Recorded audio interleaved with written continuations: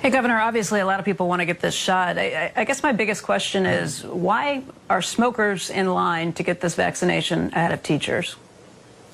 Yeah, so there are two types of people, Becky, right now that are eligible. One group are the team that we need to help defeat the virus. There are several types of folks on that list, but healthcare workers would be the big one. The other group are the most vulnerable. So this is not speculation. This is based on the data, on the facts.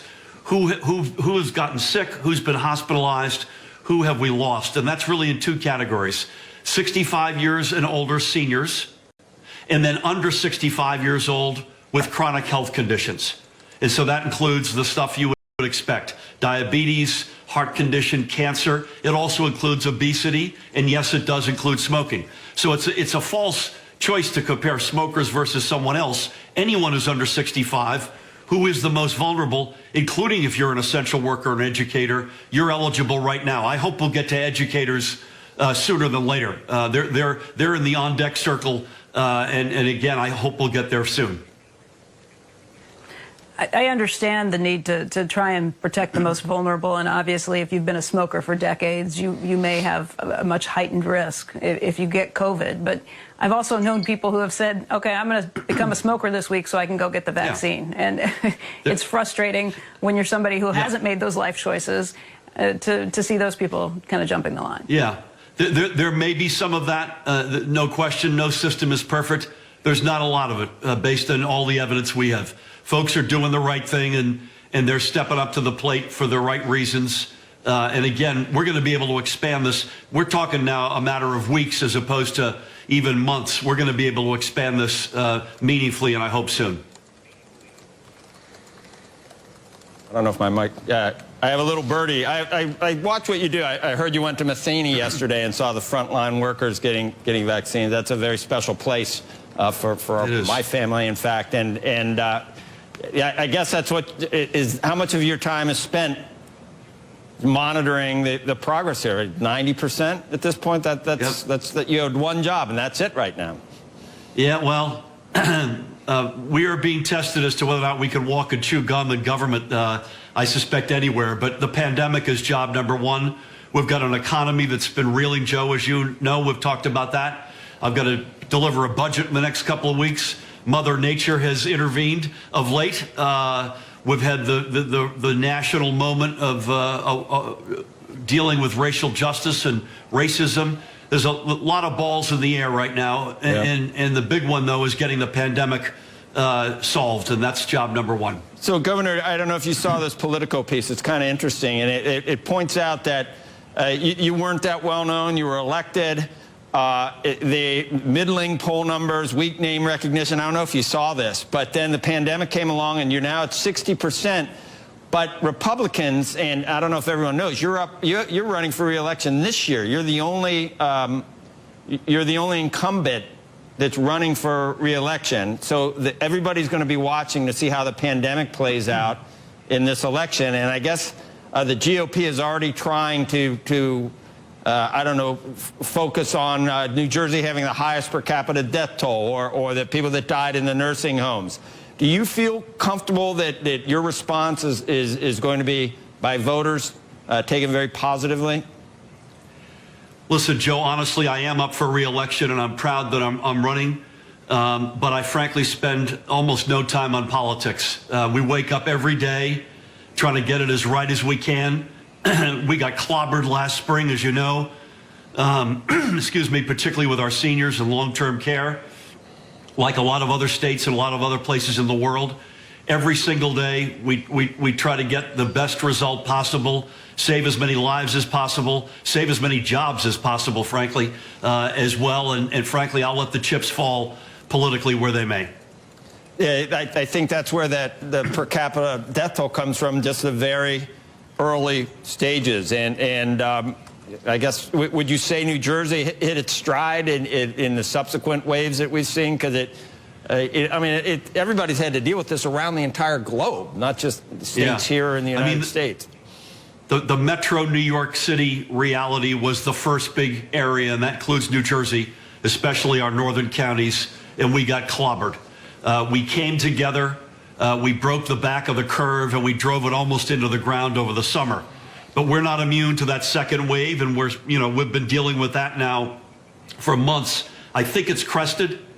These variants obviously are a concern, so that's something we're keeping a close eye on. I think it's crested. And again, folks came together and did the right things. And we will do a full accounting, I promise you, a full postmortem on what we got right or what we may not have gotten right. But I do promise you this, every day I wake up, our team wakes up, as I said, trying to save every single life we can. There's a deadline, I guess, now for February 18th on a recreational marijuana bill. It was extended. What's the delay? You going to sign it? You're expected to sign that legislation, I guess. Yeah, I mean, it's something that we've wanted, and the big reason, as I've said on this program before, is social justice. New Jersey, we inherited the widest white, non-white gap of persons incarcerated in America, and the overwhelming reason are low-end drug crimes. We're getting there. I'm still optimistic we'll get it done. We've got a couple of principles that we cannot violate. Number one, we don't want to put no one wants to put more kids into our criminal justice system, including most especially kids of color. And at the same time, the voters voted to legalize adult use cannabis. No one's voted to legalize it for our kids. So getting this right and respecting both of those principles is what we're trying to do, and I'm still optimistic we'll get there. Someone, I don't know, I haven't confirmed this. We got to go, Governor, but just back to something a little bit, it's tough. Pandemic it's got to be over soon. We're just all hoping, Governor. But so back to something a little lighter. Is the pizza place in Becky's neighborhood? Someone tweeted in there. Is there a specific place that you're talking about that has just all New Jersey? Because not all New Jersey pizza, huh? Yeah, well, that shot is in Newark, but it was from Maplewood, New Jersey. But we've got pizza, great pizza parlors up and down the state. We're number one, Joe. I mean, there's no debate about this anymore. There's no debate? There's no debate? I mean, but New York, Brooklyn, none of these, I mean, huh? Chicago? No, it's over. It's over. The votes are in. We won. You know, I remember this guy from New Hampshire said something, Andrew, about New York, and Andrew, you went crazy. I mean, what remember Sununu? I mean, you got anything to say about the New York pizza? You don't like people saying stuff like this, do you? I like to be generous to the governor. I like to be generous to this governor. So to this one, what happened to what's Sununu do? He can have his views. I would love to invite him across the bridge so he can have a real slice of pizza. I think that there's probably some trash talk. A measurement. I respect our competitors, but the votes are in. We'll have to get Dave Portnoy to come and do a taste test. Man, that would be. I'm going to tune in for that. Third-party validator. Can we go 65 New York versus minutes? Jersey. Can you make this big hour 65 minutes through some time? Actually, I'm in New York. I can't, but Jim Cramer will never speak to me again. You're right. You're right. And he's a Jersey guy sometimes. All right. Thanks, Governor. We'll see you. Take care, guys. Okay. See you later, Andrew. Okay. Coming up when we return, two big interviews you don't want to miss. Lyft's president and Twitter's CFO is going to join us. Both companies seeing their shares pop after reporting quarterly results. But first, as we head to a break, a few of this morning's top headlines. NASDAQ, the New York Stock Exchange, suing the SEC over a planned overhaul of public data feeds that distribute stock prices to investors. That overhaul would include supply and demand data in public feeds. And in truth, they don't really want it. We should talk about that at some point a little bit later. Electric vehicle maker Rivian looking to go public as soon as September. That's according to Bloomberg. Valuation could be above $50 billion. And former NFL quarterback Colin Kaepernick launching his own SPAC. It's aimed to raise about $250 million in an initial public offering and seek to target consumer businesses with the potential to generate positive social impacts. Another day, another SPAC. Stay tuned. You're watching Squawk on CNBC.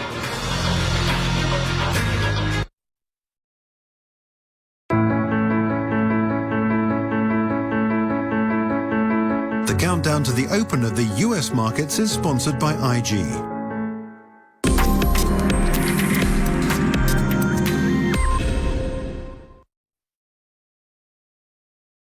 A courageous visionary facing tremendous odds. I've always taught him to aim for better. An entrepreneur with a sharp sense for business. You just need drive and determination. Now, with a company worth over $6 billion. We will do massive amount of business on a global scale. Damon John is taking the world by storm and doing it in style. If I can do it, anybody in the world can do it. The brave ones, Damon John. CNBC. Tyler Matheson, Melissa Lee, Kelly Evans, Our Lunch on CNBC.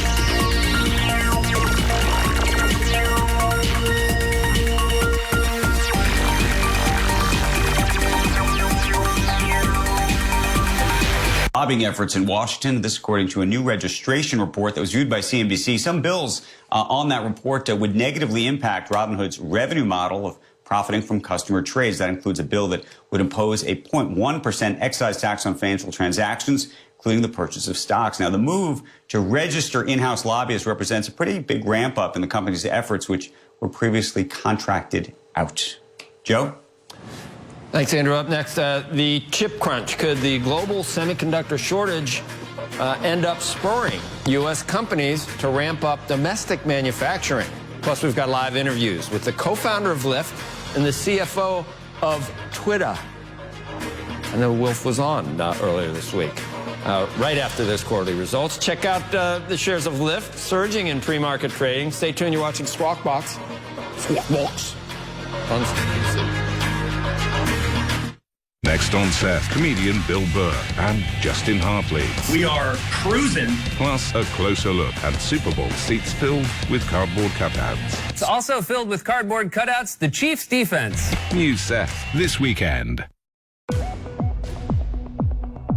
The initial conservative is going to take around 15 months for Indonesia, but the president really asking us to accelerate within 12 months. The target is to vaccinate 80% of our population to achieve the herd immunity. So by the end of this year, 40 or 50% will be covered by the vaccine. Why only 55%? Because that doesn't sound like herd immunity. We have around 40 million who are below 18. Medical authorities do not recommend them to be vaccinated. We hope to get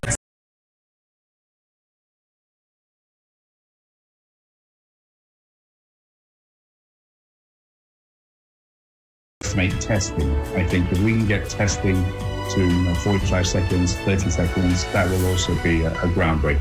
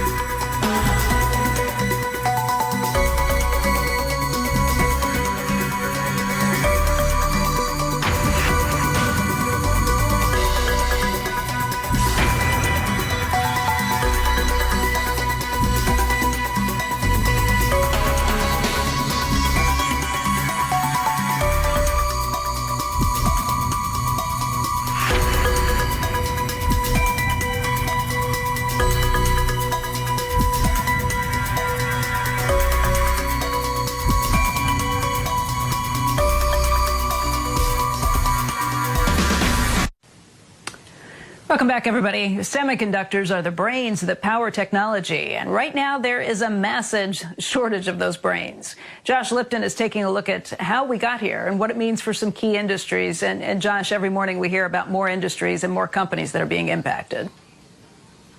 Yeah, Becky, that's right. This is the most severe shortage of semiconductors in years. That's how analysts are describing this chip crunch to me. So what's the reason for this? Tech analyst Patrick Moorhead chalks it up to sharp recovery in key end markets for chips. So like phones and cars, and no let up in that work from home trend either. That means people still buying all those PCs. Bottom line, pressure on supply across the board. And there is no easy fix here. Making a semiconductor is complex. Lead times of up to 26 weeks are the norm to produce a finished chip. Companies feeling the pinch. GM announcing it's extending a temporary shutdown at plants due to the chip shortage, and telling analysts on the morning call that the shortage could cost up to $2 billion this year. Sony says it can't produce enough new game consoles, again citing that same issue. Patrick Moorhead says the problem highlights the need for more domestic chip manufacturing right here in the U.S. if we want to try and avoid this problem in the future. In fact, last month, remember, Congress did pass legislation that included federal incentives to do just that as part of the National Defense Authorization Act, but lawmakers still need to appropriate funding toward those measures. Back to you, Becky. Hey, Josh, you said lead time can be up to 26 weeks. Are we talking half a year before we catch up with this, or is it going to take even longer? Yeah, there is no easy fix here. There is no switch you can just flip. Making a semiconductor can be costly, it can be complex, and it can take a long time. And that's why you're seeing these effects across the chip space. But it affects companies, you know, in different ways. I was actually talking to Bernstein's Stacy Rasgon, and Stacy, of course, covers that sector. And there's all kinds of ways in his universe that he's seeing, right? So Qualcomm, for example, they recently reported results. They are supply constrained. That stock is down about 10% since that print. On the other hand, though, there's names like NXPI, obviously a lot of exposure to the auto sector. As Stacy notes, they're shipping everything they can make. Another name to watch, of course, as a potential beneficiary would be a name like TSMC, that is the world's largest chip contractor. Josh, thanks. Good to see you. Okay, welcome back. Well, welcome back. When we come back, I should say, we're going to talk about the path to profitability for Lyft. After a break, we're going to speak with the company's president and co-founder in a first on CNBC interview right here on Squawk. Back in a moment.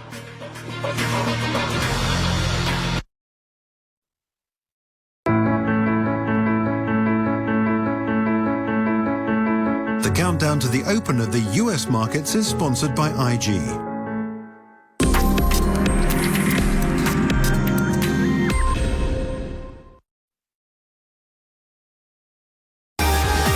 Managing Asia, we put the spotlight on sustainability. By 2030, we want to all abolish petrol-based virgin PET bottles.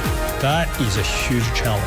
I'm hopeful that we'll be able to cut the amount of plastic getting into the ocean in half over the next 10 years. The interest that Claire and I have had when we were much younger has always been about trying to make a difference in the world. Companies doing good on the next Managing Asia. Helping you navigate the new normal. Squawk Box on CNBC. As the pandemic has unfolded, we've just seen this extra rapid pace of adoption of certain technology. Everybody had to think about grocery delivery, video conferencing, and telemedicine. E-commerce and video meetings are now part of the fabric of culture around the world. That's not going to change. At CNBC, we really remain committed to watching the data and bringing our readers and viewers the information that's most essential.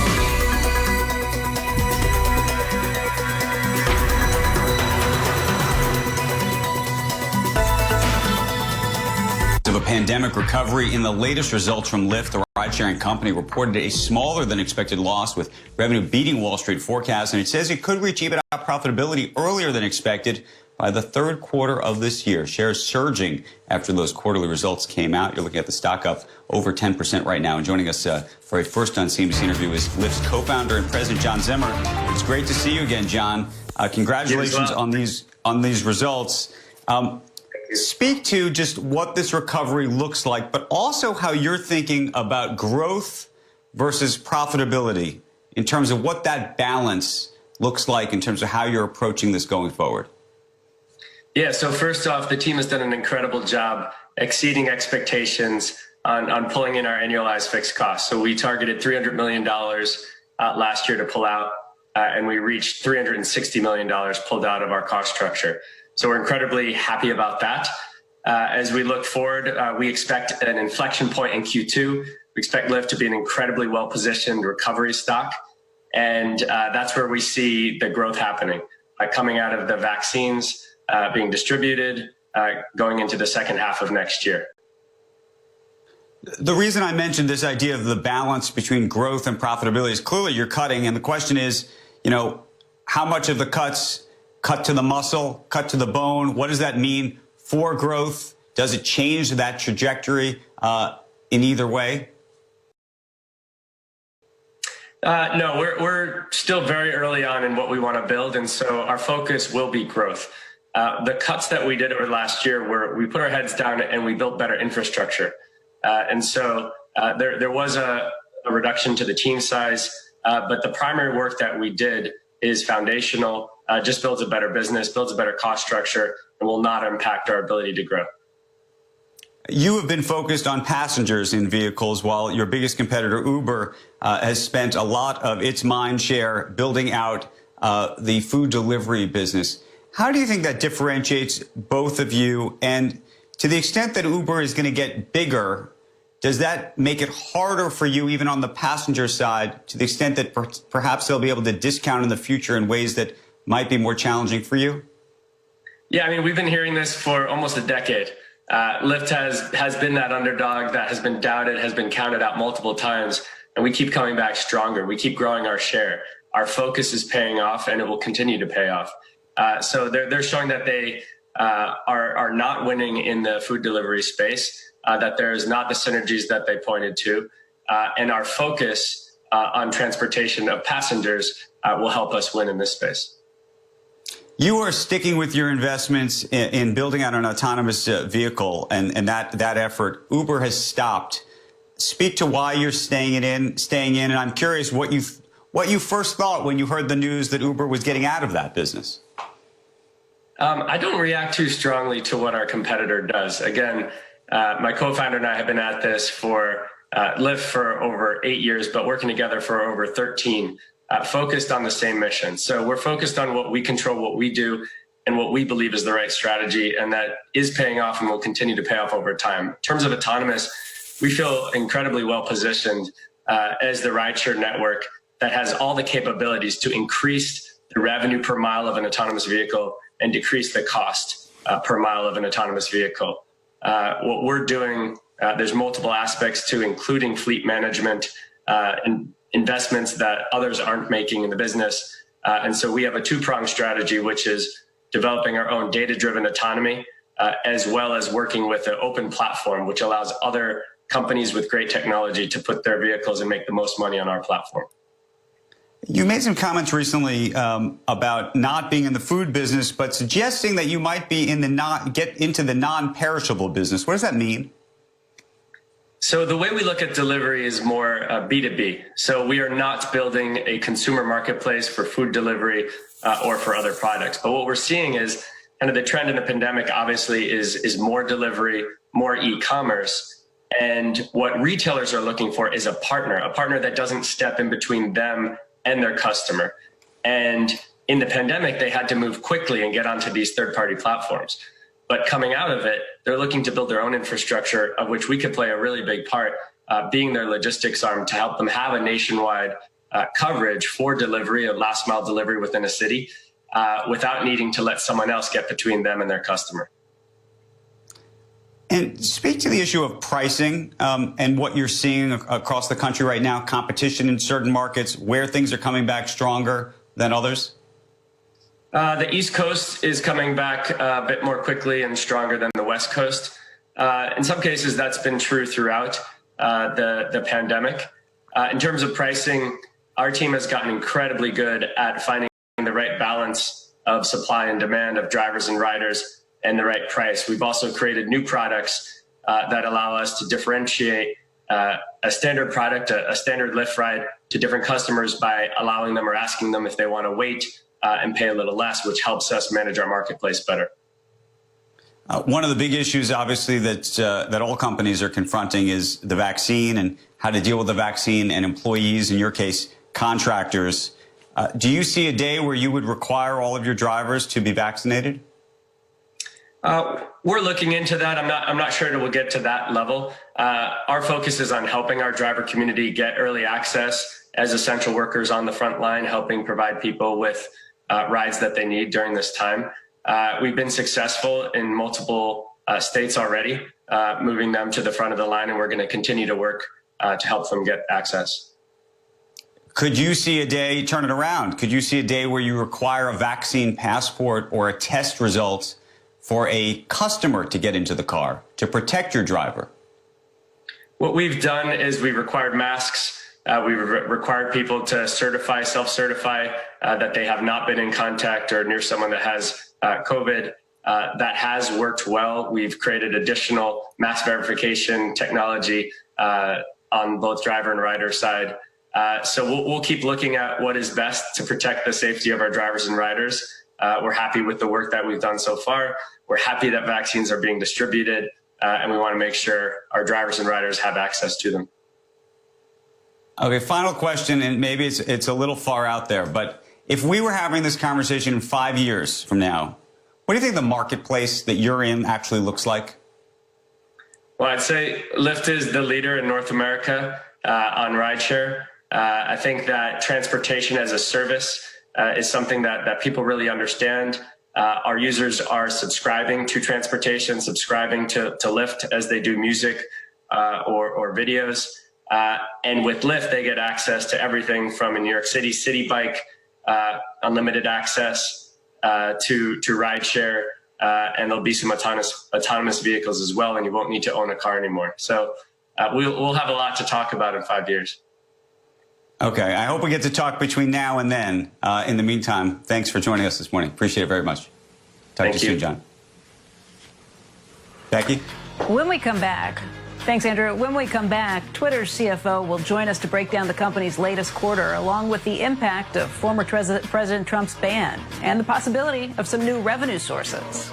Right now, though, as we head to a break, check out shares of the big companies that reported quarterly results this morning. Coca-Cola shares up by about 2.2%, Under Armour up by about 8%, and then there's GM, which is down by just over 0.6%. Stay tuned. You're watching Squawk Box, and this is CNBC. With a bang, energy and change came to every part of our universe. Seismic or small, it continues. Change is all around us. Shaped by technology and human ingenuity. We can make it work for you and your business.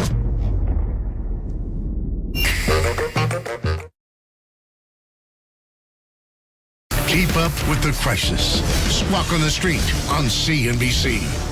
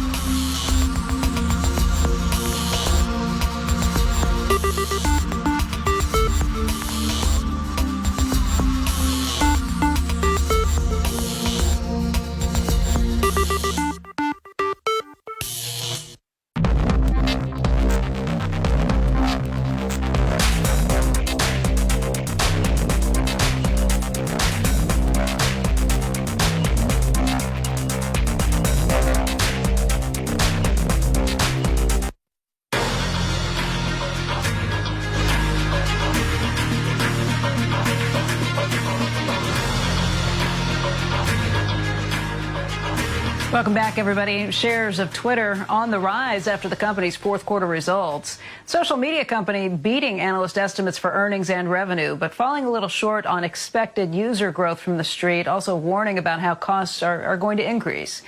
Joining us right now, first on CNBC, is Twitter CFO Ned Siegel. The stock, by the way, up by about 9% this morning. Ned, it's good to see you. Anything new since the last time we talked?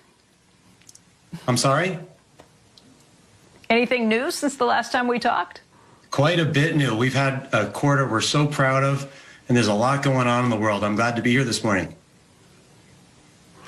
You know, one of the things that we've pointed out every time we've talked about the company's results is that user growth was below the street's expectations, but I think it's probably fair to say it's above what the feared drop could have been, and that's something that I saw in at least one analyst note this morning, kind of looking through things. There was a lot of concern that the user growth would really take a steep drop after you all banned President Trump. And we saw a lot of people leave the platform as a result. Why don't you talk a little bit about what you're seeing there and how you feel about things in the future? Sure. And first, just a reminder, we added 40 million people to our DAU last year, 5 million last quarter. We grew 27% year over year. We did share a little more detail on this quarter and this year as well. Given all the things happening in the world, we thought a little more clarity made sense. In January, we added more DAU than the average of the last 4 Januaries. So hopefully that gives people a sense for the momentum we've got with all the hard work we've done on the service and all the great things happening around the world. Secondly, we said that we expect DAU to grow about 20% for the March quarter. And that's against a tough comp. We grew 24% year over year in 2020 when the COVID group joined us in March already. In terms of the pandemic, as you mentioned, that was a big driver for growth. People spending a lot more time at home and looking for other things to do, and signing up for Twitter was certainly one of them. As we come out of the pandemic, what are your thoughts not only about new users coming in, but just about the amount of time people spend on Twitter? Well, we don't focus as much on how much time people spend as we think about helping them find what they're looking for when they come to Twitter. If we help you find the topic, the information, whether it's around the Super Bowl, around politics or entertainment, you're going to come back over and over again. We want Twitter to be a daily habit for people where they find conversations they want to be a part of and where they learn from those conversations. That COVID group that joined us in March, they've retained better than previous groups have, which tells us that we're doing something right in the product and better helping people today than we have in the past. The top of funnel continues to be really healthy and consistent. So we're getting lots of opportunities every day all over the world to help people find what they're looking for on the service. Another thing I saw several analysts pointing to today was just the strong brand ad recovery, how much you were doing with that. And that was something that several of them kind of pointed to for why the stock's up today, too. What are you seeing in terms of advertising, the fight for advertising, not only from other digital platforms, but also what happens with the more traditional advertising forms, how you try and steal ad dollars from them as well? Well, there's multiple hundreds of billions of dollars that grow every year that are spent on digital ads. And a lot of that money is moving from other places, whether it's TV or billboards. As consumers change where and how they spend their time, advertisers are just adjusting where and how they look for their next customer and re-engage with their existing customers. That's been great for Twitter. It means that when a fan isn't in the stands during a game because of the virus, the advertisers are looking for them on Twitter. We had 40 of the Super Bowl advertisers advertising on Twitter at the same time. It's a great example of that. We think a lot of these trends, they've changed for good. People's habits, even when they get back to the stands, they'll be spending their time on Twitter, a credible second screen where they can engage with people around the topic or event that they're most interested in at that time.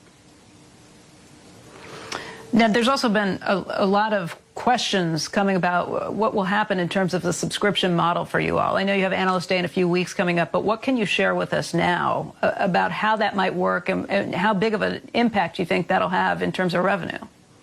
Well, we've been thinking more about how we can help people with premium services on Twitter.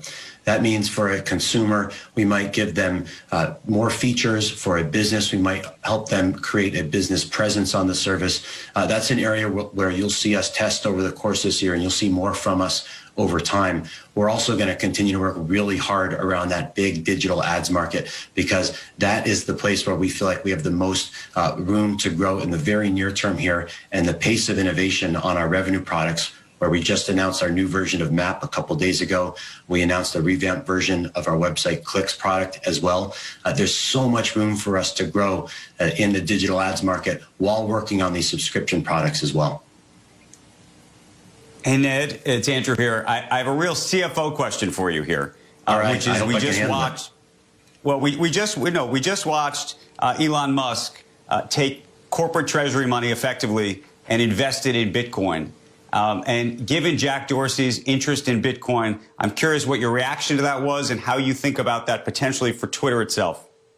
So we watch closely what other companies do to see what we can learn from them. And when we think about our balance sheet, we think about matching how it's invested and the currencies in which it's invested relative to how we might pay people, whether it's paying somebody who's providing a service to us or paying employees. So we've done a lot of the upfront thinking to consider how we might pay employees should they ask to be paid in Bitcoin, how we might pay a vendor if they ask to be paid in Bitcoin, and whether we need to have Bitcoin on our balance sheet should that happen. It's something we continue to study and look at, and we want to be thoughtful about over time, but we haven't made any changes yet. What would be the tipping point for you, though? I mean, what is it you think you're either looking for, waiting for, that would actually put that over the top for you to make that decision? Well, one of the key things we'd look at would be if people were asking to transact with us in Bitcoin, because then we might consider whether we would be transferring dollars to Bitcoin at the time of the transaction, or if we wanted Bitcoin on our balance sheet ready to complete that transaction. When we hedge currencies, when we do business in another country, when we think about all the different exposures that we have, we're really trying to match our assets and our liabilities. And we take the same approach to Bitcoin that we do to all the other types of risks that we have. The other question I wanted to ask you about is an emerging competitor of sorts, which is Clubhouse. I noticed you're a subscriber to it, like so many of us who've jumped onto it, even in the past month or two. Twitter building its own version of Clubhouse in the form of something called Spaces. Do you think of them as competitors? What's the opportunity set there? Well, having grown up in the Valley, I love innovation and trying new consumer products, and it's been fun to watch this area. Remember, Twitter started as 140 characters, and then we added images, and then we added video, and then we added audio tweets. And so we see something like this, audio spaces, where people can be a part of a live conversation or they can observe one, as another way to serve the public conversation. It's been fun to watch others try this as well. We've got something in early beta. You mentioned it's called Spaces, and we'll continue to work on this over time, and hopefully it's something that we can roll out more broadly as well. Hey, Ned, Washington is definitely gearing up to look very closely at you and some of the other social media networks. In fact, Paul Meeks thinks that this is going to be a full-fledged assault. What are you doing to gear up for that? And how are you prepping for that? What will it mean if the regulators really come after you? Well, remember, Jack testified to Congress a couple times in late last year and spent a lot of time talking about Section 230. And we believe in transparency and choice. And we think we have a really important voice around this conversation, because when people just hear from larger companies, they may get a different perspective that doesn't serve the millions of websites and apps where a consumer's perspective, whether it's around audio spaces or product reviews or other things that you'll see where an individual is sharing their point of view on a website that's owned by somebody else. We want to see that speech protected and people continue to be able to offer those points of view.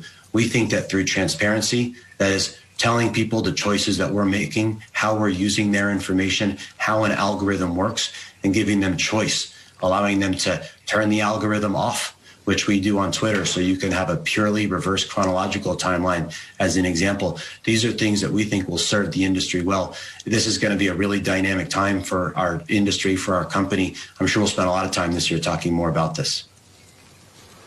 Ned, one of the analyst notes I read this morning showed a little bit of concern, said that just on the negative factor, the two things that came out would be the additional expenses that you're gearing up for this year and additional CapEx that you're going to be spending to build out things like some of the networks.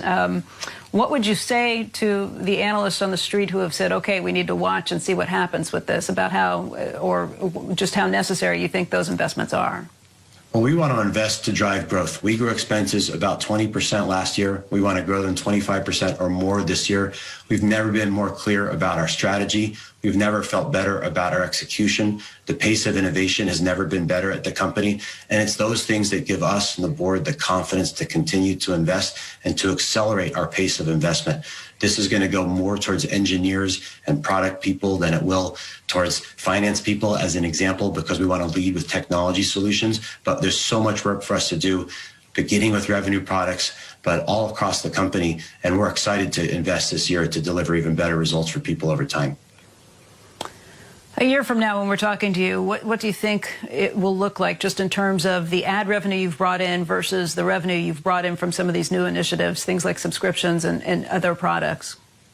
Well, I would expect ad revenue to continue to be the vast majority of our business for some time, but I hope you'll see us experiment around subscriptions in a way that shows people what the art of the possible is on the service for consumers and for businesses. I hope we have a lot more people using Twitter. I hope we've moved further and further down that advertising funnel, and we're getting closer and closer to you being able to begin a transaction to buy something on Twitter. And we're just going to keep plugging away at those things over the course of this year, and I'm excited for you to see all the results. One more question for you. President Trump was banned, former President Trump was banned. If he came back, ran for office again, and was elected president, would you allow him back on the platform? So the way our policies work, when you're removed from the platform, you're removed from the platform, whether you're a commentator, you're a CFO, or you are a former or current public official. And so remember, our policies are designed to make sure that people are not inciting violence. And if anybody does that, we have to remove them from the service, and our policies don't allow people to come back. So no. He was removed when he was president, and there'd be no difference for anybody who's a public official once they've been removed from the service. Ned, thanks for your time. It's good to see you. Thanks, Becky. All right, let's get to CNBC headquarters. I know Jim is listening, and it is Andrew did ask a fascinating question about companies that are looking to perhaps do something on their balance sheet after Elon Musk. So it's at 45,000. You'd have to be out of your mind, wouldn't you, Jim? I mean, I understand that you might want to transact with customers and things, but Katie Stockton said the support level has moved up to 30,000. How could you be a CFO or someone and decide to put Bitcoin on your balance sheet when it's at 45,000? It could be at 30,000 in a week. I still think it has to be part of the menu. I think that you have to ask your treasurer, your CFO, how much business maybe transact, as Ned said in a great interview, with Bitcoin. It is, remember, it's kind of it's a property. You don't want to buy some cash and have to pay taxes on cash, but people do it. You know something, Joe? I saw a lot more craziness in when they were doing these muni put bonds for Treasury, or option rolls for Treasury.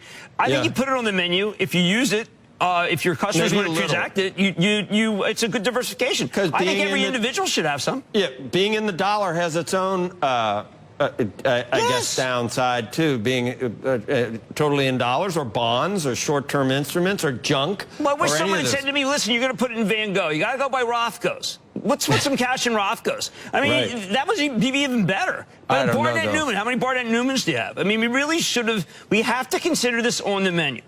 Doesn't mean I thought Ned had a great answer. I think Ned was great. 45,000, 40. It just is. I don't know. I just think you'd be. I think it has to be on the menu. It has to be debated. All right.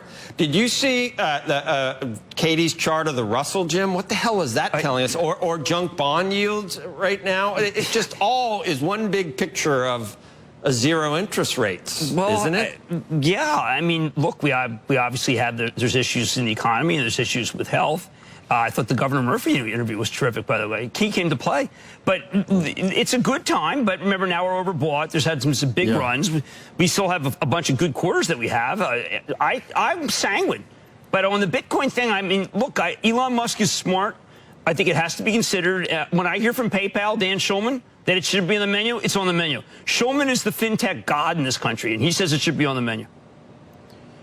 You just better be ready. If you think, dollar, you've seen how many quarters where you say Forex issues cause this, or this. I mean, it would be like 4X, 10 times the normal Forex. Well, it's heightened but if it's a small amount, all right. We should put mansions, too. You should be able to invest in mansions for cash. Right. All right, Jim, thanks. We will see you in just a couple minutes, and Squawk Box will be back in a second, and we will welcome you back.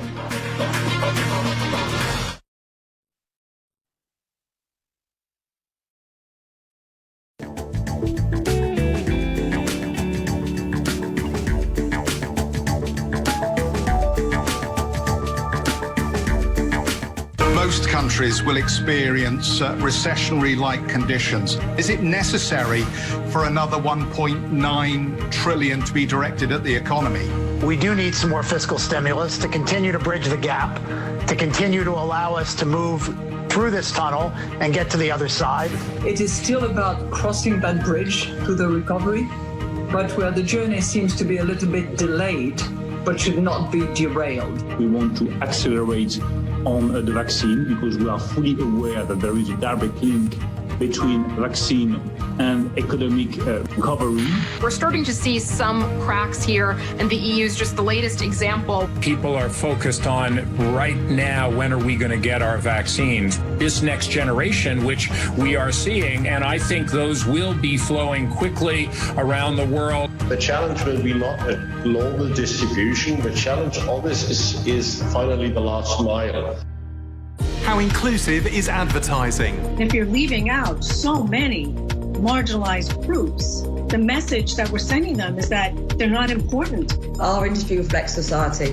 There's a culture. The UK does have systemic racism. Our industry has systemic racism. Why it's important for business? Not only is it a good thing to do in terms of being a member of society, but it's good for the bottom line. We begin a two-part special exploring diversity and inclusion on the next Marketing Media Money.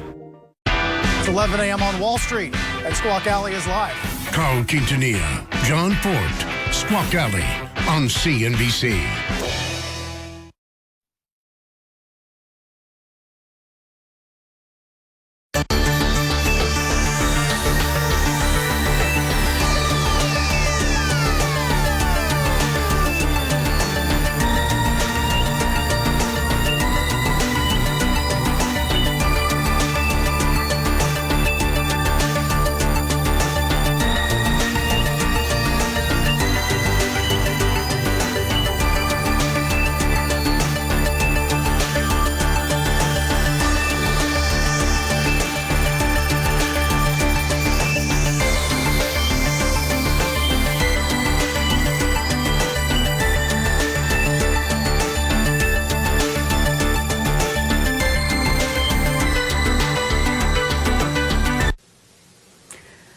Time for a final check on the market before we hand things over. Right now, you're going to see the futures up across the board. Dow futures up by about 136 points. S&P futures up by 19. The NASDAQ up by 65. And you'd be looking at some pretty high numbers there. NASDAQ closed at a high yesterday. That does it for us today. We're going to hand it over to Squawk on the Street. But before we do, our last little bit, happy birthday to you, Jim Cramer. Happy birthday to you. That does it for us. Oh, my God. Yeah, it's his birthday today. Happy birthday. Happy birthday, Bye. Boomer. Happy birthday, Jim.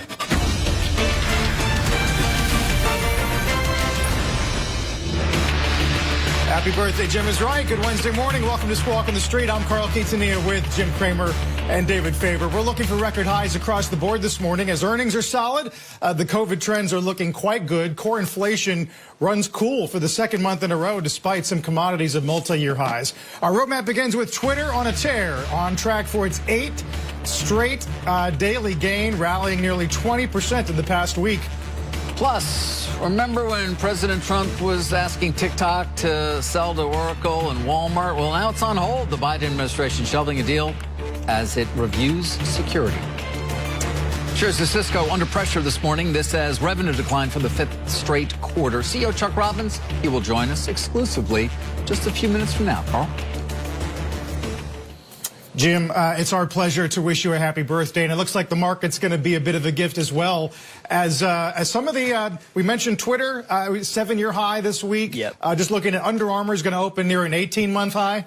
Yeah, Under Armour was terrific. Twitter, I thought, showed that there are the most salient line on that whole piece today. That great interview with Squawk Guys. 50 accounts have more than 25 million followers. 50. So you may not miss one if you have others, and particularly one that made it so that his absence, and yes, I'm speaking about the real Donald Trump, has made, I think, put Twitter in the list of companies that you want to advertise with, along with Pinterest. And along with Snap, because it's become less rancorous. And there's very good evidence in that conference call that the less rancor, the more advertisers. So that's a big reason why I think Twitter's doing very well. Jack Dorsey on the call last night, guys, talked about the fact that the audience for Twitter, 80% ex-US, and that it's much larger than just one account. Here's what he said. We're a platform that is obviously much larger than any one topic or any one account. 80% of our audience is outside the United States, and we have more than 50 accounts with over 25 million followers. Conversations on Twitter every day are based on what's happening in the world, and we have proven in the past few years that if we do the work to serve the public conversation, our daily audience grows. David, he said modest impact from that new Apple privacy initiative. And at revenue's up 28. That's the highest since Q3 of 18. Yeah, their total revenue number, the highest ever in a quarter, right? And as you point out, I think total ad revenue up 43% sequentially. And Carl, as we've noted, the stock it's not like it's been sitting there quietly. It's been moving up dramatically into this earnings report. So adding perhaps as much as another 10% to the market value of the company, even after what has been, Jim, a very significant run into the print, as we like to say when we talk about an earnings report. And, you know, then it focuses you in part on sort of the changing nature of where corporations are spending their ad dollars. Yes. And this is about Super Bowl ads, almost all of them. There's also a corollary in Twitter. It's about direct. They're going to be doing a lot more direct response, not just brand. I think this is the tipping point quarter. Go back to the Pinterest quarter when it broke out from the 25s to the 70s. Go back to the Snap quarter. Those were when the advertisers recognized it's safe. There is no dangerous place here that our stuff is going to go up against. So, David, I think that this is not the end of this move. This is the beginning Pinterest, beginning Snap, and now Twitter as a must-buy as people try to figure out how to get in touch with younger international consumers. Right. Well, you know, but it's funny because Facebook is not done much of anything yet this year. No. Even though it would seem to be a beneficiary of all these trends and reported what many people would say was quite a strong quarter. And, I mean, what, 33% revenue growth, if I remember It was correctly? great. The market didn't like it as much. The market did not like it. No. And yet you talk about these trends. Alphabet shares are up. You know, Jim, it takes me, though, back to FANG for a moment. Sure. Because it has not performed particularly well this year. You've seen, I don't know what you're calling them these days. They're not the Redditors, they're not the Merry Men. What are they called? Oh, I had a new one. Enlightened. The Enlightened. Got it. Enlightened. They've sort of moved away from the FANG trade. Yeah, the Enlightened are far more interested in the most exciting EV. Right. That's what, David, EV has captured people. Carl, if you say LiDAR, they say 4D LiDAR. If you say EV, they say 15 minutes faster. Everybody has an angle on these, but you know what? In the end, Carl, they're not as important as FANG to the market, but it's what the Enlightened have discovered is important and exciting. Well, speaking of LiDAR and autonomy and EVs, Jim, GM with numbers out, 193 beats 156. That chip shortage is going to impact EBIT, which they highlighted a while ago, $1.5 to $2 billion. Interesting, though, Toyota this morning, Jim, said the chip shortage is actually not going to impact at least their production schedule as they raise their full-year guide. Well, United States has gotten too much just in time, and the Japanese and the Chinese are just in case. They are better orders. There's a lot of double orders of chips. I'm going to call tonight on Mad Money for us. the secretary, well, appointed Secretary of Commerce, Gina Raimondo, who was just a fantastic governor of Rhode Island, to get a 50-year bond to be able to make it so that we have enough foundry space. We do not.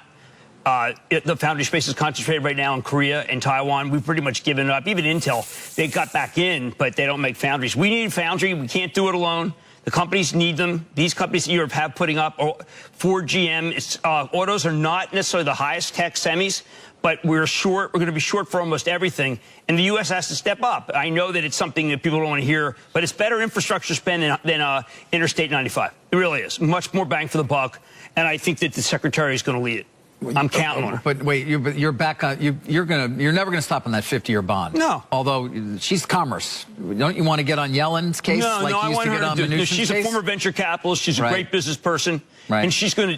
I'm promised you're never getting your 50-year bond. I'm gonna deliver. You're never getting it. I'm gonna deliver on this. It's not gonna happen. It's my birthday. It is your birthday. Maybe we'll do a. Tell that to I don't want to. Yeah, we won't do a bond as old as you are.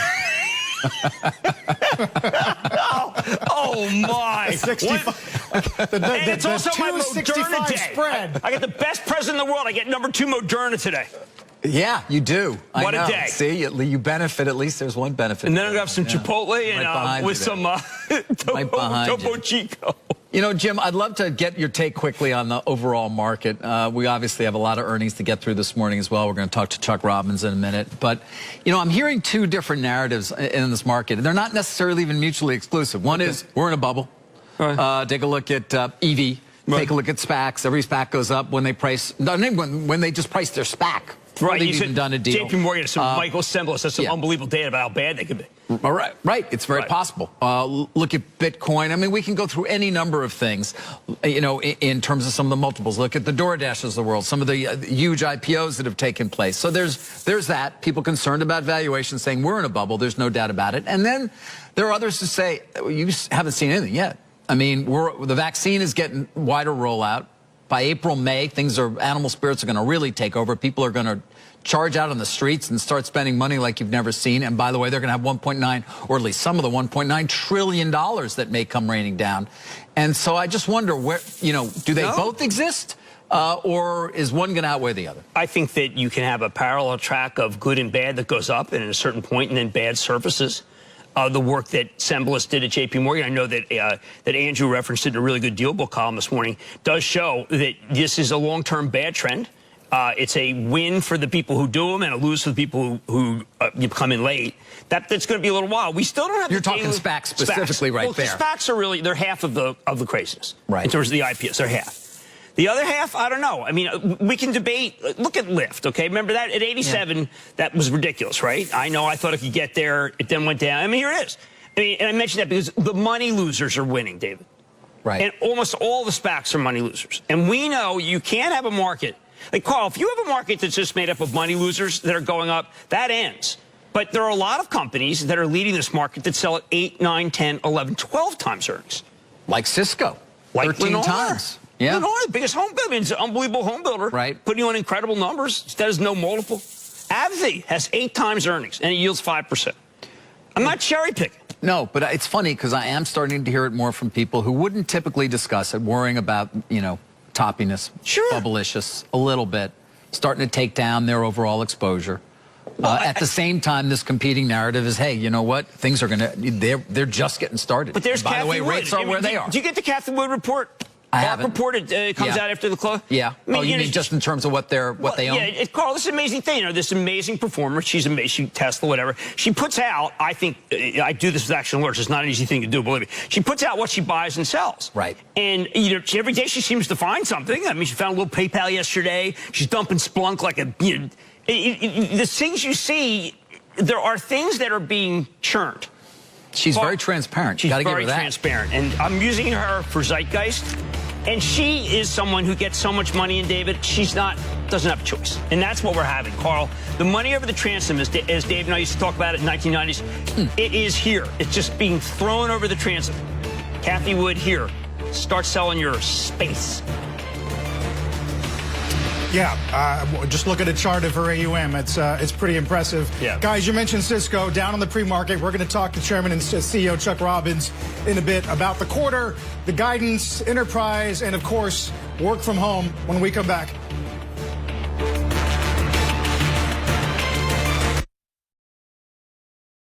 Interactive Brokers charges 1.59% for a $100,000 margin loan. Do you know how much your broker charges?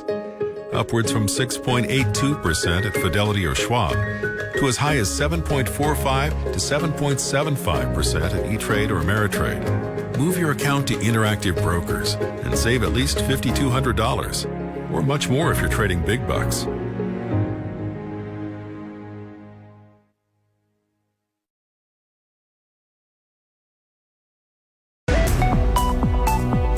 I'm Juliana Tattlebaum, and these are the stories you should be checking out on CNBC.com. Restaurants in Lisbon face an uncertain future with coronavirus restrictions hitting Portugal's key tourism industry. This as a recent wave of infections have hit the country harder than most of its European neighbors. That story's on the website now. SpaceX has begun to take public pre-orders for its Starlink satellite internet service. The company, which was founded by Elon Musk, is offering the service to customers in the U.S., Canada, and the U.K. But customers may have to wait 6 months or more for their orders to be fulfilled. Head online for the full story. Mobility startup Tier has announced it will install charging stations for its rentable e-scooters in shops. CEO Lawrence Lushner told CNBC the company, which raised some $250 million from SoftBank in November, hopes to help stores increase footfall. Brian Sullivan. Good morning. Worldwide Exchange on CNBC.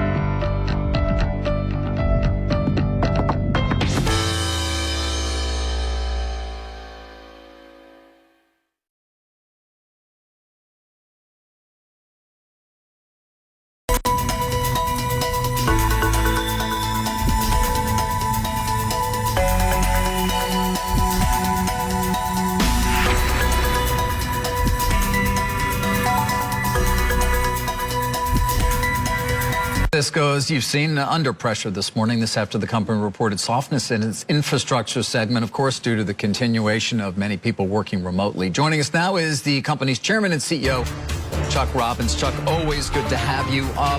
In reviewing your conference call and listening to it and reviewing it, there's two separate things. You talk about a challenging environment currently, or at least for the last quarter. At the same time, you said looking ahead, you're cautiously optimistic as recent surveys of IT spending indicate year-over-year IT budget growth for this calendar year. So put the two in perspective for me as we try to figure out what the year ahead looks like for your company. Yeah, David, first of all, thanks for having me. And I'm actually really proud of what our team's accomplished. If you look at what we discussed yesterday and what we announced, we had demand growth returning to positive. The last 3 quarters, we went from -10 to -5 to +1, with every customer segment improving: enterprise, commercial, service provider, public sector. Public sector grew 10%. Service provider was up 5% globally. Commercial came back to +1, and that was from like a depth of -20 plus a few quarters back. Our inflation, which is good because I can't stand it when the darn dog is barking. Okay, that happened last week to me. It was a seminal moment. And then real-time language translation. You and I both like these Netflix hits. Are we going to be able to be watching like Lupin? Are you going to be watching people, and can you dub people? I'm not kidding. If you dub people and you dub it with DocuSign, we can have conversations everywhere in the world, and I need you to have that technology for real-time language. Can you give it for us? Absolutely. Like 15 languages, Jim. So you and I talked about this, I think, in one of our interviews over the last few months. And it's there. It's robust. And, we did that. We've launched like 50 plus features on the platform. The pace of innovation on the WebEx platform, the security and the privacy that we continue to say is super important. We're hearing that even more from customers today. I know it's been sort of It hasn't been brought up in about a year, but we're hearing customers again come back to the fact that security and privacy are so important. And, with the feature velocity the teams have been building, the capabilities, the AI and machine learning enabled noise cancellation where you don't have to say, could you please go on mute? Could you please go on mute? I mean, these are things that I think are going to be with us for a very long time. Chuck, it's David again. I wonder, when you think about the maturation of this service, what's it going to look like 5 years out? I mean, we talked to you about the flexibility of a workforce, the desire, or at least the ability of people to work from home. 5 years from now, when I'm doing a WebEx, what am I going to actually be doing? Well, I think there's a couple of things leading up to that, David. First of all, the technology is going to evolve, and our teams are working hard on technology that actually create an equal experience. Think about this whole notion of inclusion. In the future world, we're going to have people sitting in conference rooms, and we're going to have people at home. And you know what it's like historically to be a remote attendee of a meeting. It's been terrible. And so we're working hard on technology that gives the same experience to both, which is the first thing. And then over time, I think you're going to see real 3D experiences. You're going to be virtually in the room, and there's a lot of work that our teams are doing right now to build that next generation technology. And I think that's what you'll experience in a few years. And I think it will become less and less important whether you're in the room or whether you're at home. We want to make you a productive member of the meeting regardless of where you are. Will you promise to help Chuck to get a $50 billion infrastructure bond with soon-to-be Secretary Gina Raimondo from Commerce to be able to build fabs in this country that we need, that we make it so that we do not run out of capacity?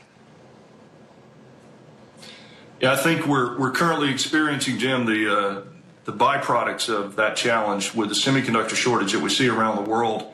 And I've actually spoken to the Secretary, and I've talked to a lot of my peers, and I do think it's important for us, for several companies in the U.S. We design our own ASICs, and it's a big part of our success with the web scale players today is our silicon, and obviously the Acacia technology. And I think it is important that we come together in a public-private partnership, and we won't solve it quickly. I think we all know that. But we need to start, we need to come together, and we need to create fab capacity in the United States for our future, and I think that's super important. And I'm hopeful that we, as industry, can work with this administration to get that started. Real quick, Chuck, how serious is this? And you said it's a semiconductor challenge. I mean, how much is it figuring into your ability to deliver to your customers? How much is it just figuring into your own plans? Yeah, I think that was one of the confusing points last night on the call for some of the analysts. I think as you looked at our guide, we guided above on the revenue front and in line on the EPS front. But the thing that we have to remember is that even though our supply chain situation is built into our guidance, the elongated lead times sort of reduces the amount of orders in the quarter that we can convert to revenue in the quarter, because literally we're out 3, 4, 5, 6 months on certain technologies because of the semiconductor issue. We baked it into the guide, so we're confident in what we put forward, but it certainly is having an impact, and we're working on, I'm seeing emails flying on expedite requests from customers every day, so it is a challenge. All right, well, we're going to keep on that as well. Chuck, always appreciate you joining us. Thank you. Great to see you guys. And you, Chuck Robbins from Cisco.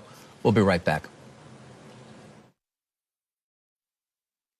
He's a billionaire investor and startup king. Starting a company is jumping off a cliff and assembling the airplane on the way down. And to many, he's a heavy hitter with a heart. What I hope for and what I work for is a society and set of networks by which we make each other better. But you don't dominate in Silicon Valley without having an edge. He's super sweet. Do not underestimate him because he's super sweet. The brave ones. Reid Hoffman. CNBC.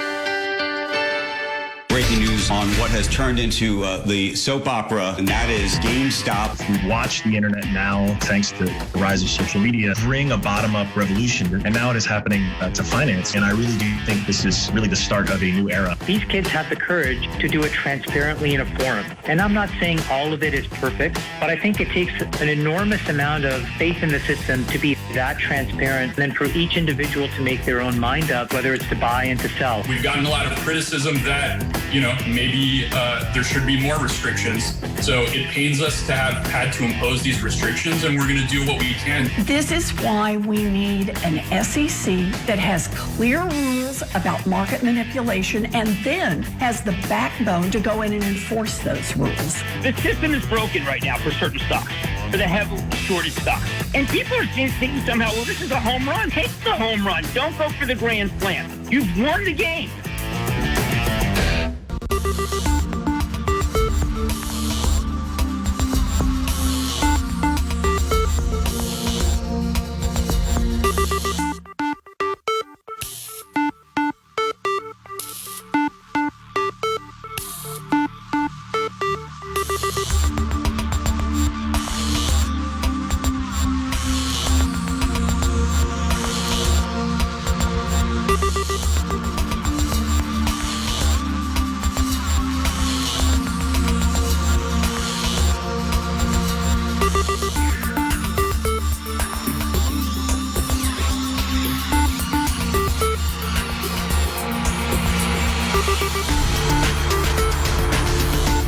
The hour, record highs likely in our future when the opening bell rings in about 4 minutes.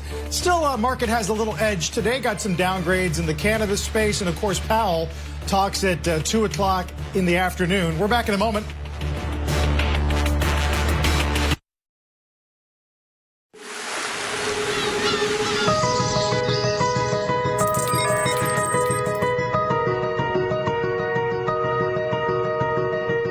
To make something important happen.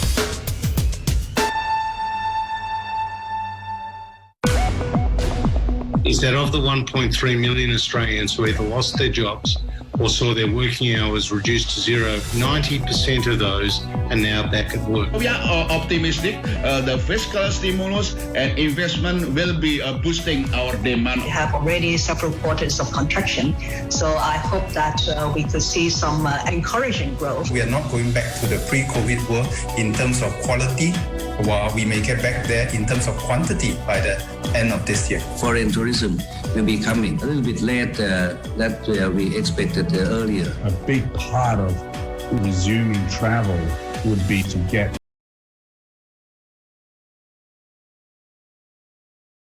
procedures. Life insurance in Asia continue to be strong, and then some of these structural trends have been accelerated. Working from home has been so much accepted in Japan. Some industries are booming, so they can absorb jobless people. Tyler Matheson, Melissa Lee, Kelly Evans, Our Lunch on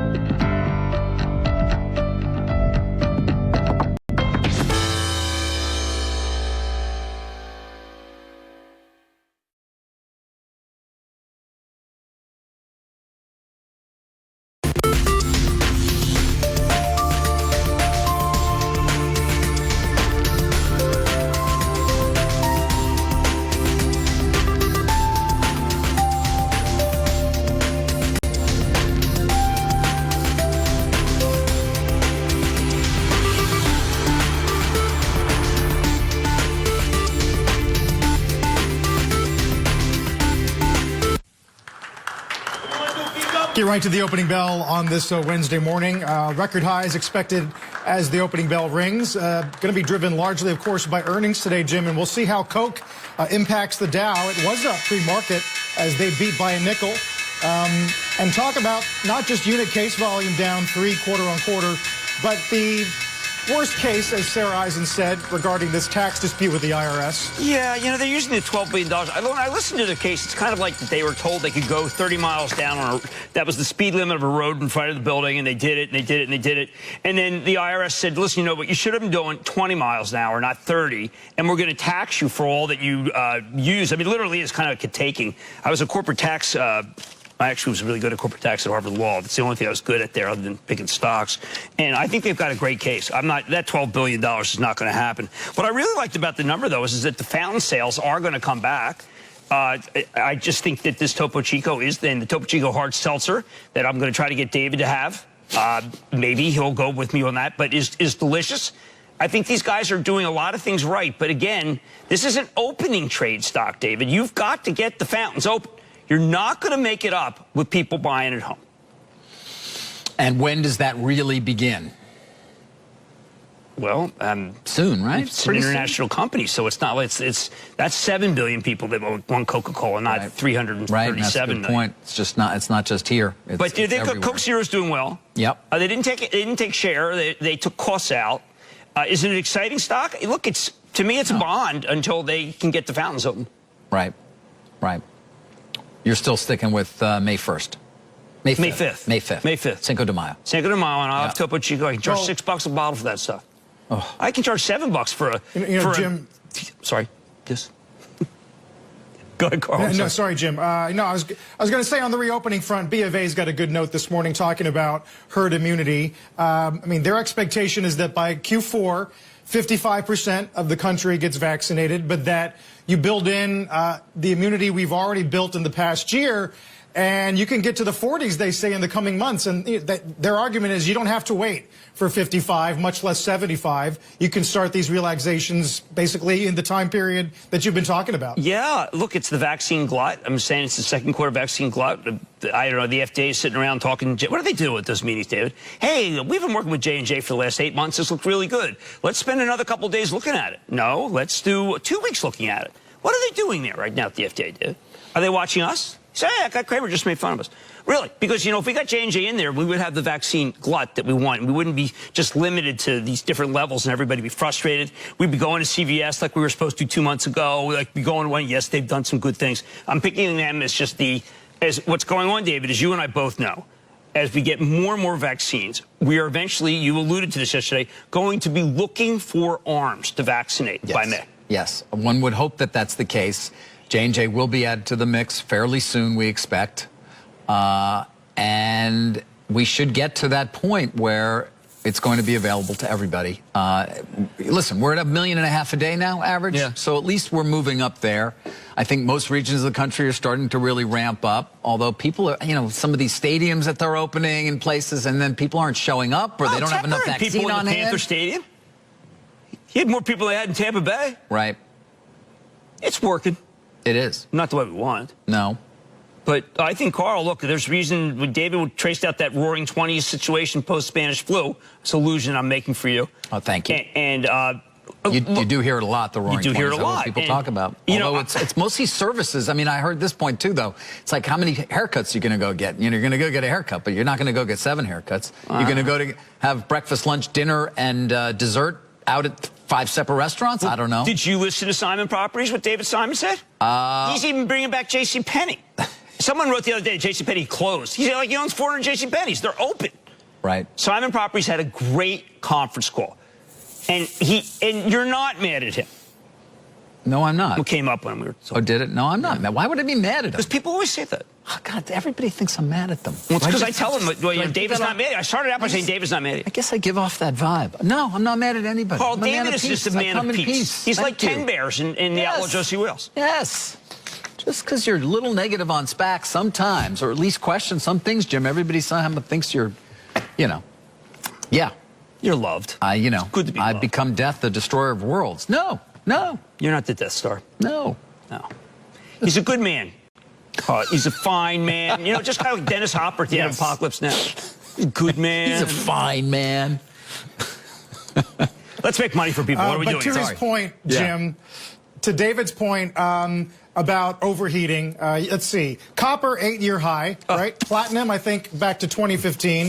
Soybeans, the CRB has had a 52-week high for the past 6 days and is up 81% from the April low. I mean, Dudley's got a piece in Bloomberg this morning, 4 more reasons to worry about inflation. He says the Fed's going to have to pull or may have to pull stimulus sooner and with more force than we expect. So what does Powell say about that at 2 o'clock? Well, I think Powell still has to look at the employment numbers, but you're going to get an inflection point. And the weakness in the market will come, I believe, in the spring when we do have the vaccine glut. And then Powell's narrative has to change.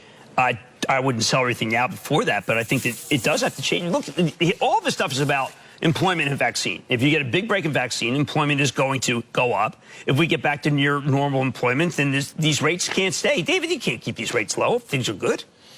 Well, they won't be able to. Fed, really? When's the Fed going to stop buying? Their balance sheet is still... Powell's good. He doesn't want to wreck the economy. He doesn't want to pull some 1937 on us. You really need to be buying. Are they still buying bonds? I'd have to check with Leisman on that stuff. But, I mean, you got what your average high yield... Your average junk bond yield is below 4%. Well, these guys are still buying?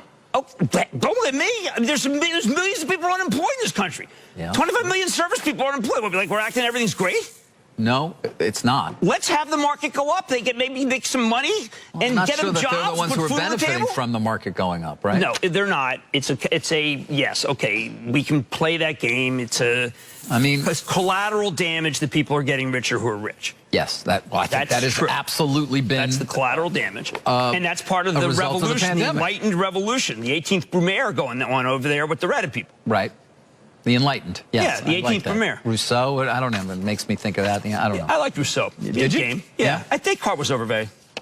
By the way, speaking of that gang and their hopes and dreams and SPACs, let's get to a couple this morning. You know, I wanted to sort of start something, hey, SPAC of the day, but there's just too many to even highlight. So I'm going to highlight 2 this morning. And guys, they're both going to be up sharply, or both already are. You going to do that body build thing? No, I'm not doing the Kevin Mayer SPAC. I'm actually going to surprise you. I'm doing CM Life Sciences, which is merging with Semaphore. There it is, up 32%. This was Keith Meister and Ian Kasdan. I think his name's Ian. Doing a deal. This is an interesting transaction. Where's my darn notes? There they are. Genomic testing, information data that helps with preventative medicine. Helps other companies that are designing clinical tests. They obviously have a great deal of data, Jim. It's not just the genomic testing, although they are doing about $200 million in revenues. They're going to take in roughly $500 million they'll have on their balance sheet to continue to do this. It's being valued for the purposes of the deal at about 7 times revenues. Competitors, which you might know, Guardant, Exact Sciences, Invite. So some of these names are sort of where this company is going to be competing. It originally comes out of Mount Sinai Hospital here in the New York area and the work that they did in terms of genomics. Well, everybody loves that, David. It's every single buzzword you could possibly have, right? It is, isn't it? I mean, it's every day. Miss anything there? No, not EV really. genomics? Not really, although the next one's even better. But, I mean, I am looking at the presentation here. Obviously, I didn't do a great job, perhaps, in terms of explaining what they see as the real opportunity. But a lot of it has to just do with the incredible amounts of data that they're building, not just as well the genomic testing that they're doing. And then there's flying cars. We got it. It's happening. I mean, they call it urban mobility. Take a look. I'll show you what they look like. You can decide what you want to call them. Who is this? Who's buying this one? This is a Mola SPAC, actually. He's legitimate. This is Atlas Crest Investment is the name of the SPAC. There it is, and that is up. And the company in question is Archer. And let me quickly get to this presentation. Archer. $2.7 billion valuation. I don't know why. They're valuing it at what they say is 1.2 times 2026 revenue. 2026 revenue. Come on, guys. That's what look. The symbolist piece talks about. And also what they see. You want. I guess 2026 is when this company and EBITDA as well, 4.2 times. So obviously they got a lot of years before they're going to be able to fully roll out what they're calling these electric vertical takeoff and landing aircraft for use in urban air mobility. What's the acronym for that? EVTOL. EVTOL. I don't know. But I will tell you that I could see you taking one maybe from Brooklyn to here, 15 minutes. Hey, we should short the blade. It's electric. Should we short the blade? I'm sure at some point it'll be autonomous. Maybe you want to short Kenny Dichter's stock? I don't know. I don't know. Carl, can I just tell you, this conversation we're having right now, here's what the conversation is. Someone is going to lose so much money, and these two guys on the set were joking around. I'm not joking around. Someone is going to lose a lot of money, and it's not going to be the sponsors. It's not. No, Jim, but we've been through enough cycles to know that whatever we say is going to be sliced and diced and then viewed differently in the review. Not me. That's never happened to me. It would be the first time. Listen, I mean, but, you know, this Archer, it's not just Moles. Mark Laurie, you like that guy. Mark Laurie's Jet.com. He did a fantastic job. He's involved. He wore a black T-shirt. He came to my shows wearing a black T-shirt. You know what are you, Marlon Brando? I mean, put a shirt on. Black T-shirt. Listen, I love the idea. No emissions. No emissions. It comes and it lands in the street, and you get in it and you take off. Remember that Steve Jobs did want to build a car that ran on water. He never got that done. No. Green hydrogen, no. This stuff's crazy, Carl. How do we describe how crazy it is so that people don't get hurt? What do we do? These are companies that need growth capital. They're fairly early in their stages of development, and there's a willingness to fund them. Hey, and some of them are going to work, and a lot of them won't. Okay, as long as you leave it like that. As long as you like that. It's like the pot stocks every day. It's like Carl. Sorry. Yeah, well, I'm glad you mentioned Canopy, because Canaccord does cut it to sell today. They say that federal legislation is unlikely in the U.S. anytime soon.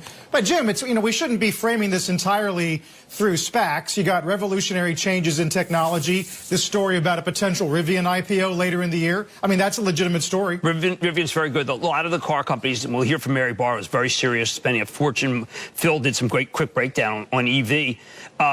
There are, yes. I mean, I think Fisker is real. I think Rivian's real. Rivian is going to be. I mean, I know a number of well thought of investors who are early there. Ford. Obviously, they've got Ford, and a lot of guys that I know. They've been to the plant. They talk about this the CEO as though he's the next Bezos. And Lucid. I thought we had a great interview with them last week. But Rivian is going to be. They're talking $50 billion.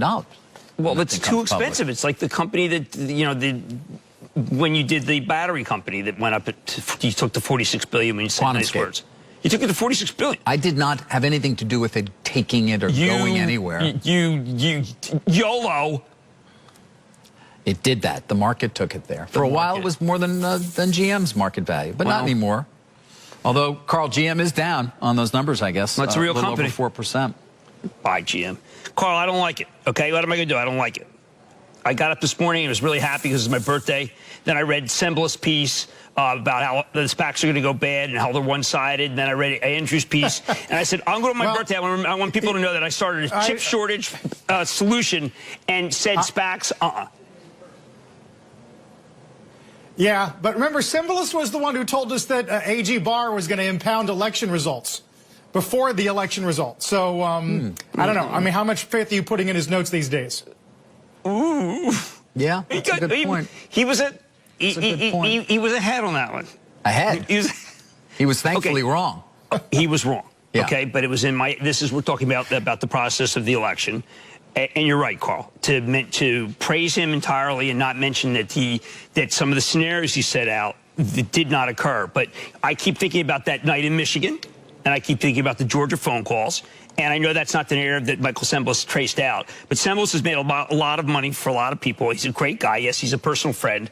And I think his stuff on SPACs is very compelling. There. And he's an unbelievable fisherman. He's the best fisherman of anyone I have ever met. Okay. Guys, as we said, record highs, and that includes the Russell. Let's get to Bob Pisani. Hey, Bob. Hello, guys. I love that flying car story David was talking about. Remember that old complaint 20 years ago? Where's my jetpack? Where is the cool technology that we were all expecting when we were kids? Well, here it is. I think it's very, very exciting. Exciting in the markets today. New highs again. All 11 sectors on the upside. 3-to-1 advancing to declining stocks. But not a lot of new highs. Where's the new stock highs? Twitter's at a new high. Berkshire's at a new high. Few of the banks are at new highs, but there's not a big expansion of individual stock new highs. I'm waiting for that to happen. Meantime, we keep getting China at new highs every day. There's your big market market for the year is China. That MCHI has been on fire. That's the China ETF. The EEM, which is the emerging markets, some China in there as well. Also historic highs. Semi's a big star. They're doing well today for the quarter and for the day. Energy, another big star, doing well. Banks also great, but not outperforming today. As for the markets, it's kind of a status quo situation. Everyone agrees, everybody I call, every trading desk, we're pretty stretched, Bob, but I don't think we're going down right now. That's the attitude. There's no reason to sell because the main macro narrative, the big three, stimulus, go big stimulus particularly, the vaccine rollout, and earnings keep growing. I keep talking about Q1 and Q2 earnings estimates are rising fast. That's a great sign for the markets. So yes, short term, the major indices are stretched. The individual internals, the relative strength indexes we look at are stretched. But look at these moves here. We've had huge moves in the small caps again this month. We had 6-day run in the S&P 500. We were up 5% last week. These are enormous moves, and yet it doesn't seem to be a lot of worries out there. You just look at the VIX. Again, remember we had a big spike up in the VIX a few weeks ago on concerns about those short squeezes and potentially, I think, some internal worries about the market, but that's kind of gone away. We actually dropped below 20 briefly this morning on the VIX. We haven't been below 20 since December in the VIX. So there's an indication of not a lot of concern out there immediately for the market. Finally, if you want to see how desperate the states are becoming to get revenues and to come up with additional tax ideas, did you see Stacey Cunningham's editorial in the Wall Street Journal? She's threatening to leave New York State. NYSE will leave New York State if the state institutes this proposed financial transaction tax. It's a trading tax, is what it is here. Now, it's not clear who would pay any of these taxes. The trading desks are scattered all over. It's a jurisdictional nightmare. I don't know how they would enforce this, but the financial transaction tax, it's been tried in other countries. It doesn't work. It doesn't raise the money people thought. It causes people to move around. It dramatically cuts trading. We know it doesn't work, but it's a sign of how desperate people are. There's no state aid coming in the stimulus package here. And we're going to see other crazy attempts to raise taxes in other states with other kinds of tax schemes that don't make a lot of sense. We're getting competition for people's dollars out there. So the question is, would the NYSE ever move?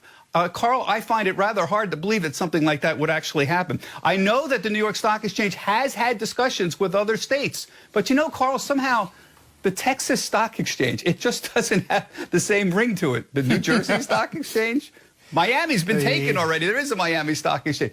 The Palm Beach Stock Exchange, I don't know, Carl, but this is a sign of how desperate people are getting.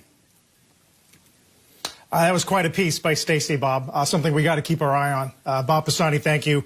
We'll go to break here. Take a look at how treasuries are faring this morning. Yields had been on the rise until CPI for January, core at least, came in at a goose egg. We were looking for 2/10. Take a look at the dollar index as well, reacting to this morning's inflation data. And guys, keep your eye on cannabis. More indications that the Reddit community has discovered that sector. Tilray this morning up 43%. We're back in a moment.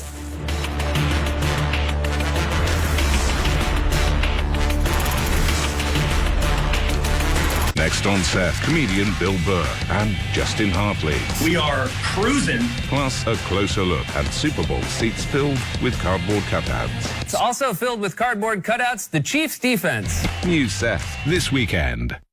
It's 11 a.m. on Wall Street, and Squawk Alley is live. Carl Quintanilla, John Fort, Squawk Alley on CNBC. I believe the coronavirus brought us together. In fact, there have been numerous initiatives in the region to discuss the trade integration, also to avoid the financial instability even at the peak of the kind of financial turmoil in last spring. There are a number of initiatives ASEAN are making progress to secure the vaccines for the region. We're ushering in the year of the ox. After an unprecedented year of turmoil, we'll look at what's ahead. The U.S. is in recovery. The rest of the world is starting to catch up. As China marks a major milestone. The CCP goes into its 100th anniversary feeling very confident. And will travel finally get back to normal? In a normal year, you will see hundreds of millions, maybe 200 million people out there on the move. But this year, probably only at 50%. All that and more in our special year of the ox, Plowing On.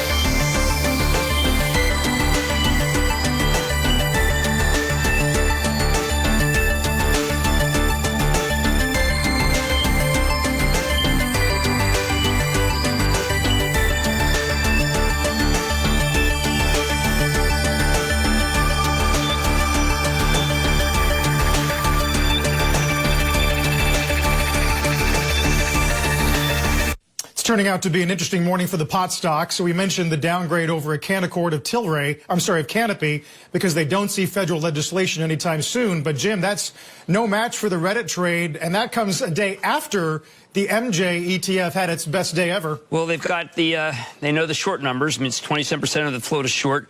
David Costin with a very interesting piece just put the list of the stocks that people are short. And one of them, of course, is IFF, and that has to do with an exchange that was done by DuPont that DuPont didn't do as well as IFF one. But, you know, you have to look at what's short and then decide, I guess, if you're a part of this enlightened class, let's gun for the guys who are betting against it. David, there's a considerable short position. They can gun, and let's see what happens. They can. Now, don't forget, remember when Tilray was up in the 140s, 150s? If we go back and take a look at, let's call it during a lunch break. 3 or 4 year chart, you'll see that spike. Remember, you couldn't borrow it. The borrow was so expensive that nobody would borrow it, and then it did collapse. Tilray at that point went to 214 on September of 2018. That doesn't show it, guys. You got to go back even further. So you got to go back to September. Yeah. But what's happened, David, once again, is that you can just look at these. There's riddled with ETFs. There we go. Riddled with ETFs. Yeah.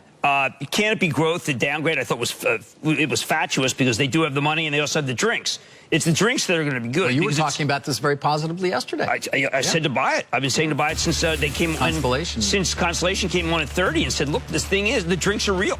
Right. Hey, David, tastes great, no filling. What do you call them all again? Enlightened? The Enlightened? The Enlightened is from the 18th Premier. Got it.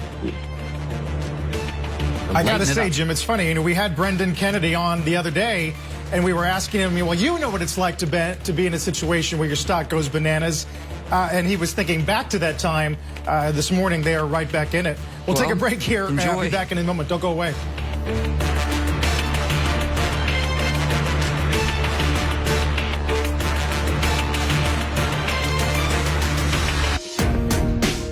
DBS is a very large asset base.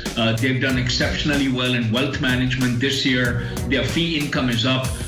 So them coming in at about $5 billion is a big number for DBS itself. But if you look at the total assets versus the return, or return on equity as we call it, I think UOB will come up on tops. Purely because of its SME business, its corporate banking business that it's done well in.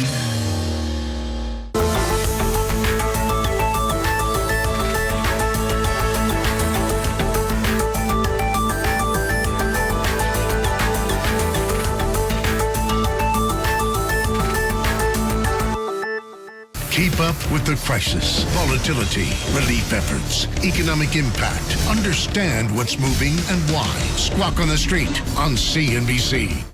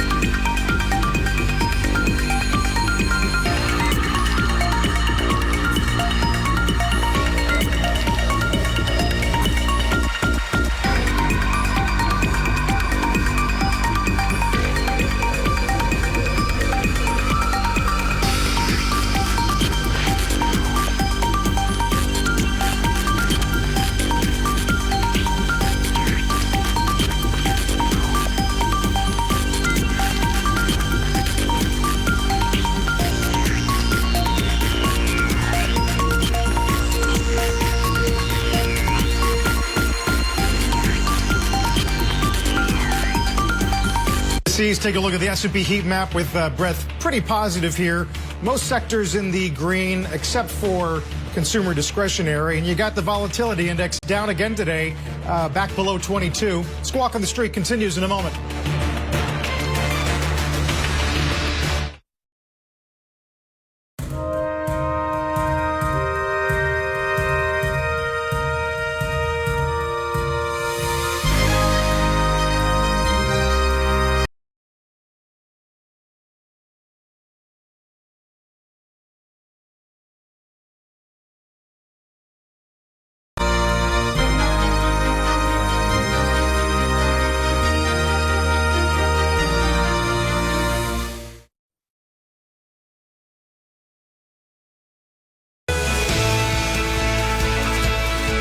I'm a little bit more optimistic about asset quality and the credit environment than I was a few months ago. For one, there is quite clearly an economic rebound in most of our markets. And you can see that coming through in indicators like loan demand, but also consumer spending in most of the countries. So that's obviously somewhat helpful. A courageous visionary facing tremendous odds. I've always taught him to aim for better. An entrepreneur with a sharp sense for business. You just need drive and determination. Now with a company worth over $6 billion. We will do massive amount of business on a global scale. Damon John is taking the world by storm and doing it in style. If I can do it, anybody in the world can do it. The Brave Ones, Damon John. CNBC. Brian Sullivan. Good morning. Worldwide Exchange on CNBC.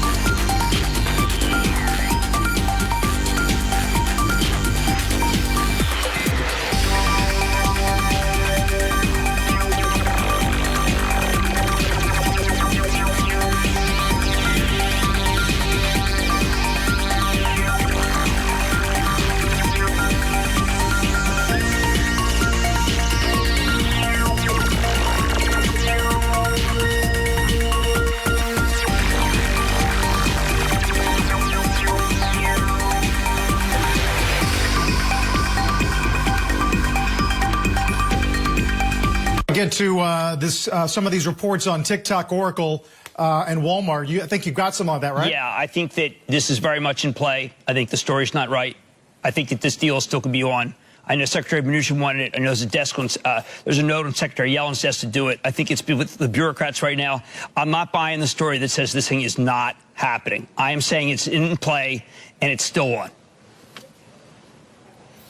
Yeah, the Dow Jones headline was that the sale had been shelved indefinitely as the White House sort of reviews some of those restrictions. It may be at certain levels, but it's very much on right now at the levels that are operative that would expect it to happen. So I want to say it's in play and that the story that you're currently reading is not accurate.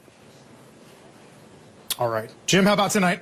Okay, I got Mattel on, another great quarter, and this thing's really come back. American Girl's doing it. And then because just like with Chuck, I'm really focused on fiber. I'm focused on anything high speed. I'm focused on Juniper. They had a really good quarter. Juniper may be back. Remember who ran Juniper, David? Kevin John. KJ. And that's why Starbucks has had such a good technology. What a great show, guys. Thank you for all the birthday wishes. I'm going to go get my Moderna shot. I'm not cutting the line. I unfortunately am old enough to get it. Legally.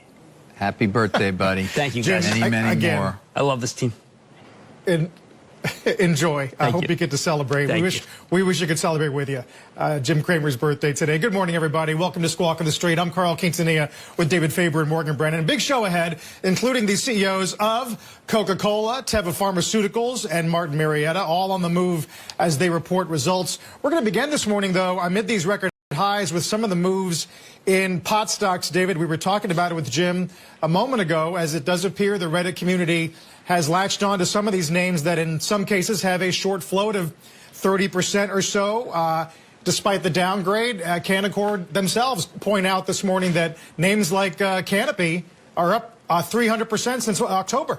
Yeah, I mean, it's not as though they haven't been moving already, to your point, Carl, and yet here they are again today, significantly moving. And I mean, you know, we're looking at Tilray in particular, which I just want to make sure I remember the terms of the deal, of course, that they were, you know, acquiring Afria.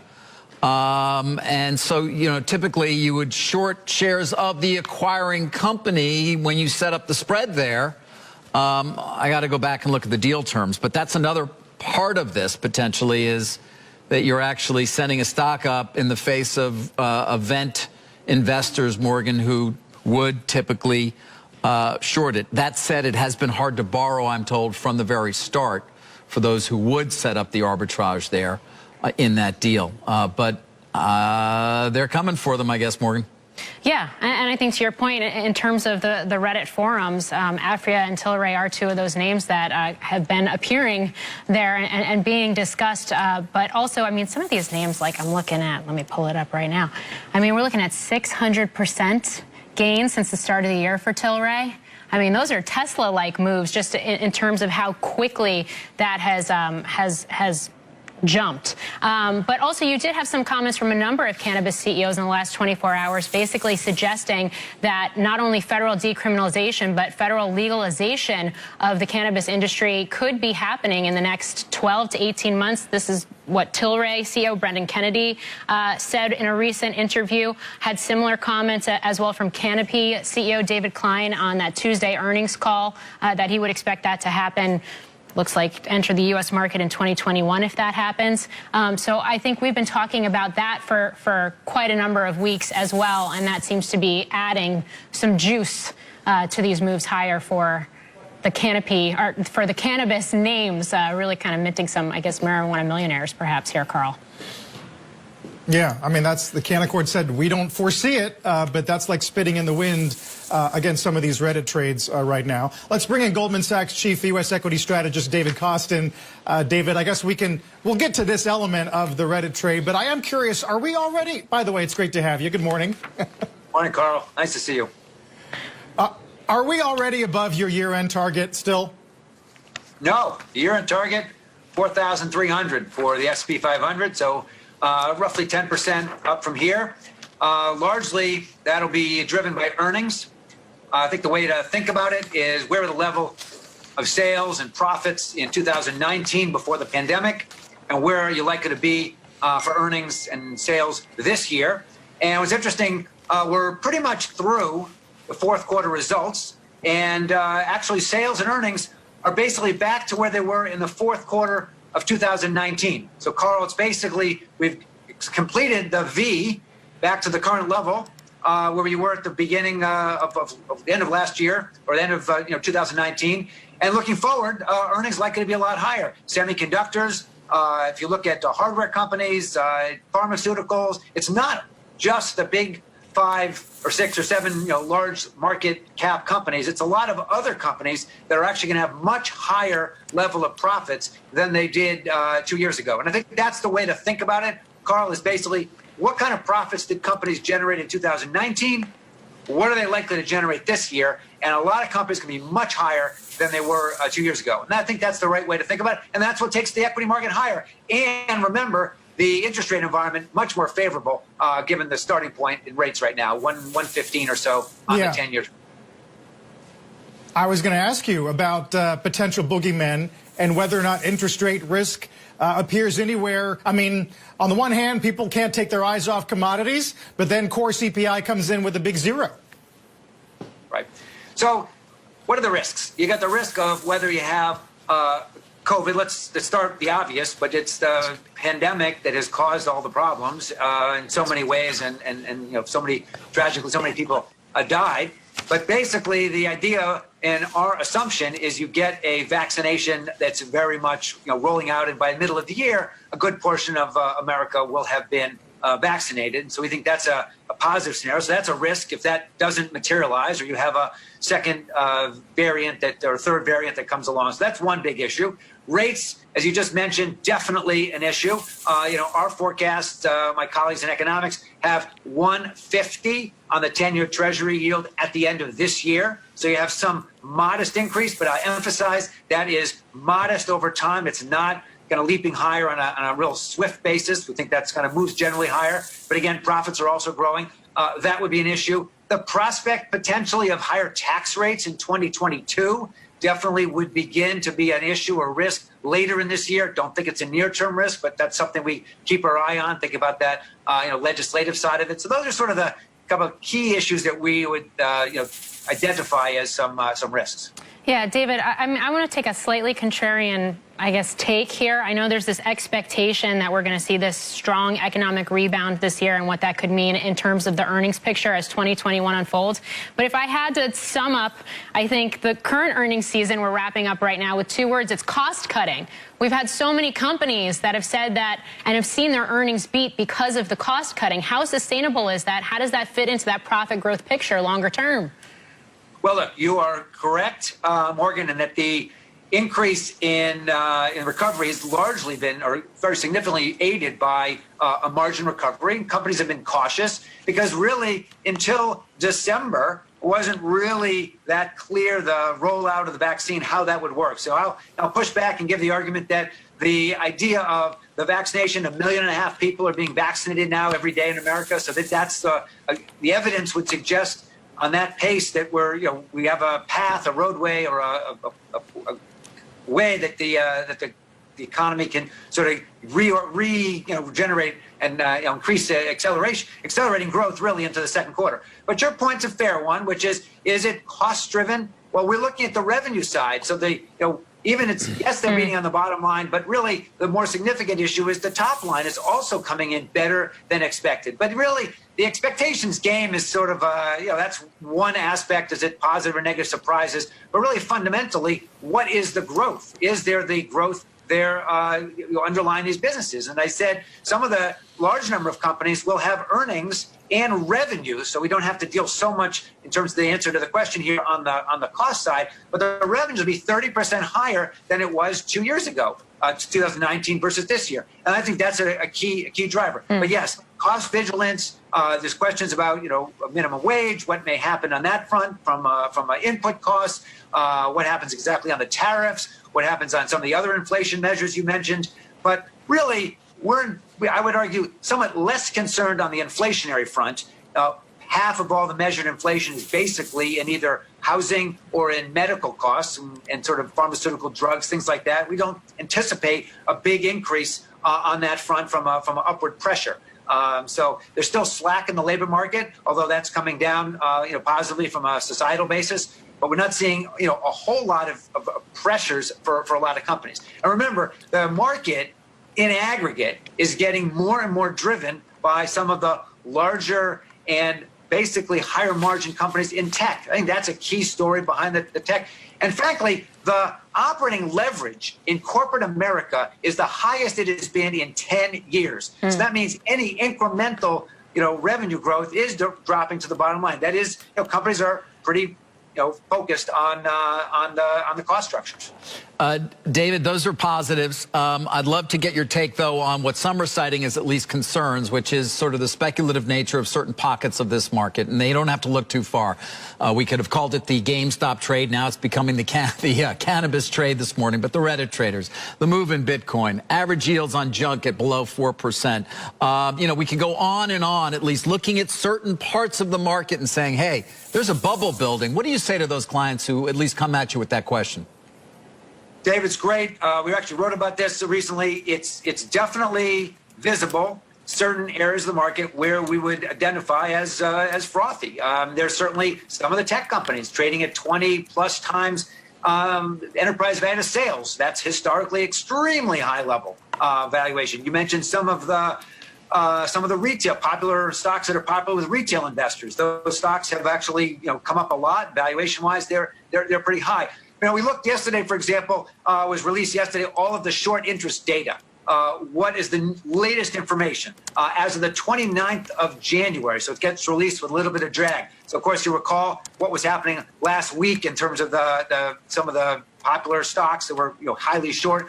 The retail, the short interest ratio is extremely low relative to history. So 1.5% of the short interest outstanding. So it's not that significant. And the short interest ratios come down for a number of major companies. The pockets of excess, if you will, or bulliance or frothiness definitely exists in some sectors. And that's a conversation that we have with a lot of clients. Look, these small cap stocks are up significantly this year. I think that's probably more concentrated in some of the smaller companies as opposed to the larger companies. There's been a huge amount of issuance in SPACs. I know you were talking about that with Jim and Carl earlier today. I'm in the SPAC business. There's been 113 or so SPACs year to date, raising $30 billion, a little more than that. So relative to the last year, I mean, it's really been, there's a lot of activity there. But I think at the end of the day, rates are super low. And I think that is sort of a key issue. Yes, there's frothiness, but rates are low, and so there's, what is the alternative? There's been money coming out of money market mutual funds, and we think a lot of that is coming into the equity market. I think that's a source of demand we anticipate.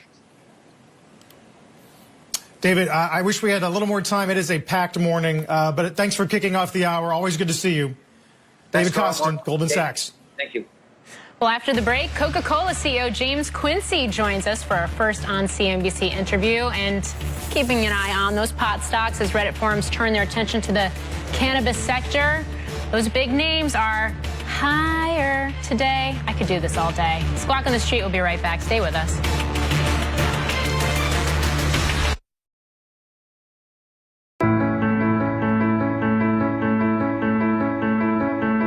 The countdown to the close of the European markets is sponsored by IG.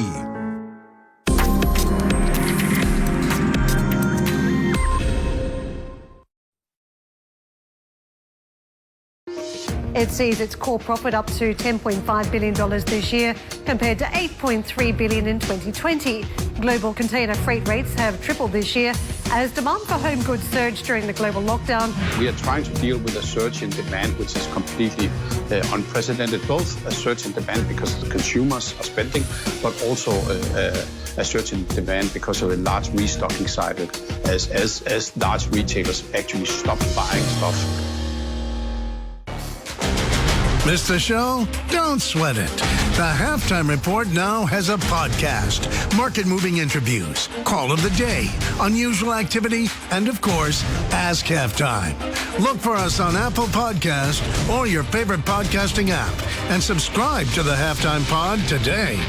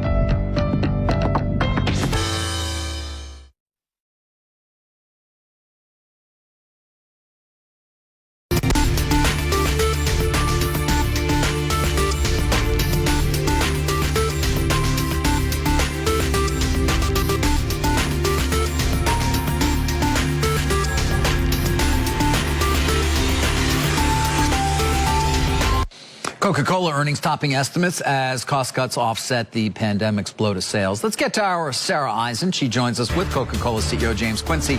It's a first on CNBC. Sarah. Good morning, David, and thank you, and good morning to James Quincy. Thanks for joining us, fresh off your earnings call. Good morning to you.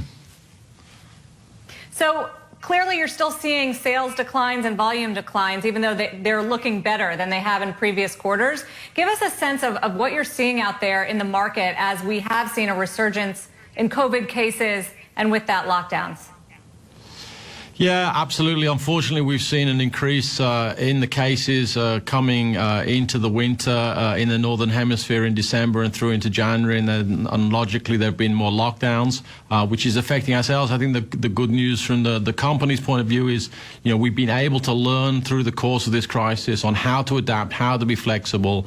And so whilst we were impacted mid-single digits on volume in the most recent months, that's much better than what was happening in the second quarter as we've adapted our strategies and taken control of what we need to do to both win in the at-home channels that people are flocking to and as well in the away-from-home channels as they adapt to the current environment and really help us prosper in that context.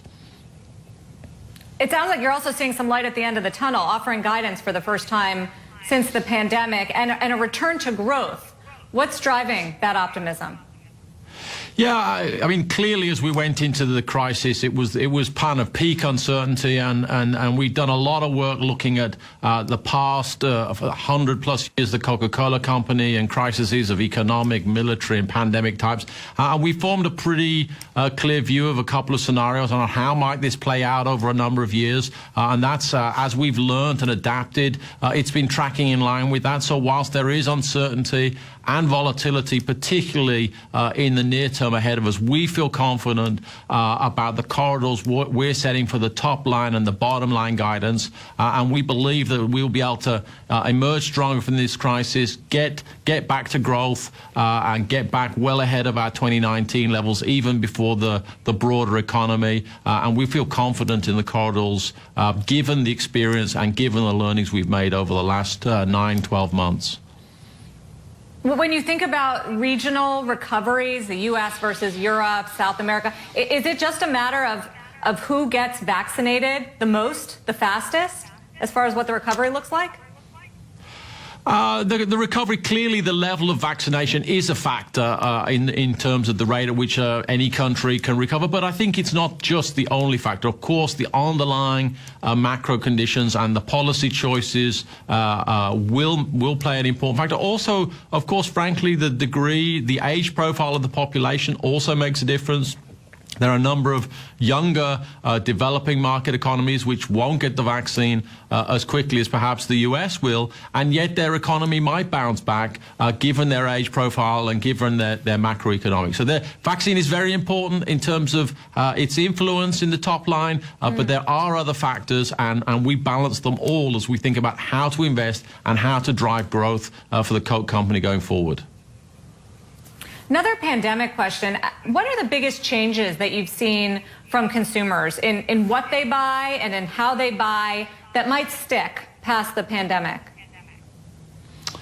Clearly, the consumers have adapted, and the ones that I think are very likely to stick are clearly a big uptick in e-commerce. I mean, obviously, e-commerce is much more important to a number of other sectors. It's really started to accelerate in terms of grocery, in terms of beverages. I think that will endure, and I don't mean e-commerce just in terms of what you buy to have delivered to the house, but also in the away-from-home channels, the amount of takeaway, the amount of delivery. What will also go along with that is a much more digitally enhanced, contactless world.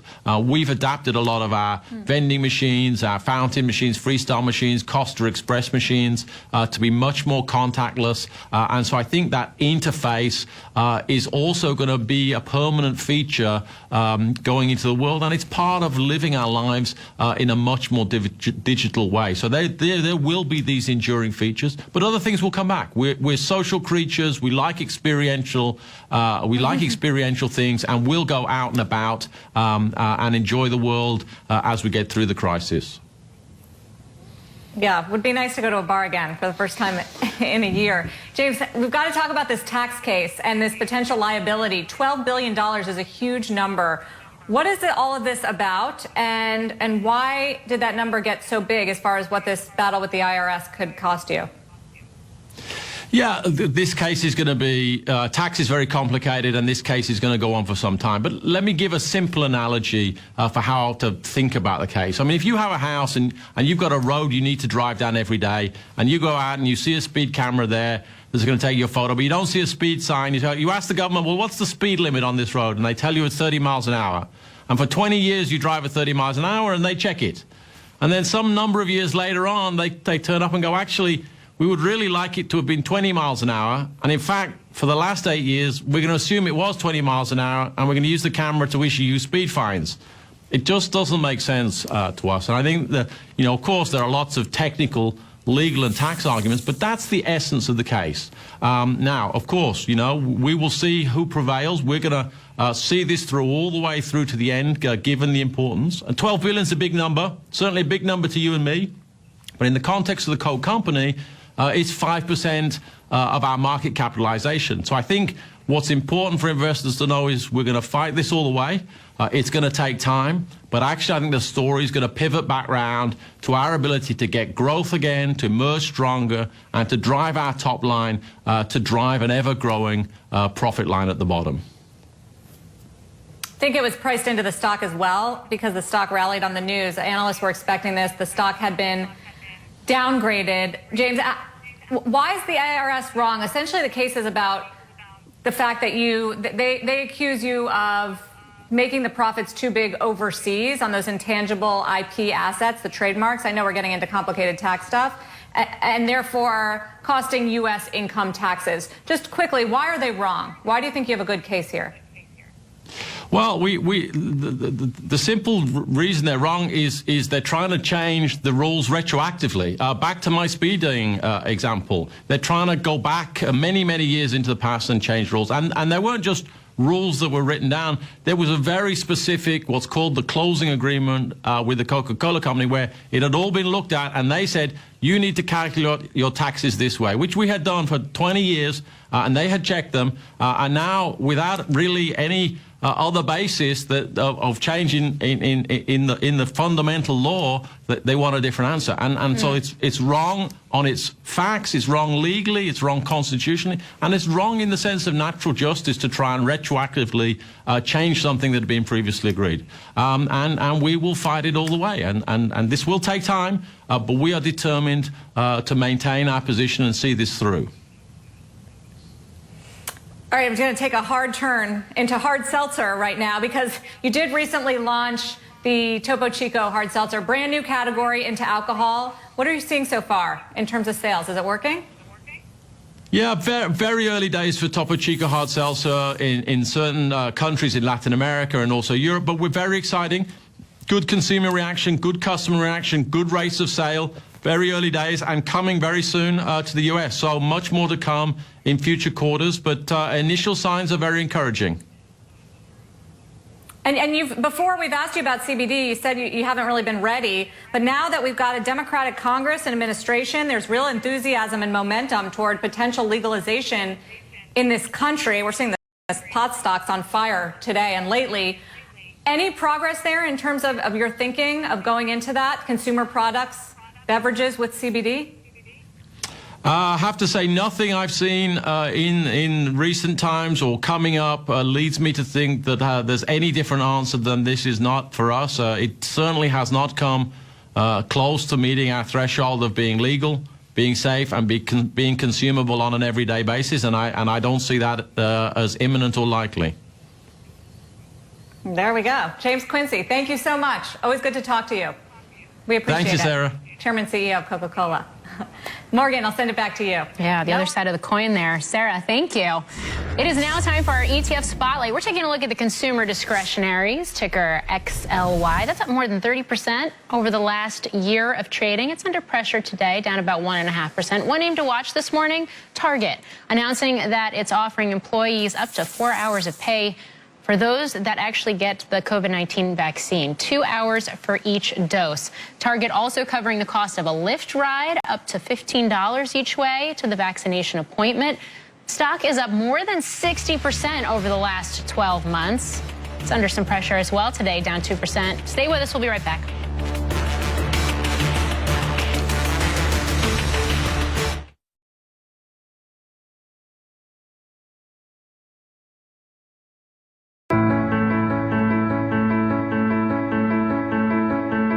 The countdown to the close of the European markets is sponsored by IG.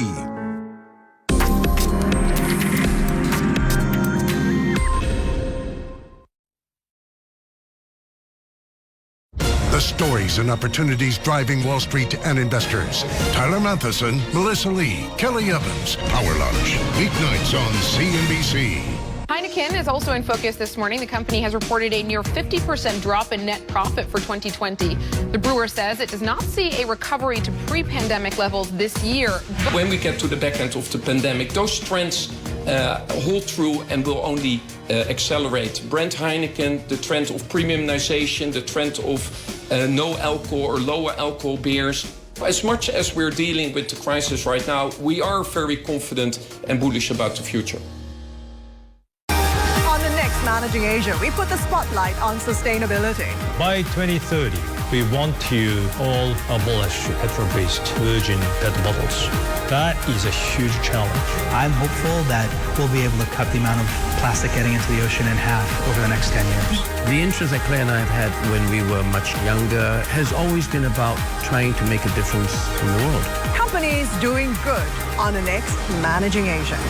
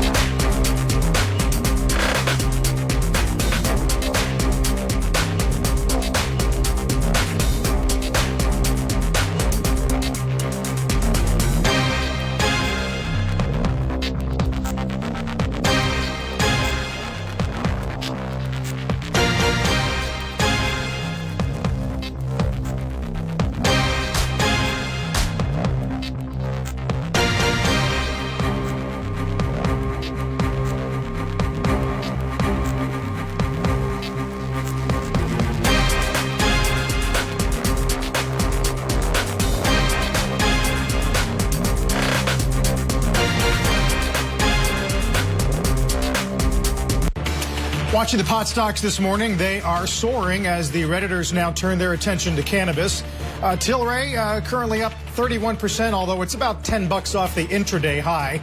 Names like Afria, Aurora also surging and pushing the Alternative Harvest ETF, ticker MJ, to the highest level since 2019. After the break, the CEO of Teva Pharmaceuticals joins us as the markets have dipped into the red. We're back in a moment.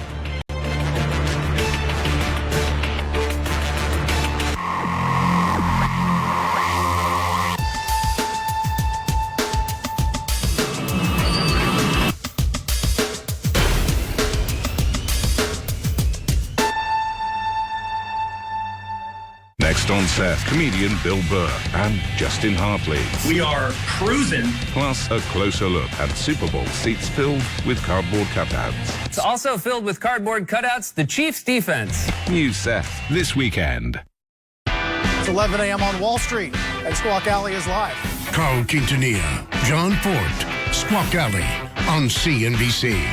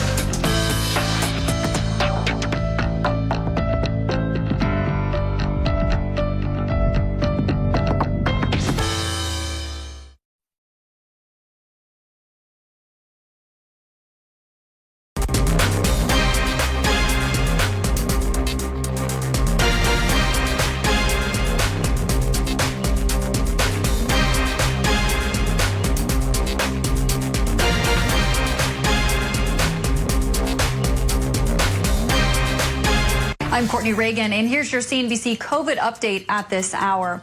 New U.S. COVID cases stayed under 100,000 for the third straight day, but the pandemic is still taking a substantial toll. 3,100 deaths were recorded Tuesday, bringing the U.S. total to more than 468,000, roughly the population of Miami.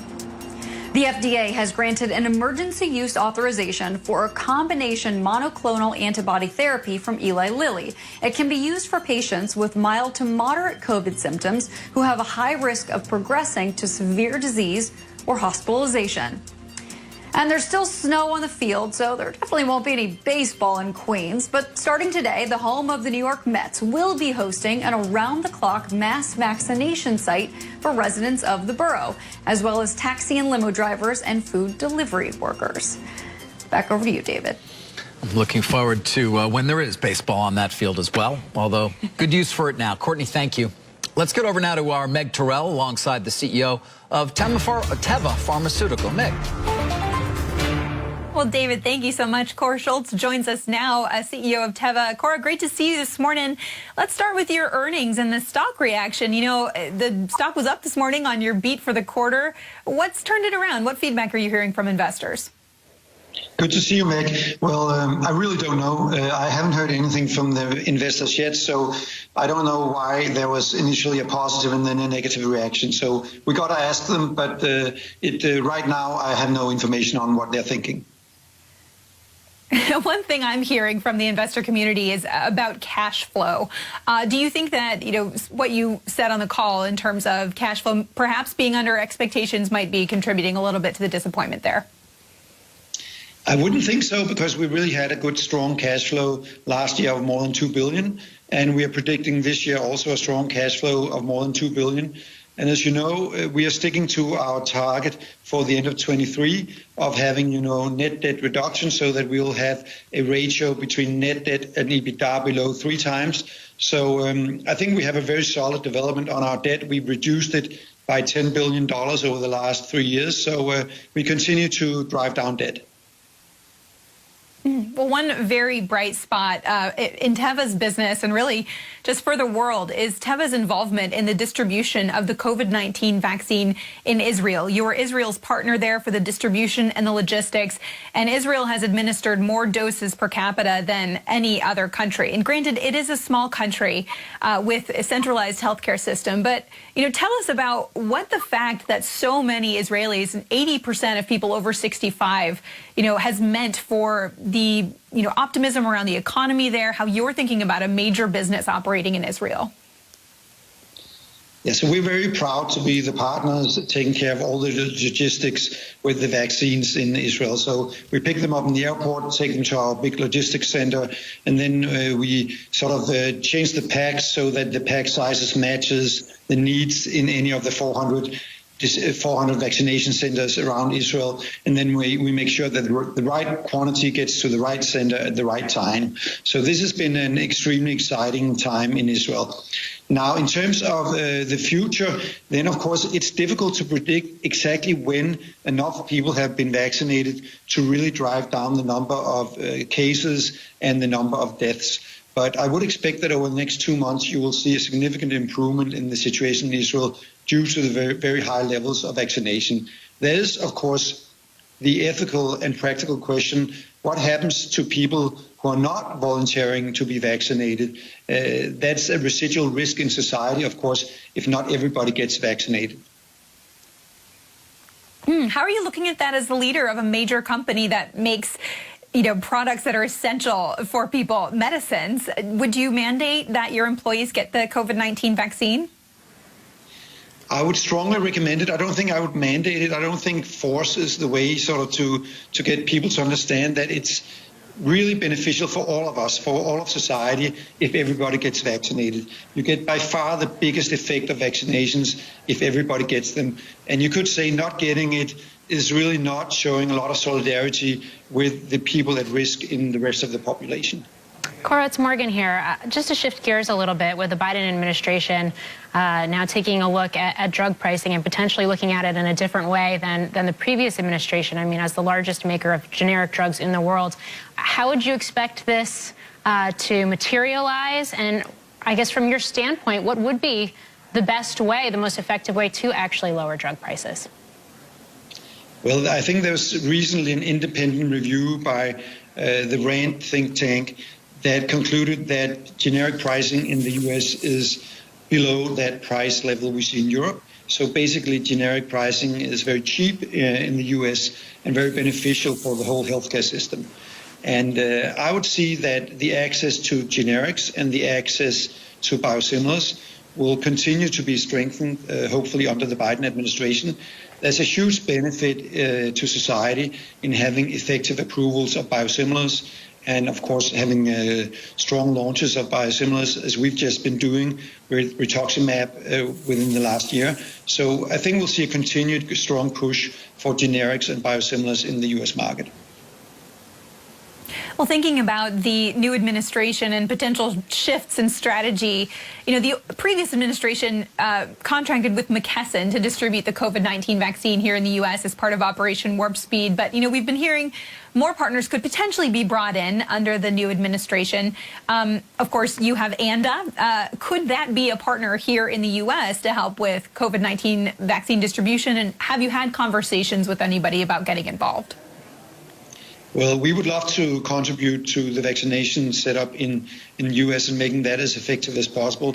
And it is correct that we have ANDA, which is a distributor that distributes to all pharmacies in the U.S. And that is sort of a secondary distributor, meaning their backup when people are running short. If they have a need for a certain product, we can ship it within 24 hours. And it's a very efficient operation we have. So we would love to help. We have been in discussions, but we have no specific agreements as we speak. But we would love to help in the future. Well, one other issue, of course, that you guys have been dealing with for a while has been this major set of cases around opioids. And you know, you've been involved in a potential settlement that just seems to go on and on. You've said that the pandemic has sort of delayed maybe the pressure on reaching that settlement because the trials haven't started. I mean, are the trials what are the trigger for potentially reaching and finalizing that settlement, or is there any other way to kind of get some movement here? I still think that the trial is kind of the trigger. And just to explain it, the framework settlement is a really good idea for society.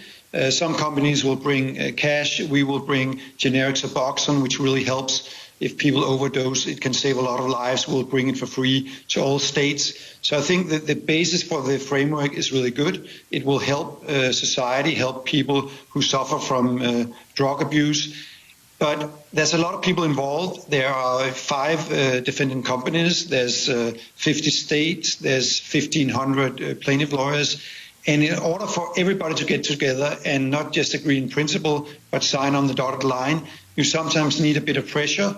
And I said already a year ago, I was hoping that some of the court cases, including the case in New York, would put that pressure on everybody to really get the deal done, get the agreement done, and start improving things.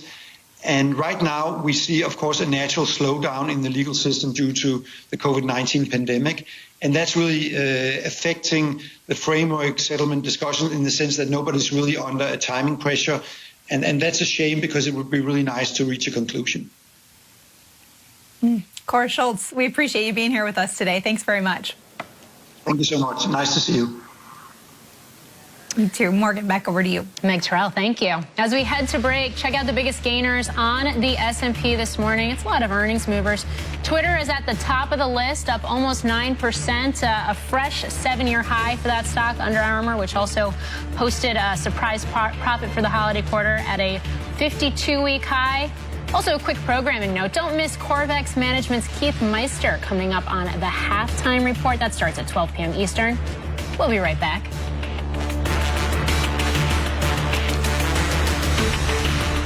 Divided by distance, united by business. This is the new reality we're all in. Helping you navigate the new normal. Squawk Box on CNBC. I believe the coronavirus brought us together. In fact, there have been numerous initiatives in the region to discuss the trade integration, also to avoid the financial instability even at the peak of the kind of financial turmoil in last spring. There are a number of initiatives ASEAN are making progress to secure the vaccines for the region.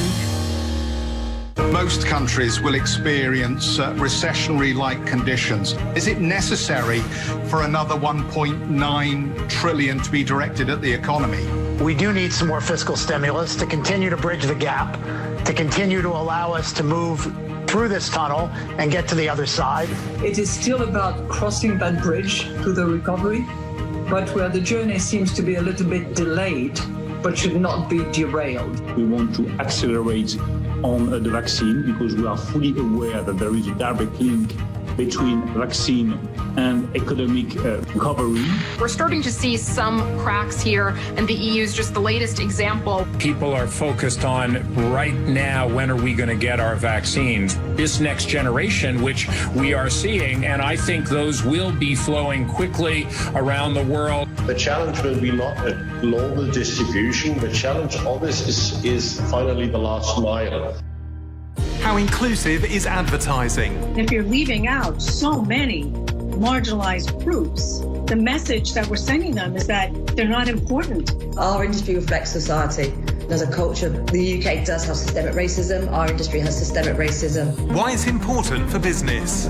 Not only is it a good thing to do in terms of being a member of society, but it's good for the bottom line. We begin a two-part special exploring diversity and inclusion on the next Marketing Media Money.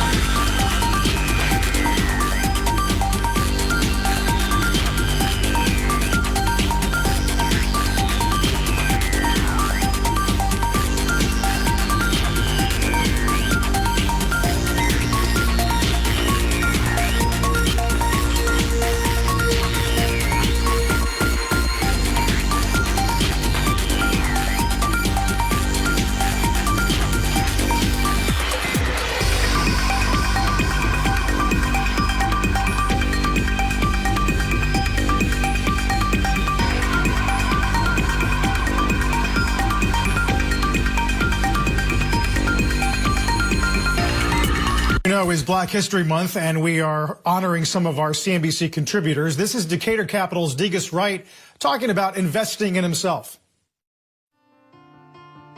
When I was in 8th grade, I was taking algebra and I made a D. I showed my mother my report card and I said to her, I'm one of 2 black students and I didn't want all the white students to think I was stupid. She said that, well, you need to learn this material and we can't help you. So the next day, I made sure that I asked questions. My next report card, I had an A. And to this day, math is my favorite subject. I learned how to invest in myself. Degas Wright of Decatur Capital. To read more, go to cnbc.com/investin.you. We'll take a quick break. Be back in a moment. Keep up with the crisis, volatility, relief efforts, economic impact. Understand what's moving and why. Squawk on the Street on CNBC.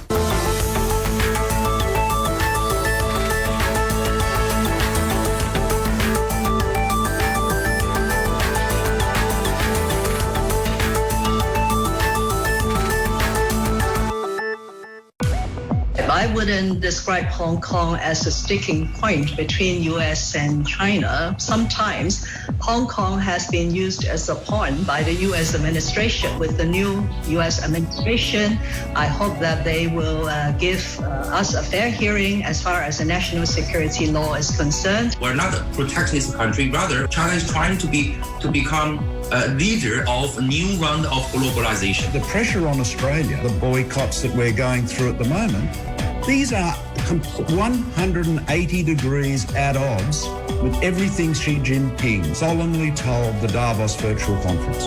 It will take some time. I don't think there's, we're going back to where, we were before the Trump administration. I think still in the early days of the Biden administration, but so far we have seen some companies that are listed in the U.S. returning to Asia, to our market.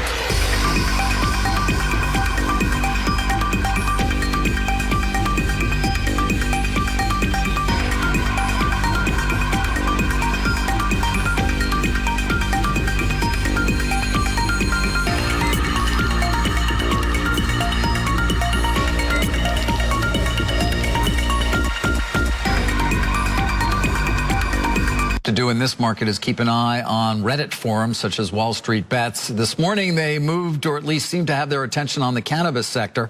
Frank Holland, the stocks I notice are well off the highs, but still up sharply.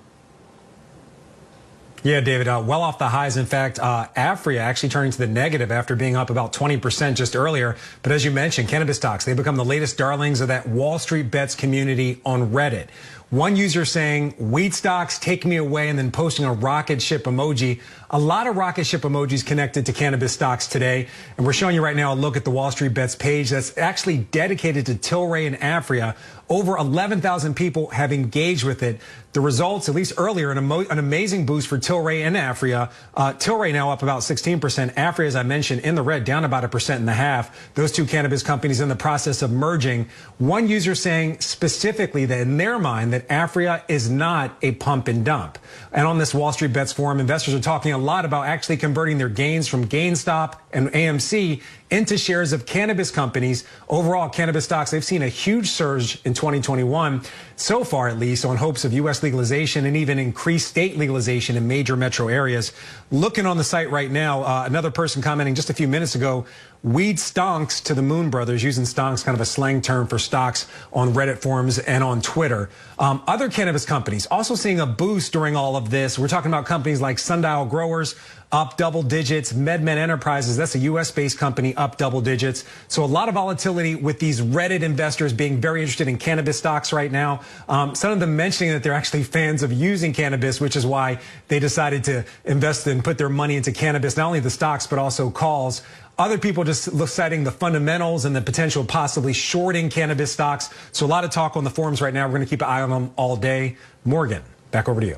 I do appreciate all the space metaphors as the Space correspondent, for what it's worth. Frank Holland, thank you. Shifting gears, higher shipments and improved pricing strategy helped Martin Marietta Materials boast a beat in its latest earnings and revenue estimates. Joining us now is Ward Nye, Chairman and CEO at Martin Marietta. Ward, so great to have you on. Thanks for being with us. Morgan, great to be here. Thank you.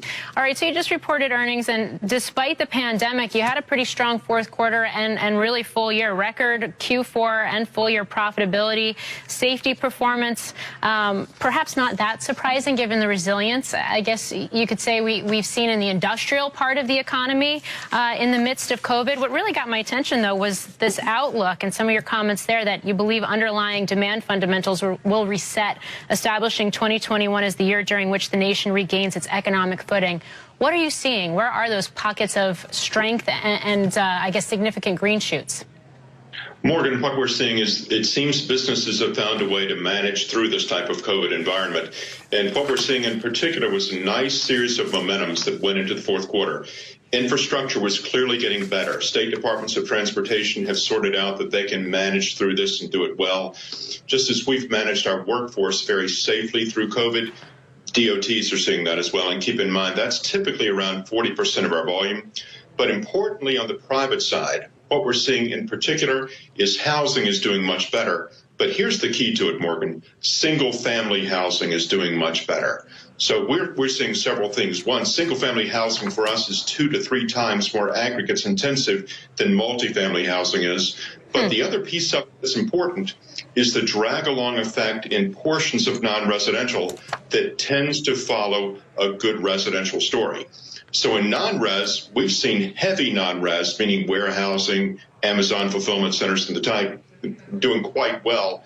And they tend to be very aggregates intensive. But as we sit here today, public is doing better, private is returning, and we also feel like we have good prospects as we enter into 2021 in seeing a long-term transportation infrastructure bill out of this 117th Congress as well.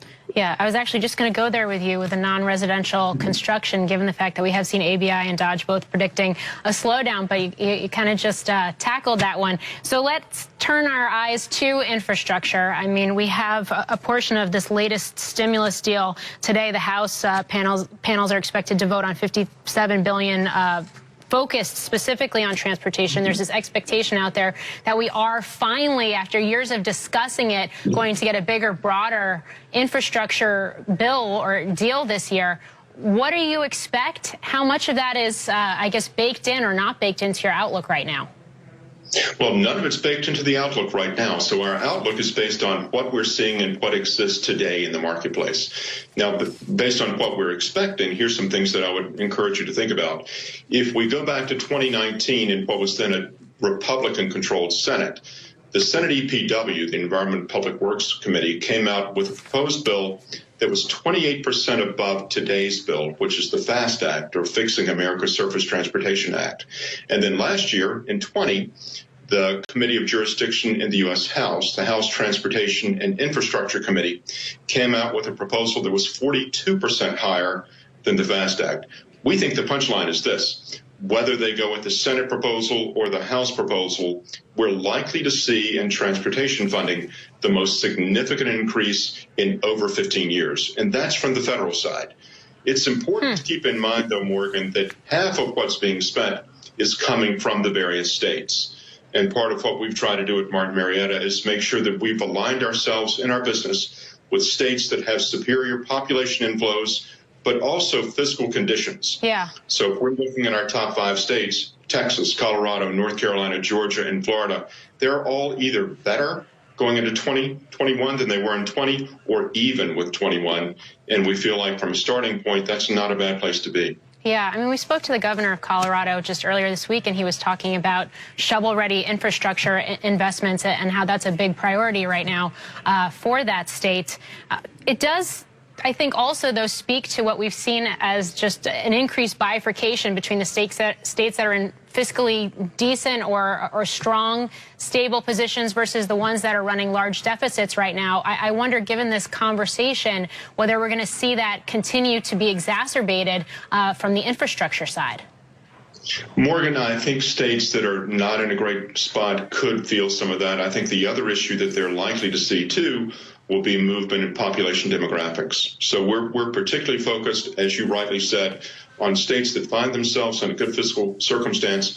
But if you go back and look at 2050 planning, and if we're looking at a U.S. population that's set to grow by 140 million people between now and 2050, what to us is most striking is there are 11 different mega regions across the United States in which we're going to see 70% of that population land. So from an infrastructure perspective, and at least from a Martin Marietta perspective, we're awfully focused on those mega regions and assuring that we have attractive positions in those areas, because we feel like that's where the investment is going to need to be of necessity. Interesting. Just to shift gears a little bit, we've seen some pretty dramatic moves in commodities, oil and other industrial commodities in recent months. How are you navigating that? How much can you offset that with strong pricing? Well, it's been fascinating. Pricing has actually been the single largest undergirding to our business that we have. So it has served to offset a lot of that. Now, I'll tell you, last year, energy was tough for everyone. Now, energy was fascinating for us because we saw both sides of it. Do we utilize fuel in our business? And did we see pretty significant cost tailwinds because things like diesel fuel were less expensive? Absolutely. At the same time, we saw significantly less energy work. So if we were looking at tonnage last year, we were about 1.1 million tons down on those large LNG facilities that we've been seeing along the Texas Gulf. But interestingly, we were about 1 million tons down on wind energy in the Midwestern United States. And our sense is, given some of the green initiatives that the nation is clearly careening toward today, the likelihood of seeing some of that come back is pretty real, and we think we're in a good place. But energy really was a tale of two different stories for us last year. All right. Well, Ward Nye, thank you so much for joining us today. Shares of Martin Marietta up another 1%. Thanks. Coming up, we're going to dig into Twitter's quarter. Stock is helping to lead the S&P this morning. Almost gets to $70, a stone's throw from an all-time high. Even as the market at large wrestles with some selling here, S&P near 3,900. Squawk Alley starts in a moment.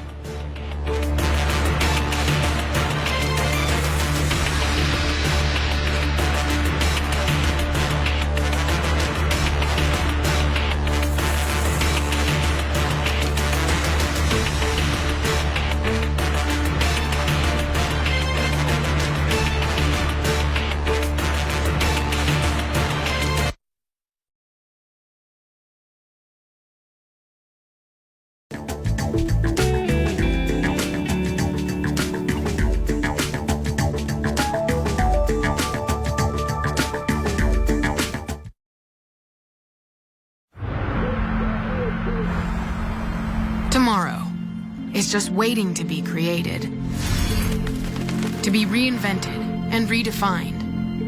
And it's those who dare to push the world forward, discover and reshape markets, and embrace the possibilities of data that will reimagine our potential and transform society as we know it. With new ideas and new technology, get there with NASDAQ. DBS is a very large asset base. They've done exceptionally well in wealth management this year. Their fee income is up. So them coming in at about $5 billion is a big number for DBS itself. But if you look at the total assets versus the return or return on equity, as we call it, I think UOB will come up on tops. Purely because of its SME business, its corporate banking business that it's done well in. He's a billionaire investor and startup king. Starting a company is jumping off a cliff and assembling the airplane on the way down. And to many, he's a heavy hitter with a heart. What I hope for and what I work for is a society and set of networks by which we make each other better. But you don't dominate in Silicon Valley without having an edge. He's super sweet. Do not underestimate him because he's super sweet. The brave ones. Reid Hoffman. CNBC. It's 11 a.m. on Wall Street, and Squawk Alley is live. Carl Quintanilla, John Fort, Squawk Alley on CNBC.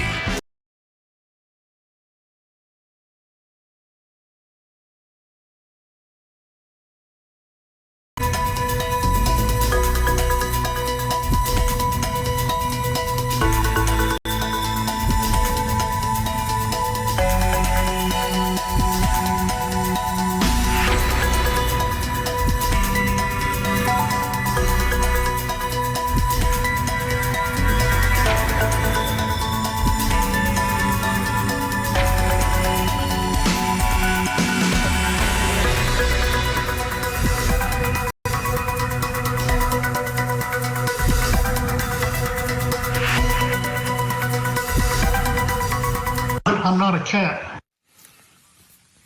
Good morning. It is 8 a.m. at Twitter headquarters in San Francisco. It's 11 a.m. on Wall Street, and Squawk Alley is live. I'm not a cat.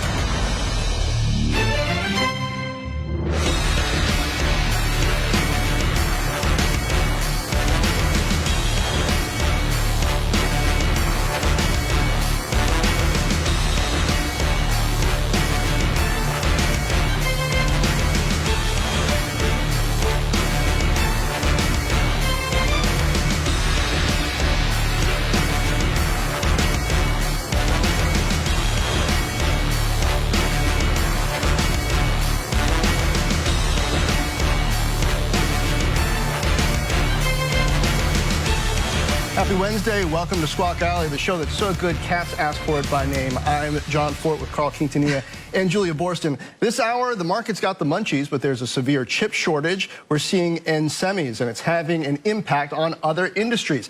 And since our chip intake is limited, we'll check in with former TikTok CEO Kevin Mayer. His new SPAC aims to help us all keep trim in our beach bodies. And later, speaking of the munchies, why pot stocks are surging and what Reddit has to do with it. And of course, we will break down Twitter's quarter after that stock pops post-earnings. Carl? Yeah, John, I'm really not too far away from all-time high territory. It did get near or above 69 this morning. Shares after that beat on the top and the bottom line. Despite the warning on future user growth, Kindred Ventures' Kanye Macabella joins us this morning to dig into the quarter. Kanye, good to see you again. Good to see you, Carl. Hello. You know, there was so much pearl clutching post-election about the disappearance of the former president from the platform and worries about engagement. Did Dorsey do a decent job at pushing back against that last night? Oh, man, what an unbelievable result. And Twitter is one of those fascinating companies where you can't help but think of it as one of the big three or maybe even big two of social media. But from a business standpoint, they've always just lagged. And I think the narrative is really finally starting to change. And ultimately, great companies change their narrative ahead of the fundamentals. But in this case, the fundamentals have finally caught up. So I think Twitter's done a tremendous job. And there's a couple of things I would quickly point to. Their better ad server, so direct response ads. I don't know if you were watching Super Bowl, but if you had Twitter as a second screen, you were seeing a lot of self-serve ads and direct response ads that were really good. Their daily active user growth has been tremendous, substantively better than Facebook and Snap and some of their other competitors. The subscription opportunity is really interesting. So there's a number of just product adjustments and then also monetization adjustments that they've made that I think are better representative of where they're headed in the future. So when you think about Twitter, let's pit them against Facebook, for example. I mean, in the old days, I think you could argue that the reputation of the platform was that it was a little buggy. Obviously, there were ad platform tech issues. But then they were aggressive in reining in content, stripping out bots, stripping out hate at large. And I wonder now if that's turned out to be long-term or longer-term an edge against their larger rival. Yeah, you know, generally speaking, if you can find a way to build a marketplace that can serve the largest possible audience, then I think you're going to be in a good spot. And one of the things that not only Twitter, but a lot of the social media companies have had to deal with is the fringe or the vocal minority trying to drown out the majority. And so this is a case where the majority strikes back in some way. And I think that's actually tremendous. But the other thing that I'm really interested in about Twitter in particular is the nature of the demographic. And so it has creators, it has young people, it has, probably, in my opinion, the most productive professional network for young people. And so people are doing a lot of activity on Twitter that's building their professional cred, and the creator economy is manifesting as much on Twitter as it is on TikTok and Patreon and some of these other platforms. And so I do think that as you think about the creator economy and the opportunity to monetize a creator suite, Twitter's doing a wonderful job of that, as well as continuing to grow on the ad side in the traditional type of social media business. Kanye, I'm going to stick with this topic of Twitter's demographic because the company warned that they're going to have some very tough comparisons in the second quarter. There was such a surge of user growth in the second quarter last year as there were all these new Yeah, Kanye, while we're trying to get Julia back there, she was in mid-question. I do want to ask you about what you were saying about professionals, because there is LinkedIn and there is YouTube. And so far, I haven't really been able to see an economy in content and in reputation really building on Twitter. But maybe there's the possibility of some of that in some of these premium services that they seem to be at least noodling with. What do you think the possibilities are there? So you're totally right, and that's actually part of why I'm so bullish about it. And so if you think about two companies that are both private companies that I'll know, one is called Clubhouse, which is one of our portfolio investments. Another is called Substack in the newsletter space. If you look at a lot of the most vibrant creators on Twitter, a lot of them are journalists, a lot of them are that type of content producers, the anchors on this show. And then thinking about going direct to their audiences, Twitter is their primary channel today, but there's a risk of them moving off to something like Substack or moving off to something like Clubhouse. And so Twitter building infrastructure, they acquired a company called Breaker, they acquired a company called Squad, a company called Social Review. These are all companies that are helping them build a new audio and newsletter ecosystem to allow them to monetize those types of creators. And those aren't creators that are particularly on a YouTube. And they're also not really creators that are on a LinkedIn because they're content driven, and Twitter is the place for that content to really shine, especially written content. And so that's where I think there's a real opportunity for them and also a risk. And so they have a competitive pressure that's motivating them at this point. The opportunity is interesting, especially because with paid services and with that sort of professionalization, further professionalization of Twitter, they have the opportunity to build out sort of a credibility layer, a layer where audiences are more curated, where identities are more verified, and you don't end up with these, troll armies having quite so much of an impact as they have in the past. How much time do they have to really lean into that? Because Twitter can kind of noodle with some things for a while without pulling the trigger. Good point. And there's two things that I think have bought them some time. One is just the strong growth in DAUs. And, and Carl mentioned Trump, and I think Trump is actually relevant in part because if you track some of the DAU growth over Twitter since he was originally elected, they have seen a boon from it, and they've been able to both manage that boon while also, as we've seen, starting to take more aggressive steps towards content moderation at the same time. And I think that's a very delicate needle to thread that they've done a good job of. And so their strong DAUs, I think, are buying them more time. And then they're better ads. And so Twitter has actually not been a great ad monetization business, despite having, 100 million, active users. And so their opportunity now to have a better ad server that can monetize is buying them time. But it's not a lot of time. And they say that subscription opportunity is right around the corner. They say that they're going to start to roll out some of these newsletter features. And I think it will behoove them to do it very quickly. The last real point I'll make about that, though, is if you look at, the enterprise value to revenue multiple there, it's, they're trading still substantively lower than a Snap or a Pinterest. And so even just on the basis of revenue, there's a narrative that they're going to have to, continue to monetize better that I think they're going to benefit from. And you're starting to see the early signs of that. But I think this is actually just the beginning. Kanye, to your point about the subscription, though, I wonder if it's going to be hard for this company that's known for being this free open platform to convert people to think about paying for their services. And there's going to be so much competition in that space, so much competition if they're in that Clubhouse space and trying to monetize that via subscription as well, or via sort of a tiered model. Is this something that Twitter can really approach in a way to change their reputation and change their identity? They're going to have to approach it carefully, and I think there's two hints that they've got an opportunity to be able to approach it well. One of which John made mention of is this verification thing. And so that little blue checkbox that you see on Twitter does a lot of work for the platform, and it does a lot of work in terms of users' ability to segment their direct messages, their ability to be able to sort of have a safer space for themselves, their ability to monetize and even promote in a different way. I think there's a lot more activity they can do to organize who gets verified, how they get verified, what that verification does for how they engage with their audience. And it's totally reasonable, in my view, to attach some subscription to that. And then the second is to your observation, it is a free platform and it's an open platform if you choose for it to be so. And so there are plenty of accounts that have hundreds of thousands of followers that are locked, which means that you actually have to ask to follow that account. And so there's already pieces of infrastructure for Twitter that are actually well primed to introduce some pricing on top of and introduce some subscription on top of that they just haven't gotten to yet. And so I'm really optimistic that they're going to. Yeah, they've taken their time on that, that's for sure. Kanye, turning to cannabis this morning, I mean, it's clear that the stocks and the sectors had some momentum in recent weeks, but the working theory this morning is that Reddit did discover it. Tilray was up 43% intraday, now up 24%. I wonder, I mean, it's so early, but could you argue or could you build a case that the lifespan of the Reddit squeeze is getting shorter as they move from pot to pot? I see what you did there. And I think that what's happening with Reddit is the same thing that happens with lots of efficient markets, which is where a certain activity starts on the fringe and a certain activity starts in such a way that the broader public doesn't understand, and then there's a quick normalization. And so if you look at Reddit Wall Street Bets as a subreddit at the beginning of January, it had maybe 5 million users. It has 8 million today. And so there's been a flood of people coming. And those aren't just retail investors, obviously. Those are retail investors.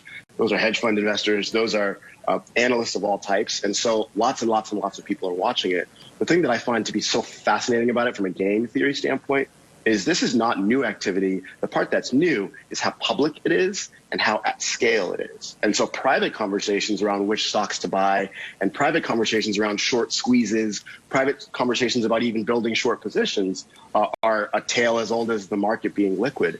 But doing that in public and doing that at scale in public is the thing that's really different now. And so I think we're going to have a game theory that has to play out here around how quickly there's a reversion to the mean on the basis of everybody being able to see everybody else's actions. So yeah. I hear you. Kanye, do you think you can engineer a really good short squeeze out in the open? I mean, isn't that kind of like trying to be a coach in the NFL, you know, engineering trick plays with the other team looking over your shoulder? I mean, can they keep running this play over and over again on different groups of stocks, you think? You know, I think it's a question that I'm just like you head scratching about. But as of right now, my instinct is lots of things can happen. And one of the things that you saw happen even in the GameStop saga was that there was a large group of people who were having a conversation in public. And then there was another small but also relatively large group of people having it on Discord, which was a little bit less public. And then there was other groups having it on Telegram and other groups having it on Signal and other groups having it in person. So I do think you're going to see some of that activity, and a lot of the more sophisticated investors are going to be trying to organize digital communities online, but they're going to be doing it with strangers and pseudonymous people, which is one of the fascinating aspects of this new trend as well. Well, Kanye, what you've described here is sort of a cycle. There was the GameStop cycle and those stocks. Now we're in this pot stock cycle. But how long can this go on for? You know, what is the trajectory of this? Do you think this is just going to keep on going on and maybe people better understand their risk every time there's a cycle and then the stocks go up and down? Absolutely, yes. Unequivocally, yes. And the reason why I believe that is this is a cycle that you've seen among professional investors, institutional investors, hedge funds, and so forth, playing out over the last 20 years. This is a cycle that they've been involved in this whole time. If you think about Bill Ackman and Carl Icahn and their interactions and short squeezes happening at that level, this is, again, the tale as old as time. What's now happening is the second largest investor on the market, which is retail, 20% of market activity, is now figuring out how to do it too. And so we used to think of retail as the tag along, or used to think of retail as a sort of like simply dumb money. But what's happened is retail has figured out how to self-organize. And as it figures out how to self-organize, each time it's going to figure out how to do it better until it's going to start to become, and I say it, but one of the interesting things is it's self-organized, but it's become something of an entity that the market needs to grapple with. And so I think it's totally here to stay. Yeah, it's not computer learning, it's crowd learning. Absolutely. Fascinating to watch. I mean, they say live in interesting times. This is really getting interesting. Kanye, good to see you. Talk to you next time. Pleasure. Kanye Macabella of Kindred. Former TikTok CEO Kevin Mayer is coming up as his new SPAC makes his first acquisition, Beachbody. That's at the bottom of the hour, so stay with us.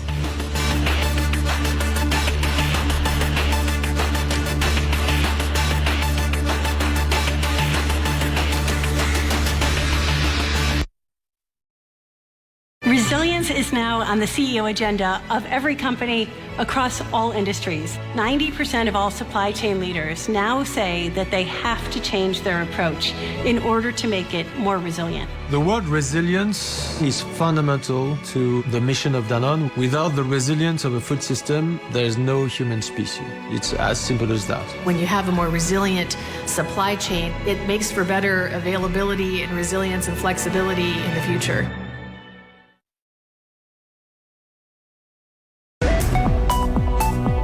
I'm Juliana Tattlebaum, and these are the stories you should be checking out on CNBC.com. Restaurants in Lisbon face an uncertain future with coronavirus restrictions hitting Portugal's key tourism industry. This as a recent wave of infections have hit the country harder than most of its European neighbors. That story's on the website now. SpaceX has begun to take public pre-orders for its Starlink satellite internet service. The company, which was founded by Elon Musk, is offering the service to customers in the U.S., Canada, and the U.K. But customers may have to wait 6 months or more for their orders to be fulfilled. Head online for the full story. Mobility startup Tier has announced it will install charging stations for its rentable e-scooters in shops. CEO Lawrence Lushner told CNBC the company, which raised some $250 million from SoftBank in November, hopes to help stores increase footfall. Brian Sullivan. Good morning. Worldwide Exchange on CNBC.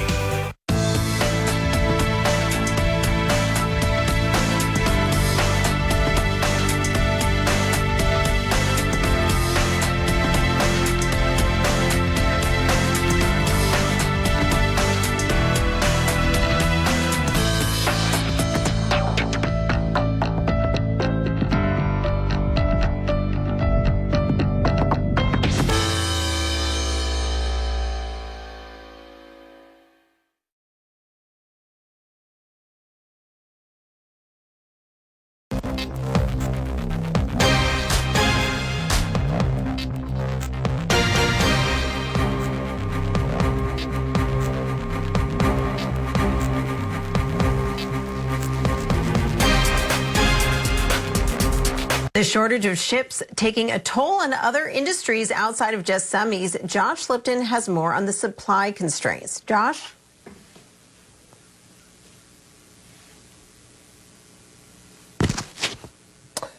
Julia, that's right. Companies are feeling the pinch. GM announcing that it is extending now the temporary shutdown at plants due to the chip shortage. And this morning on the earnings call, telling analysts that the shortage could cost it up to $2 billion this year. Sony says it can't produce enough game consoles, meanwhile, citing the same issue. Big question for investors. When does this chip shortage end? Qualcomm's incoming CEO talking about that on Squawk Alley.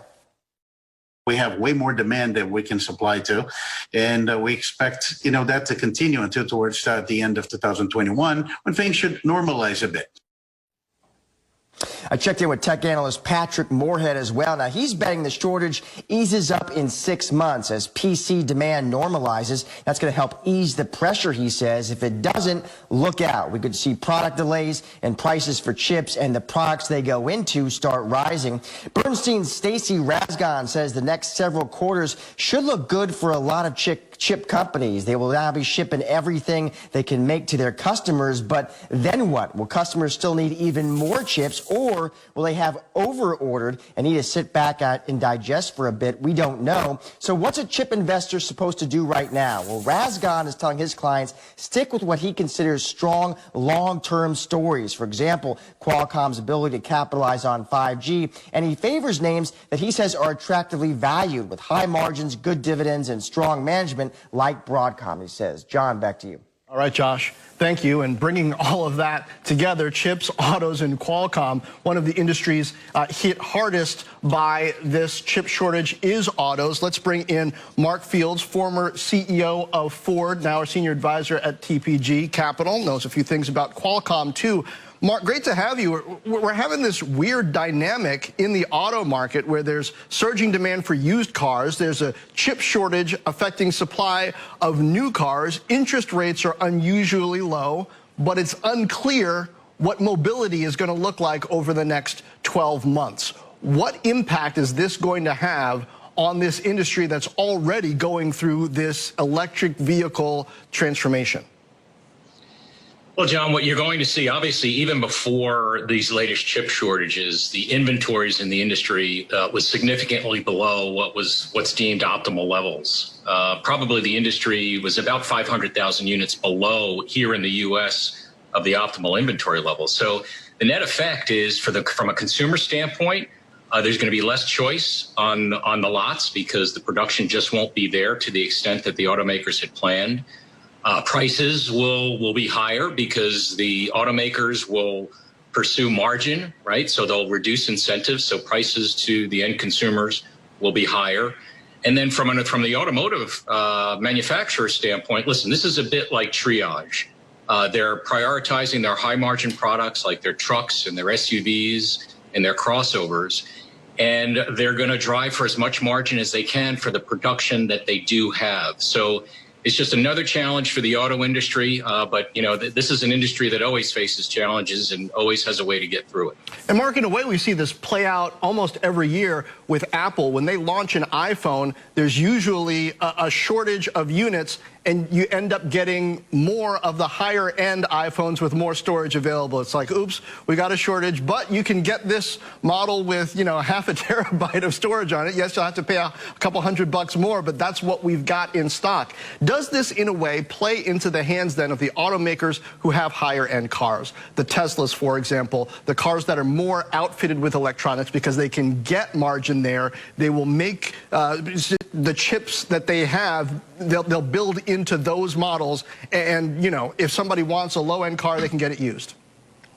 Yeah, John, you're exactly right. What's going to happen is literally through every automaker, whether they're selling mid-size priced vehicles all the way to the luxury end, they're going to push what they call mix in the industry, which is outfitting the cars with the latest options that drive margin and profitability. And so when you look at the earnings from the automakers going forward, volume will be down versus what they had projected, and that's why they're being very cautious with their production outlooks. But their average selling prices and what's called the mix that they have is going to go up significantly because they're going to push for every last dollar. I mean, you have a situation in the auto industry, in many industries, you've heard the term software is eating the world. You know, look at it this way. Semiconductors are literally the forks and knives that allow you to eat that software, and the software content in vehicles is continuing to go up. It's driving chip demand. The manufacturers don't have a lot of commercial pull with the foundries or the semiconductor chip makers because it's a relatively small part of their business. So that's why they're getting governments involved to try and help with folks like TMSE, who are the large foundries, because, you know, when production goes down, that impacts the entire economy of where that production is located. Mark, certainly such a ripple effect of that decline in availability of these chips. But my question is, what is the impact going to be on the electric vehicle plans, on these EV plans that these automakers have? Is it going to delay the timeline that they've laid out? What happens there? Well, that's a great point you mentioned because it's a really strategic issue for the automakers. When you look at electric vehicles, the semiconductor content in those vehicles is much higher than an internal combustion engine. And so when you look at the automakers, as we mentioned earlier, they're going to be pushing for the most margin they can get on every unit of production that they have. At the same time, you know, folks like GM, which have announced a number of electric products coming to the market this year, they're going to have to make the choice because right now, on a fully accounted basis, those products either don't make money or make much less money than some of their bigger internal combustion, you know, trucks and SUVs. So they're going to have to make the strategic decision. Do they go for a little less profit to make those introductions on time and move them and the industry and consumers towards electrified vehicles? Or are they going to delay those launches, maximize profitability, and when the chip shortage resolves itself, then introduce those? So my bet is most manufacturers will go ahead and introduce their electric vehicles because that is the future, and many of them want to get that first step out there before others. Speaking of that, Mark, I wonder, from a consumer standpoint, we got oil up, longest streak in terms of gains that we've had in a couple of years now. There's a brewing thesis that we're entering some kind of new oil super cycle where the commodity trend is just going to be higher in costs. Is that going to drive adoption of EV even faster than we had initially envisioned? Well, if you see oil go up and the price of gas go up, it makes when consumers are sitting at the kitchen table and doing the math, you know, as the price of gas goes up, it's going to make electrified vehicles, that kind of cost of ownership, become a lot closer and a lot faster. So it could impact that. I would mention one thing, Carl, because you mentioned something interesting around, you know, what's happening with commodities. I mean, the automakers are saying, listen, they're bringing down production because of the chip shortage, but there are other shortages in the industry. There's a labor shortage in place like Europe, as you see these large lockdowns, and so suppliers can't get other parts to OEMs or automakers. You're seeing steel here in the U.S. Steel is going for a spot rate literally over $1,300 a ton. We haven't seen that in the auto industry in a very long time. So you're starting to see these input costs really ratchet up. And at some point, the automakers and other manufacturers that use these inputs are going to move that cost and move it to consumers. So, you know, whether it's the price of oil or just the price of the vehicle or whatever product's being produced, inflation might be on its way because it's ratcheting up very quickly. Wow. All right. Well, that's definitely something that we can watch out for. Mark Fields, thank you. Thank you. Yeah, great stuff. Hey, guys, watch Lyft this morning. Getting a nice boost post-earnings from Piper. Names it a top pick, takes the target to 88. Yelp, on the other hand, going the other way. Another earnings beat, but the stock's down, I think, more than 8% at last check. Almost 8% so far in today's trade. A lot more Squawk Alley continues in a minute.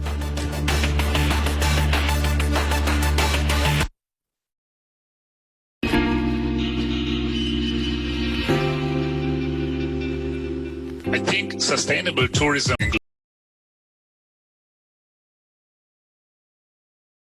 less or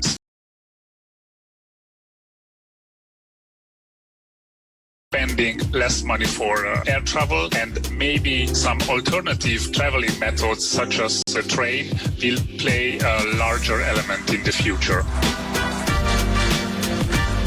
All destinations who are looking for solutions which are kind of out of the box, they will survive and they will be the first one to regain tourism and to see international travelers again. We said it before, the pandemic has changed everything in tourism, and the time to see that and to believe that will come in 2021. So we have to be ready for a new phase of tourism.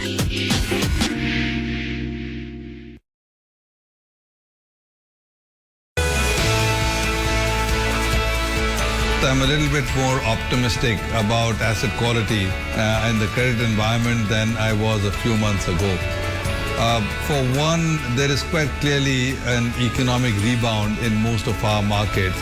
And you can see that coming through in indicators like loan demand, but also consumer spending in most of the countries. So that's obviously somewhat helpful. We're ushering in the year of the ox. After an unprecedented year of turmoil, we'll look at what's ahead. The U.S. is in recovery. The rest of the world is starting to catch up. As China marks a major milestone. The CCP goes into its 100th anniversary feeling very confident. And will travel finally get back to normal? In a normal year, you will see hundreds of millions, maybe 200 million people out there on the move. But this year, probably only at 50%. All that and more in our special year of the ox, Plowing On. Real money. Heat map right now, pretty good day for stocks. Real debate. Purchase volume was up 20%. Halftime report on CNBC.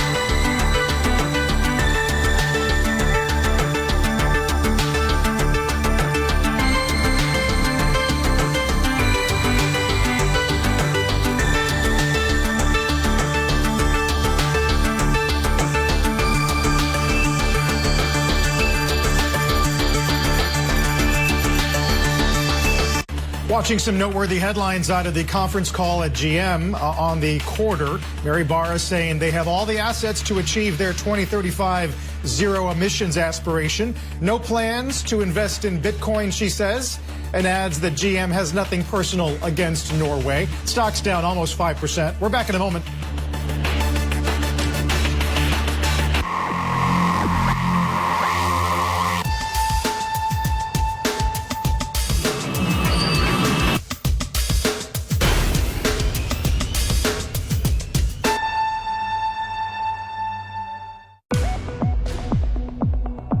The initial conservative is going to take around 15 months for Indonesia, but the president really asking us to accelerate within 12 months. The target is to vaccinate 80% of our population to achieve the herd immunity. So by the end of this year, 40 or 50% will be covered by the vaccine. Why only 55%? Because that doesn't sound like herd immunity. We have around 40 million who are below 18. Medical authorities do not recommend them to be vaccinated. We hope to get most of our people vaccinated by the third or the fourth quarter of this year. If we get the vaccines faster, we'll be able to roll out the program faster. The vaccine, I think, is a turning point, but don't underestimate testing. I think if we can get testing to 45 seconds, 30 seconds, that will also be a groundbreaker. The stories and opportunities driving Wall Street and investors. Tyler Matheson, Melissa Lee, Kelly Evans, Power Lunch. Weeknights on CNBC.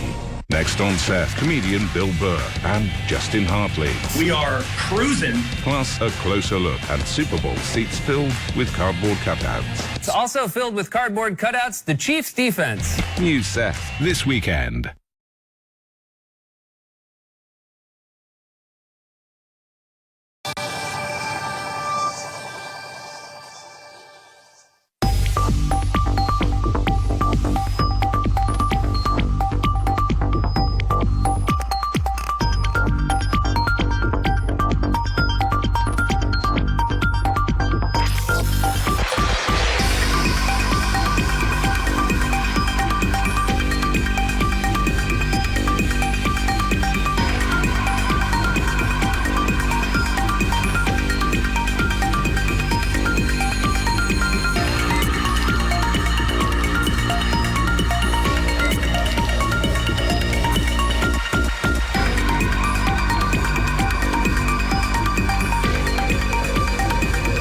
More SPAC news to get to this morning. Former TikTok CEO announcing his SPAC's first acquisition, popular fitness brands Beachbody and Mix Fitness, which makes connected indoor bikes. Now, the combined company will be valued at nearly $3 billion. Joining us now, one of the leads behind that SPAC, former TikTok CEO and former senior Disney executive Kevin Mayer, and will be joined in just a bit by Beachbody company co-founder and CEO Carl Daikeler. Kevin, thank you so much for joining us again here today to talk about this deal. Always a pleasure, Julia. Thank you for having me. So, Kevin, you know quite a bit about digital streaming companies. You were responsible for launching Disney Plus. Now you're making this big deal with a digital fitness streaming company. Why Beachbody and why now? Well, as you said, Beachbody is a very substantial streaming company in the fitness space and is benefiting from three tailwinds that are all raising the boat of Beachbody. One is the digital subscription content space. That is an industry that I'm very familiar with. It's a space I've operated in successfully with Disney. There's also the connected fitness space with the acquisition of Mix Fitness, which is a connected bicycle. They're entering that space, and that's similar to what Peloton does. It's equipment-based, in-home fitness attached to subscriptions. And there's also the overall health and wellness space that it's participating in, which is also growing. And they have a great suite of fitness nutritional products that they access through Beachbody and OpenFit, the two brands that are the digital content brands. So it's a trilogy of growth opportunities all in one company, and it really does access some of the premium content and subscription capabilities that I bring to the table. Carl, I want to bring you here now. I understand you started this company decades ago with a VHS tape, 8-minute ad, so quite a transformation of this company here. But I'm curious why you're interested in doing this deal and what you see these storied executives, including Kevin Mayer, who will be joining your board, as bringing to the table. Yeah, we are incredibly fortunate. We could have gone the traditional IPO route, obviously, but one of our shareholders is the Rain Group, and they had a great experience taking DraftKings public via SPAC, and there's no denying that's been a tremendous success for shareholders and investors. And the SPAC route was fast and efficient and a very flexible way into the market, and allowed us to raise money to fuel our growth. And at the same time, in our case, like you said, this is a once-in-a-lifetime opportunity to work alongside two of the most accomplished executives who have ever worked in content, Tom Staggs and now Kevin Mayer, Chief Strategy Officer, who helped launch Disney Plus and ESPN Plus. So this provided us a very efficient way to execute the merger and bring in mixed fitness at the same time so we could get into indoor cycling with the Beachbody company. And I know there's a lot of coverage around SPACs these days, but this is an example of Beachbody, FRX, and mixed fitness coming together, and a study in how valuable an instrument the SPAC can be to put great management teams and experienced companies together to bring a great company to the public market. Carl, there certainly is a lot of talk about SPACs these days. Kevin, I want to return to something you said about the tailwinds right now. There's also a lot of competition right now. You have Peloton growing. Peloton introduced lowered the cost of their original bike and are introducing all these different services. You also have Apple Fitness, which they, of course, have access to a huge user base. Then you also have the question of whether as the economy opens up again and people aren't cooped up at home, whether they're going to want to return to gyms and maybe not spend as much on at-home fitness. How do you see those competitive forces potentially limiting your growth? Well, that's a great question. We focus on serving consumers, and we enter this marketplace. We've been in it for 22 years. We're in a position of strength. We have 2.6 million subscribers and growing, so it makes us the largest subscription, I think, fitness subscription model out there. And we're not afraid of competition. In fact, we embrace it. Competition makes us all better. It grows the marketplace. It is a fragmented marketplace. I think that there's room for mergers and acquisitions to happen in the future, and we think we have a war chest to do that.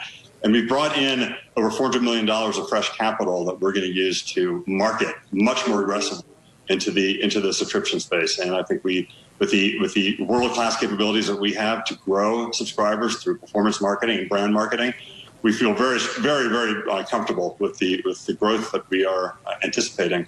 And again, we focus on consumers. We did that at Disney too. We put our blinders on. We focus on serving our consumer base as best we can. And if you do that the right way, and consumers love what you put in front of them, you will grow and you'll be very successful. I would say that the content that Carl and his team have been able to put in place over the years has been enormously successful. We all thought when we first looked at this company that perhaps the content would be ephemeral and not have a long-lasting value. But if you look at the usage of the library of the content that has been made, up to 15 years ago, it's still in the top 10 content being used every year. So there's a huge library in place that is a great competitive advantage and a great source of enterprise value. And we continue to create new content and new marketing opportunities when we launch new premium content. And look, this company's done great for 22 years. It's grown to over $1 billion in sales organically without a lot of fresh capital from the outside markets. Now that we have the capital, it puts us in a great position, we think.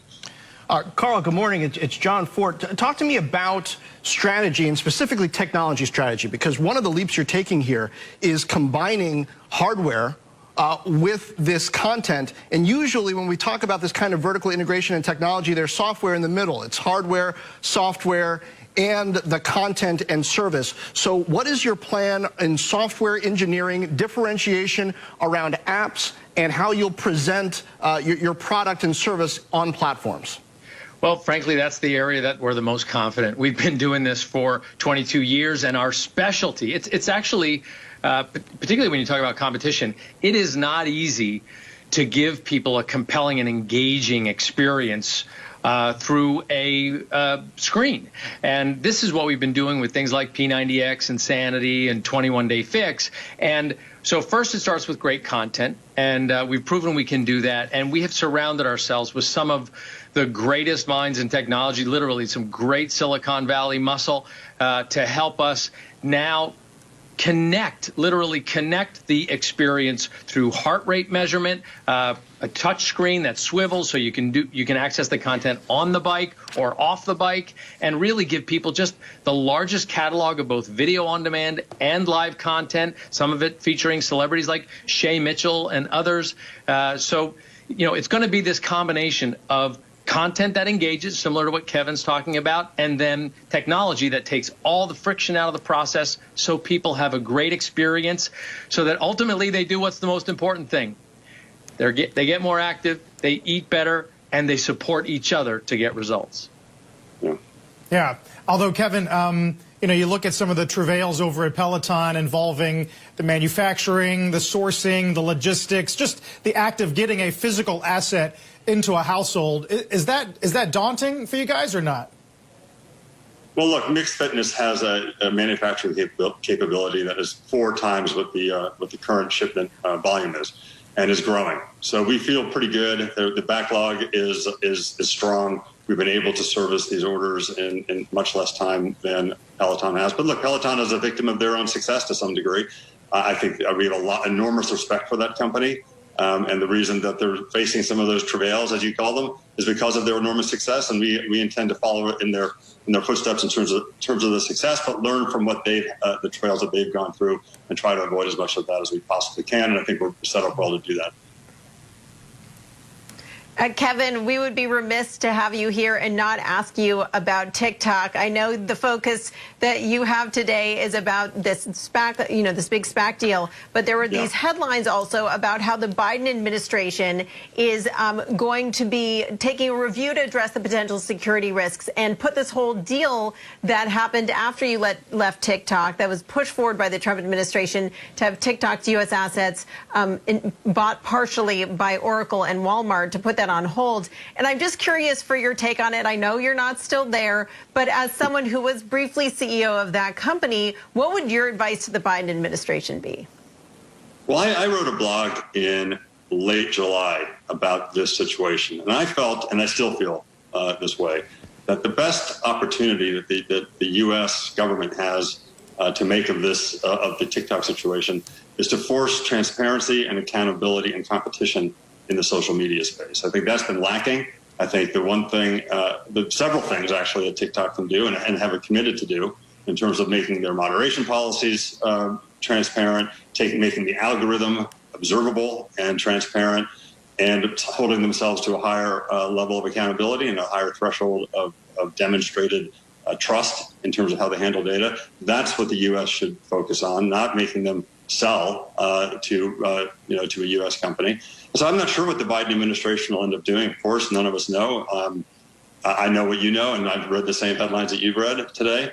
And I just wish, I hope it goes the way that I wanted it to go when I was there. And I think that is the best way for our ecosystem to extract as much value as possible, as much trust and the right dynamics moving in the right direction by just demanding transparency and accountability, not a sale.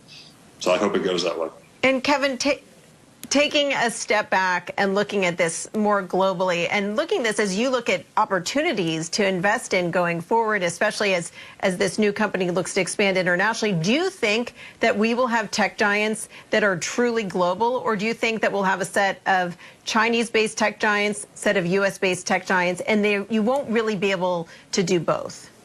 Well, I'm hopeful that we can have a global footprint for companies if they act responsibly and if they respect the local laws and mostly keeping data private and making sure that's compartmentalized the right way.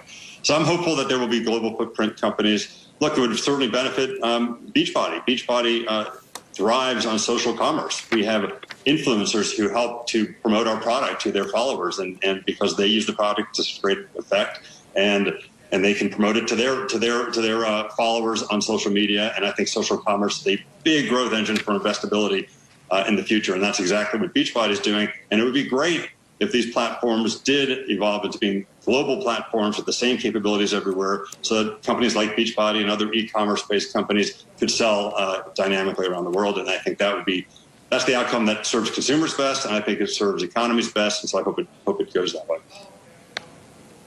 Good pivot there, Kevin, from TikTok back to Beachbody. Great insight there. Kevin and Carl, I appreciate you both joining us to talk about this news, and we look forward to seeing what comes next and what other acquisitions you make for that SPAC. Thanks so much. Thank you very much. It's always a pleasure. Cisco shares, meanwhile, falling this morning, down about 4%, despite an earnings beat and a raise of its dividend. Those continued struggles of the enterprise market and the top product segment infrastructure platforms are the catalysts behind that drop today. We spoke with Cisco CEO Chuck Robbins earlier in the 9 o'clock hour. For that full interview, head to CNBC.com. We're back in a moment.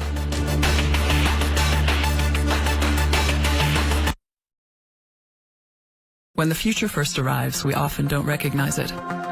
Interactive Brokers founder Thomas Petterfy brought the future to the floor of the American Stock Exchange in 1983. The company had fabricated Wall Street's first mobile computer, and it changed finance forever. Today, Interactive Brokers continues to push finance forward by building the latest technology you need to increase your success. Move your account to Interactive Brokers.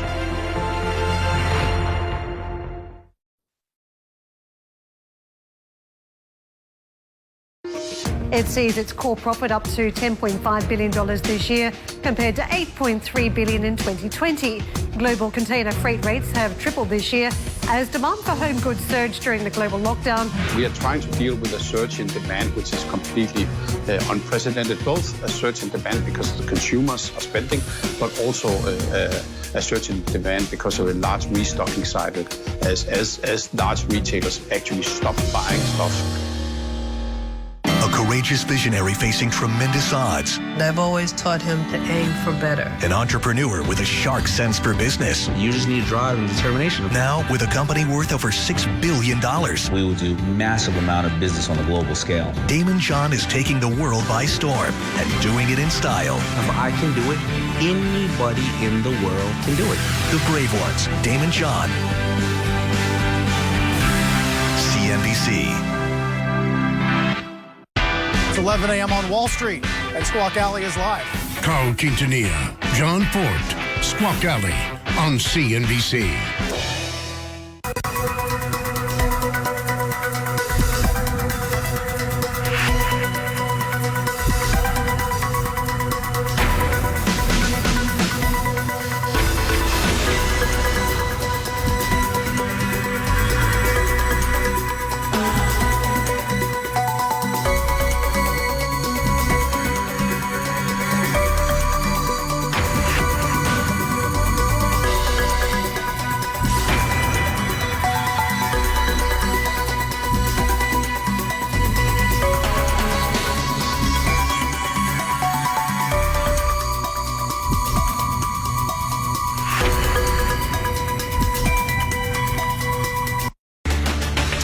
Airbnb's worthy of some attention today. HSBC initiates with a buy, price target 220. They see EBITDA going positive in 2021 with 30% margins, they say, sustainable over the long run. You can get more on that on CNBC.com. We're back in just a moment. The Bond Report is brought to you by PIMCO.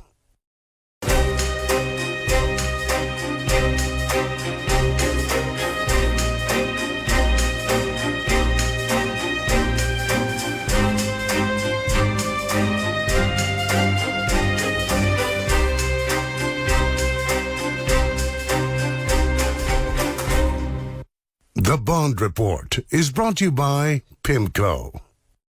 Heineken is also in focus this morning. The company has reported a near 50% drop in net profit for 2020. The brewer says it does not see a recovery to pre-pandemic levels this year.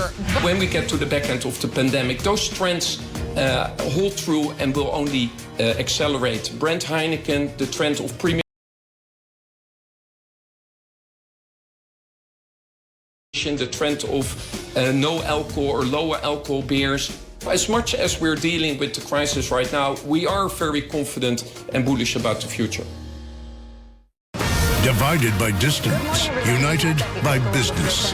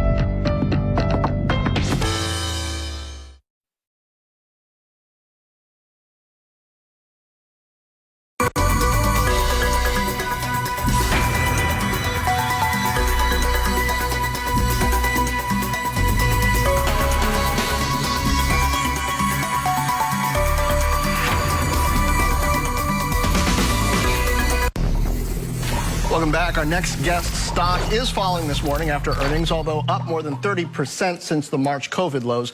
Genpact CEO joins us now to talk about what the future of work looks like as companies like Salesforce say goodbye to the traditional 9-to-5 post-pandemic. Tyre Thiagarajan joins us now as company supports more than a quarter of the Fortune 500 globally. Tiger, welcome. And so I really want to start there because you've got such a good look at the different paces of recovery across industries. You said, I believe, you got $3 billion in total new bookings and that client decision cycles are returning to kind of pre-pandemic levels. But I take it the decisions that they're making are maybe different than the ones that they were making a year and a half, 2 years ago? Oh, no question, John. Thank you so much for having me on the show. Very different. And I guess the phrase that is oft repeated these days is digital transformation has really taken hold. An acceleration exponentially in every client, in every industry. And we're seeing this across the board. Embrace digital, embrace analytics, get me real-time information so I can take decisions in a highly volatile world. So we're seeing that be the big driver across our portfolio. So, I mean, we've been talking about digital transformation for a long time and been talking about cloud for a long time. You guys at Genpact specialize in business processes, right? Which is what this is all about. What is the difference here? Why were certain industries or businesses, I don't want to say sitting on their hands, but maybe taking this slower, and now what has incentivized them to speed it up? Oh, many things actually. By the way, it's a great question, and many things. One, I think everyone was embracing it, but there was a speed at which it was getting embraced. And what the last 12 months has shown is you've got to break those barriers down. So it's an exponential curve. And remember, this is about change management because people have to embrace new ways of working. Guess what's happened in the last 12 months? Very new ways of working. And all those barriers are gone. And the third is the demand for virtualization, which is I need to be able to access data and transactions from anywhere, any device, and it better provide me real-time insights and analytics. You know, if I want to understand my supply chain real-time, then you have to get to the cloud, because that's the fastest and best way to do it. So it's a combination of that driving it, plus all barriers of change are gone.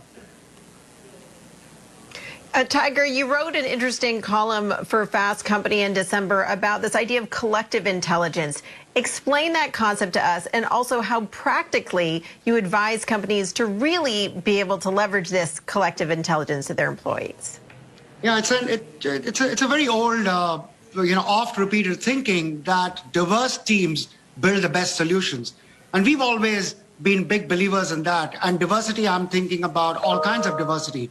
People who think differently based on their background, gender, experience, racial background, everything. They bring all that to the table. What is very clear in today's world of digital and technology and data and analytics is, one, the pace of change has become so rapid that there is no chance that any of us know everything. So how do you then access information that other people have? By bringing them together. And that doesn't have to be inside the company. We're talking about an ecosystem coming together. When we work with clients, clients get the benefit of the fact that we work with multiple clients in multiple geographies and see many, many situations that we can bring to them. When we work with a customer to improve their receivables, we bring knowledge from managing receivables for a bank. That's what the new world has taught us, which is how do you bring all that together? And digital platforms allow that crowdsourcing to happen so much better. And finally, Tiger, you mentioned, I believe, that among the changes that are happening, salary increases for employees are coming back. And I wonder if that signals that we've moved further out of this kind of COVID-induced, grateful to just have a job, everybody hunkering down, into more of a competition for talent, competition for labor market again, particularly in the areas where your employees work and where your customers are also active. Is that what you're seeing? I guess the answer is yes, but I'd be careful. One, the war for talent has always been there, even through COVID-19. Great talent is always in demand. And we still believe that's been true last year and will continue to be true. Does that become, even more of a war for talent? Probably yes. But it also depends on the industry. We are in a growth environment. We are experiencing growth, and that obviously helps. And some of the work that we do is so interesting. When our team actually helps the regulator in the UK, the health regulator, MHRA, to actually have a tracking of all the adverse reaction to a vaccine. I mean, how interesting is that, and how much value do you think as an individual and a team you're adding to society?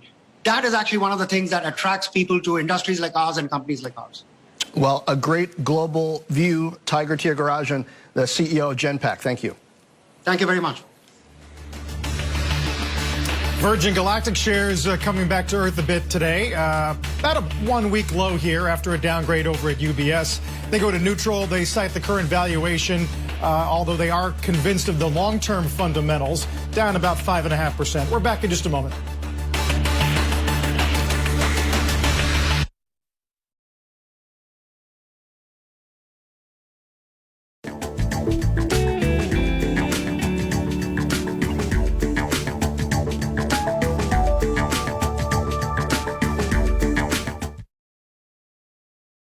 If you can keep your head when all about you are losing theirs, if you can meet with triumph and disaster and treat those two imposters just the same, the world is yours to trade and invest. See it, IG it. I believe the coronavirus brought us together. In fact, there have been numerous initiatives in the region to discuss the trade integration, also to avoid the financial instability even at the peak of the kind of financial turmoil in less spring. There are a number of initiatives ASEAN are making progress to secure the vaccines for the region. On the next Managing Asia, we put the spotlight on sustainability. By 2030, we want to all abolish petrol-based virgin PET bottles. That is a huge challenge. I'm hopeful that we'll be able to cut the amount of plastic getting into the ocean in half over the next 10 years. The interest that Claire and I have had when we were much younger has always been about trying to make a difference in the world. Companies doing good on the next Managing Asia. Keep up with the crisis. Squawk on the Street on CNBC.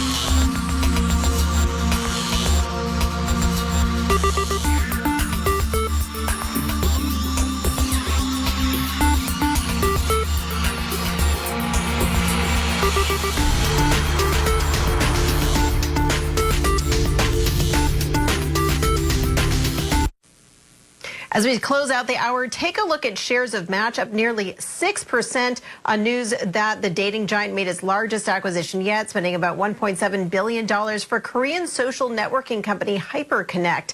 And this news comes ahead of Match's rival Bumble, widely expected to price tonight and start trading tomorrow. Don? Yes, speaking of matches and acquisitions, DoorDash still matching people with their takeout orders and just acquired that robotic salad maker. It is up about 10% this morning, Carl. Yeah, it's a nice gain. Guys, you can't leave the hour without mentioning Uber, at least for a moment. That's an all-time high today, 62.67. And on the heels of Lyft's quarter and results, can they match it? We'll find out after the bell tonight. For now, let's get to the half and the judge. Carl, thanks so much. Welcome to the Halftime Report. I'm Scott Wapner. Front and center this hour, the runaway Russell small cap surge to a new record high. Why it is a very positive sign for your money.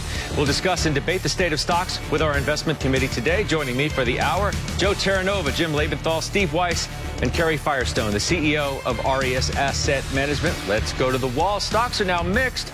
The VIX briefly dipping below 20 today. You see the Russell's gone negative too, but we're taking a big picture look, a big focus on the Russell, trying for its 8th straight positive day, the 10th record close of 2021. Joe, I paint this as a very positive sign for the overall stock market.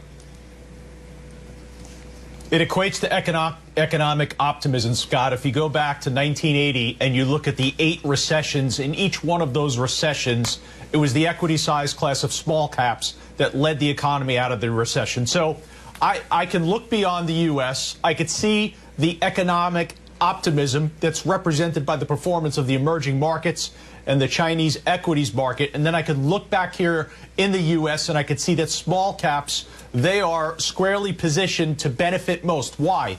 Because they have the interest rate sensitivity and they are viewed as companies that have weaker balance sheet.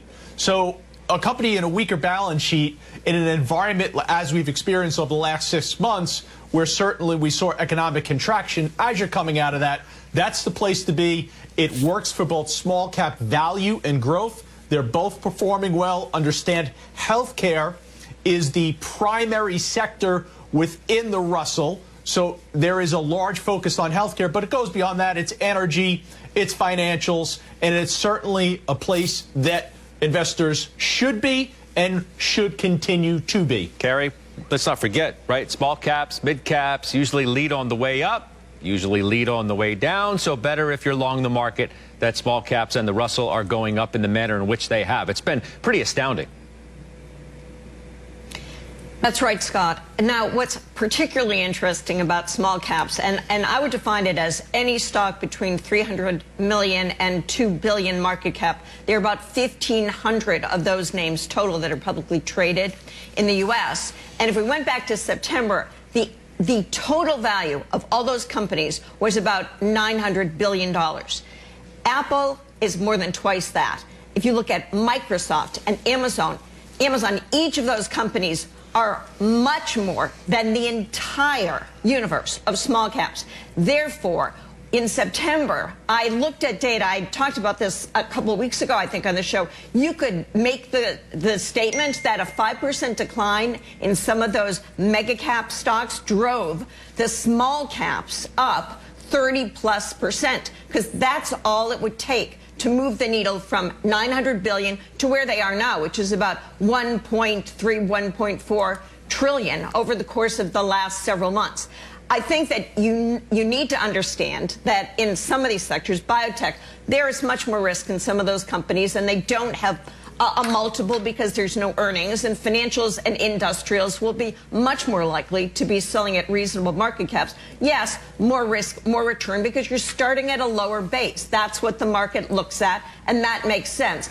For investors, we recommend, and we do own this type of portfolio, we have a mix of names that are $1 billion market cap and names that are 2 trillion market cap. So if you run the gamut, you have some protection on the capitalization side, and diversification by industry sector and by multiple. How expensive is the company is also important to consider when you're building your own portfolio. Yeah. Why small caps, big names, though, right? Shake Shack's up 54% just year to date. Congrats, Josh Brown, on that. As he told us yesterday, he was adding to that. Stitch Fix is up 48%. I mean, some of these names are, fairly widely held. Macy's is up 37%. You get a housing play in KB Home up 29%. Papa John's 26%. Wingstop 25%. Names we don't talk about every day. We should give these companies more credit. 26 is a company you own, is up 24%. Yeah, 26 reported a great quarter yesterday, so it's following through. It's got lots more upside in the right space, optical, lasers, 5G. I agree with everything that Kerry said. I agree with everything Joe said. But let me take it one step further. And what you just mentioned, I think, proves out my case. I'm not really looking at the indices. I mean, it's great. I look at it in terms of just fun to look at. But I'm really bottoms up. and every stock that you mentioned meaningfully outperformed the indices. So it truly is a stock picker's market. You can add to those names small ones, Vuzix, which has gone from 3.5 up to 15. Or you can go with a stock like Moderna, which was small cap, and now it's 70 billion. So it's really about the momentum in the fundamentals, as you said with 2.6, and in the others. They all have solid fundamentals. So if you don't have the ability to do your own work or have access to people that do, then buy the indices. But if you can do your own work, there's a lot of themes out there that are trading, whether it's 5G or some others that we'll get to. So it's thematic trading, and it's single stock with idiosyncratic stories. And that's where I continue to find opportunity. I don't find bubbles. I find extremely attractive valuations. So that's my playbook now and going forward. And I'm adding to my winners, as Josh did. Yeah. You know, Jim, I think what we're trying to do here for our viewers is find some stock picks and plays, you know, beyond the headlines, beyond the lights on the marquee, for the names that get talked about an awful lot and everybody likes for the most obvious of reasons. That's one reason why we're looking at small caps, and I want you guys to discuss that today. But also just the broad sense that you see when the Russell's going up the way it is, it's generally a good sign overall for the market. It is, Scott. It's certainly, and Joe highlighted that. I do want to join the jam that you and Steve were just playing, and my riff on it is just take a look at the renewable energy sector of the Russell 2000. You can just, in the last 6 months, companies like Plug Power up 900%, Fuel Cell up almost 500%, and those are in the top 10 of the Russell 2000. Now, to the point that you're making at, which I totally agree with, you can find stocks that are not speculative bubbles like those two. You can find stocks that are very strong, fundamental, well-valued companies. You know, I would look at, say, a Greenbrier, the rail car manufacturer, or Cleveland Cliffs, the iron ore manufacturers. They're up, but they're not up multiples the way the more speculative names in healthcare and renewable energy space is. And so I want to repeat what Steve is saying. If you buy the index, you're going to buy the good, bad, and the ugly. If you can do your own fundamental research, as I do, as Steve and Kerry and Joe do, then you're going to decide which ones to own. For me, it's the Greenbriers and Cleveland Cliffs of the world within the Russell 2000. Good points, but I mean, look, we just showed Cliffs. And I think it was John Najarian who talked about Cliffs yesterday as well. Yeah. It still is a stock that's up better than 100% over the past year. I think that was the time frame that we just showed. We can throw that back up and continue to discuss that. So, I mean, a lot of these stocks have had huge moves, too. And listen, it's a great point. I am aware of what you're saying with Cleveland Cliffs. I don't mean to parse this, but if you look at a 2-year chart, it's up 43%. And the point that I would drive at is just go back to the central point that we're all making. Be a stock picker. I mean, obviously, if you can't be a stock picker, you're going to buy the index, but I would much rather be a stock picker and look at Cleveland Cliffs, see what they did yesterday where they refinanced their debt. They're going to save $35 million in interest expense. They issued some shares to further shore up the balance sheet. I see nothing but blue skies ahead, and I don't care that it's up 100% in the last 6 months. This stock has 50% more in it this year. So let's continue on the stock picking theme. And do it through the S&P 500, which shows a pretty broad move. The S&P is going for its 7th positive session in 8. Within that, you have some really good performance from sectors like autos and components of automobiles. It's up 17% year to date. Kerry, you make a play today when you buy O'Reilly Automotive. Tell our viewers why. Yeah, exactly. So O'Reilly is a stock that we've been looking at for months, and 2020 was a year in which there were not a lot of miles driven relative to recent years. And the stock traded down, didn't have a good year last year. It came back to an 18 multiple. If you look at the chart, you can see it underperformed. And we bought it recently because it was at a price that we thought was very attractive. We think it'll get back to a 20 multiple. It's gained market share over the last few years. And with the move toward electric cars, they have components that fit in electric cars as well. It's not a business that's going away. We think it's very well managed, strong balance sheet. And this is a name that we think at the multiple relative to the market and to itself historically, we thought it was very attractive as an entry point. Jimmy, GM earnings, we're looking at the stock today. I'm going to pull it up right here. We'll show it to our viewers, too. The stock's down a few percentage points. It's had a massive run, though. What do you tell our viewers now about General Motors? I'm just going to go back to Friday. You and I talked about it, Scott, and what I said there was if you don't own it, buy half of it then and buy half of it after earnings. And you're getting your price break today. This is just some profit taking. The earnings were spectacular. Now, that's backward looking, okay? But you look at demand for their vehicles, you look at the prices paid, they're doing fabulously. There is an issue out there, and it's a global issue about chip shortages. We know that. It's not just a GM issue. This isn't bad management on GM's part. They've got the right products and they're selling.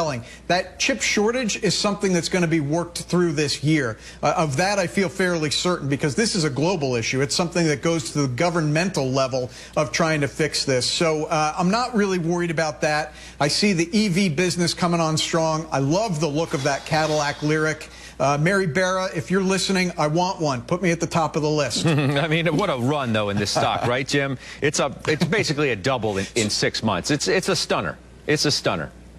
Yeah. So then the question then, Scott, is what's the right multiple for this? Before the recession, the right multiple was 6 because nobody believed they could stay profitable during a recession. Well, they blew that out of the water last year. I mean, they were massively profitable last year. So now I think that multiple really should go towards double digits, 10 times. And, you know, that could easily put them above $60, I'd say, by summer. Yeah. Beyond that, it's the EV and cruise business that will take them to $70 and $80 probably next year. Yeah. Forward PE of you know, a little more than 8.5. I mean, it brings us to, you know, if you go EVs, let's talk renewables because energy's been a bang-up place too, up 16% year to date. Weiss, you own Brookfield Renewable Energy Partners, the Global Clean Energy ETF, which is the ICLN as well. Right, and I sold Vestas Wind Systems, very thinly traded stock, even though it's a market cap that's large cap, over $50 billion, but it was acting terribly, and I've got exposure there. Also with AY, which is more of a yield play, but also renewable energy. Look, I think they continue to go. To me, you're just seeing the money come in. ESG, of which they're part of, is the fastest growing asset class I can recall seeing. I mean, it's accounting for virtually 80% of every dollar coming into funds. But it extends past there. So if you go with the autos, they're going, I mean, GM got a big boost from going clean energy. 2.6, which you just spoke about, I mean, you can't build autonomous driving cars or, you know, or EVs without their LiDAR or their lasers. Big in the auto industry. So if you look behind this, if you look under it, you get to the ESG plays of all these companies, which is why I think the fossil fuel move is short-lived. It's short-lived anyway because it's the nature of the beast, but I think that you'll continue to see funds boot out those companies and go to the clean energy. You know, the trade's been a little tired, though, recently. Yeah, a couple of interesting points. Jim makes me think, no, you don't apologize. Jim makes me think about it, though, where he says, you know, what is the appropriate multiple for a GM, for example? And I'll just, you know, pull that a little bit wider to suggest that multiples have expanded on a lot of different stocks. So you really need to ask yourself the question Jim asked of all of us about General Motors and its multiple. Kerry, that brings me to you. Banks are up 10% year to date. You trimmed First Republic. Does that fall into the multiple expanded, now I need to take a second look category? First Republic had doubled from the bottom in March, and it's been a fantastic stock. We've owned it for years, and it was really a play on wealth management growing within their umbrella and the West Coast. They started in Silicon Valley, and they've expanded across the country to pockets of wealth. And we thought, you know, great run, great play, fantastic. We love it. But, you know, the stock got to be a pretty heavy weight in our portfolio. And we thought, yes, it's about time to trim. Plus, you know, we had this run of financials in the fourth quarter when there was all the big reopening play and the cyclicals. And what we've seen lately is an awful lot of jockeying for position. It's a musical chairs at the top of who is the leader this week and next week. Can we just show quick this chart? Because I think it shows and illustrates what's been going on in the market. Every week or so, there's a change of leadership. Energy is up 17% year to date, but it has only had 2 consecutive weeks where it's outperformed the S&P, all of the top groups. And this shows the sectors by top, meaning energy, down the list. Nobody has had 4 weeks of consecutive outperformance. And so I think it's important to watch what the multiples are, the valuation. If you've had a big run, perhaps there are other places and opportunities in which to put the money. And we felt that way about First Republic. Okay, let me buzz through a few moves here from all of you before I have to take my first break. I've got Keith Meister coming up after the break, so you want to pay attention to that, and I want to get to that, but I do want to go through this first. Jim, I want to be clear. You bought more Cleveland Cliffs yesterday, and I don't know if we said that or made it clear enough for our viewers. You also sold Qualcomm calls and Transocean puts. Can you quickly take me through that?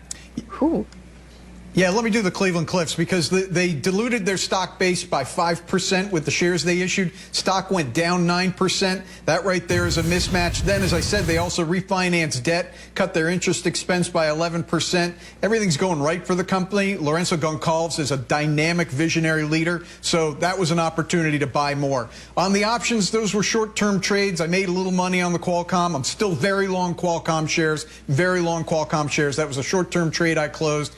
And Transocean, it just wasn't working out, so I just closed those puts. Okay, Weiss, give me quick. You sold Vestas Wind Systems and Akamai. Yeah, so Akamai, I've known the company for 2 decades. It's always, 2 steps forward, 2 steps back. They missed the quarter. It wasn't a big position, which is why I haven't talked about that. But I'm finding so many opportunities elsewhere. I'm sort of trying to pare back the losers. Vestas, again, I made some money in it. The stock was trading poorly for what reasons I don't know. Probably because it's very illiquid. A big owner wanted to get out. Company's in the quiet period, so I can't talk to him. But I got enough clean energy exposure, so that one had to go as a laggard. Also, you sold IFF calls. I'm betting that has something to do with the surge in the stock today on news I've confirmed as well of Sachem Head taking a position in that company. I wish you were right in your bet, but I actually sold them yesterday. I bought it for when the deal was closing. So I didn't benefit from today. I know Sachem Head used to be invested in the fund, actually. Very smart fund, good activist. And the head of Sachem Head, as you know, was the first analyst Ackman ever hired and was partner there. Yeah, Scott Ferguson. So, I love the company, by the way, and I'm looking to buy it. Quarter comes up soon. Very, very cheap, great cash flow, and a world-class franchise. Okay. And Carrie, quickly, S&P Global, you bought more. Tell me quick. The stock been going down since the announcement of the acquisition with IHS, and we thought this was an attractive entry, and they're going to make some money on SPACs, too. All right. Good stuff. We'll get through more of those before the show ends. I promise you that. Up next, Corvex Capital's Keith Meister. He joins us for a halftime exclusive. His new SPAC deal announced today, plus his take on the market. We'll, of course, get that. We'll do it in 2 minutes.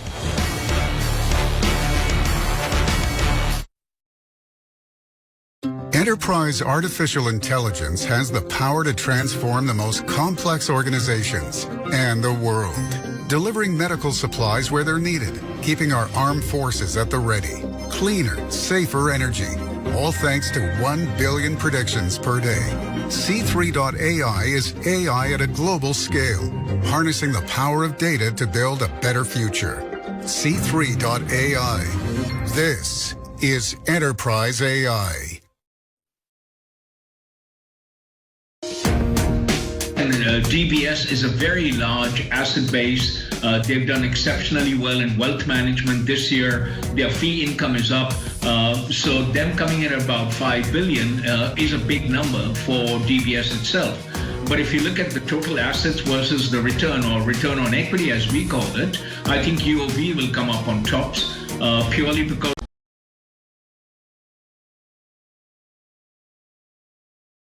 and Sullivan. Good morning. Worldwide Exchange on CNBC.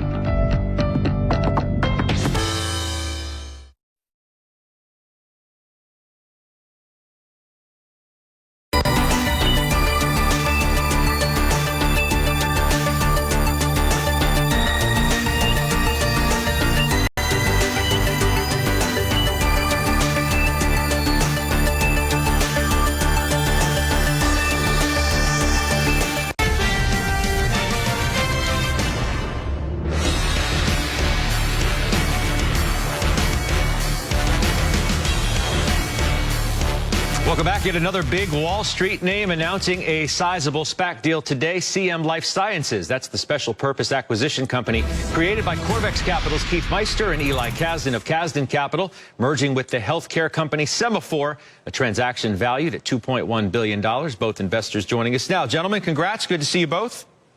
Thanks, Scott. Great to be here.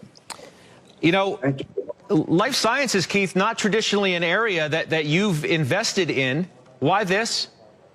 So you're right, Scott. I'm a generalist. I historically have not been a life sciences investor, but thankfully, I've been friends with Eli Kasdan for life. We grew up together. We played Pee-wee football, went to high school together, and I was lucky enough to be the first investor in Eli's fund in 2012 when he launched Kasdan Capital to focus exclusively on life sciences. Eli's done an amazing job and compounded money at an extraordinary rate since he launched his firm in 2012. I think I'm up more than 10x on my investment. And what he saw early was the marriage of sort of data and science and AI to drive health outcomes. And he set up a fund to do it. I saw this firsthand when he was the largest investor in a company called Invitae that in late June bought a business named Archer, and Eli put together the pipe and funded the transaction. And the stock literally went from 18, straight up, and I think directly to about 50. I called him the night the deal was announced, and I said, "How much money did we make? Congrats."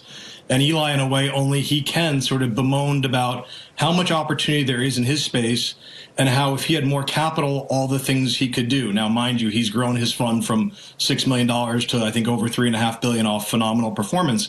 But he said there's all these amazing companies that have tremendous growth, that are early in their life cycle, that if you can give them capital, you can help accelerate their growth. And as I heard this, I said, Eli, you should do a SPAC. And Eli said to me, what's a SPAC? And I explained it to him. And he said, I'll only do it if you do it with me. And literally on the phone that night, it was right around 4th of July, we decided to do a SPAC together. We launched the largest life science SPAC in September with about $445 million, plus our firms each committed another 150. So we had a $600 million pool of capital. And we went out to do exactly what we found with Semaphore, find an amazing company, about $2 billion in scale, that didn't want to sell out, but wanted to access the public markets to accelerate its growth and partner with the public markets to go from a $2 billion company to a $5 billion company to a $10 billion company to a $20 billion company. And I'll turn it over to Eli, but we found the perfect company in Eric and Semaphore to do that. And maybe let Eli explain why. Well, it's funny. I think the man on the street knows about a SPAC at this point, right? I mean, everybody seems to know about a SPAC. This is your bread and butter, Eli, as Keith mentioned. I think you guys, correct me if I'm wrong, were an investor in private market in 23andMe, which is incidentally in its own SPAC deal as well. You think there's more emphasis on this space now because of the pandemic and the intense focus there is on genomics, on healthcare, big data, AI, et cetera? Yeah, no, well, first of all, thanks for having me. And it's super exciting to be doing this with Keith, who also introduced me to my wife. So that's an additional mitzvah that he has. Yeah, it's an amazing time in the industry. And I think the pandemic, as challenging as it has been, kind of shone a light on an industry that has been long on promise, but taken a long time to deliver. But the tools and technologies for analyzing and manipulating molecular biology, DNA specifically, have accelerated our ability to generate vast amounts of molecular data. And when you take that data and apply it to things like next generation diagnostics or therapeutics, or in the case of Semaphore, when you combine that data with clinical data, right, the medical records, your treatment selection, all that information, when you combine those two together, you really can transform medicine and outcomes. And so it's just an exciting time. The pandemic kind of shone the light on it, but it was at the right time because the industry is in a major inflection. We've been early investors in Illumina and PacBio and Oxford Nanopore and application companies like Foundation Medicine and data companies like Flatiron and therapeutic companies. So we've seen this whole wave transpire. And when we came across Semaphore, and I've known Eric for a very long time, and I think one of the key things to keep in mind for investors in the space and for everyone is technology is important, but you need talent and entrepreneurs and experts behind that technology to bring it all together. And Eric specifically worked at Merck, Roche, was CSO of PacBio, and then went inside Mount Sinai to get at the clinical data to bring those tools and experiences together, spun it out into Semaphore, has 150 plus data scientists pulling that data together, but in an intelligent way, on a business that's growing like a weed.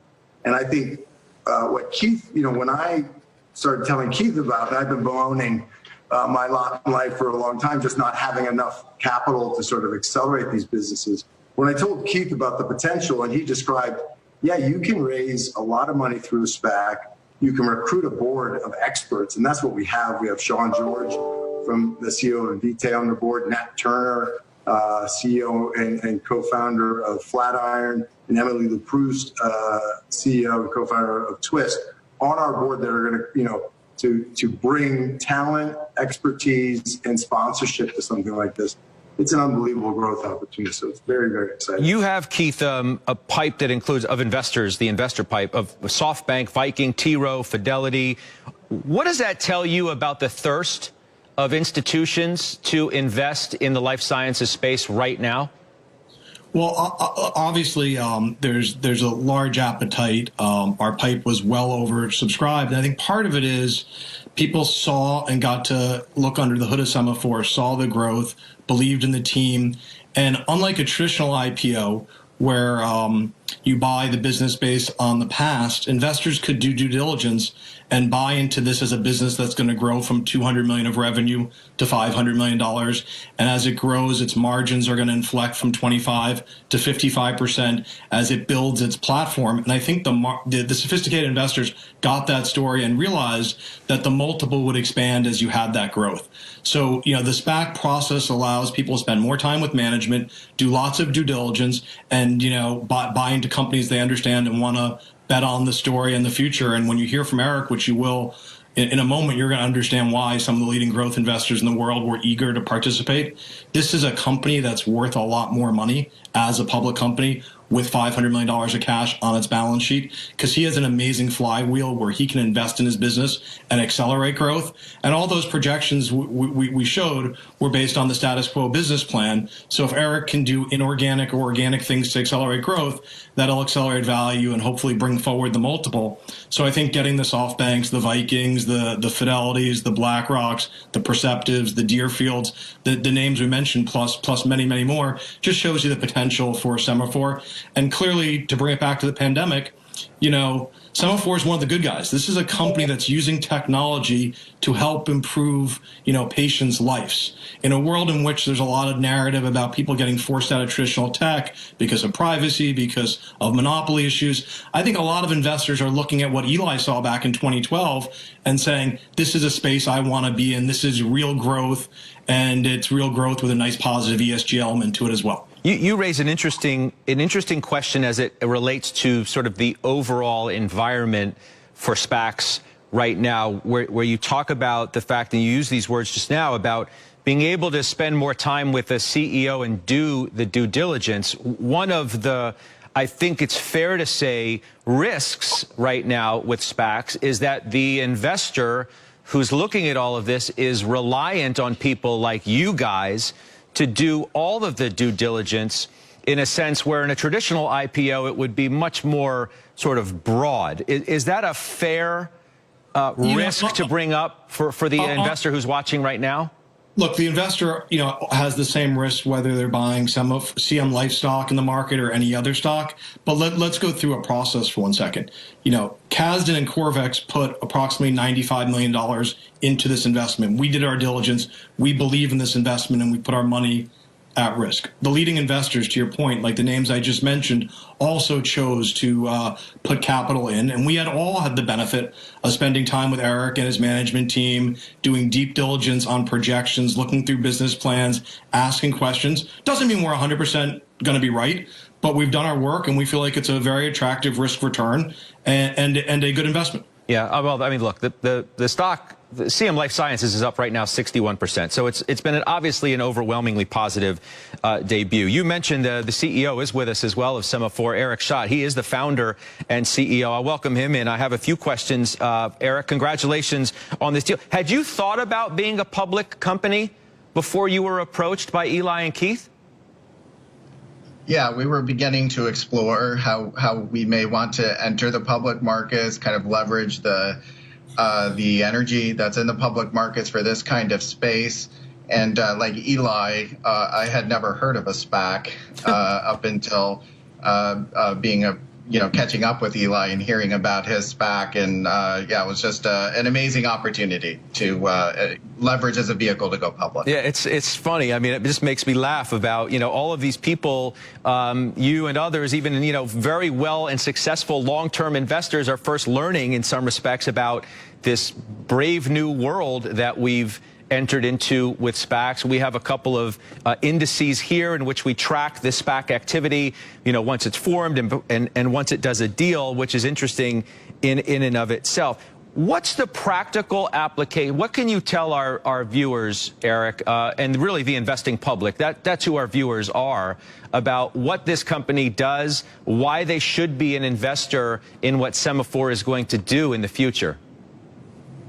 Yeah, it's really all about, the way I think about it is AI-driven standard of care. So AI is the standard of care. How do we harness all of the information that technologies like next-gen sequencing can produce on patients, integrate that with the medical records around patients in partnership with patients, in partnership with a physician, compute on those data, derive the most meaningful, accurate insights, and then a way to communicate that back to physician and patient in a way that facilitates clinically actionable decision-making. So it's how to tie all the pieces together, whether it's the generation of the data, the interpretation of the data, the conveying of that information, and the standard of care to improve outcomes for all. What are you going to use the money for? So the money, so the proceeds, it's going to be how can we move bigger, better, faster? Like so we have a standardized genomics platform that for health systems can standardize the use of genomic information across the spectrum of disease, an information platform that again facilitates integration of that data and insights derived from that data and conveying it to physicians and patients in a meaningful way. So it's about what are the gaps in this platform? How do we want to fill out the genomics platform with additional technology that we now have the fuel to go out and acquire as opposed to build on our own? How do we enhance our ability to acquire and manage and scale, harmonize data across multiple health systems and so on? So it's all going to be how to accelerate and increase adoption, the rate at which we can drive into a health system, again, in partnership with physicians and patients to provide more holistic solutions. Well, I appreciate the time that you've spent with us. Congrats to you on the deal today. Eric Schott, we will see you again soon. We'll certainly follow the company.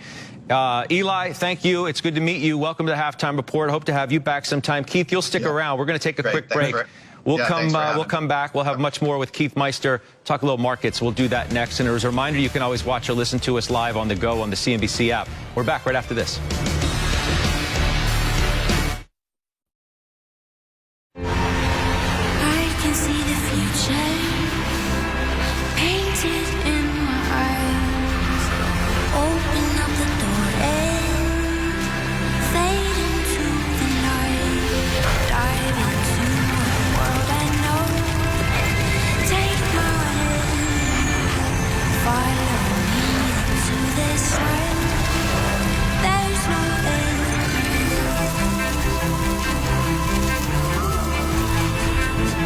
This is where we go.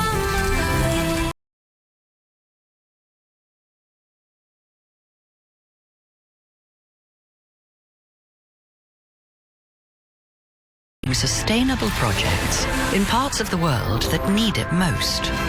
Because progress doesn't have to cost our planet. This is where we go. Standard Chartered, here for good. I'm a little bit more optimistic about asset quality and the credit environment than I was a few months ago. For one, there is quite clearly an economic rebound in most of our markets. And you can see that coming through in indicators like loan demand, but also consumer spending in most of the countries. So that's obviously somewhat helpful.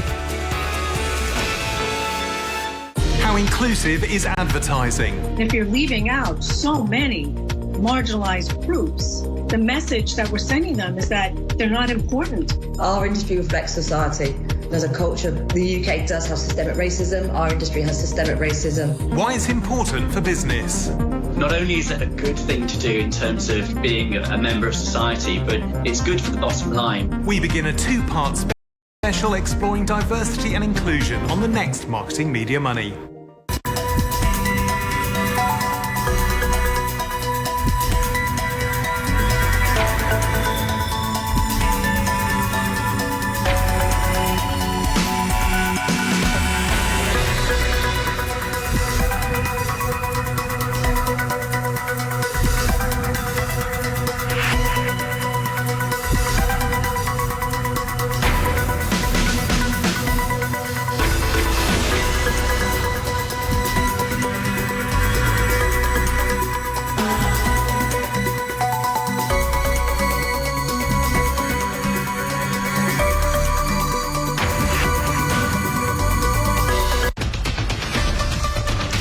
I'm Seema Modi. Here's what's happening at this hour. Prosecutors in Fulton County, Georgia, have opened a criminal investigation into former President Trump's efforts to change Georgia's election results, including a call to the Secretary of State, Brad Raffensperger, asking him to find votes for him.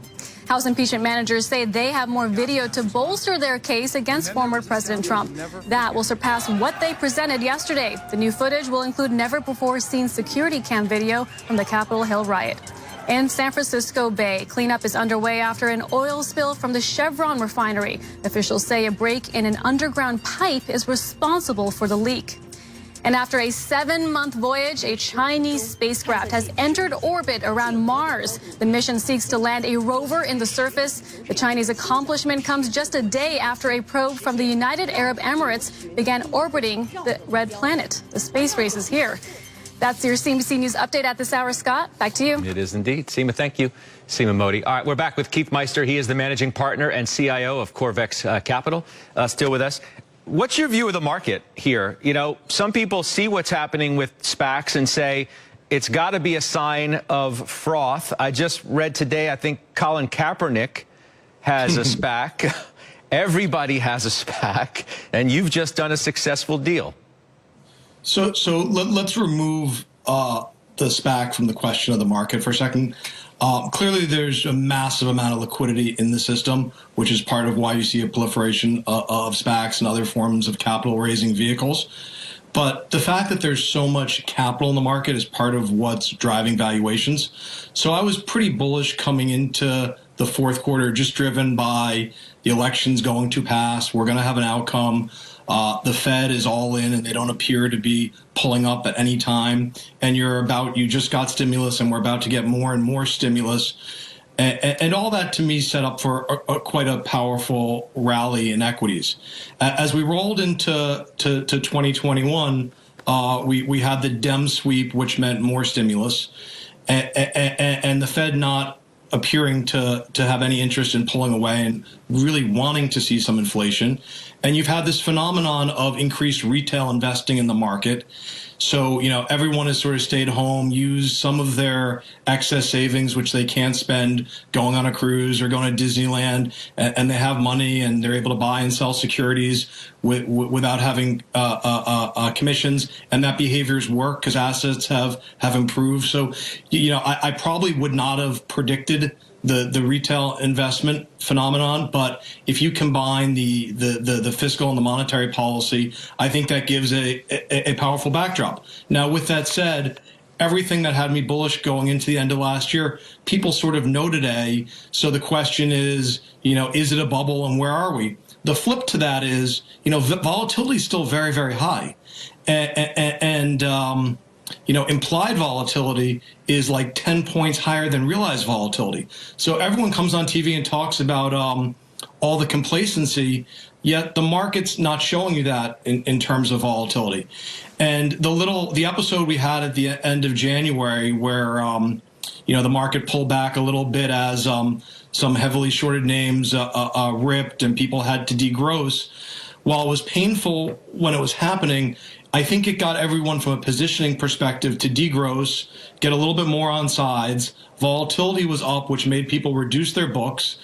And I think that happened in January, right? So I think that sets us up well with the economy going to reopen. The ultimate life science investment is an investment in the economy right now that the vaccine will work.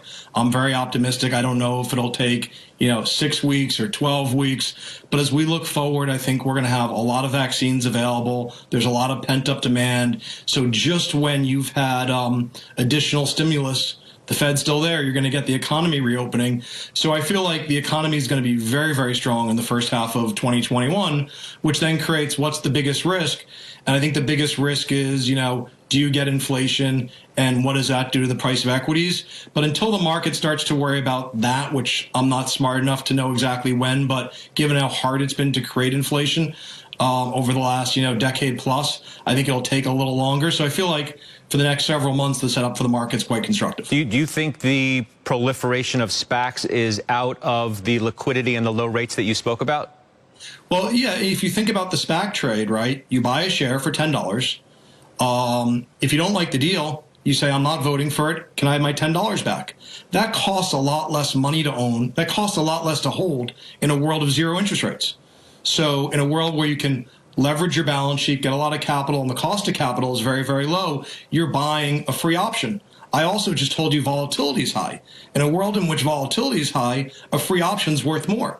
So the right deal, if it can go from 10 to 20 or whatever the case is, you can make an exceptional rate of return with effectively no risk other than the time value of money. And we just discussed that it cost almost zero today. So to me, this makes a lot of sense. With that said, there will be some good SPAC deals. Hopefully ours is one of them. I'm really confident. There'll be some less good SPAC deals. And not all deals will be the same. The structure makes a lot of sense. It's a vehicle that people will use, but some deals will be good and some deals won't, and it'll be very much case specific. So when you look at your book, which I'm looking at right now, Amazon, Microsoft, Alphabet, so you've got, good concentration in those mega cap techs. You want to tell me about your view behind those stocks, which, had a little bit of a slumber since September and then seemingly have woken up again.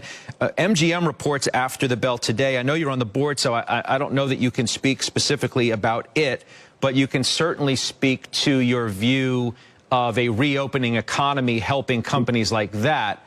I believe you do what you're comfortable doing as it relates to MGM. I don't want to get you in trouble.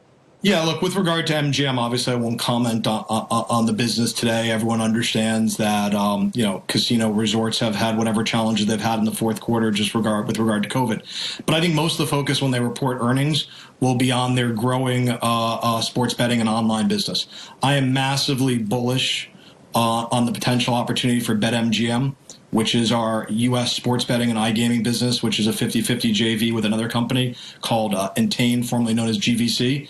And I think over time, as investors realize the potential of BetMGM, I think that's a very misvalued asset inside of MGM. If you combine that with the world reopening and MGM having learned a lot of lessons from the pandemic, there's nothing that forces you to think better about how to run your assets than having your revenue go to zero overnight. So you're really forced to do zero-based budgeting.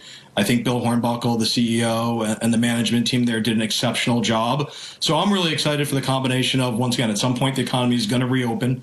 MGM will be a better company for the lessons they've learned. And we have this massively powerful platform in sports betting, which I think is one of the few hidden sort of white space growth opportunities in the world. I think that's become more consensus over the last few months. But it's only going to continue, and I think within that, people are underestimating iGaming. So that's MGM, and obviously, Barry Diller and IAC recently bought 12% of the company. They've been great additions, and it's all about how do we drive digital. Let me do this with you. Let me do this with you, if you wouldn't mind. Let me just get a break in. Let me come back. Certainly can answer on the big tech, the FANG stocks that you own, and I know that at least one of my committee members has a question for you as well. Can we do that? Sure. All right, good stuff. We'll be back with Keith Meister in 2 minutes. It's 11 a.m. on Wall Street, and Squawk Alley is live. Carl Quintanilla, John Fort, Squawk Alley on CNBC.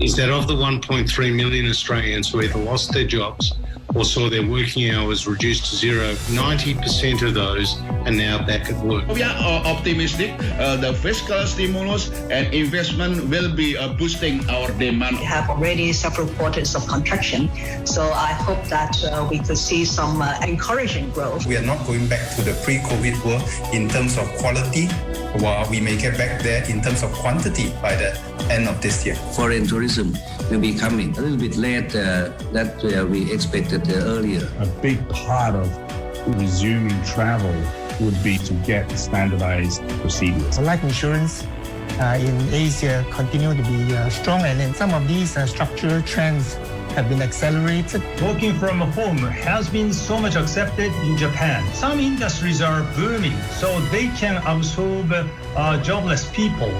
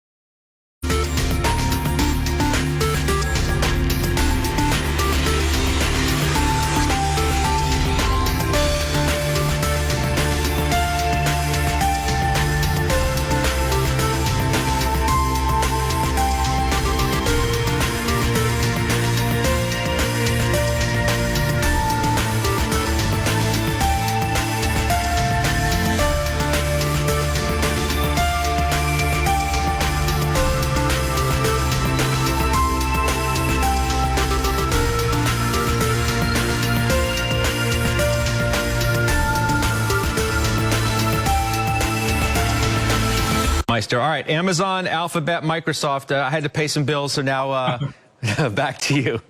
Yeah. So to me, the pitch on those companies is pretty simple, right? They're some of the greatest companies in the world with the greatest moats, with the stronger balance sheets than the U.S. government, and they're trading 2 multiple turns higher than the S&P. I'm very confident over any medium and long period of time, they're going to grow at more than 2x the S&P. So if you look out a few years, you're buying, if you take a basket of Amazon, Microsoft, Facebook, and Google, I think it's trading at like 19 times 2024 earnings. And the market on the same metric is trading at 17 times. The market's supposed to grow at 5 or 6%. And these companies are growing probably low to mid teens. And I bet there's a lot of upside, and with no financial engineering. So, it's boring. People have forgotten about them because people want to own things that are story stocks or are reopening. But to me, the GARPy names in the market, you could probably add payments and a whole bunch of other areas, are the place where you can participate in the upside. And if we are getting a little long in the tooth, you have a lot of downside protection. Yeah. Carrie Firestone has a question for you. Hi, Carrie. Yeah. Hi. Thanks for being here. And this relates to a comment that I don't know whether you made this or Eli made this comment. I knew Eli's father for years when I ran the biotech fund at Fidelity. And we all know that in biotech, unlike most other industries, 90+% of the products that go into phase 1 never get to the FDA. And when someone commented on how you're able to buy in a SPAC the future rather than looking at the past, the future for most early stage venture type molecules and businesses is nothing. Nothing happens for most of them. And I'm wondering whether you feel some obligation to the investors, public investors, rather than sophisticated investors who recognize that about this industry, not AI, but just where you might put this money as you distribute it through through the funds you have now? So, Karen, it's a great question. And when we set up the SPAC, we actually told our investors sort of exactly what you just said. We would do everything except for therapeutic, because our view is that's a hits-driven business, just the point you've made. We wanted to invest in the picks and shovels, a platform company. Our view is there's like $200 billion a year spent on the capital that helps these drug companies develop drugs, and we wanted to be on that side of the trade where we could own an operating business that wasn't hit driven, but that was empowering companies like the big pharma companies that want to develop drugs. So in the case of Semaphore is not developing drugs, but if large pharma company A they're providing the data to help them do that. The bet I'm willing to make, and I think we'd all be willing to make, is the amount of capital spent when there's more technology for trying to develop drugs is only going to increase. So being the person that enables these companies to do it with a better success ratio is a great spot to be. So I agree with you. A one-off therapeutic would not have been a great company to help grow as a public company. So that's why we focused our SPAC more on the picks and shovel side of the industry. Appreciate you coming on today, Keith, and talking about this deal, the markets as well. It's nice to see you again. Stay well, and we'll see you soon. Thanks. All right, that's Keith Meister again with Corvex. Now to Kayla Tausche has breaking news on Boeing. Hi, Kayla. Hi, Scott. I've just learned from some sources that in a January 24th bilateral phone call between French President Emmanuel Macron and President Joe Biden, that President Macron floated the idea of the U.S. and France pursuing a negotiated settlement in a years-long trade dispute between Boeing and Airbus that has resulted in hundreds of millions of dollars in legal fees incurred by each company and has resulted in nearly $12 billion in goods involved in transatlantic trade, seeing tariffs levied in just the recent years. Now, the World Trade Organization has finished its litigation, and each side has rolled back the tax subsidies at the heart of this dispute, which has now been going on for 16 years, leading many experts to say that all that is left now is to reach a deal. And while neither of the official readouts released by Washington or Paris included this topic in the conversation, the fact that Macron raised this issue to Biden shows how important it is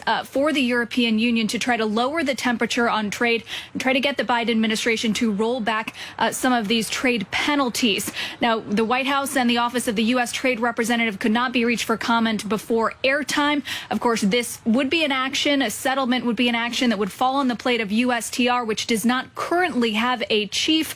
We are told that the hearing for nominee Katherine Tai could happen as early as the week of February 22nd. Scott. Okay, appreciate that breaking news. Kayla Tausche, thank you very much. Let's do the futures outlook now. Bring it full circle. The Russell 2000 Small Caps Index pulling back today after hitting another all-time high this morning. Jeff Kilberg's talking and trading the futures in the Russell, which is very, very topical. Jeff.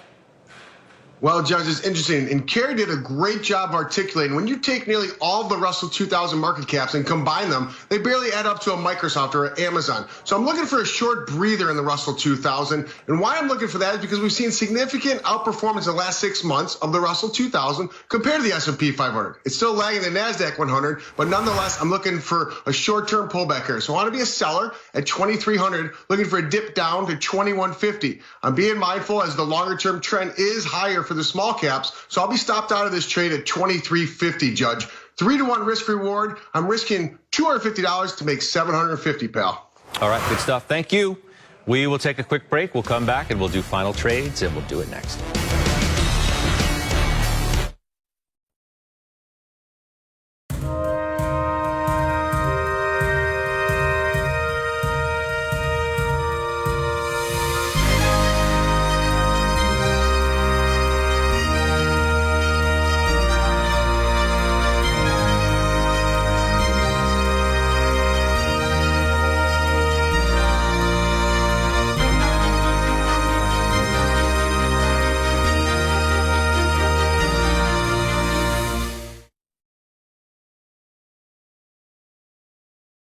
Keep up with the crisis. Squawk on the Street on CNBC. Heineken is also in focus this morning. The company has reported a near 50% drop in net profit for 2020. The brewer says it does not see a recovery to pre-pandemic levels this year. When we get to the back end of the pandemic, those trends hold true and will only accelerate. Brand Heineken, the trend of premiumization, the trend of no alcohol or lower alcohol beers. As much as we're dealing with the crisis right now, we are very confident and bullish about the future.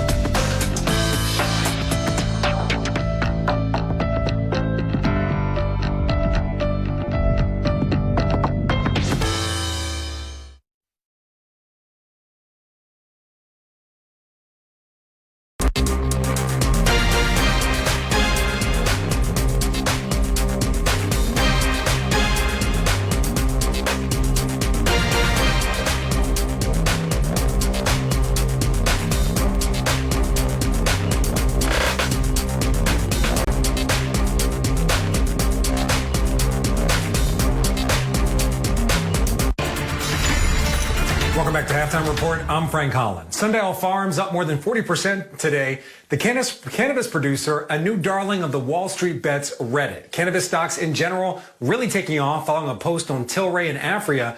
Note there's some rocket emojis on these posts. That's shorthand for confidence that these stocks will rally. One user calling the thread weed stock bets. Another saying, quote, weed stocks take me away with 4 rocket emojis. Some users saying they're taking their GameStop gains and then putting them into cannabis stocks, which have been outperforming this year on hopes of U.S. legalization. The Amplify and the MJ Cannabis ETFs both more than doubling in 2021. Scott, back over to you. Rippin', thank you. Frank Holland. Weiss plays right into you, man. Tilray, I hope you bought it before the 25% surge. I actually bought it, as my disclosures stated, last week. So I bought them on the 3rd. Tilray's more than doubled. It's going to keep going. Tilray and Cronus have great CEOs from the consumer industry, from Nestle's, from Blue Buffalo, Irwin Simon, from Hain Celestial. These are real. Don't forget, it was 2 years ago that Tilray hit 250. While it may not get there, the march is going to keep continuing, and I welcome the Reddit people aboard. Yeah, I mean, this is one of those poster stocks that got way, way up and then came way, way down. So a disclaimer is necessary, right? Without a doubt. I mean, there's risk there, but Schumer, I bought it because Schumer came out and said it's a priority to get it legalized in federal laws and started taking off from then. So there are real fundamental reasons for them going. A little ahead of itself, sure, but where's it going to be in 6 months? They're going to be a lot higher. Okay. Joe, I got Uber after the bell, right? Earnings, you own it? I do. Broke out to an all-time high after Lyft's earnings yesterday. There's going to be obviously a deterioration in the mobility, but delivery has been very strong. I like the Drizzly acquisition, as I know you do as well. I'm holding Uber, and I'd add to it as it continues to move higher. I do. Yes, I do. Thank you very much for that. All right, let's do final trades. We'll circle back around. Carrie, why don't you start us off? Ford of FTV, it's an industrial company. If we have an infrastructure bill, it will benefit. They do measurements, testing. They reported a great 4th quarter. The stock's underperformed. We think it's attractively priced. Okay. Thank you for that. Farmer Jim? Going to come back to Cleveland Cliffs, and now there's a new reason. That tariff news on airplanes could very well apply to tariffs on steel imports, and that would be positive for Cleveland Cliffs. Yeah, watching that stock a little better than 4% today. All right, Steve Weiss. I'm staying with Tilray and Cronus. The Cronus CEO came in during the summer, sold Blue Buffalo to General Mills for $9 billion after a deal for it at $500 million fell apart. The guy is a star. All right, quickly, Joe. Great conversation on life sciences. PKI PerkinElmer is the life science name I own. All right, good stuff. Good to see everybody. Thanks for watching. The exchange is now.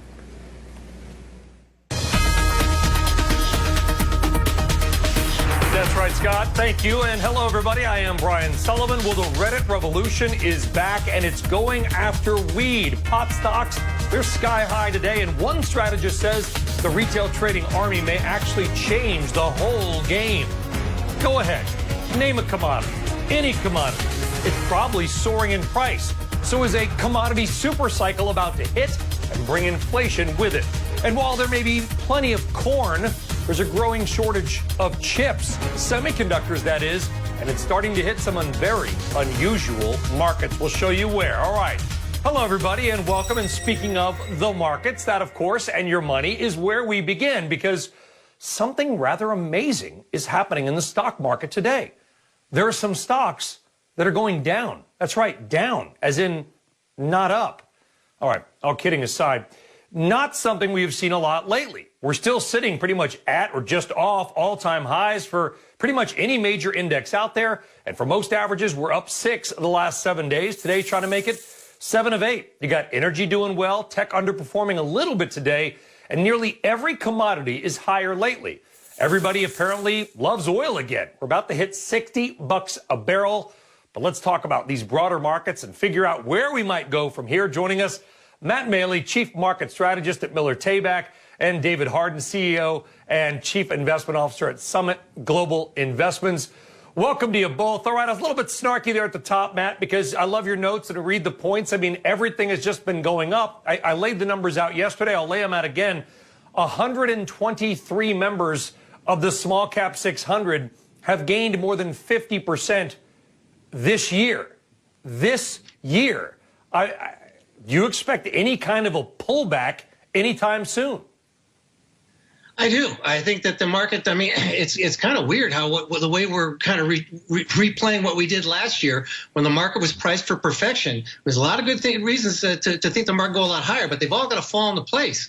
We was priced for perfection. Nobody expected that the downturn would take place, that the coronavirus would have a major impact on the markets and the economy, and only a few people were warning about that. Now we have a few, Dr. Michael Osterholm, who is the head of the Center for Infectious Diseases, and he's talking about a Category 5 hurricane of these new variants hitting the hospitals, and the hospitalizations are going to skyrocket. That's going to cause more slowdowns. Maybe he's wrong this time, but with the market where it is and really priced for perfection, I just think some people need to step back a little bit, not be chasing the market, especially with so much speculation and leverage in the marketplace right now, and be careful about a little bit of a pullback. Yeah, David, I do wonder, you look at the math, right? Okay, interest rates are not zero, but they're close. The 10 years come up, but it's still very low. And you may have a couple $100 billion new dollars going into the equity markets when the stimulus checks hit as well. We know that, 25 or 30% of the people out there have been putting that money into the equity markets. There's an article I forwarded on that from MarketWatch just today. I mean, it's kind of hard to say stocks go up simply because there's more demand than supply, but that seems to be the case. Absolutely. And it's really hard not to be near-term positive on the markets because, listen, we probably have another package coming here soon of $1 trillion. And our estimate is that this time around, even more money might go into savings and the market, upwards of maybe 70% of this next package. So, yeah, we definitely see, obviously, this stimulus bubble, we think it continues. There's some problems long term, but who's looking at long term? Definitely not the flash mob of retail investors. Well, David, the amount of equity, and Jim Cramer's pointed this out, I've pointed this out, the amount of just stocks on the market has come down by like 30% in the last decade through mergers and buybacks. You got huge amounts of money in the world, stimulus coming. And I understand Matt's point about the possibility of this fourth wave or whatever it might be from some of these other strains. But the market doesn't care, right? Because it's simply supply demand, which is also why you like Apple and Amazon. Absolutely. It is. It's getting down to that. It's supply and demand. And I get it. There are some long-term problems. I think people need to look at risk. I think that's the real problem here. A little bit more risk management in today's market would be great, but they're shrugging that off. You look at Amazon and Apple, both $100 billion plus quarters, right? There's some valuation. Apple, people are worried it's 30 times revenue instead of their average 5-year at 17. But the reality is that valuation has never caused really market collapses. So worrying about valuation in this time period doesn't really make a lot of sense. We like Apple. We like Amazon. Okay, yeah, Matt, and listen, we all know certainly about these variants and mutants, and none of the three of us are doctors. Luckily, the J&J and Novavax candidates have some very positive trials on those variants, South African in particular. Fingers crossed. Outside of that, I mean, outside of some renewed infection rate and maybe new lockdowns, is there anything that is risky to you from a market perspective that is simply just, my gosh, the last 6 months has been a rocket ship, and in many cases doesn't necessarily make sense, and on some level at least? Yeah, I mean, the thing is that we are, again, I was wildly bullish from October through into early January for a lot of different reasons. And a lot of it had to do with supply and demand that you've been talking about. The problem is that now we're going to have this great increase in the economy over last year, great increase in earnings over last year, but we're still not going to be much better. We'll only be a little bit better than we were in 2018 and 2019, and yet the stock market's up 50% from those years. I mean, we've gone from last place and seventh place as a baseball team to third place. That's great, and maybe we're going to first place, but the stock market is pricing in a world championship, and so something comes along. The other thing that I'm worried about is the dollar. Everybody's talking about how and everybody's positioned for a lower dollar. And there's a lot more money in the currency markets than there are in the stocks like GameStop or in the pot stocks. If the leverage has to be unwound in that area, we're going to have a much bigger wave of deleveraging, and that's going to cause a much more decline than we saw before. So I just think investors need to be a little bit more cautious near term and look for opportunities to buy on weakness. There you go, and maybe keep oil going higher if that dollar keeps going lower. Matt Maley, David Harden, a good discussion there, likes Apple and Amazon, but there are risks out there. Okay, with everything in the red today, even the Russell 2000 taking a break from its massive run. Hard to believe, but let's be clear, it is still up huge for the year, outpacing even the all-powerful NASDAQ and FANG stocks. But according to Bespoke's Paul Hickey, the group, the small caps, could be long overdue for a pullback. Get the full analysis at cnbc.com/pro. Sign up today. All right, as we talked about a little bit, the commodities craze continues. You got a number of commodities hitting multi-year high today. And as we noted, crude oil trading at levels not seen since before the pandemic and lockdowns and closing in on nearly $60 a barrel. You've got copper now at its highest level since 2013. Corn, it's been popping. Remember, it goes into nearly everything we eat. Corn is at a 6-year high. Where's beaks? And the same goes for soybeans. As the long-awaited commodity super cycle many have been predicting finally arrived. Let's bring in Francisco Blanch. He is head of global commodity and derivatives research at BofA Securities. Francisco, I mean, I'm not even sure the most bullish of the bullish in commodities could have predicted this kind of run. We just talked about what's behind the equity strength. Is it the same thing behind these commodities? I think there's three things going on in commodity land. First, you have very strong micro fundamentals, because remember, demand is improving as we deploy the vaccines in the U.S. and around the world. But also, we've had a major supply shock across many commodity markets. For example, mining is not a particularly COVID-friendly activity because, as you can imagine, there's no ventilation 1,000 feet below ground. So that's one example. But also in terms of the other two things that are driving this is this enormous monetary and fiscal stimulus that we've put through the economy, not just in the U.S. but also around the world. Remember, we've had twice the stimulus from a fiscal and monetary policy perspective, with half the recession, or maybe in a quarter of the recession, when it comes to goods. Not in services, but in goods in particular. So demand for goods is very strong. Everyone's buying on Amazon. Everyone's buying remotely, even if they're not traveling or spending money in hotels and entertainment. And then the third element here is, it links to a dollar theme you were just talking about, is that we are buying a lot of stuff, and much of it is being produced in China, which is the world's largest buyer of commodities. So Chinese current account balances are getting better, and the Chinese currency is strengthening vis-a-vis the dollar, which is allowing for more purchasing power. So you have those three things going on simultaneously: a better Chinese economy, a massive monetary and fiscal stimulus, and the better micro fundamentals. I mean, I would even say that, and we've got a segment, by the way, coming up later on this show about a container shortage because the Chinese economy, Francisco, is not better.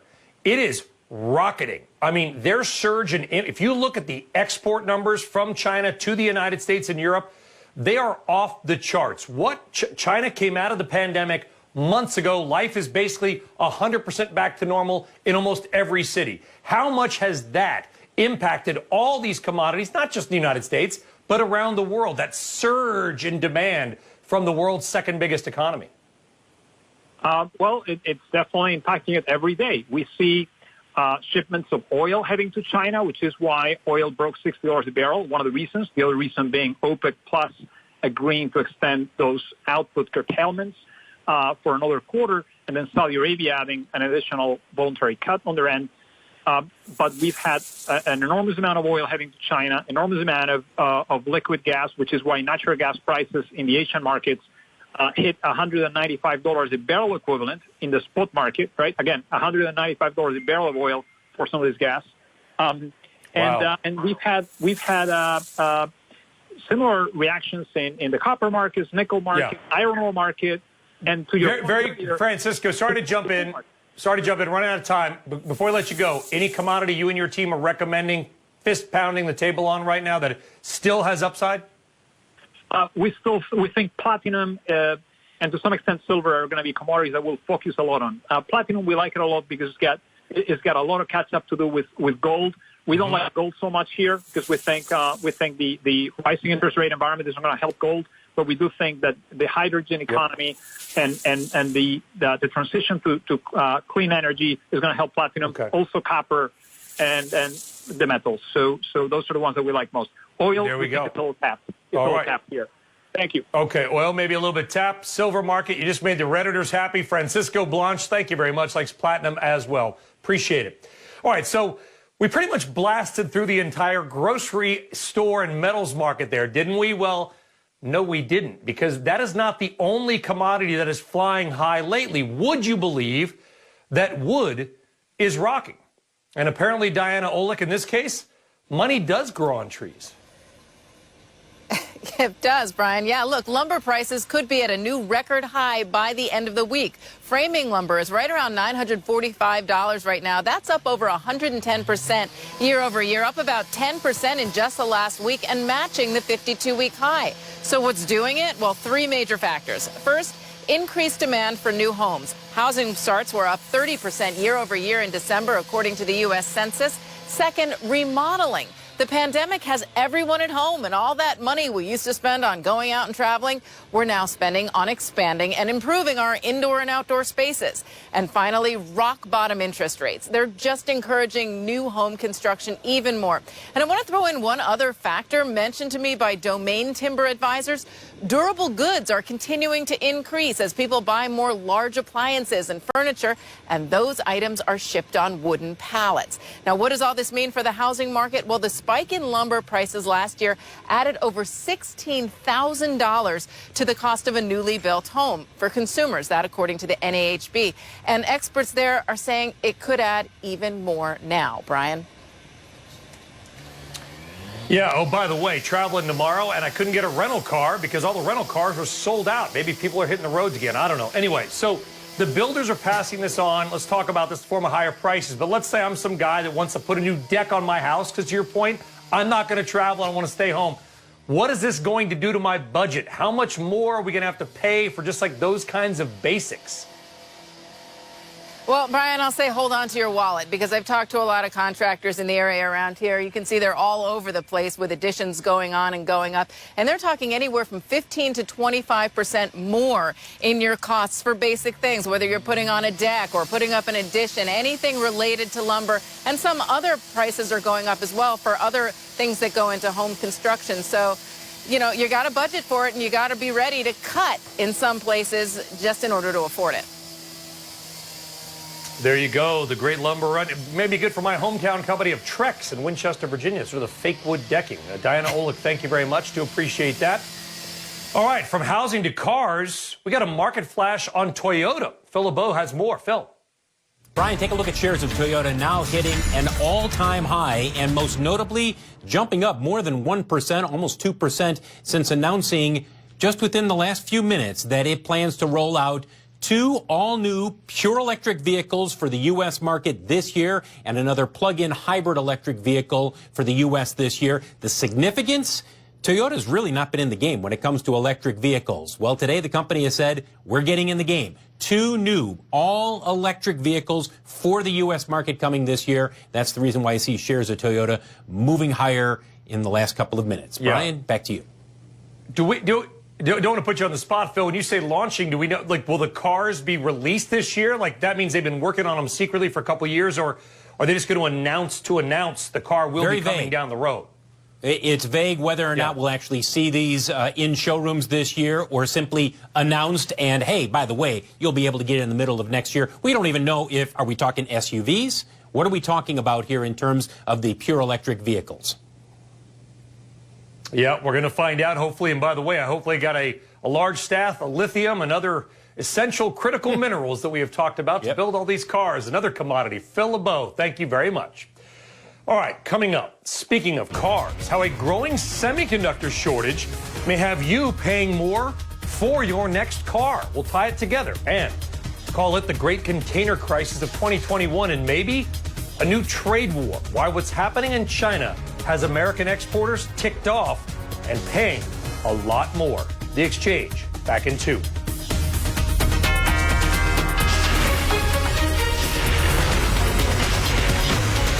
This is The Exchange on CNBC.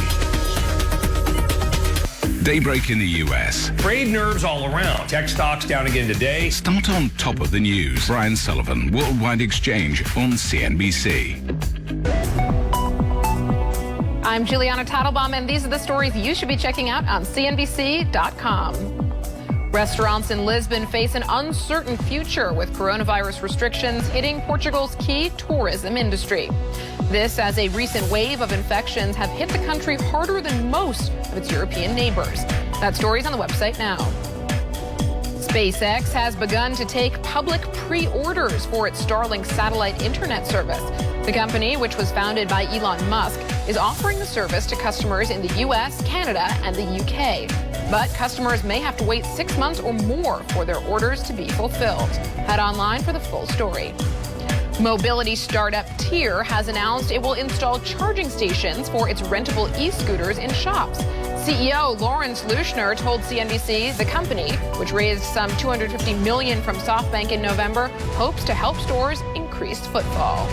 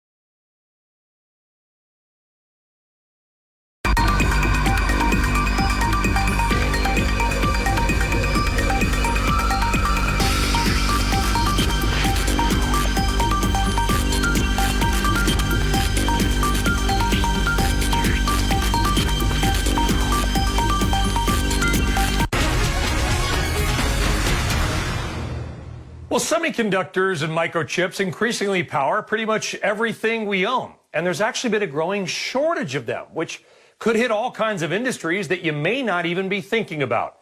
Josh Lipton is here with a closer look on why it's happening, who's impacted, how long it might last, and Eunice Yoon in Beijing with what China is doing to get ahead and stay ahead. Josh, though, let's begin with you.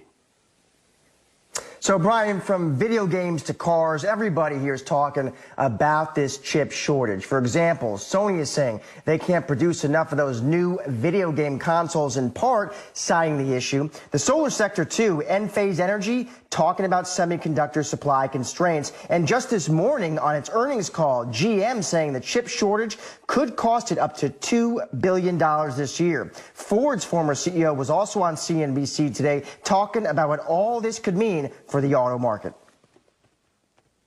There's going to be less choice on the lots because the production just won't be there to the extent that the automakers had planned. Prices will be higher because the automakers will pursue margin, right? So they'll reduce incentives.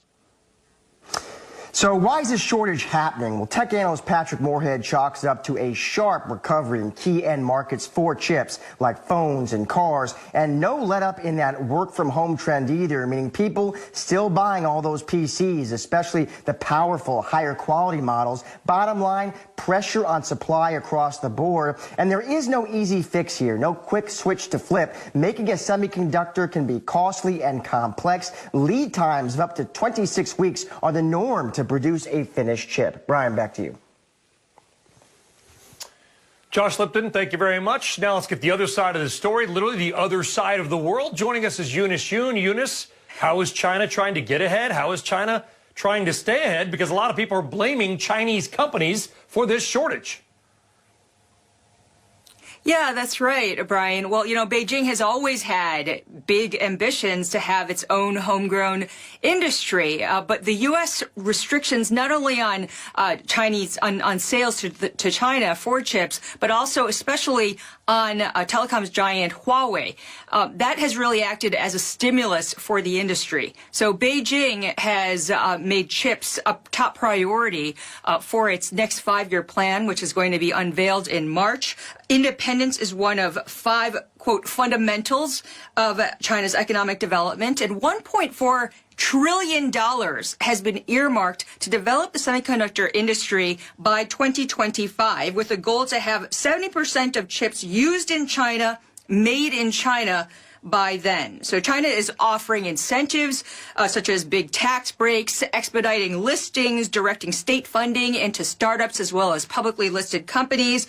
And right now, the most headway is in some of the lower tech memory chips, with the country's Titan SMIC still just 4, maybe 5 years behind the leader TSMC. So the government's call to action, as well as the money that's being dedicated to the sector, has really not only motivated and mobilized state firms, but also private companies who now are concerned that just like Huawei, they too could one day become a target of the U.S. government. So now they're seeing it more as a necessity to support the domestic industry in order to have supply here, as opposed to just something that, you know, would have been nice, but that they, of course, would love to usually choose chips that are overseas because they want to make sure, and they would argue here, that they have to have the best of the best when it comes to chips. Yeah. Eunice Yoon staying up later, maybe getting up really early for us in Beijing, but we appreciate it. It's an important story, Eunice. Great to see you again, my friend. Thank you very much. Well, those tiny little chips are throwing a big-time wrench into the global auto supply chain as well, and some car makers could be facing some massive losses. In fact, IHS Markit predicting that the automotive chip famine, if you will, could result in nearly 700,000 fewer cars built in the first quarter of this year. Let's talk more about this and the overall story with Phil Amsrud. He is Senior Principal Analyst at IHS Markit, covering the automotive semiconductor space. And Phil, I guess we think about phones and computers. We never really think about cars, but they're basically just motorized computers themselves at this point. Is there some kind of political reaction from the U.S. that may help here, given that these shortages, unfortunately, like so much everything else these days, is coming from China because they control almost the entire global supply? I don't know if I would say that. Clearly, there's a governmental concern as you look at this, and there have been meetings between, I believe, Germany, U.S., and other countries as partners to the OEMs as they've gone in and met with TSMC, for example, to try to get higher priorities. But I think from a political standpoint, there's not going to be a political short-term solution to this. There's not going to be a manufacturing short-term solution to this. I mean, right now, it's the number of ICs that can be produced is relatively fixed. You can't just create capacity overnight. So now it's a question of priorities. And the OEMs are trying to get more priority. And I think in the short term, they're getting some commitments for getting to the head of the line. But that only gets you so far. As one of the earlier reports had said, we're talking about 26 weeks lead times. You're not going to be able to prioritize OEMs for that long a period of time. Yeah, well, listen, also, China makes a lot of stuff. They make semiconductors and they make things that semiconductors go in. And if their domestic market needs it, that's that. But you heard in our reports, Phil, there's a lot of people that are thinking, that SMIC and Taiwan Semi in China, that they are frustrating, if you will, global supply at least. Is there anything that we can do, or is this literally just got to let the bottlenecks that happen because of lockdowns and a rapid reopen in China, let that work through the system? I mean, at this point, that essentially is I'm afraid where we're at, is the situation is what it is. I mean, the creation of this really goes back to the COVID crisis of last year that created a drop in demand, and then the foundries were looking to fill that up. They were able to fill that up, and by the time automotive started showing recoveries, all that demand had been consumed. So, it's kind of a good problem to have if you make semiconductors. It's no fun to be expediting things, but on the other hand, everything you make, you're selling. You're either selling it into a Game Boy or into a car or into a computer right now. So, in that sense, it's kind of a good time to be a semiconductor supplier. Yeah. But there's a lot of pain and suffering going on as people are trying to get to the head of the line and trying to get more material for their individual projects. Yep. Phil Amswood, IHS Markit, looking at this growing story. Phil, we appreciate it. Thank you very much. My pleasure. Oh, and by the way, it's not just semiconductors, folks. Ahead, why U.S. companies trying to sell anything, goods, food, whatever, to China are crying foul over a growing crisis at the ports. This story is next. And why former TD Ameritrade CEO Joe Moglia is putting a big bet down on fintech. He's ahead. By the way, if you haven't already, and who hasn't, but if you haven't, download the CNBC app today and check us out wherever you may be going, if anywhere. We're back right after this. Real money. Heat map right now. Pretty good day for stocks. Real debate. Purchase volume was up 20%. Halftime report on CNBC. Breaking news on what has turned into the soap opera, and that is GameStop. We watch the internet now, thanks to the rise of social media, bring a bottom-up revolution. And now it is happening to finance. And I really do think this is really the start of a new era. These kids have the courage to do it transparently in a forum. And I'm not saying all of it is perfect, but I think it takes an enormous amount of faith in the system to be that transparent, and then for each individual to make their own mind up, whether it's to buy and to sell. We've gotten a lot of criticism that, maybe there should be more restrictions. So it pains us to have had to impose these restrictions, and we're going to do what we can. This is why we need an SEC that has clear rules about market manipulation and then has the backbone to go in and enforce those rules. The system is broken right now for certain stocks, for the heavily shorted stocks. And people are thinking somehow, well, this is a home run. Take the home run. Don't go for the grand slam. You've won the game. A courageous visionary facing tremendous odds. I've always taught him to aim for better. An entrepreneur with a sharp sense for business. You just need drive and determination. Now with a company worth over $6 billion. We will do massive amount of business on a global scale. Damon John is taking the world by storm and doing it in style. If I can do it, anybody in the world can do it. The Brave Ones, Damon John. CNBC.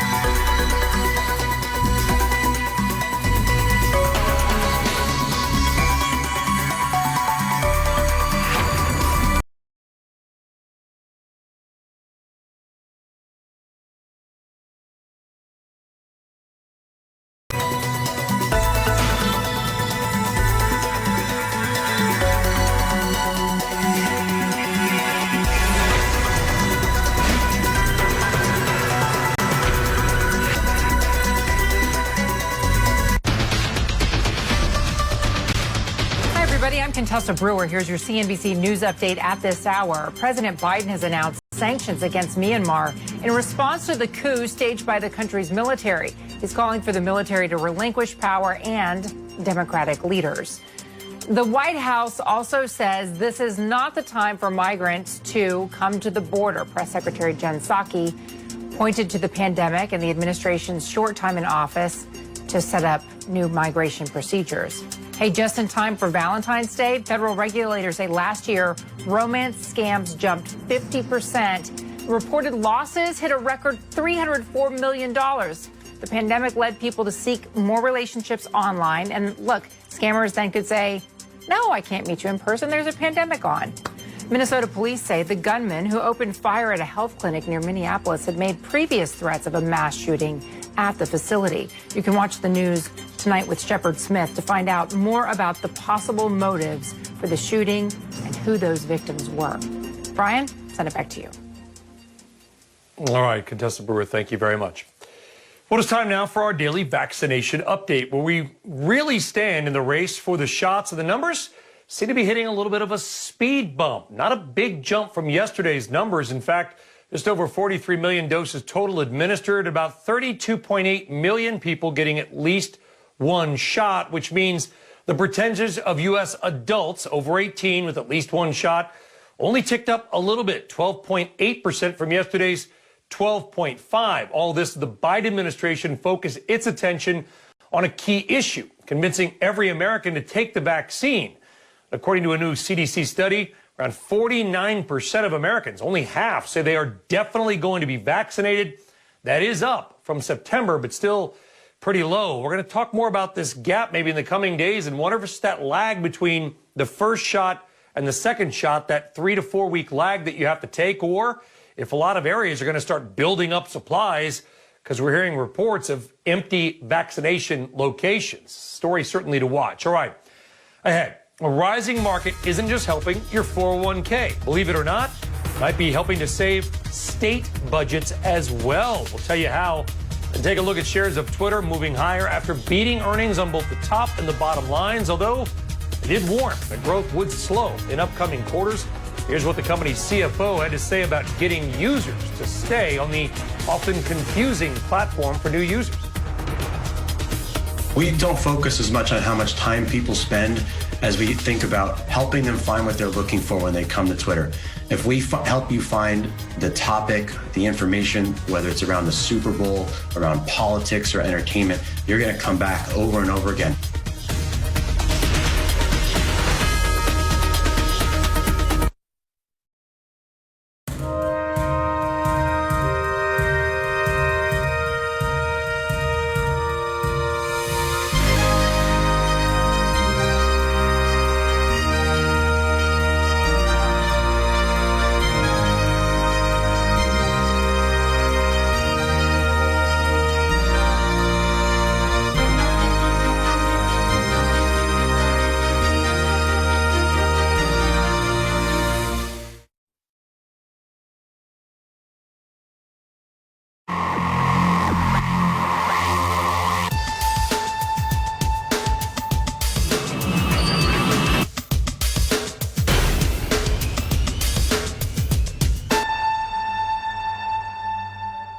Tyler Matheson, Melissa Lee, Kelly Evans, Power Lunch on CNBC.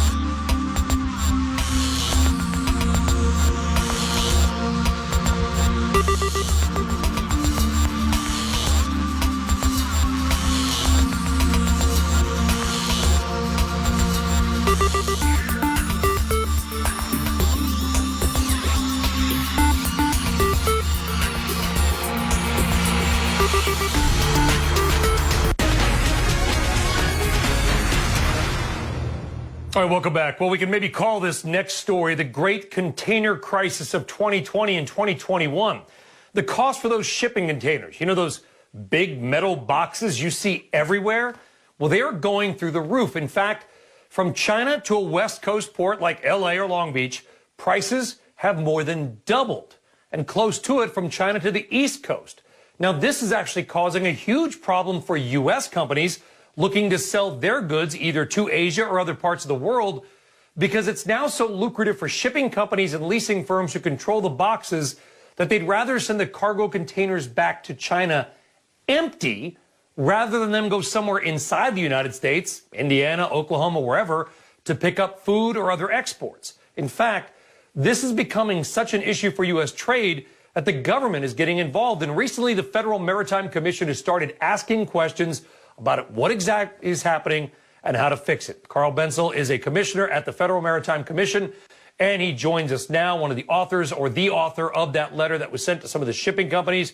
All right, Carl, it's a little bit of a confusing story for people that are not involved in the world of global trade or shipping. So in sort of, you know, seaman's or layman's terms, what exactly is happening to cause this massive price spike in the container business?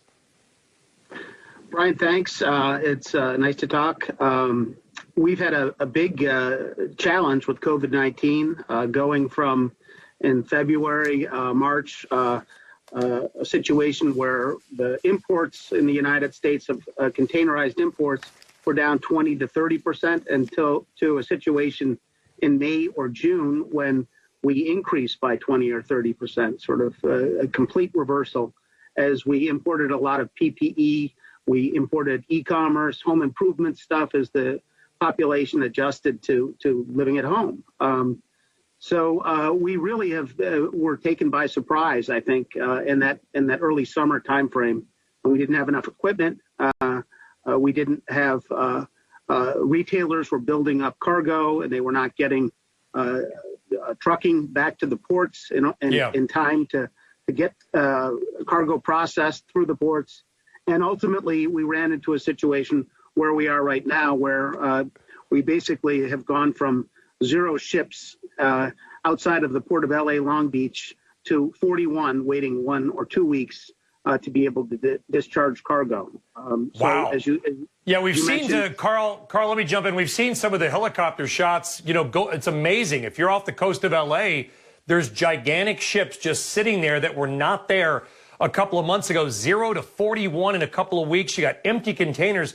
I guess what a couple people on Twitter and other people I've talked to have asked is, why would it be more profitable to send an empty container back to China or wherever than to put it into commission inside the United States to pick up soybeans or bourbon or whatever it might be? It's a confluence of issues. Generally, the cargo that we get from China is high tech. It has greater value than, for instance, soybeans. Perhaps not bourbon, but for the most part, U.S. exports are lower value agricultural commodities. And with rates going so high, the shippers, the carriers, have been trying to get containers back to Asia to take advantage of the rates that they're getting to ship from Asia to the United States. And I've been working on this for a couple of days. I'll be traveling tomorrow about it. And I asked, I guess, a dumb question. I said, why don't we just make more containers? They're pretty basic things, right? In fact, there used to be too many of them. Now there's not enough. Why is there also seemingly a slowdown in the manufacture of containers, Carl?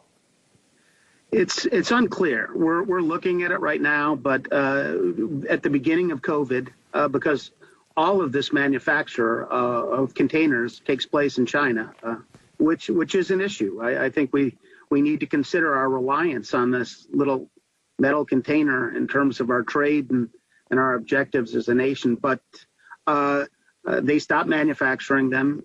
They have been very slow on the uptake on manufacturing containers at a point where they're manufacturing all sorts of other imports that are coming here.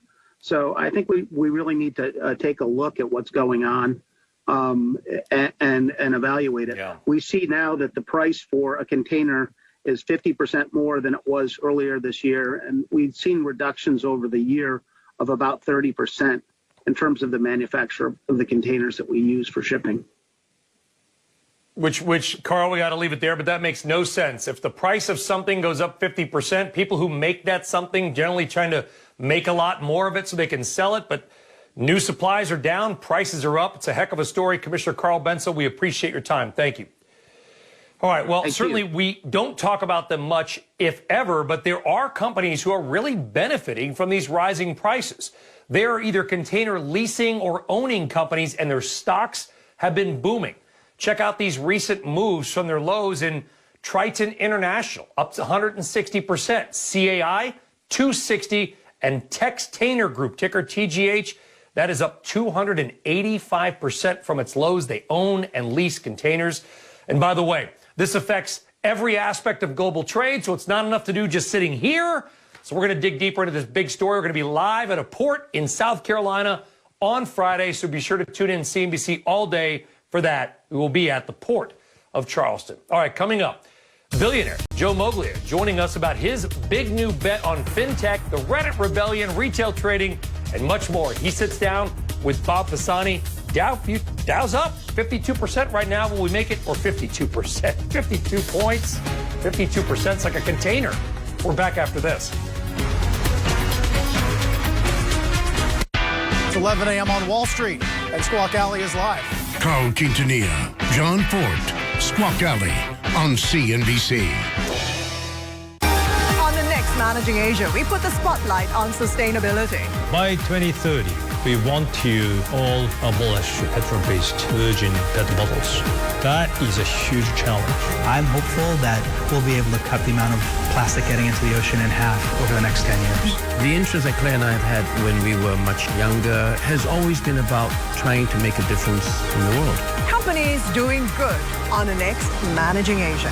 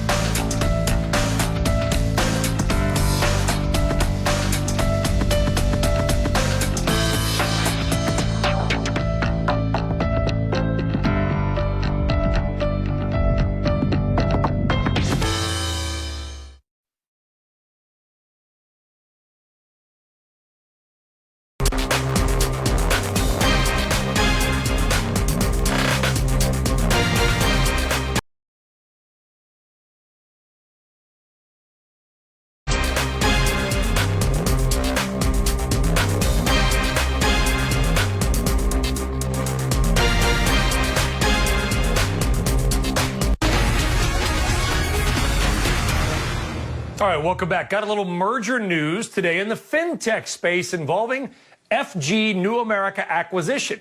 Who's that? Well, that is the SPAC led by former TD Ameritrade Chairman and CEO Joe Moglia, and he joins Bob Pisani now for a special interview. Bob. Hello, Brian. Good to see you. So today, FG New America announced a reverse merger with Opportunity Financial, or OppFi as it's called. Stock is expected to trade on the New York Stock Exchange under the ticker OPFI. The deal to close by the end of the second quarter of 2021. OppFi is a financial technology platform that provides access to credit for consumers. Joining me now, the man behind the SPAC, Joe Moglia, former chairman and CEO of TD Ameritrade. Joe, good to see you. Now, you told me this morning when we were talking about this that what attracted you to this company is that nearly 60 million consumers lack access to mainstream financial products, and OppFi provides those services. What is it doing? That's right. I mean, there are 60 million. It's unbelievable. 60 million people in the United States that literally live paycheck to paycheck, don't have access to credit, and when they need to pay, fix a car, replace a window, pay a medical bill, buy books for school, they struggle to be able to do that. So it does everything it can with its platform, which is incredibly scalable. They got greater capacity than that to reach out to the individuals that have both the ability and the willingness to be able to pay. And when they can do that and they're successful doing that, they actually increase the quality of life of these families. So that was something that very much drew me to it, as well as I think they've got an incredible management team that we would want to work with. I've known you for so many years. Of course, at TD Ameritrade, you were a great help to me as a reporter many years ago. And now you're in the SPAC business. So what's amazing to me, Joe, is the market is just saturated with SPACs. This year alone, Joe, 133 SPACs have raised $40 billion versus 23 IPOs that have just raised $17 billion. SPACs are overwhelming the world. Where is all this new money coming from, Joe? And aren't you concerned at all that this is way too many companies going public too fast? Well, I think we just have to put this in perspective, Bob. Now, I know the market is saturated, and I recognize there's a lot of criticism. And some of that criticism is very fair. So in terms of the stats, at least that I have, you go back to the beginning of last year, and as of February 5th, there were 366 SPACs that became public. Now, especially for the retail investor that's watching the show, that's a shell. And the whole objective of that SPAC and that IPO is to wind up with a merger candidate somewhere down the road. Most of the SPACs will not be successful. Then at some point, when they do have a merger candidate, there is an announcement. Then the key with that announcement is who the SPAC's actually going to merge with. Because by the time it closes, the SPAC disappears, doesn't exist, and then the company's got to be able to stand on its own. So as an individual investor, you've got the opportunity to trade and get involved between IPO and announcement. But when you get to the announcement, then you've got another 3 months to do your research on the actual firm and decide what's going on. So think of it more in terms of there may be a lot of people out there trying to do it, but not that many people are getting it done successfully. Yeah, and of course the key is the optionality, as you mentioned. That seems to be what everybody is in love with. You can always back out of the deal if you don't like it. Joe, I got to move on here. I want to talk about Robinhood and about GameStop. Yeah. And what about that Reddit crowd? Short trade is fading in GameStop and everything else. But what about the long-term fate of the Reddit traders? Now, you ran TD Ameritrade. Can we turn these excited young investors into long-term investors? And how can we do that? How do we keep them? Well, I think over time, each investor has to decide what he or she needs for themselves. So that can take place. That takes place over time. I think the reality, as great as that short squeeze was, and I give credit to the people that led it, I think the real thing we've got to take responsibility for is what happens when the trade turns around. What happens when they start to sell and the market's coming down? You need to have better education and communication so you understand that. So if you understand what leverage is, because it's great on the way up, it can kill you on the way down. If you understand in times of great volatility, there's a chance that trading might be halted. If you understand that, if you recognize a bear market's totally different from a bull market, you've got a better chance of being able to manage your risk, do a better job, learn more, and I think from there you can progress more into the long-term investor. But I think it's the brokerage firm. I think it's the individual investor and the social media groups. They got to take responsibility for that. Joe, I need a short answer on this. The question is, they're not going to go out and open Vanguard accounts with these young kids. They're going to want something else. Can we keep them in like a separately managed account? What is going to hold them in there? Can we open new businesses that are robo-advisors or new opportunities? I just don't want them to leave angry and saying, oh, the game doesn't work for us anymore. I want to keep these people. Well, I think they're not going to leave angry, Bob, if they understand what's going on. Like if they can do a better job in managing their downside risk and then over time realizing how critical, they're going to have trouble going through a bear market. So they need to realize over time exactly what that means in terms of what their long-term goals are. As they start to understand that, they will start to shift from somebody that day trades all the time to maybe somebody that's a trader, but also thinks in terms of a long-term investment. Yeah. I think it takes place over time, and it's a matter of education. Let's hope we can keep them. I like them. I like their energy, and I hope they stick around. Joe Moglia, thanks very much. Appreciate the help. Brian, back to you. Thanks, Bob. All right, Bob, great stuff. Joe, really appreciate it, guys. Thank you. All right, coming up, some state and city budgets did not get hit quite as hard as feared last year, and you may be surprised to find out why. And it is Black History Month, and so we continue to honor some of our friends and our CNBC contributors. Here's Bono and Ice with his advice for the next generation. The next generation of leaders, business leaders, politicians, etc., are on the other side of the camera. They're not sitting here. They're not me. They're not my peers. I want you all to adopt a mindset that you have limitless possibilities. And while I understand that you may not have all the luxuries at your disposal, opportunity met with tireless effort will lead to results. And I look forward to watching the next generation imparting their knowledge on you. And of course, you can see more Bonwin on Fast Money many times per week. Check it out. All right. And you can read more by going to cnbc.com/invest in you. We're back in 2.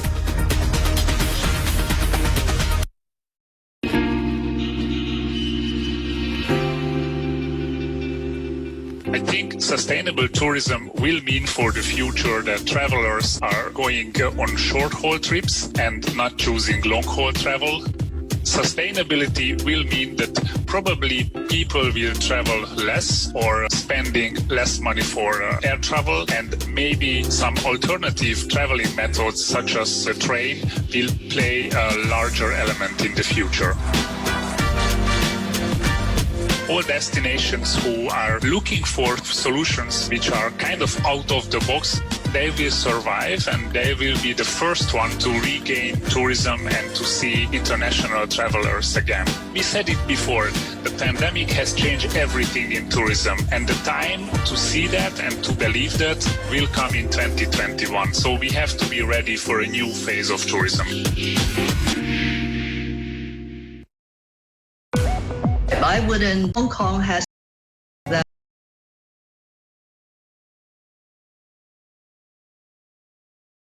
hearing as far as the national security law is concerned? We're not a protectionist country. Rather, China is trying to become a leader of a new round of globalization. The pressure on Australia, the boycotts that we're going through at the moment, these are 180 degrees at odds with everything Xi Jinping solemnly told the Davos virtual conference.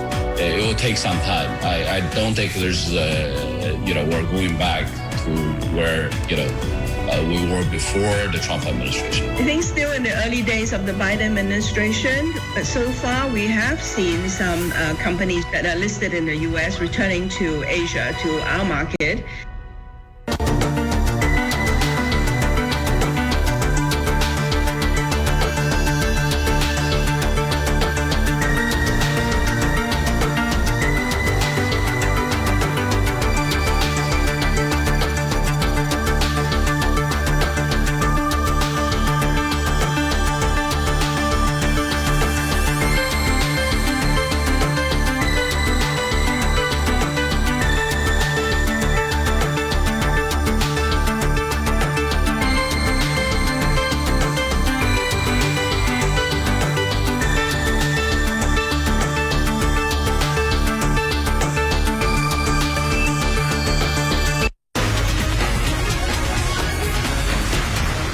Well, across the nation, many state and local budgets are in shambles, flooded with debt as revenues dried up. But there is one unexpected part of this dire scene that is doing more than its fair share.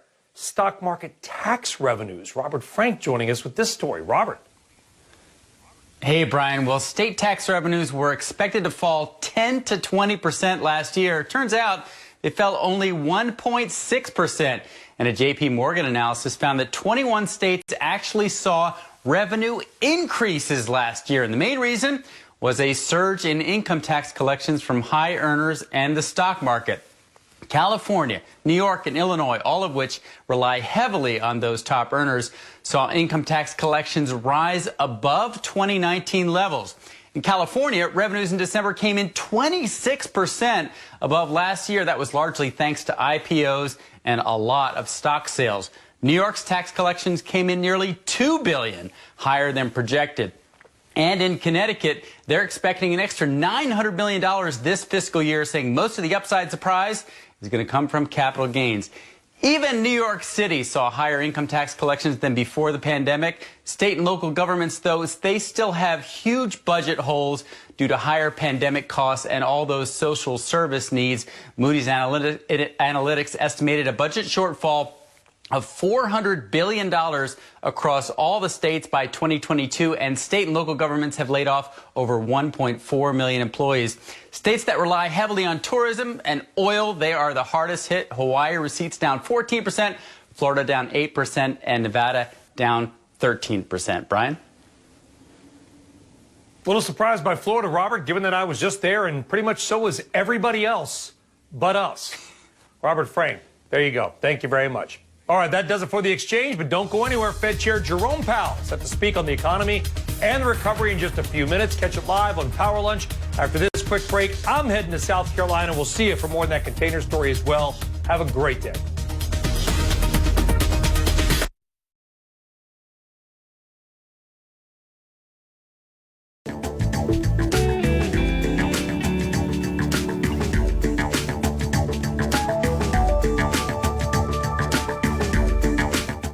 Daybreak in the U.S. Trade nerves all around. Tech stocks down again today. Start on top of the news. Brian Sullivan, Worldwide Exchange on CNBC.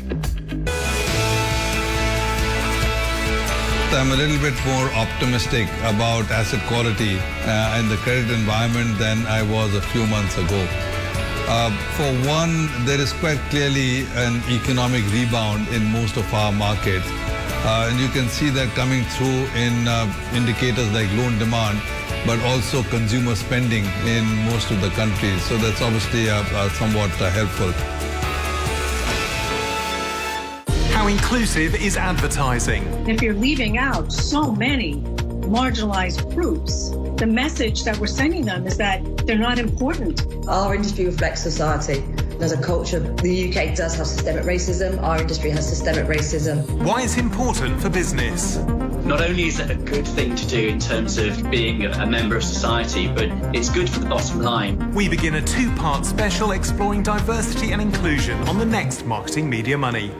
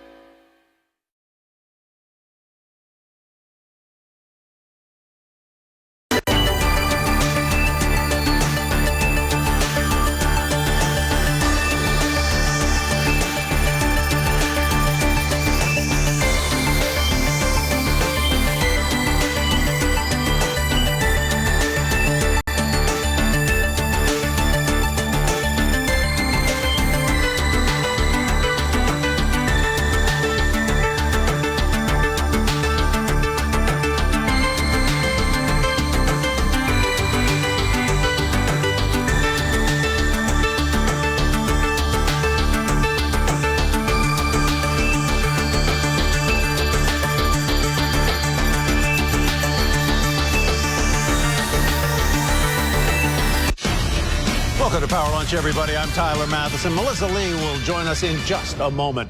The Fed Chair, Jerome Powell, will speak at any moment at the Economic Club of New York on the state of the economy and recovery, and we will bring you the headlines. Plus, will Uber deliver? Jumping after saying it will reach profitability in the third quarter this year, we will look at Uber's road ahead as the two companies navigate the pandemic. And later, hot stocks lighting up. Tilray by almost 40% on hopes of a clear path to legalization and a little help from Reddit users. We've got those details. Power Lunch will light it up right now.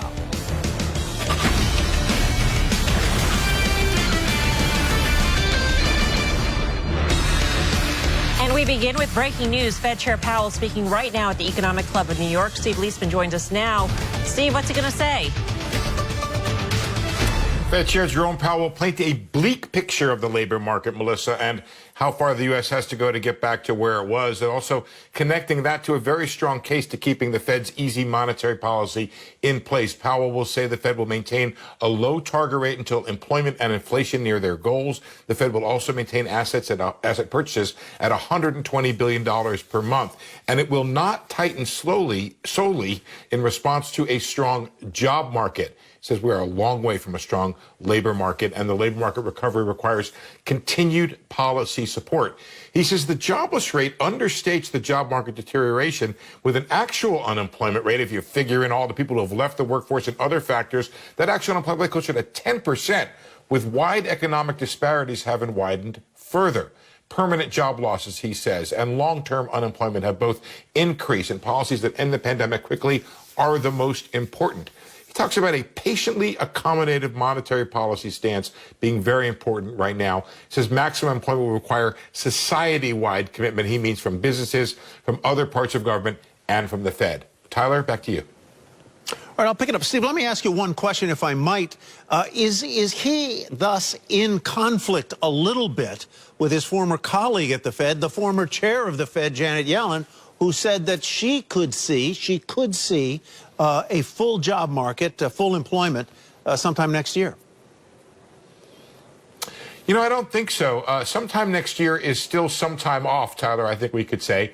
And it's not like we will just get to full employment without doing anything. I think that when Janet Yellen says what she says, she counts on the Fed being very easy and open and wide open on its policies. And I think Janet Yellen also counts on a strong stimulus or relief bill from the Congress and the administration. So I think those things are implicit in what Janet Yellen is saying. When we get there, if we're heading there, I think then there'll be a time for reckoning and perhaps some conflict between Yellen and Powell, but that time is not now.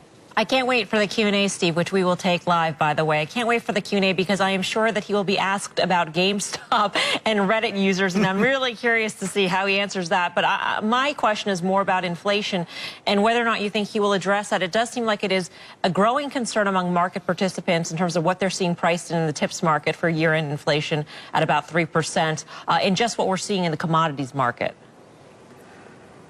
I think that is an issue among market participants. My read and conversations with Fed officials is that it's not an immediate concern for them. What they're waiting to see, Melissa, is how the economy behaves once the pandemic is over and both demand and supply are back in sync. Right now, you have all kinds of problems meeting supply. You have all kinds of new supply issues out there with people buying stuff in amounts they didn't used to buy them in and not buying stuff in amounts they used to buy them in. So what happens when we go back to services, stop ordering all those goods, when trade is reestablished across both the Pacific and the Atlantic, when the and hopefully if the pandemic were to wind down, I think the Fed is going to see any kinds of increases in prices right now as temporary and not see it as inflationary until it's established for a long time. And by the way, remember, Melissa, the Fed is aiming for inflation above its 2% goal. So some of that it would indeed welcome. All right, Steve, thank you. Steve Leisman. All right, for more on what we just heard from Steve about Fed Chair Powell's remarks and the markets, let's bring in CNBC contributor Jeff Mills, Chief Investment Officer with Bryn Mawr Trust. Judging from what Steve has told us about the Fed Chair's rather bleak assessment of the economy, specifically the job market, do you see any reason to change what you're doing in terms of investments? No, I don't think so. And I think the message today in the Q&A will be pretty consistent with what Chair Powell has said over the past number of months. And you guys really touched on it. I mean, it's the labor market and it's inflation. And I think, you know, in terms of the labor market, the Fed's made it pretty clear that they're not going to do anything with interest rates until the labor market reaches their definition of full employment. Now, you can try to define exactly what that means. But I think if you look at unemployment rates, participation rates, various surveys, I mean, it could take a number of years for the labor market to heal naturally and reach that level. You can make the argument, as Janet Yellen has, that it will reach that a little bit quicker. But I think that's if you get the additional fiscal stimulus that's been proposed. And then on the inflation side, you know, you got CPI readings today, both core CPI and headline CPI, 1.4% year over year. So nothing necessarily alarming there. You will lap some pretty weak inflation readings from last year. So I think you maybe get a little bit of an inflation scare as you move through maybe the halfway point of 2021. But you still have an output gap in the economy that's pretty wide. You know, if you look at potential GDP versus where GDP is, again, still wide. So it would be unusual to see a really sharp spike in inflation, at least this year, given those conditions. I think you look a little bit further out, and that's where the question marks start to Maybe arise. you just answered my next question in your reference to inflation, but when you have an economy that is roughly, what, $20 trillion in total output, and you have stimulus on the order of $7 trillion or something like that over the last year, so that's sort of 40% basically, or 35% of economic output. What kind of problems are you looking at down the road, if any? Yeah, it's hard not to be a little bit concerned. I mean, this is now well cited, but M2 money supply up over 26% year over year. Additional stimulus likely coming down the pipe here. I mean, you have the stimulus that we already received via the CARES Act. You have the $900 billion that we already received. And now I think it's very likely that you get stimulus more in the order of $1.9 trillion versus maybe some of the lower expectations that had been cited. I think things have changed on the stimulus front in terms of some of the more moderate Democrats actually being willing to go for the full $1.9 trillion as long as certain things aren't included in the bill. I think Democrats are now looking at a 2003 precedent that was set via the inclusion of some Pell Grants in a reconciliation bill. So you might actually be able to authorize some additional discretionary spending in the next round of fiscal stimulus. And this is now at almost 6% unemployment. Yes, you have issues with the participation rate, but all of these things are flooding into the market. And I think there's a very good reason to believe that, you know, you look past this year, things start to tighten up a little bit from a supply-demand perspective, and you could see serious issues with inflation. What I will say, and what I'm telling our clients, is that it's probably not an issue this year, but if you look at what hedges inflation the best, it probably is equities. They do a lot more, they do a much more consistent job of hedging inflation than gold and even commodities. The beta of the S&P 500 to inflation expectations has been kind of the most consistently negative over the past number of decades. So just given the backdrop as it relates to liquidity and the fact that we don't think inflation is going to cause the Fed to move now, we still want to be fully invested in the equity markets. Everything that you laid out is the recipe for a very, very sharp upswing when it comes to economic activity for this year. I mean, if we were to think that all that stimulus is in the market and stimulus is to come, and stimulus typically, there's a lag time for it to take effect, we could see a very sharp upswing in the second half of the year. So how do you position for that? And why does inflation not go hand in hand with that? I think just because of the output gap that still exists between economic potential and where GDP is, and probably where it's likely to be through the end of the year. But to your point, I do think you get this economic acceleration in the second half. And I think a big part of this equation is earnings, because you have multiples that, at least in my opinion, aren't likely to go dramatically higher, but there's a case to be made that they're not going to go dramatically lower either because of these liquidity conditions we're talking about. So if multiples are largely locked, then it's going to be earnings, and earnings expectations continue to rise. And if we put ourselves at the end of this year, looking out to 2022, those economic conditions that you laid out, they're causing earnings to continue to rise, expectations of $198 per share in 2022. So if you put the current multiple on that at 22.7 times, that gets us to over 4,500 in the S&P 500. That's a 15% move from here. So just because we're at all-time highs, this acceleration that you're explaining, and I think is likely to come to pass as we move through this year, it's going to boost earnings, and I think that's going to be a major driver for the market. Jeff, good to see you. Thank you. Jeff Mills. Thanks, Melissa. We got some news from Southwest Airlines. Let's get to Phil LeBeau with the story. Phil. Melissa, take a look at shares of Love. And the reason we're showing you this is because Reuters is reporting that Southwest CEO Gary Kelly has sent a letter to the Biden administration telling them it's not a good idea to institute a requirement for passengers on domestic flights here in the United States to receive a negative COVID-19 test.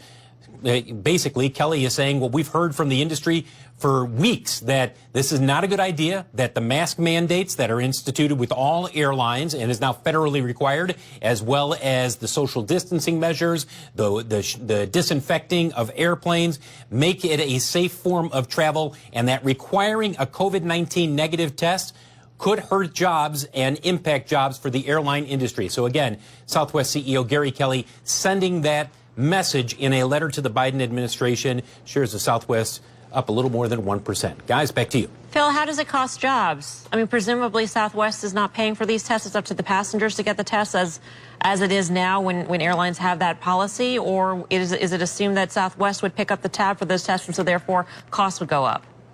Well, the concern for Southwest and for all the airlines is that if you require it, if you or I are going to take a flight, say I'm flying from here to Phoenix, and I have to come up with a negative test, two things. One, I may sit there and say, not worth it. I'm not going to go through the hassle. Two, it's going to cost somebody, either me or the airline. And three, what happens if I come down negative or come down positive? Now I've got to change my trip. I might just say, not worth it. And that's the concern for the airlines. They already are dealing with worse travel levels right now than they saw for parts of the fourth quarter. If you require a negative test, they believe that those levels will go down even further. That's one way of looking at it. I'm sure there's a whole contingent of travelers out there who would be more likely to fly if there were those requirements in place. Maybe. But no, that's a valid point. That's a valid point as well. The airlines, they believe that the combination of masking, disinfecting, and social distancing, all of those make the airplane as safe as possible, and that adding in a requirement for a negative test would not make the airplane that much more measurably safer than what it currently is. Have we heard, Phil, of cases where there has been transmission on airplanes? Have any? We've heard anecdotes. Yeah, I've heard of anecdotes in different cases. There's one that was passed around on the internet, I want to say about 3 or 4 months ago, about a case over in Europe where there were a number of people who supposedly came down with COVID-19 after all being on the same flight. But within the United States, while there may be cases here or there, and you may hear anecdotal reports, generally speaking, you have not seen cases where people have said, hey, I took a particular flight and I came down with COVID-19, and it's because I got it on that plane. All right, Phil, thanks. You bet. Coming up, General Motors in reverse, the stock falling after warning about the impact of the chip shortage in its earnings report. But there's another auto company that is stocked up. We've got the details. Plus, Lyft jumping after its earnings as Uber gears up for its report after the bell. Early investor Jason Calacanis will join us with what to expect. Much more Power Lunch right after this. The Bond Report is brought to you by PIMCO.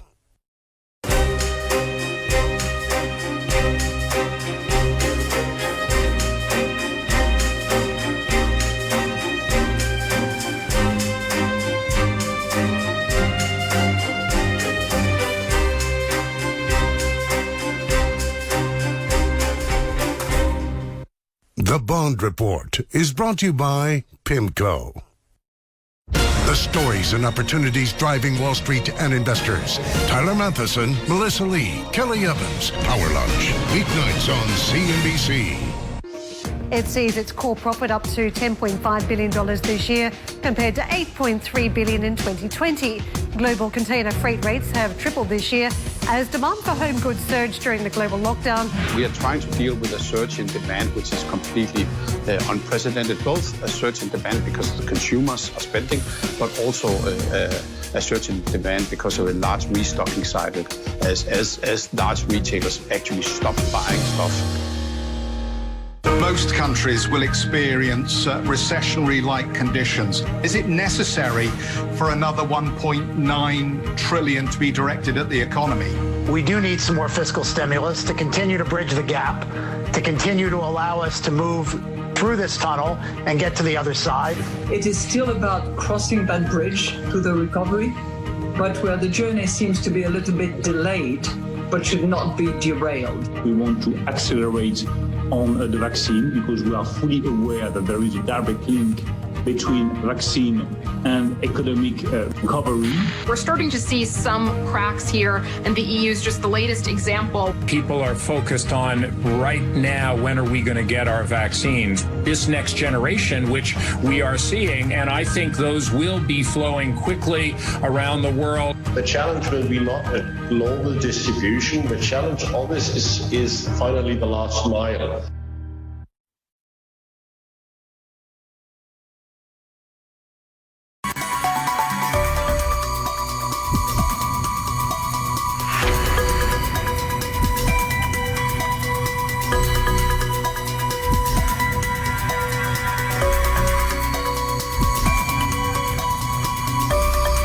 Marijuana China stocks lighting up, continuing their rally in the hopes of legalization for the Biden administration in a democratically controlled Senate. But are retail investors behind today's bump? Names like Tilray and Afria leading the charge after catching the eye of Reddit users. Part of the online discussion has been centered on the merger between the two companies, sending shares of both higher. Joining us now to discuss is Michael Lavery, Piper Sandler Senior Research Analyst. Michael, good to see you.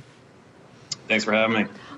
I'm just curious, what went through your mind when you heard the Reddit users were focusing on pot stocks these days after what we saw with GameStop, AMC, et cetera? Well, I guess there's two things. It certainly feels like a category that lends itself to broad retail investor appeal, and it's something that an average retail investor could probably easily get excited about. There's also been some of these names, Tilray in particular, that's had a relatively high short interest, over about 20%. And so if that's something that's in the crosshairs of some of these guys, then that would fit the bill as well.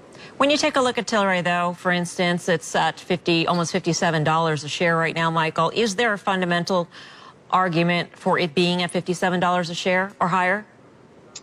Well, it's raced past our target of $15, which we think is 15, 1-5, just to underscore that.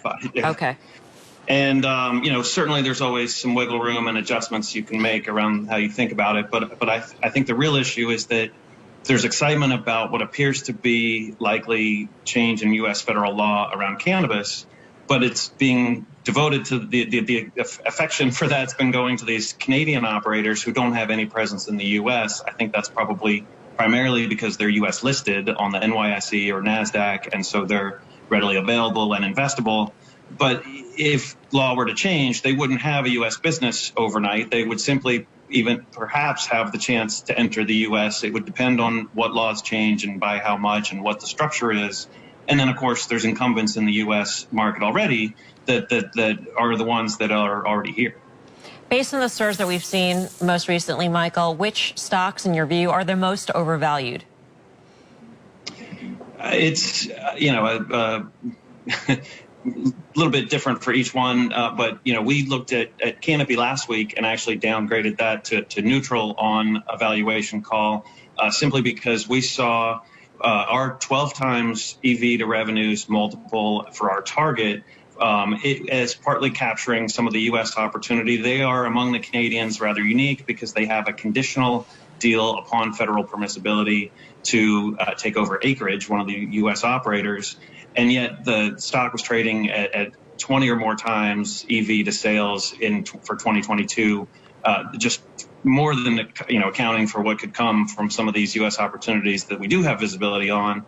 So they're not alone, but that's one where we said, look, I think there's some retail hype here, could keep pushing it further, and it has apparently. But then on a fundamental basis, we can't stretch our target above where its current trading value was. All right, Michael, thank you very much. We appreciate your time. Michael Lavery, Piper Sandler Senior Research Associate there. Michael, we appreciate it. Fed Chair Jay Powell is now taking questions at the Economic Club of New York, and we're going to listen in live. Let's go there now. As you're well aware, the American Recovery Act is currently being debated fiercely inside and outside the halls of Congress. And one of the topics which has been under much discussion is the extent to which, given that we are now below full employment and we have an output gap, given the numbers that are being debated presently in the American Recovery Act and what the implications would be for the increase in GDP that we would see as a result of these fiscal measures, what do you and your colleagues see in terms of the size of the gap we currently have in the economy at present relative to the increase in GDP that would bring us closer to being at sort of the full employment level of output, given the numbers that are being thrown around? How much space is there? So, Peter, I guess I need to start by saying that the question of how much to spend and what to spend it on, that's really one for Congress and the administration. And there's a discussion going on right now about those precise questions, and that's appropriate. So, but not really appropriate for me or for the Fed really to try to get into that discussion. We have very important goals, and Congress asks us to achieve those goals and gives us independence to do so. But the other side of that is we should kind of stick to our knitting a little bit. So I'm reluctant to get into what is clearly a very active debate. I will say a couple things. One, fiscal policy has been absolutely essential in this recovery. This was a very different kind of a downturn, which really it wasn't that something was wrong with the internal workings of the economy. It just was this really natural disaster hit, and people's incomes in many cases were just extinguished really quickly. So it was about income replacement. It's also now about stimulation of aggregate demand, but it wasn't really about a demand shortfall or some kind of imbalance in the economy. So fiscal policy really came through with the CARES Act and then followed up. And I would just say it is the essential tool for this situation. And, you know, we of course will continue to support this as far as for as long as is needed with our tools. I guess I will also say that, you know, that measures of the of potential output there's a wide range of estimates, and I think it's hard to really.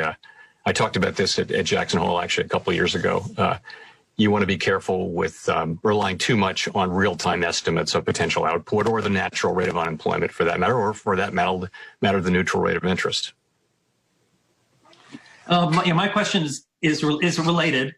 As you pointed out in your remarks, Mr. Chairman, the United States has not experienced significant problematic inflation for many years, because since I was a student in the 70s and early 80s. Both all the monetary and fiscal stimulus being applied right now, together with some supply chain disruptions from the pandemic, some observers fear that we might experience problematic inflation as the economy recovers. For example, Larry Summers raised this possibility in a recent Washington Post column, which I'm sure you saw. Do you have any indicators of inflation or future inflation that you watch particularly closely? Or are you just waiting to see actual inflation before the Fed starts to worry about it? You know, so, Greg, as you would imagine, we monitor a very broad range of inflation indicators, both inflation expectations, where we actually have an index of common inflation expectations. So these are survey expectations or market-based break-evens and that sort of thing. Also, of course, PCE inflation is our chosen metric, but we do look at wages and other means. So, of course, it's half of our mandate, and so we have, we do a lot, and we have a very strong group of inflation economists, and it's one of our major focuses. I'll just say, I think the bigger picture still is that we've seen, as I mentioned, 3 decades, a quarter of a century of lower and more stable inflation, and we've seen really the last decade be characterized by global disinflationary forces and large advanced economy nations struggling to reach their 2% inflation goal from below. So that, I think, is the broader setting. In addition, the pandemic itself has produced lower inflation readings, driven at the beginning by collapsing demand for in certain particular services. As we look forward, as the very low readings of March and April of last year fall out of the 12-month window, we'll probably see an increase, but in readings. But that's really not going to mean very much. You're going to see it won't be very large or persistent in all likelihood. It's just a function of those readings falling out. Well, we also may see, as the economy reopens, we may see a burst of spending. We don't know this, but many are monitoring for that. If the economy reopens, there's quite a lot of savings on people's balance sheet. There's monetary policy, there's fiscal policy. You could see strong spending growth, and there could be some upward pressure on prices there. Again, though, my expectation would be that will be neither large nor sustained. We have had inflation dynamics in our economy for, as I mentioned, 3 decades, which consist of a very flat Phillips curve, meaning a weak relationship between high resource utilization, low unemployment, and inflation, but also low persistence of inflation critically. If you go back to when you and I were in college, you had a steep Phillips curve, but you also had the situation where if inflation went up, it would stay up because expectations were not anchored, and so people would expect inflation, and that would make it go up, mean that it went up. So we have very low persistence and a very flat Phillips curve. Now, those things are not permanent. Nothing in the economy is really permanent. It will evolve over time. Inflation dynamics will evolve, but it's hard to make the case why they would evolve very suddenly in this current situation. So the last thing I'll say is you asked about actual inflation. So in fact, if you look at I described our new framework and our guidance, in major part, we are looking at actual inflation. We want to see actual inflation. And part of the reason for that is all during the long expansion, many of us, and that includes me, were writing down a return to 2% inflation and maybe a mild overshoot year after year after year. And year after year after year, inflation fell short of that. So we have tied ourselves to realizing actual inflation, for example. That's the way our rate guidance works. Is we'd have to see inflation reach 2%, not in a forecast, but actually. So we are looking at for actual inflation. The last thing I'll say is, of course, if contrary to expectations, inflation expectations were to move up in a troubling manner, and that were to be sustained, or if inflation were to be at troubling levels and that were to be sustained, then we have the tools to address that, and we will, of course, use them. Chair Powell, you rightly talked about, and I think it's so important, the central role that health played in both precipitating this recession and the role that it's going to play in the recovery.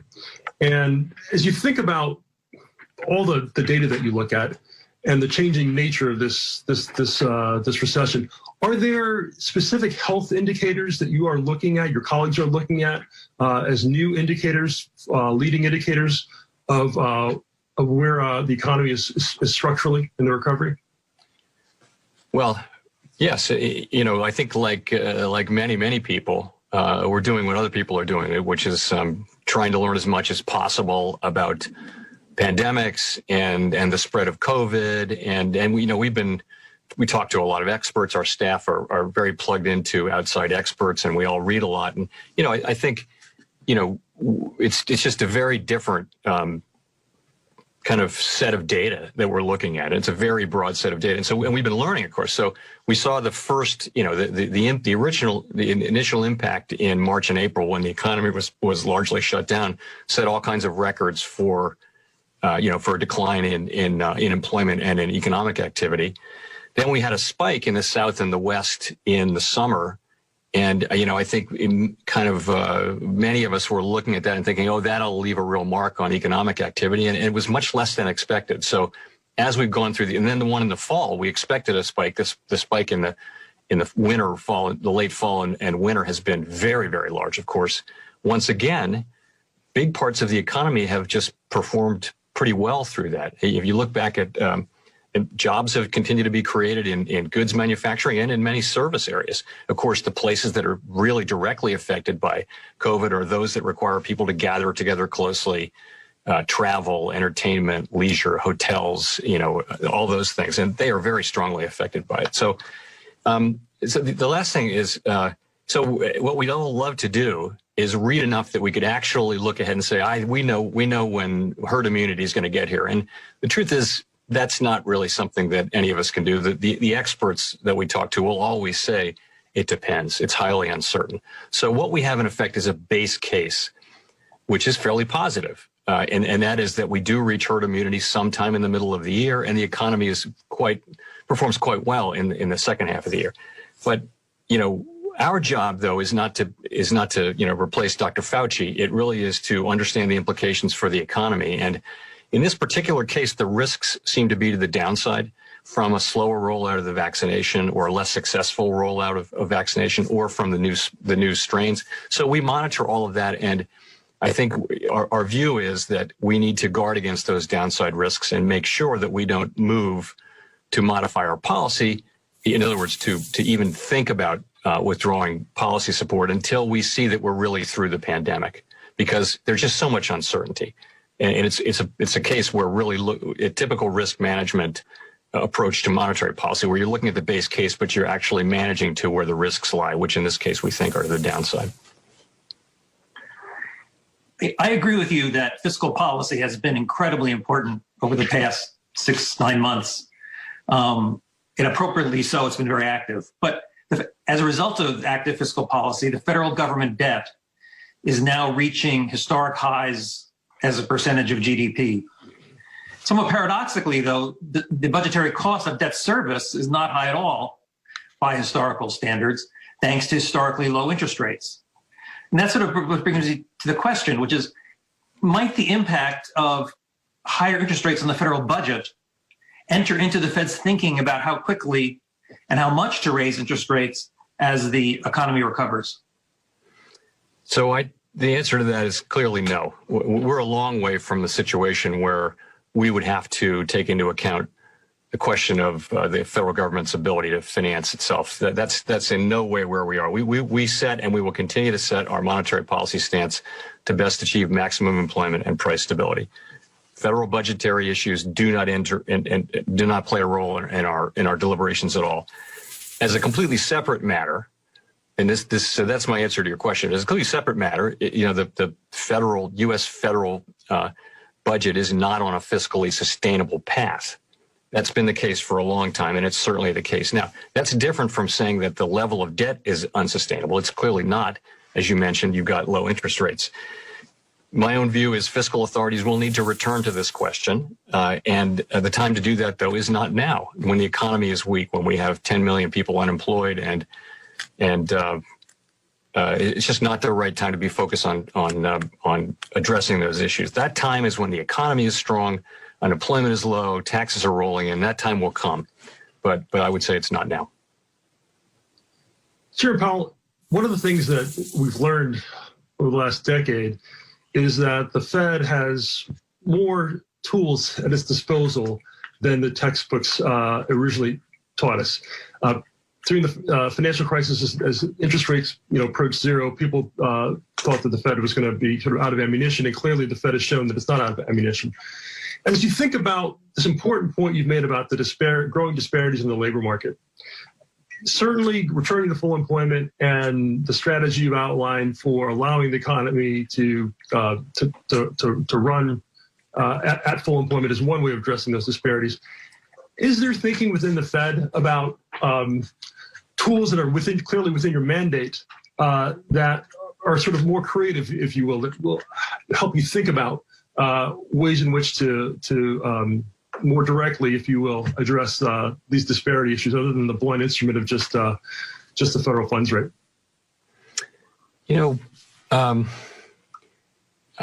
So we're an unusual organization because we have a very specific mandate and very powerful tools, important mandate, and we have this grant of independence, meaning that that under current law, our decisions can't be reversed, and we have long terms, and they're not synchronized with election cycles or anything like that. So, and that should be a rare in a healthy, functioning democracy. That should be rare because most things should be subjected to to regular popular democracy, and because of our unusual nature, of course, we work really hard to be transparent and find accountability and therefore democratic legitimacy. It's very important that we do that. But I think given our precious independence, which allows us to do things without regard to politics and without regard to political cycles, I think people generally understand that's a good thing, that's an institutional arrangement that has served the public well.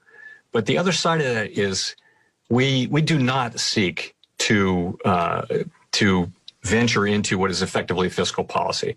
When you're talking about targeting groups who are very needy, very worthy, and targeting them with resources, that's fiscal policy. That's what you're elected to do. Nobody elected us.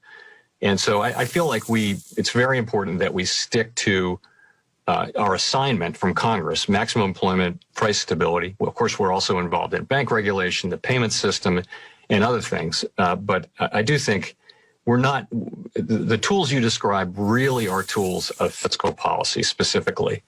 And we do not seek them. I mean, I think we should stick with what we're doing and let the fiscal authorities do what they do. It's a very important point you made. I asked the question as a teacher because I think it's important for people to understand the distinction between what the Fed does and what other people might like the Fed to do. Very important. I agree, Peter. Since you brought up the issue of transparency, I'd love to ask a question about that. Now, transparency is obviously something that can have different degrees, and everybody's in favor of transparency. But some people take transparency to a very far extreme. The most extreme case I can think of is Ray Dalio's firm that literally has every conversation recorded and posted so everybody can see everybody talking to everybody else. I presume you wouldn't want that degree of transparency at the Fed. I've wondered, in talking to former Federal Reserve governors, whether the transparency rules have gone too far in some cases to make it hard for governors to have informal meetings among themselves. Do you think it's in some dimensions maybe we've gone too far in requiring transparency, and therefore make it hard for the Fed to have private conversations? I guess I would say it this way.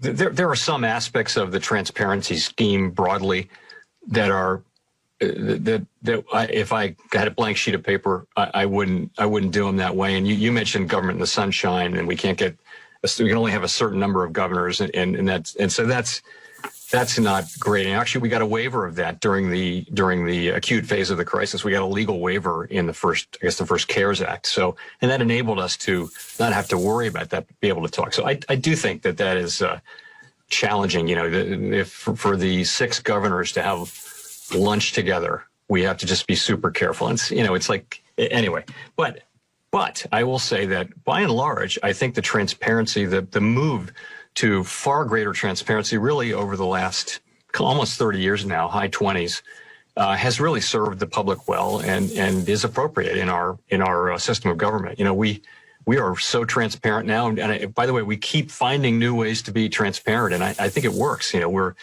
very focused on my colleagues and I are on engaging with those who have oversight over us in our form of government. And that's the legislature in our form of government. In many others, it's the finance ministry. But here, that's who has oversight. So we're up there a lot. That's more transparency, more press conferences, more reports. And I think it generally has been a very successful program. That's not to say, though, as you point out, that there are a couple of things that I would, in the dark of night or otherwise, be willing to change.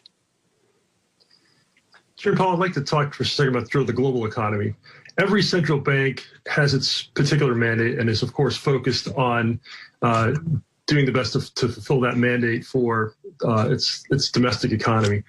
But central banks are also in constant communication with one another to make sure that we're doing things in a way that doesn't undermine kind of global prosperity.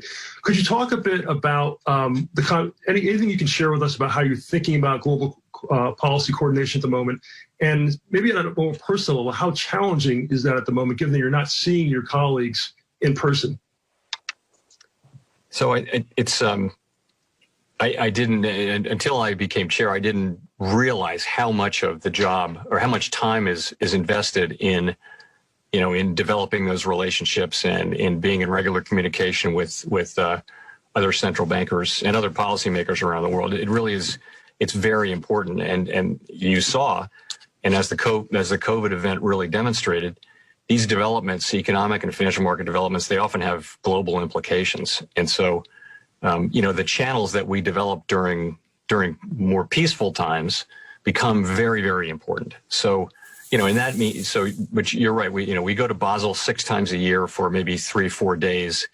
And meet, and there are a lot of one-on-one smaller meetings, and then there are group meetings, and it's just extremely useful to hear from other central bankers what really is happening, what really are their concerns, and it does inform our understanding of what may happen with our economy. And as I mentioned, it really puts us in a situation where when things go wrong, we know each other and we can talk on the phone, which we did a lot.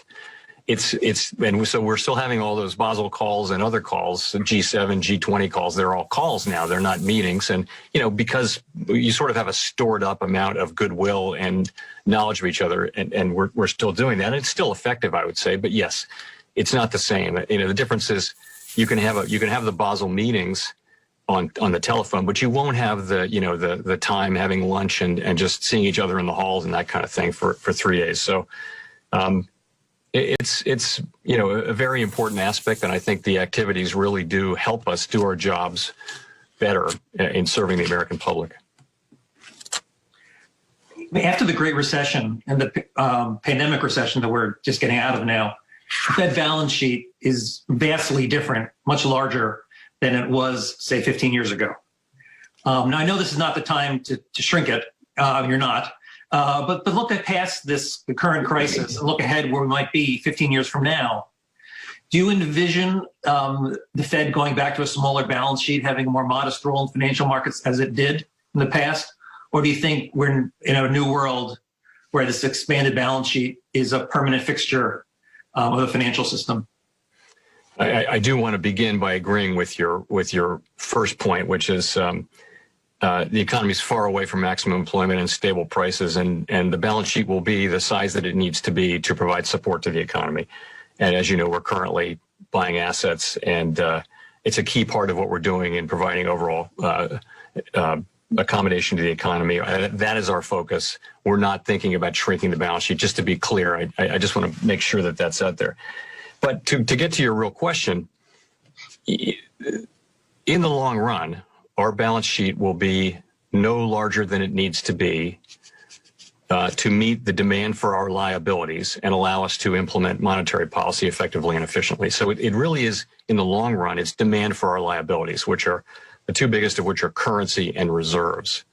So when we buy assets, we're really thinking about buying assets. But when the pool of assets declines over many years, as it did after the global financial crisis, it really is the public's demand for our liabilities. So we will return to a place gradually with tons of transparency and not beginning anytime soon to a place where really the size of our balance sheet is set by the public's demand for our liabilities. It won't be the $20 billion balance sheet that we had in 2005. It won't, and that partly is just that growth of demand for currency has been surprisingly high at a time when in many other parts of the world, people are declining to use currency. Demand for reserves, though, reserves are the most liquid asset, and they're in high demand for banks to meet their liquidity requirements and payment utilities and all that. So the longer run, though, so we will get back to that, and we did ultimately do that after the global financial crisis. We froze the size of the balance sheet in 2014, and then as the economy grows, the balance sheet shrinks as a percent of GDP. In addition, reserves decline as currency and other liabilities sort of organically grow. So, but again, these are longer term. So the answer to your question is yes, with a long explanation, I would say. I want to come back to a point that you... We're going to break away for a few minutes from Fed Chair Powell as he takes some questions there after the session at the New York Club of New York Economic Club. The market seems to like, at least mildly, what Fed Chair Powell has been saying. It is in the green. You see the industrials there up 71 points at the peak of the day, up 134. Modest moves for the S&P and the NASDAQ composite as we keep an eye on the markets for you as well. Still ahead, we've got much more Power Lunch coming up. Shares of Uber hitting a record high ahead of its earnings report after the bell. We will speak to early investor Jason Calacanis after this break.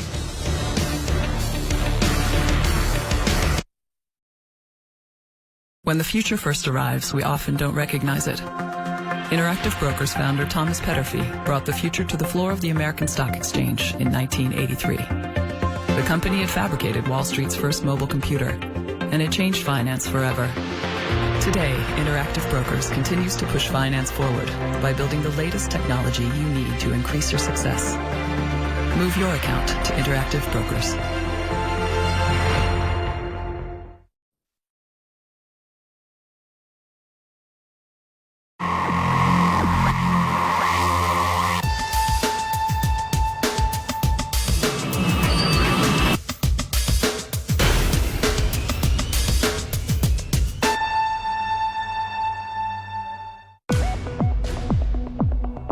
The initial conservative is going to take around 15 months for Indonesia, but the president really asking us to accelerate within 12 months. The target is to vaccinate 80% of our population to achieve the herd immunity. So by the end of this year, 40 or 50% will be covered by the vaccine. Why only 55%? Because that doesn't sound like herd immunity. We have around 40 million who are below 18. Medical authorities do not recommend them to be vaccinated. We hope to get most of our people vaccinated by the third or the fourth quarter of this year.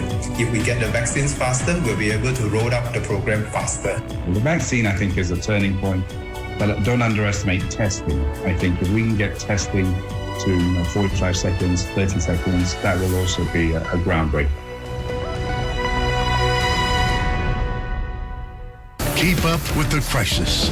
Squawk on the Street on CNBC.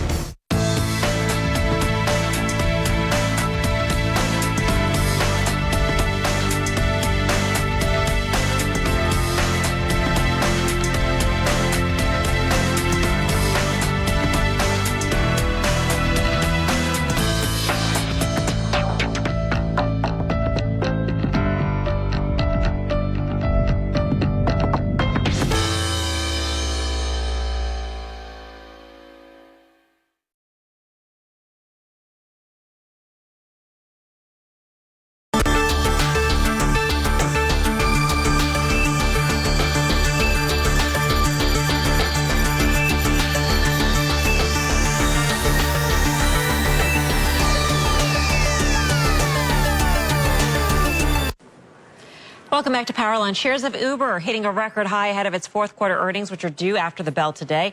This as its competitor Lyft is also higher after reporting better than expected numbers yesterday. While Lyft has been more focused on ride sharing, Uber has seen a big transformation in its business this year, greatly expanding delivery. But will there be another shift this year? Here to look at Uber's road ahead is Jason Calacanis, an early Uber investor and CEO and founder of Inside.com, a tech and VC news platform. Jason, great to speak with you.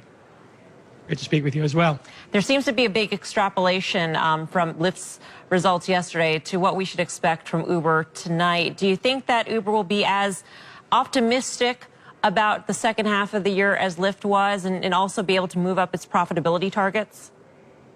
Yeah, I think obviously whoever the leading company is going to accrue a bit more of the Lyft, and Uber is a magnitude bigger. Uber is, magnitude bigger than Lyft. I mean, 4 or 5 times. So I think what we're really going to see here is that, Uber built a very anti-fragile business in regards to having the Eats business and having the rides business. And when the rides business went down, that kind of indicates people are staying home, right? And so when they stay home, they use Uber Eats, and increasingly Drizzly and Corner Shop, Postmates, people are ordering groceries, and really watching the team take on this challenge of the pandemic year has been really impressive. Reminds me a lot of Disney and how they got focused around Disney Plus as the center of the organization. They looked at what was happening in the pandemic and said, you know what? Parks are great. Merch is great. Let's just put movies are great. Let's just put everything into Disney Plus and accelerate that. Look what happened to that company. And, I think Dara, got to give him a lot of credit. He got rid of a lot of the noise, self-driving cars, which are a multi-decade, kind of vision. Sold off, the places where they weren't going to be in first, second place, or even third place, and did JVs and sold off those businesses like Russia and China, et cetera. That's well documented. And I think they found a new, really inspiring footing, which is if Amazon is, 2-day delivery, going to 1 day, Uber's kind of 1 hour delivery going to 10-minute delivery. And that is Travis's original vision for Uber. In fact, when I met him, when he was building the company, I knew him before that, but when we started talking about the company early on, and I was the third or fourth investor, as people know, his vision was this is a logistic company.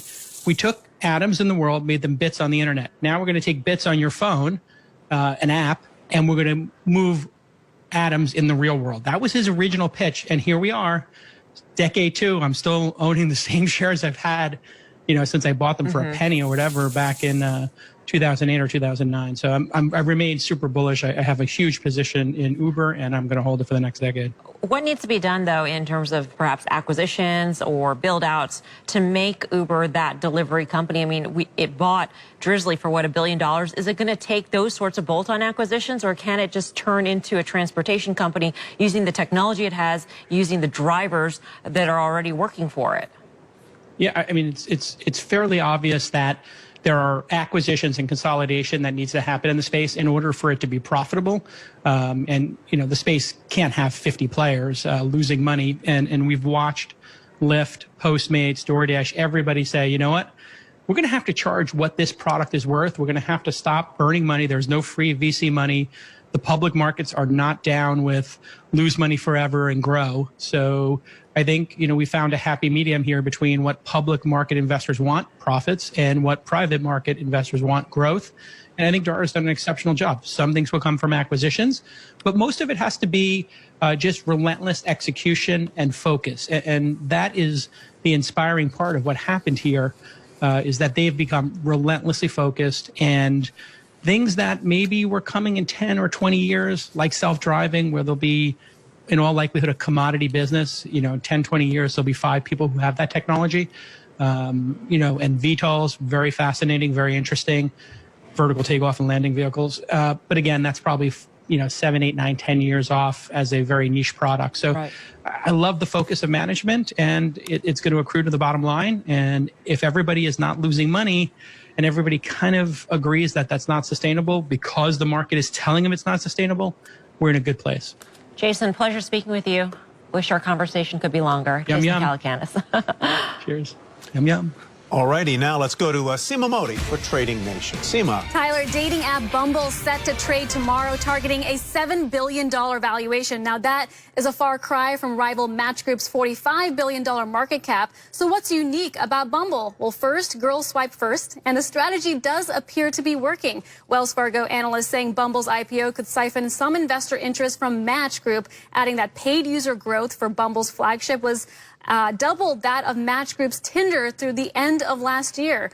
For more on this space, I'm joined by Todd Gordon of TradingAnalysis.com, Quinn Tatro of Jewel Financial. Todd, I'm curious how you think the retail investor base will size up Bumble's IPO. This is a company that is a consumer-facing name and tends to target millennials that are perhaps more inclined to online date.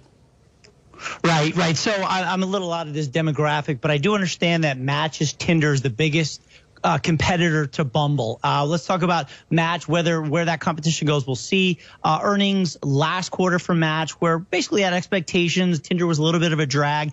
Match is an expensive stock, 62 times forward earnings, about 11 price to book. I hold the stock. I've held it for a while. I like it. The chart looks great. It's testing upper channel resistance.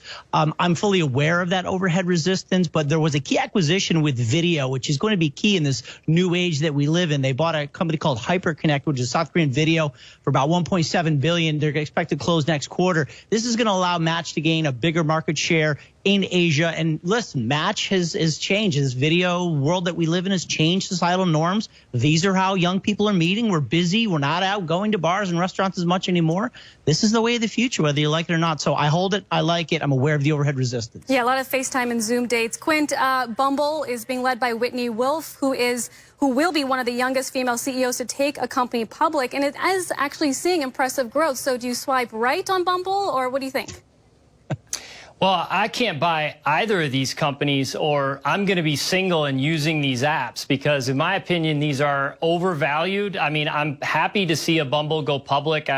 It's great, to raise the capital that they're raising. But again, focused on Match that we can really look at trading, as Todd said, 52 times forward earnings. There was a time when a company would announce an acquisition spending $1.7 billion, and the actual company would get hit because of that lost cash. The stock's trading 8% higher today. So in my opinion, it's a speculative kind of frenzy.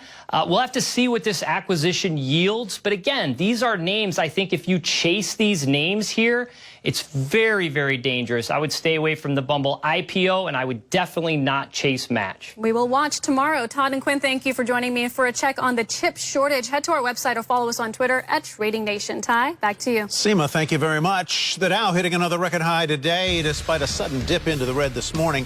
We'll get you set for the last hour of trading. And don't forget, you can always watch or listen to us live on the go, on the app. That's no crap. We'll be right back. And now, the latest from TradingNation.CNBC.com and a word from our sponsor. A common mistake that some investors make is searching for stocks with the high.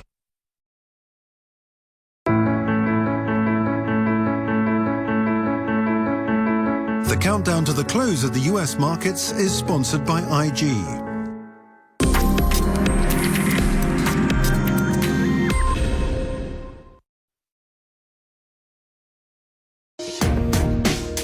DBS is a very large asset base.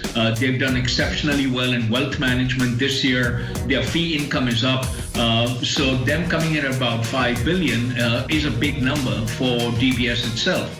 But if you look at the total assets versus the return or return on equity, as we call it, I think UOB will come up on tops purely because of its SME business, its corporate banking business that it's done well in. Brian Sullivan. Good morning. Worldwide Exchange on CNBC.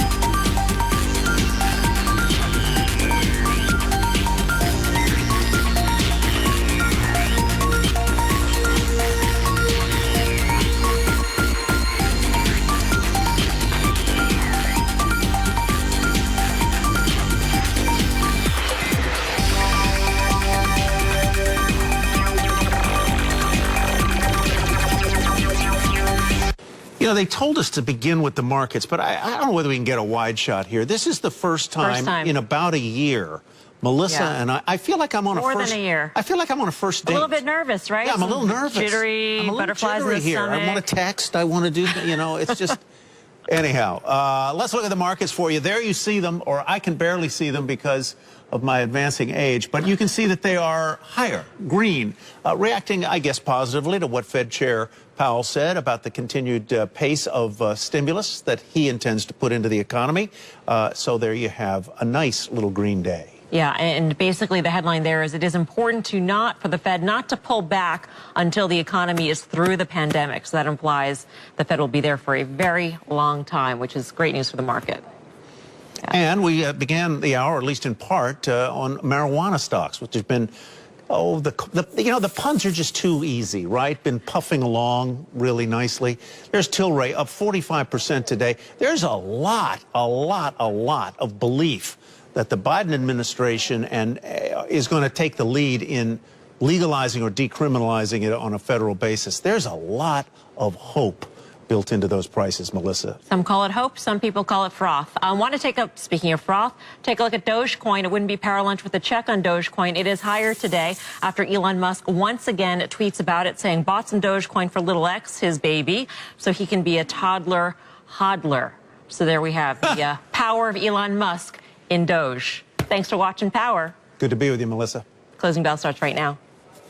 It certainly does. Welcome to the closing bell, everyone. I'm Wilfred Frost along with Sarah Eisen. Intraday records across the board in a choppy day of trade. The major averages are well off their earlier highs as we stand. Let's have a look at what's driving the action. Fed Chair Jerome Powell speaking at the Economic Club of New York, saying employment is a long way from where it needs to be and policy will be patiently accommodative. Tech stocks are keeping the gains in check as the big cap Tech stocks see small declines, but Twitter and Lyft both bucking the trend with solid pops, 12% for Twitter. And pot stocks, as Melissa just said, getting the Reddit treatment with names like Tilray and Aurora and Sundial all jumping amid increased chatter about the sector in various online forums, up some 43% for Tilray. With 59 minutes left in the session, Sarah. Also driving the action today, Wilfred, earnings, big time. In just a few minutes, we'll speak with Under Armour CEO Patrick Frisk about his company's beat and the one surprising product that helped drive the sales gain in the quarter. Plus, after the bell, we will get numbers from Uber, Zillow, Zynga, MGM with expert analysis as soon as they hit the tape. First, though, let's hit the big stories we are watching in this final hour of trade. Mike Santoli tracking the market action as always and joining us to talk about the renewed rally in the pot stocks is cannabis investor Sean Stiefel from Navy Capital. But Mike, kick it off with the market. Looks like it got a little bit of fuel after Powell. It did. It sort of regained its footing a little bit in the morning. We had that minor stumble. It seemed like the faint echo of the short squeeze volatility when it was related to some of these cannabis stocks. Just got the large growth stocks pulling back. So it seemed as if people were wondering if that game was back on. Maybe not so much. It's just not as dramatic. So you see, again, very orderly uptrend. There's a lot of, kind of undisciplined, frothy stuff seemingly going on in this market. But the S&P 500, the big caps, this is kind of just this low drama uptrend. It's definitely getting a little technically overbought, arguably. It's inviting some kind of flattening out or something along the way. But so far, it's not really displaying that kind of warning necessarily in the market action itself just yet. Take a look at some of those areas where people are very overexcited. IPOs and in particular SPACs. So this is just a 3-month chart. You see both of those up more than 40%. The IPO ETF, which now is $1 billion in assets under management. It's been this crazy run of asset flows, as well as SPACs, which of course are basically blind pools of cash, maybe going to go buy a company at some point, or definitely going to go buy a company at some point. Supply is the one thing you have to wonder if it's going to start to weigh against this market. Here's the quarterly breakdown of new equity issues of all different sorts, IPOs, secondaries, as well as convertibles. And this is so far this year. It's only been 6 weeks, right? January, and we're into 10 days into February. This is where we would be on a quarterly basis if this pace kept up until the end of the first quarter. So in other words, a record of all time. And this was, remember, when everything crashed and you had to have a lot of companies that were really constrained. They had to go out and raise equity capital to survive. So that's a huge bulge. Here we are almost matching it. So these numbers aren't necessarily in themselves enough to sing things. $185 billion, let's say, in quarterly outflows and quarterly issuance. But at some point, it should start to push back on some of the demand we have out there, guys. Mike, thanks so much for that. We are just climbing a little bit whilst you were speaking, up to 130 on the Dow points high, which is near the session highs. Some Reddit users are turning their attention to pot stocks, sending shares of Tilray and other cannabis names soaring today. Tilray's up 44%. Joining us now, Sean Stiefel, CEO of Navy Capital. His firm manages approximately $375 million in cannabis-focused strategies. Thanks so much for joining us, Sean. Good to see you. Thank you for having me. So I was reading some of your recent notes saying that Reddit traders are right on the pot thesis, but wrong on the exposures they're getting, particularly of this latest leg higher. Why do you say that? Because what they're buying today are Canadian licensed producers that have little or no exposure in the United States. What you want to be buying are the actual operators here who are benefiting from all of the federal changes and the state-by-state legalization. We're very excited about the opportunity for U.S. cannabis operators, and every day that goes by, it's going to be harder and harder for Canadian LPs to establish a foothold here.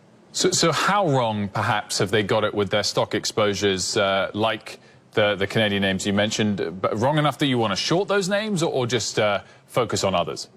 I think in this day and age, as everyone knows, it's very dangerous to short. We own a basket of puts on some of these names. But in general, we believe that you want to put your money in U.S. operators and not be buying and chasing these Canadian LPs that are trading at insane valuations. If those Canadian names do pull back, do you think your U.S. names will suffer as well, providing a good entry opportunity to them? And which are some of the names you're long and you like?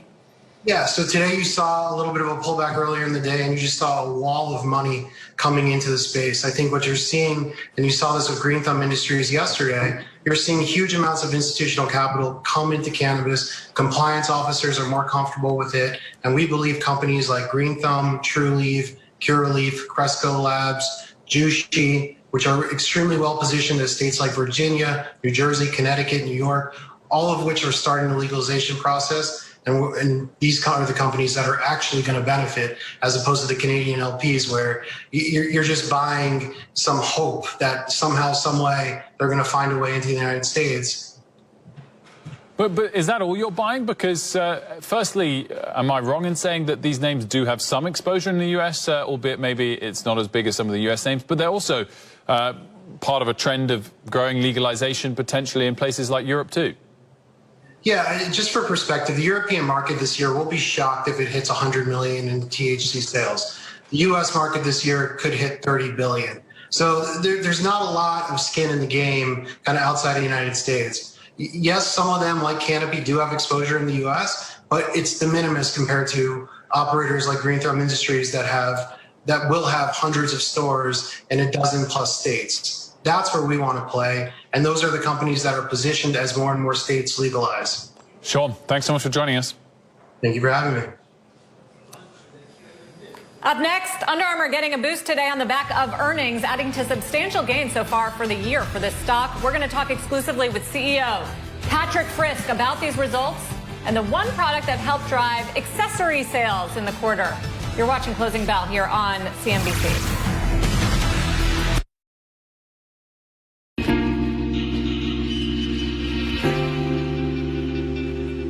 I think sustainable tourism will mean for the future that travelers are going on short-haul trips and not choosing long-haul travel. Sustainability will mean that probably people will travel less or spending less money for air travel, and maybe some alternative traveling methods such as the train will play a larger element in the future.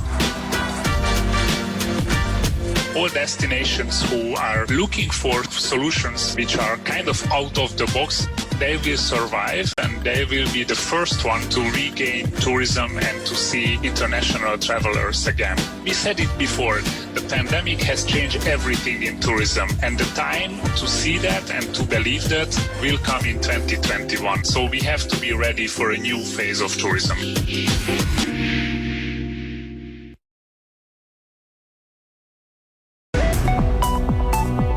I'm Juliana Tattlebaum, and these are the stories you should be checking out on CNBC.com. Restaurants in Lisbon face an uncertain future with coronavirus restrictions hitting Portugal's key tourism industry. This as a recent wave of infections have hit the country harder than most of its European neighbors. That story's on the website now. SpaceX has begun to take public pre-orders for its Starlink satellite internet service. The company, which was founded by Elon Musk, is offering the service to customers in the U.S., Canada, and the U.K. But customers may have to wait 6 months or more for their orders to be fulfilled. Head online for the full story. Mobility startup Tier has announced it will install charging stations for its rentable e-scooters in shops. CEO Lawrence Lushner told CNBC the company, which raised some $250 million from SoftBank in November, hopes to help stores increase footfall. Tyler Matheson, Melissa Lee, Kelly Evans, Our Lunch on CNBC. Next on Seth, comedian Bill Burr and Justin Hartley. We are cruising. Plus a closer look at Super Bowl seats filled with cardboard cutouts. It's also filled with cardboard cutouts, the Chiefs' defense. New Seth this weekend.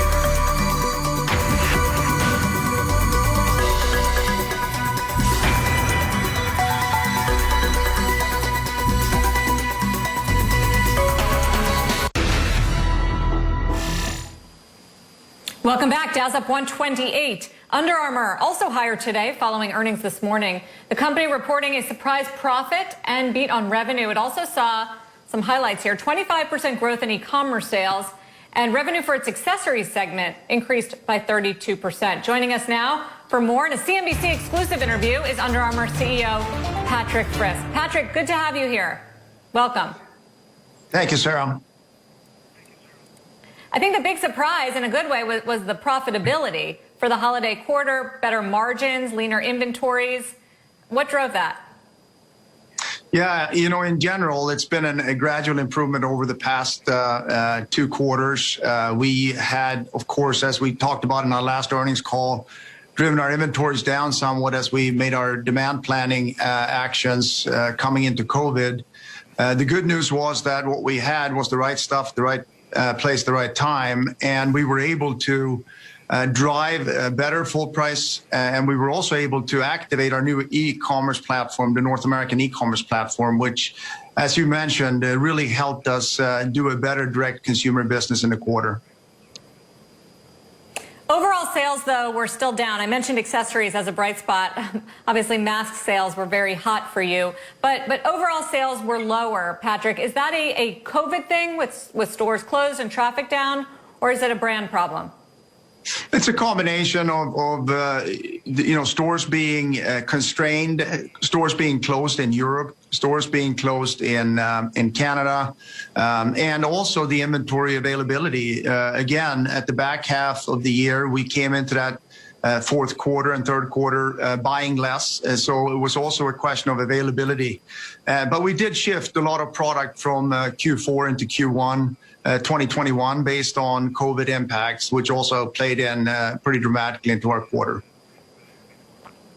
You also gave guidance. I think one question I get when I talk to investors and analysts about this company, and I'm sure you do too, is when do you go from a profitability focus, which you've done and been able to increase margins, into a growth focus and start to really compete on growth levels with, say, some of your competitors, what they're seeing now, Nike and Lululemon?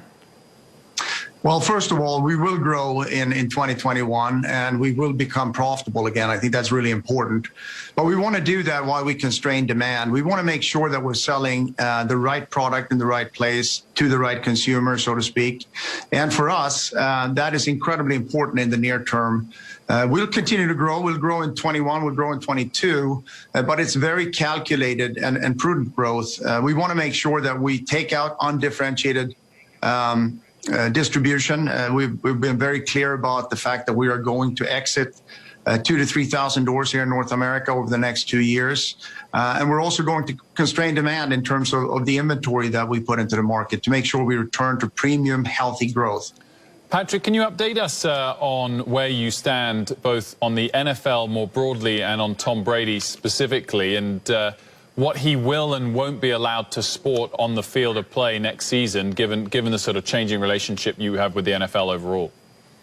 Yeah, let me first say that we have a really good relationship with the leagues, and we do these kind of evaluations of our contractual obligations over time, and we will continue to evaluate and make sure that we make the right decisions for the brand and the organization. As it relates to Tom and what our athletes will be wearing on and off the field next year, that's part of the magic, I guess. You know, we'll be finding exciting ways to make sure that Tom is attached to the brand. And of course, right now we're in celebratory mode because of the achievement here over the last weekend. And also, I think the entire organization of Under Armour is incredibly grateful for having such a fantastic athlete be part of our team for such a long time and still continuing to perform at the level that he's performing. But just to follow up on that, so pulling out of the NFL infield contract, and then it comes after you pulled out of the MLB deal, UCLA. How much more of these partnerships are you looking at changing? And could any of them include sponsorship deals with athletes themselves? Well, I think over time, I think the most important thing for any brand is being able to activate the assets that you have, whether it's an individual, a team, or a league. And for us, it's about prioritizing what we can and should be activating behind. And you'll see that evolve over time. You know, we're not exiting everything. We have still a major commitment to many schools in North America, both at the collegiate and high school level. We have many athletes. And don't forget, we also got some great new athletes. So how about the NFL Defensive Rookie of the Year, Chase Young, for example, coming through. So we're committed to our athletes. We're committed to the agreements that we have. But as any responsible company, we'll continue to evaluate as we move into the future. But Patrick, I guess it doesn't make a huge difference for your clothing sales if someone's going to work out at home or in a gym. But where do you stand on this trend of more apps and more offerings to work out and sign up at home? Do you think it's peaked? Do you think it's a bit too crowded at the moment?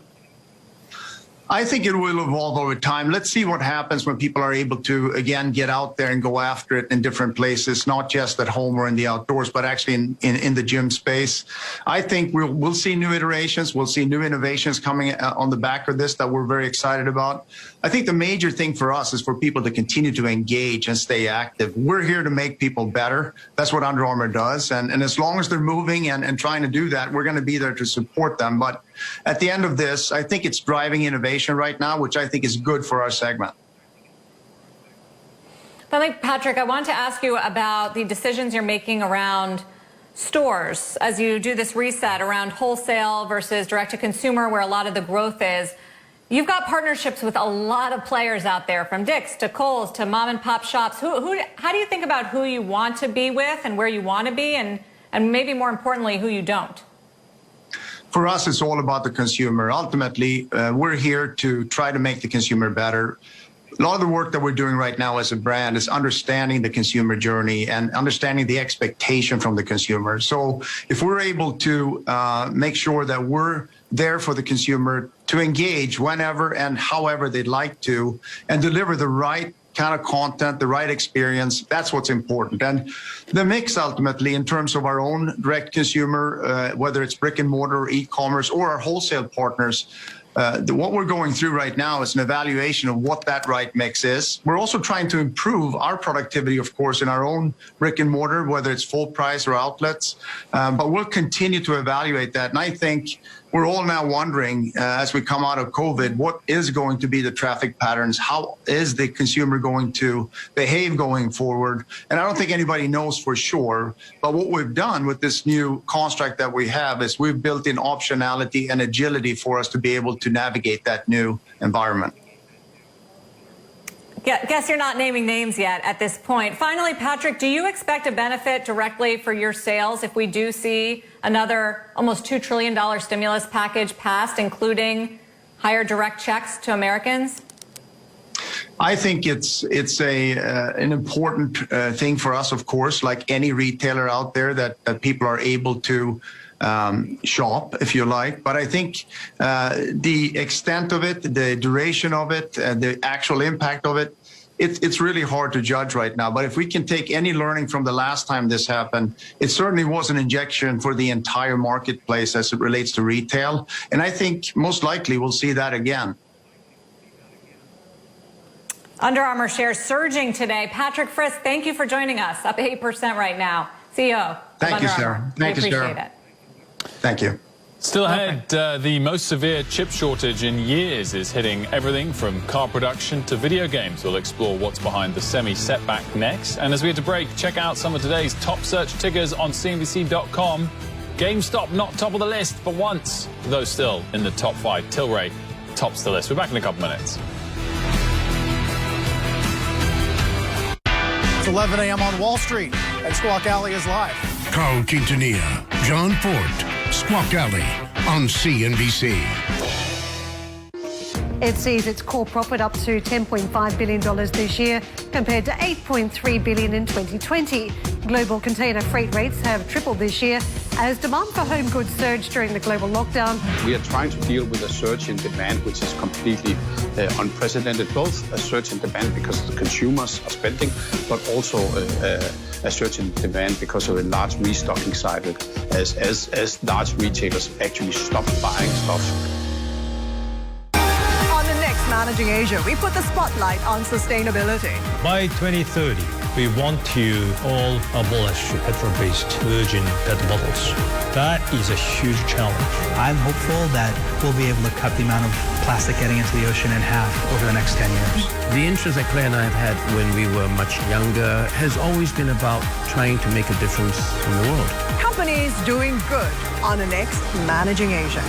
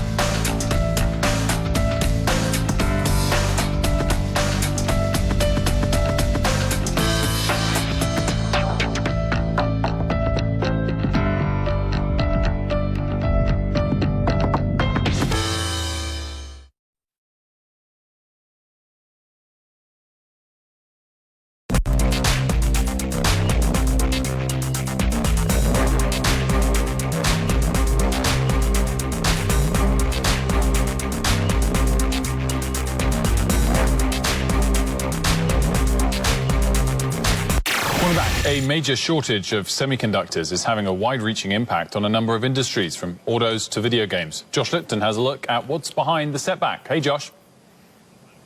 So, Wilf, this is the most severe shortage of semiconductors we've actually seen in years, and it really is impacting a wide range of companies and sectors at this point. For example, Sony says it's part of the reason they can't produce enough of those new video game consoles right now. Solar companies like Enphase Energy are highlighting semi-supply constraints as well. And just today, GM told analysts that the chip shortage could cost it up to $2 billion this year. Though on the other hand, Toyota has apparently been able to manage the shortage better than some peers, actually hiking its full-year earnings forecast. Now, analysts chalk this shortage up to sharp recovery we're seeing in key end markets for chips like phones and cars, and no let-up, we know, in PC demand. Problem is, there's no easy, fast answer here. Lead times of up to 26 weeks are actually the norm to produce a finished chip. Tech analyst Patrick Moorhead says the problem speaks to really a more general need for more domestic chip manufacturing here in the U.S. In fact, remember last month, Congress did pass legislation that included federal incentives to do just that, but lawmakers still do need to appropriate funding toward those measures. Back to you all. Josh Lipton. Josh, thank you. After the break, we will speak with the CEO of Schick parent Edgewell to discuss earnings and consumer demand for personal care products during the pandemic. Also, later, Match Made in Heaven, the CFO of Match joins us on the heels of the company's biggest ever acquisition as competition in online dating heats up. And is $50 enough to convince employees to receive a coronavirus vaccine?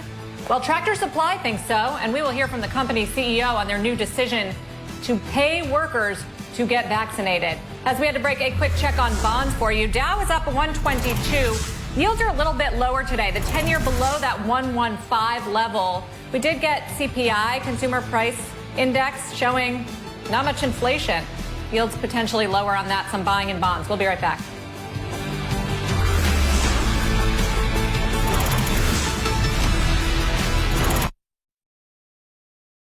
To build a power plant is to light up a civilization. To purify a waterhead is to last a hope. To build a trackway is to facilitate connectivity. To develop an algorithm is to offer one more possibility to the world. Shanghai Electric. Beyond Shanghai. Beyond electric.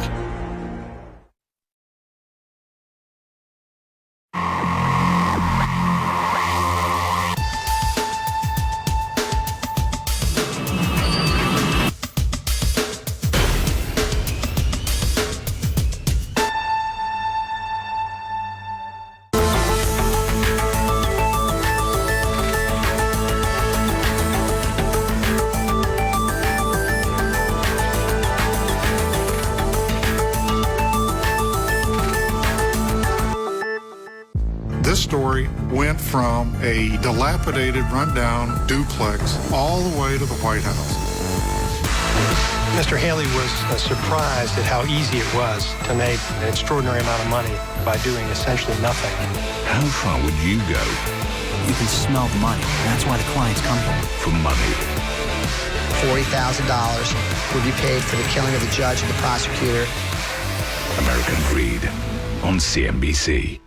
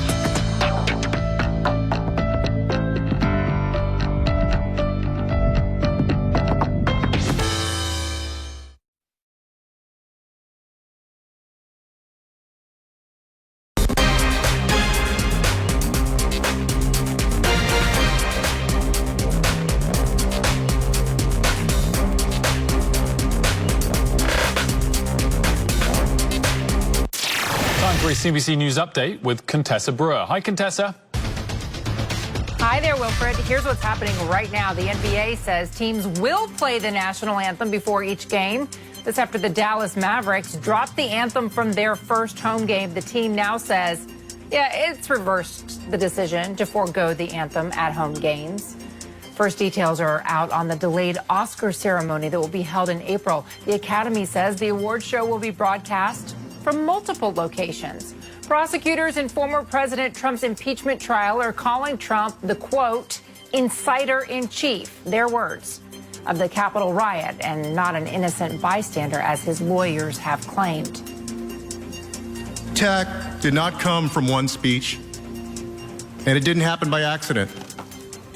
The evidence shows clearly that this mob was provoked over many months by Donald J. Trump. You can get the response from Trump's defense team and the full analysis of the impeachment trial on the news with Shepard Smith tonight at 7 p.m. Eastern. I'd like to know who let the dogs out around here. That's our CNBC News Update for this hour. Sarah, you know what? Working from home, we just got to get it done. Baby screaming, dogs barking. Contessa, thank you. We're all in this together. Edgewell Personal Care reporting earnings this week. The company beat Wall Street expectations, but continues to face challenges as the pandemic keeps people at home. One bright spot, Wet Ones. The wipes saw sales up 100% from the same period last year. Joining us now is Rod Little, Edgewell Personal Care CEO. Rod, great to talk to you again. Shaving is coming back. Is that what the big headline here is? Hi, Sarah. Great to be with you. Shaving's coming back, but not quite yet, is our view. Look, we had a good quarter. We had flat organic sales versus a pre-COVID period that was not disrupted. And as you called out, Wet Ones led the way, doubling. We had our men's grooming brands grow 12%, both Jack Black and Bulldog in that set. As you know, we acquired Cremo. That growth came on top. It grew organically as well. But our core wet shave business was down 1.5% in the quarter. The Schick brand actually grew share 20 points in the U.S., 60 basis points in Japan. So definitely improvement in getting there, but we're not, I think, to where we're going to be until people go back to work and things open up a bit more. Well, that's sort of what I was wondering is how are you formulating an outlook now? Is it purely based on COVID, or is it also part of the turnaround efforts that you've been making as CEO? Yeah, for us, the big headline here is COVID in terms of the assumption that overrides all others. You know, we've been working very hard to make our business better month on month, quarter on quarter. Our fundamentals are better, our capabilities are better, and we're seeing that in our in-market results with better share positions. But we have three categories right now that are negatively impacted by COVID. I talked about wet shave and the return to the office being important for people shaving more. In sun care, you know, highly driven demand occasions at the beach and swimming pools. And so if we have a good summer, I think that's a positive for us. You know, we're not seeing that yet. That category is still down. And then fem care in women's is down as well with mobility restricted, particularly when Playtex Sport is our big part of that business. It counts on women being on the go. So we're bullish actually about getting to the summer and what we think might happen, but it's still headwinds in the environment we're in now, and probably for one more quarter, we think. Yeah, I would think fewer vacations means less sunscreen needed to buy. Rod, finally, just a macro question on the health of the consumer in general. How much we need more stimulus for American consumers, what that would do to your business, and how you think about what the outlook looks like over the next year or so. Yeah, I think that's part of our more bullish sentiment for the future is we think the consumer is going to be there. They've been there through the pandemic despite our categories being down. There's good reasons for that. But in our categories and consumer goods in general, everyday product consumption is part of people's regimens. We haven't seen a lot of behavior change in that. People are hanging in there and consuming product. But for us, the health of the consumer is a big deal, just to get mobility back up and get people back to normal. Rod Little, thank you for joining us with that snapshot. Thank you, Sarah. We appreciate it. CEO of Edgewell. Wilfred. We've just been slipping a little bit back below 100 points high now on the Dow, and the Nasdaq fractionally in the red with, 28 minutes left in the session. Up next, shares of Match Group are higher on news it's buying a South Korean social video company. We'll break down the details and the dollars behind dating with the company's CFO next.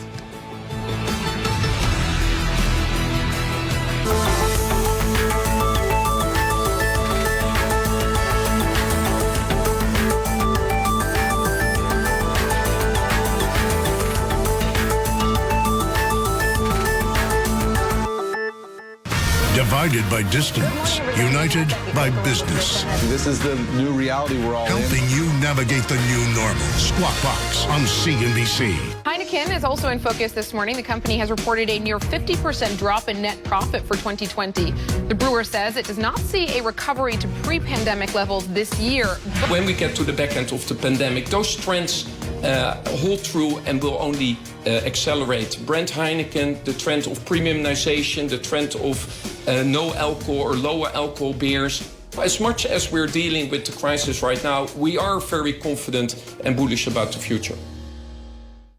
How inclusive is advertising? If you're leaving out so many marginalized groups, the message that we're sending them is that they're not important. Our industry reflects society. There's a culture. The UK does have systemic racism. Our industry has systemic racism. Why it's important for business? Not only is it a good thing to do in terms of being a member of society, but it's good for the bottom line. We begin a two-part special exploring diversity and inclusion on the next Marketing Media Money.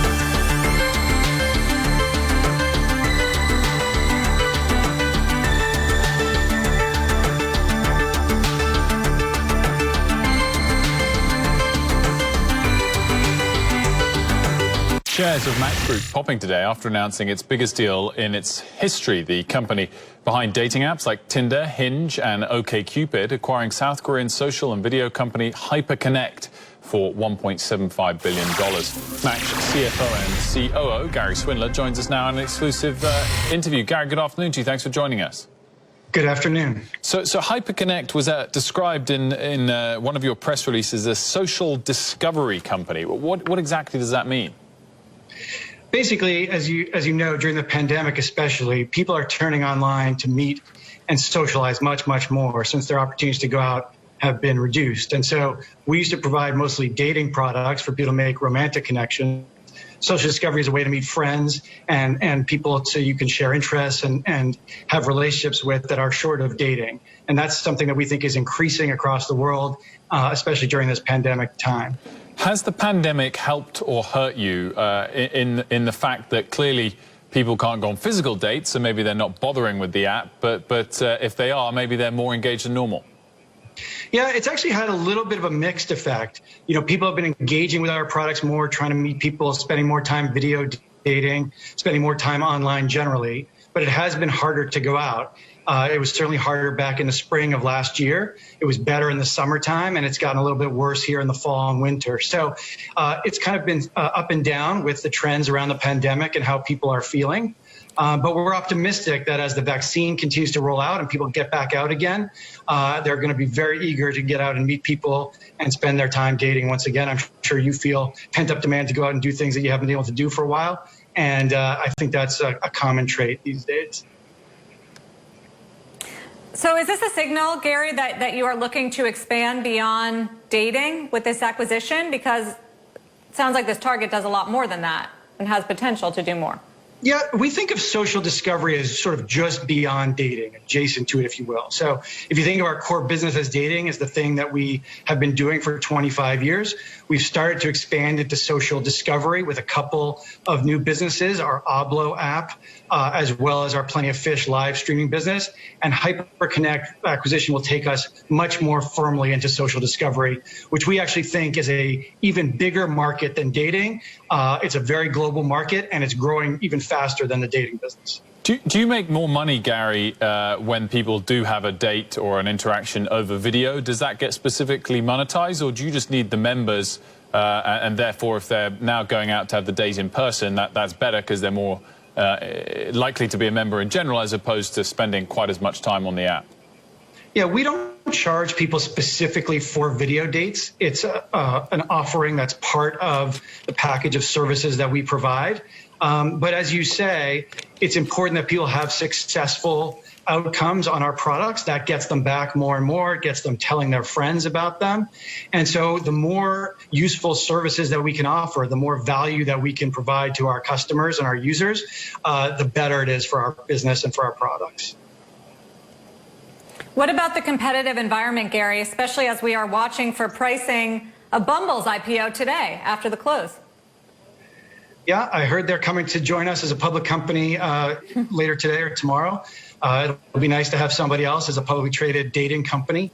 But our business, continues to perform extremely well. We're excited about our prospects. We're going international with this HyperConnect acquisition, moving into social discovery. We've got a lot of exciting things going on at the company. And so we look forward to having Bumble as another company that people can compare us to. So how are you making your forecast now? Is it based on vaccination rates? How tied is that to what you're expecting from the business long term? Yeah, it's a good question. It is a little bit challenging because nobody knows exactly what this year is going to look like with vaccines and people getting back out and lockdown restrictions lifting and everything else. So it is a little bit challenging to forecast. But as we disclosed last week when we had our earnings call, we're basically assuming a gradual return back towards normal, but not getting all the way there for the rest of the year. So we think things will gradually improve as the vaccines continue to roll out. We think the summer weather will help as well. But we're not going to quite be back to where we were in terms of people's behaviors, we don't think, in 2021. We're hoping that the outcome is better than that. But from a forecasting perspective, that's what we've assumed. Gary Swidler, thank you for joining us to talk about the deal and much more. Thank you. CFO of Smatch. Straight ahead, a boost for pot stocks and Toyota's big announcement on electric vehicles. Those stories and more when we go straight inside the market zone next. And as a reminder, you can always watch or listen to us live on the go on the CNBC app. Closing bell. We'll be right back. Dow's up 38. We've lost a lot of ground here in this final hour of trade.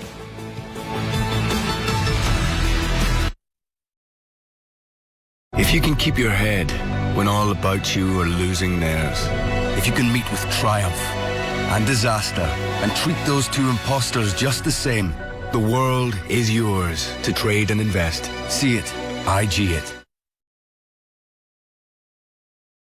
I believe the coronavirus brought us together. In fact, there have been numerous initiatives in the region to discuss the trade integration, also to avoid the financial instability, even at the peak of the kind of financial turmoil in last spring. There are a number of initiatives ASEAN are making progress to secure the vaccines for the region.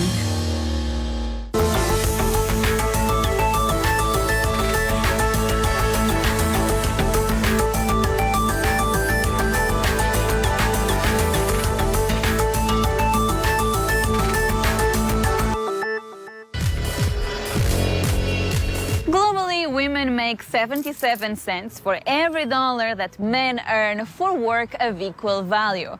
And the coronavirus pandemic is making life even more difficult for women. Although they make up just 39% of the global workforce, they represented 54% of the overall job losses as of May. In the US, women make up 52% of the hospitality workforce, but accounted for 54% of job losses in the sector in April 2020. And despite accounting for only 48% of the retail workforce in the US, women made up 61% of job losses. Even in the education and health services sector, where women form the majority of employees, they accounted for 83% of job losses in the same period.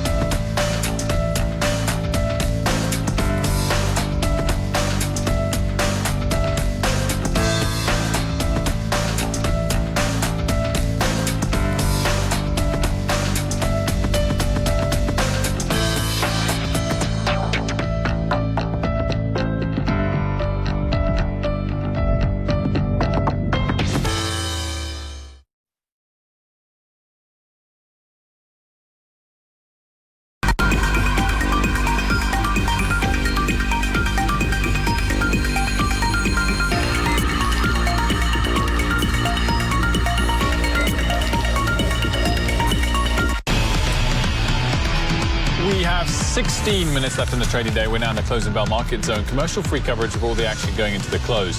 CNBC senior markets commentator Mike Santoli here to break down these crucial moments of the trading day. And today we've got Ritholtz Wealth Management CEO Josh Brown with us as well. Good afternoon to you, Josh. Let's get things off with the broader market. Stocks losing steam. The Dow still on track for a record close, and any close higher for the Nasdaq or Russell would also be a record. But at the moment, S&P, Nasdaq and Russell in the red. Dow's just fractionally higher. Russell, the laggard, down 0.7%, has been on a tear, of course, lately. Mike, yeah, we're off the highs of the session, but we also had quite a sort of shakeout all of a sudden this morning, and the fact that we recovered from that, I guess, is also worth noting and quite encouraging. Yeah, it's a quick twitch lower we did get earlier, mostly concentrated in the big NASDAQ stocks. So it seemed like it was a little bit of a stirring of the kind of activity we saw, where you had the short squeeze stocks injecting this erratic volatility into parts of the market. And then the question was, are other people going to have to jostle around and sell some of their longs? I don't think it really got rolling. It was almost just a little bit of a reflex in that direction. Overall, market's been cooling off for a couple days at the index level. Probably could use it. Nothing's really changing the longer-term trend, whether it's the Fed inputs, the liquidity story, corporate profits still kind of pointing in the right direction. So it's difficult to call like why tomorrow should be the day or today that these trends kind of wear themselves out, except that they've been going for a little while and some stuff's looking overbought, like small caps. Josh, I feel like we should talk about energy, which is surging again to the top of the market, up 1.3%. Year to date, up almost 17%. It's the only sector that's up double digits. Crude oil has been higher for 8 days in a row. What's driving all that enthusiasm? Well, I think you had a big spark when we heard about what Biden's plans were to stop pipeline activity and put a moratorium on drilling on federal lands. That's actually the best way I heard it put, Sarah. That's not really going to curb demand for oil. It's going to curb supply, which means prices go up, at least in the short term. It doesn't mean anything about 2030 when we're all driving around in electric cars. But like in the very short term, most of the pro-environment stuff that the Biden administration is talking about actually puts a bid under the price of crude. So not the worst thing on earth. These stocks were literally, they look like they were all headed for bankruptcy, and now they're not. So keep in mind, crude oil has come from negative number to a very respectable number, a number at which a lot of producers make money. And the cross current here is you've got a lot of dividend payers in that group that these are stocks that have been cut in half, and some of them even worse. So the comebacks there are pretty furious. Josh, one area that has been a recent outperformer that's not performing today is the Russell 2000 small caps. What do you make of the run that we've seen there of late? I mean, small caps are still up 35% over 3 months versus the S&P up 11. So I feel like if they take a break for a few days, it's probably not hurting anybody's like account performance or P&L. Like that has still been the mega trade. And you know, Wilf, one of the things that I think is interesting is that a lot of the thematic pushes and pulls have come off. Like you're seeing, like for example, I'll give you Zoom, right? So Zoom was supposed to be a stock that did worse as we got closer and closer to more vaccinations and closer to reopening on the calendar. But that's actually not the case. Zoom got killed, and now it's having a really nice bounce. Look at DocuSign. This is poised to break out again. It's been consolidating since September 1st. These stocks were supposed to be selling off right now as we get closer to the restrictions coming off, but they're not. Because I think what people are doing is they're not playing that game anymore, virus on, virus off. I think they're trying to own the real businesses that maybe got a boost from the pandemic, but have a lot of good things still to come. So the casinos look great. The airlines are coiled. That's going to be the next big breakout. I'm not in any of those names, but they're all going to go at once. Then you still have names like I'm in CrowdStrike. Again, that's not supposed to be a reopened stock, but it's coiled. Earnings coming up pretty soon. So I think you can make money without worrying about what theme or bucket does my stock belong in. Is it a vaccine stock? Is it a reopened stock? Forget about all that stuff. Buy good companies. Or is it a Reddit stock? Today, Reddit users are pushing pot stocks sharply higher. Frank Holland has some details for us. Frank. Hey there, Sarah. Sundial Farms up more than 70% right now. The cannabis producer, a new darling of the Wall Street Bets Reddit. And this follows a post on Tilray and Afria earlier today, and a lot of rocket emojis on that post. That's shorthand for confidence that these stocks will take off. One user calling the thread weed stock bets, another saying, quote, weed stocks take me away, with 4 of those rocket emojis. Some users saying they're actually taking their GameStop gains and putting them into stocks like Tilray and Afria. Cannabis stocks in general, they've been trading higher this year on hopes of U.S. legalization. The Amplify and the MJ Cannabis ETFs both more than doubling in 2021. Back over to you. Frank Holland. Frank, thank you. Mike, this is different than GameStop and AMC for a number of reasons. First, it was already on the upswing. There's a fundamental reason why investors were buying it. We've been talking about pot stocks every day. We had Canopy Growth on yesterday, talking about speeding up the timetable for legalization in the U.S. There's also a merger arbitrage play here with Afria and Tilray driving the action. What do you make of it all? Right. It's different in the sense that there is this overlay of a long-term story, and there are catalysts up ahead potentially in terms of, decriminalization. But in terms of the mechanics of let's all get in this at once and see if we might be able to run these things, I think there's some of the similarities in terms of tactics. Who knows if that's really all that's going on?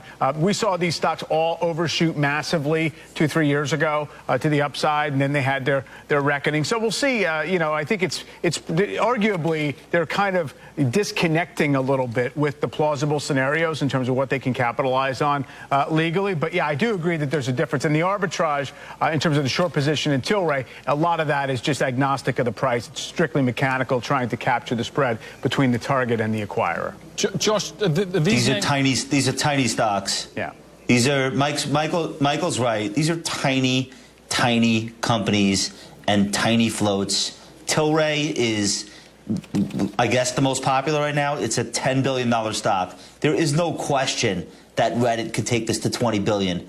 There'd be no necessary change in the company's fundamentals whatsoever in order for that to happen. The question is that the kind of activity that you as an investor want to participate in, because we know how quickly that can fade. One thing I think I'll just point out, though, I feel like a lot of people aren't aware of this. You actually can grow more weed.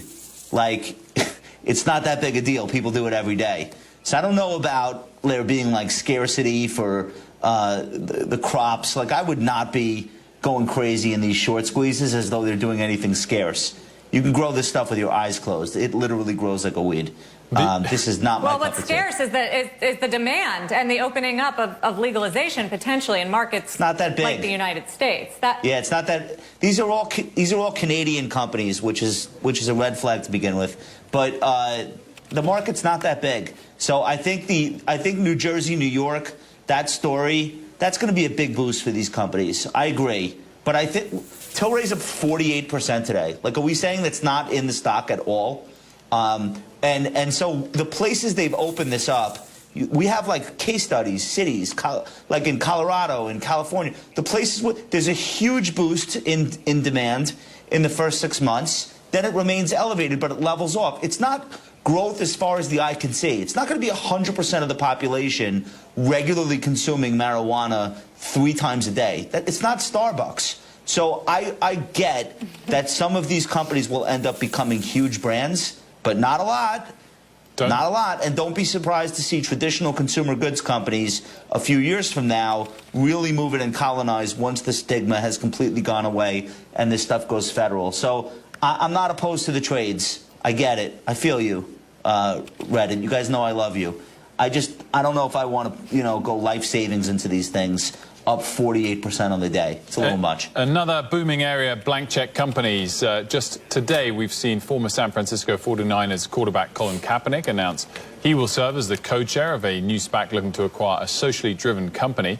Digital fitness business Beachbody said it plans to merge with a SPAC run by former Disney exec and TikTok CEO Kevin Mayer. And health intelligence company Sema4 announced that it has signed an agreement to go public via a SPAC run by Keith Meister, founder and managing partner at Corvex Management. Here is Meister on CNBC earlier. Our pipe was well oversubscribed. And I think part of it is people saw and got to look under the hood of Sema4, saw the growth, believed in the team. And unlike a traditional IPO where you buy the business based on the past, investors could do due diligence and buy into this as a business that's going to grow from $200 million of revenue to $500 million. The SPAC process allows people to spend more time with management, do lots of due diligence, and buy into companies they understand and want to bet on the story and the future. Of course, most people will buy an IPO with some expectation of the future too. Mike, you showed us a chart earlier of the performance here. What does it do in terms of attracting capital away from the broader markets? There's been such a plethora of these deals, but clearly the broader indices keep hitting record highs regardless. Yeah, it's not necessarily yet at the magnitude where it's really making a dent overall. It could do that at some point, but consider that whatever money is raised in SPACs essentially is going to be buying something. And usually it's a private company, not something already in the public markets, but it's something that a public company is going to be a comp to. Look, I mean, everyone's playing the game right now. When these SPACs are issued, people are paying a premium to the cash on the books of these companies before they know what they might buy, because who knows, maybe it'll be something great. And so it's really a lot of storytelling and people capitalizing the storylines here at a pretty high level. SPACs used to be this kind of boring, silly thing that you bought for $10 a share and then you redeemed and got a warrant. I mean, it's a little bit, fevered at this point. And who knows if there are a few hundred companies out there really ready for the public markets for prime time that these guys are going to find. But for now, it's working. This one's interesting, especially, Josh. Colin Kaepernick, known brand, and he's pursuing a SPAC around that focuses on racial equality and social justice issues, but looking for an enterprise value of more than $1 billion. Will be interesting. Do you like that idea? No, I wish all of the celebrities the best of luck who are pursuing this, and some of their deals will work out really well and some won't, and it's no different than anyone else bringing a deal to market. I think the risks here, though, are buying a SPAC pre-announcement of a deal at a premium. I think there's going to be some disappointment because a lot of these companies will not find a partner to merge with. And then the other risk is, what about the management teams that are desperate? They brought a SPAC public, they put, $10 million or whatever into upfront costs, and then all of a sudden they have to consummate a deal, or else they're forfeiting that money and the cash is going back. So will we see a case where low-quality companies become SPAC targets just because of that desperation? Sarah, 100 SPACs came public in January, and it's not like there were none in November and December, and it's not like there will be none in February. So you're talking about hundreds of blank check companies literally cold calling people to try to do a deal. A lot of these are going to end up being low quality. The number one thing that you want to read about this topic, and I'll wrap, Michael Sembelis at JP Morgan, basically not a guide to SPACs, but here's who's making all the money. And the sponsors are making, on average, I'm not making this number up, on average, according to JP Morgan's research on this topic, 958%. Now you tell me, and that's it, that's since 2019. So in 2 years, the average return for sponsors launching one of these things is almost 1,000%. You tell me how much longer you think that can go on for.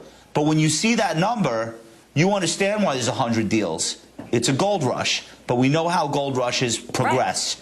Right. Eventually, all the good stuff is found, and a lot of people end up with a pan in their hands and not much to eat. So I just want people to like chillax a little bit. You've been warned.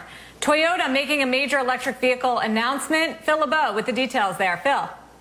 Sarah, take a look at shares of Toyota, up more than 5%. We do not see shares of Toyota move this much in one day typically, but that's because the company announcing that it's going to be unveiling some new electric vehicles specifically for the U.S. market. So here's the EV plan. They're going to unveil them this year, and then they'll be on sale next year. 3 for the U.S., 2 of them pure electric, 1 of them hybrid electric, and it's getting a lot of attention because Toyota's been very quiet in terms of what it plans to do with EVs. Both of these companies reported the quarterly financial results today. Why is GM not performing, or the reaction of GM and Toyota? Take a look at it today. Keep in mind, GM is going to be hit up to $2 billion because of the chip shortage. Toyota, on the other hand, has said, you know what, we're fine. We're managing it. In fact, they're increasing their expectation in terms of sales. So 2 different approaches in terms of what the impact is going to be from this semiconductor shortage that's hitting all of the auto industry, or almost all of the auto industry. Phil LeBeau, thanks so much for that. We've got 90 seconds left of the session. Mike, what are the internals showing you? They're pretty mixed, actually, Wolf, under the surface. The average stock is up more than the S&P, but you do have basically an even split on the New York Stock Exchange between stocks that are up and down. Wanted to take a peek at Treasury yields. They actually have come in the past few days or so, a little bit off their highs. We got a little bit of a miss on the CPI number this morning. Maybe took some of the selling pressure off of bonds. Volatility index, it did get, when we sold off just that little bit this morning, it just jerked right higher above 22. So it's been reluctant to go down, remains so. We'll see if anything can let that bleed low if we get this boring uptrend continuing, Wolf. 50 seconds left in the session. We've got the Dow higher by 0.2%. The other major averages are lower. S&P only fractionally, just a handful of basis points. The Nasdaq's down 1/3 of 1%. The Russell is down a little more meaningfully, 0.7%, but still up sharply, of course, of late. It's up 10% still for the month of February. Energy is the top performing sector, up nearly 2%. Real estate follows at the bottom of the pile, consumer discretionary and technology. We do have oil fractionally higher today, 1/3 of 1%. Gold 1/3 of 1% higher itself. The dollar's essentially flat. Yields have slipped back a bit, 1.12 on the 10-year. The VIX volatility index higher today, 22.2. At the close, though, Sarah, the S&P 500 down 1/10 of 1%, the Dow up 1/10 of 1%, Nasdaq down about 0.3%.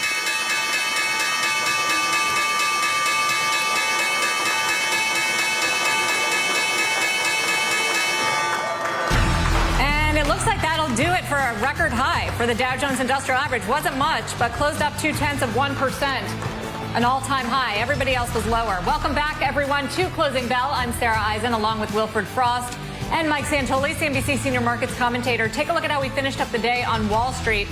The Dow closed higher, 62 points. Biggest contributor to the Dow's gain was Goldman Sachs. And that means it's at a record high, 7th positive session in the last 8, and also heading for a weekly gain of almost 1%, second week in a row into a Thursday. The S&P 500 did fall, second down day in a row, still higher for the week, but we saw some declines outside of energy, which continued to power higher on the back of 8 straight days, I mentioned, of crude oil gains. The NASDAQ finishing lower by about 0.25%, and the Russell 2000 index of small caps, which had been leading the charge higher over the past few sessions, closing down the most, down about 0.75%. Worst sectors today: consumer discretionary, materials, and industrials. We've got another big afternoon for you of earnings ahead. We're awaiting results from Uber, MGM Resorts, Zillow, and Zynga. We're going to break down all the numbers as soon as they are released. Plus, Tractor Supply just announcing it's going to pay employees $50 to receive a coronavirus vaccine. You will hear exclusively from the company CEO later on the show. First up, let's talk about the market. Josh Brown, Britholtz Wealth Management, still with us. Nadine Turman joins the conversation, CEO of Solstein Capital. Welcome, Nadine. First, though, to you, Mike, for a review of the action in the session. What stood out as far as what sectors worked and what didn't work, and any catalysts, including the Fed chair? Really just the large cap growth coming in was the only real mover of the indexes, and that was the main drag. Actually, Tesla down another 5% today, and that really matters right now when it's in the S&P. It's one of the top 5 or 6 stocks. So I think that was part of it. You had that little bit of a profit taking in the big NASDAQ names. Now the Fed chair, he did nothing but reiterate what he's been saying all along, but the reiteration of a very kind of accommodative story, very dovish story, I guess definitely comforted some folks out there. He's basically saying, don't even think about it until we're clear of the pandemic and the job market is much tighter. We're standing pat. So you're not really paying attention to anything like froth in the financial markets if he even sees any. Nadine, do you feel we're a little stretched in the short term? Right, we see a little bit of asymmetry to the downside, so we weren't surprised that we saw softness today. Maybe half the stocks up, half down. But we've got VIX in the low 20s. So just 10 days ago, you saw it in some stocks. The volatility was in the high 20s or in the low 30s. That was a much better buying opportunity. Today, not so much. Josh, how are you feeling about valuations overall, and whether they're matching up with what we're getting from companies on earnings and the economic data and all the other fundamentals? Valuations don't tell you anything about what stocks are going to do in the next 3, 6, 9, 12 months, or even 5 years. In fact, one of the best investment strategies looking in the rearview mirror that you could have employed over the last 5 years was to own the most expensive stocks in the market. So I could look at a PE ratio and tell you it makes me feel good or bad or a little doubtful or a little nervous, but honestly, it's junk science at best. There is nothing there. There's no signal. Most of what's gone on in the last 12 years really has more to do with where interest rates are, what liquidity looks like, and the way people invest. And nowadays, people are investing based on asset allocation. So we have these corrections, and they used to last 6 months or 9 months and get out of hand. But the recent history is that those corrections are bought really quickly by wealth management firms, taking trillions of dollars and just adding to whatever ETFs drop the most. And as long as we're in this position of liquidity and the wealth management business model subsuming the old brokerage commission-based transaction model, I just don't see what the catalyst for that to change would be. We had $100 in S&P earnings last year. You know what we're going to earn this year on the S&P? Close to $200. So people are like, ooh, valuations are high. Well, where should they be? What should the market be doing? You're gonna see $175 to $200 in S&P 500 earnings, 6% GDP growth, no interest rate hikes. You tell me where you think the S&P should be. Right. You throw your dart, I'll throw mine. But obviously valuations take into account the E because it's a multiple we're talking about. But Josh, at what point over the last 5 years did you conclude that valuations are junk science? Is this something that you concluded 2, 3, 4 years ago and have enjoyed the ride up, or is it a more recent realization that you're now scrapping valuation as even a small input to your view over the next 5 or 10 years? I think valuation matters more in the extremes. There are companies right now trading 50 times sales. They won't stay there. They're going to get hurt. They'll get hurt the first time there's an earnings disappointment that the shareholder base chooses to pay attention to. We got a little taste of what that looks like with a couple of the SaaS names in the last earnings go-round. I was on the show the night Fastly blew up. The stock's mostly recovered, but it's brutal if you have a big position on in a name that has no valuation support at all. So the point is not that valuation doesn't matter. It's that it's a terrible guide to forward returns. And to a large extent, the markets have gotten smarter. The markets have been pricing names like Salesforce and Netflix and Tesla at higher and higher valuations, but that's been going on for a decade, and the markets have been right to do that. These companies are compounding revenue, net income, pick your metric. These companies have been compounding at a rate of 5 to 10 times the overall S&P. Why wouldn't they be expensive stocks? And things get expensive because a lot of people want to own them. So if you agree with that premise that markets aren't always dopey, like that there's some intelligence involved, and you see this whole cohort of stocks trading an above average multiple, your knee-jerk reaction shouldn't be they're wrong. It should be curiosity. Why?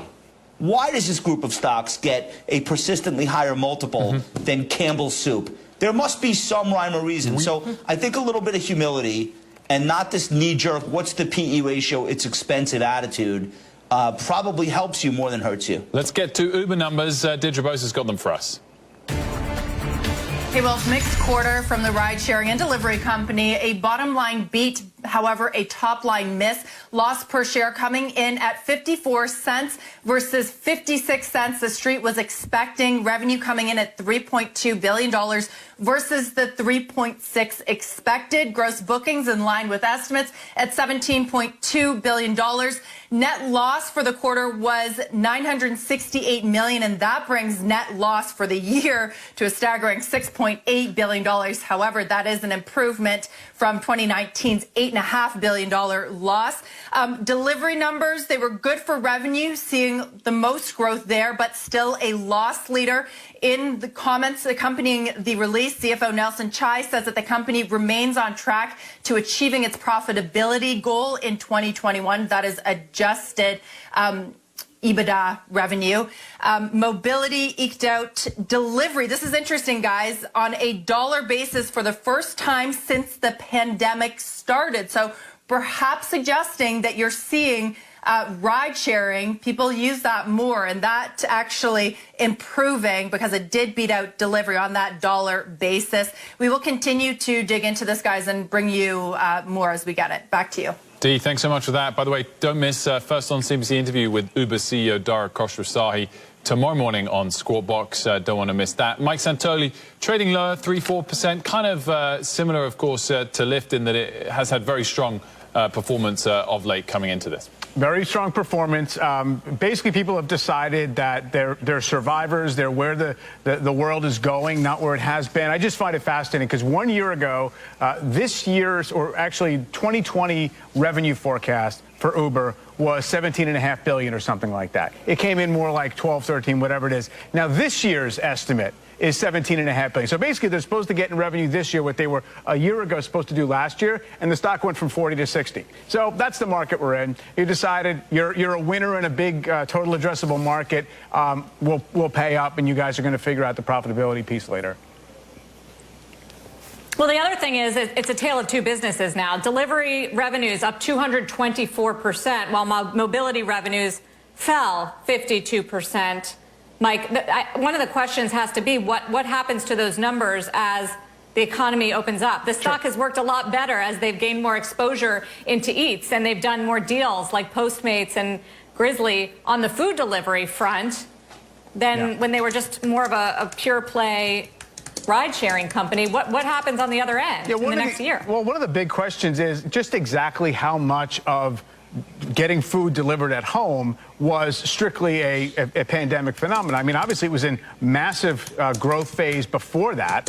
So is it just kind of the way we're doing things right now, or these services are kind of crowding out mom-and-pop delivery, basically direct from restaurants? Can there still be growth there? I don't know. Nobody's proven that the economics of that business are particularly good in longer term for anybody, but we'll see if it can develop into that direction. Zynga numbers also out. Stock down a bit after hours. Let's get to Josh Lipton with those numbers. Josh. So, Sarah, Zynga reporting Q4 results here, a loss of 5 cents. That does not look comparable to estimates, but bookings coming in at $699 million. That's a beat. And turning to Q1 forecasts, they're looking for $680 million in bookings. That's also a beat. Street was closer to about $657. For the year, bookings they're calling for $2.8 billion. That's basically in line with forecasts. CEO Frank Gibeau saying in the statement here, Zynga's multi-year strategy of growing our live services, launching new games, and investing in exciting growth opportunities, he says, has us well positioned for growth in 2021 and beyond. Stock is slipping here a bit initially in the after hours. Though remember, heading into this report, investors had piled in and had jumped about 40% in 3 months, and that's after finishing 2020 with a jump of around 60%. Calls at 5 p.m. Eastern. Guys, back to you. Thanks so much for that. Zillow also crossing. Diana Oleg's got it for us. Diana. Yeah, and a nice beat for Zillow. EPS came in at 41 cents versus estimates of 27 cents for Q4 on revenue of $789 million versus estimates of $741 million. Full year revenue increased 22% despite the negative impact of COVID in the first half of the year. Traffic to Zillow mobile apps and websites set a Q4 record of 201 million average monthly unique users. For the full year, Zillow saw a record 9.6 billion visits, up 19% year over year. And Q1 revenue guidance, very strong, 1.07 billion versus 1.11 billion versus estimates of 892 million. CEO Richard Barton said in the shareholder letter that they continue to invest in technology, and he announced their intent to acquire Showing Time, a real estate showing software technology for in-person home visits. That's for $500 million. So the results, a strong beat, obviously showing this still very strong demand for housing. Back to you guys. Diana, thanks so much for that one. I want to pivot back to the broader markets. Nadine, what did you make of the data this morning on the CPI front and what that implies for markets going forward? Well, CPI measures a particular basket, and our firm measures other forms of potential inflation. So you're thinking about healthcare, food costs, it could be different commodities.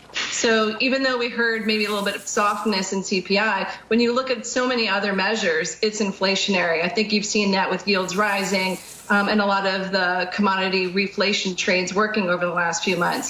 So, you know, today you didn't see too much movement in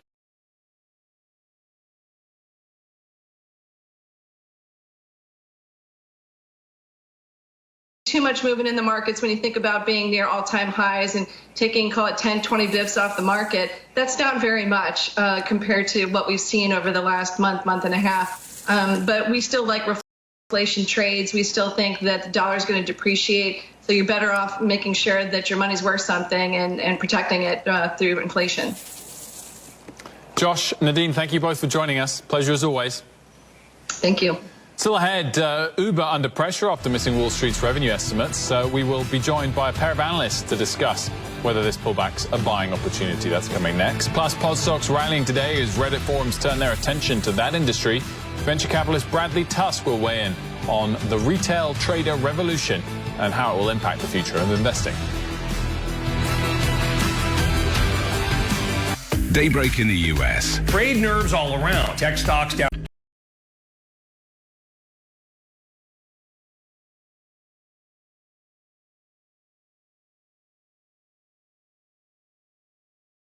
Optimistic, the fiscal stimulus and investment will be boosting our demand. We have already several quarters of contraction, so I hope that we could see some encouraging growth. We are not going back to the pre-COVID world in terms of quality, while we may get back there in terms of quantity by the end of this year. Foreign tourism will be coming a little bit late that we expected earlier. A big part of resuming travel would be to get standardized procedures. Life insurance in Asia continue to be strong, and then some of these structural trends have been accelerated. Working from home has been so much accepted in Japan. Some industries are booming, so they can absorb jobless people.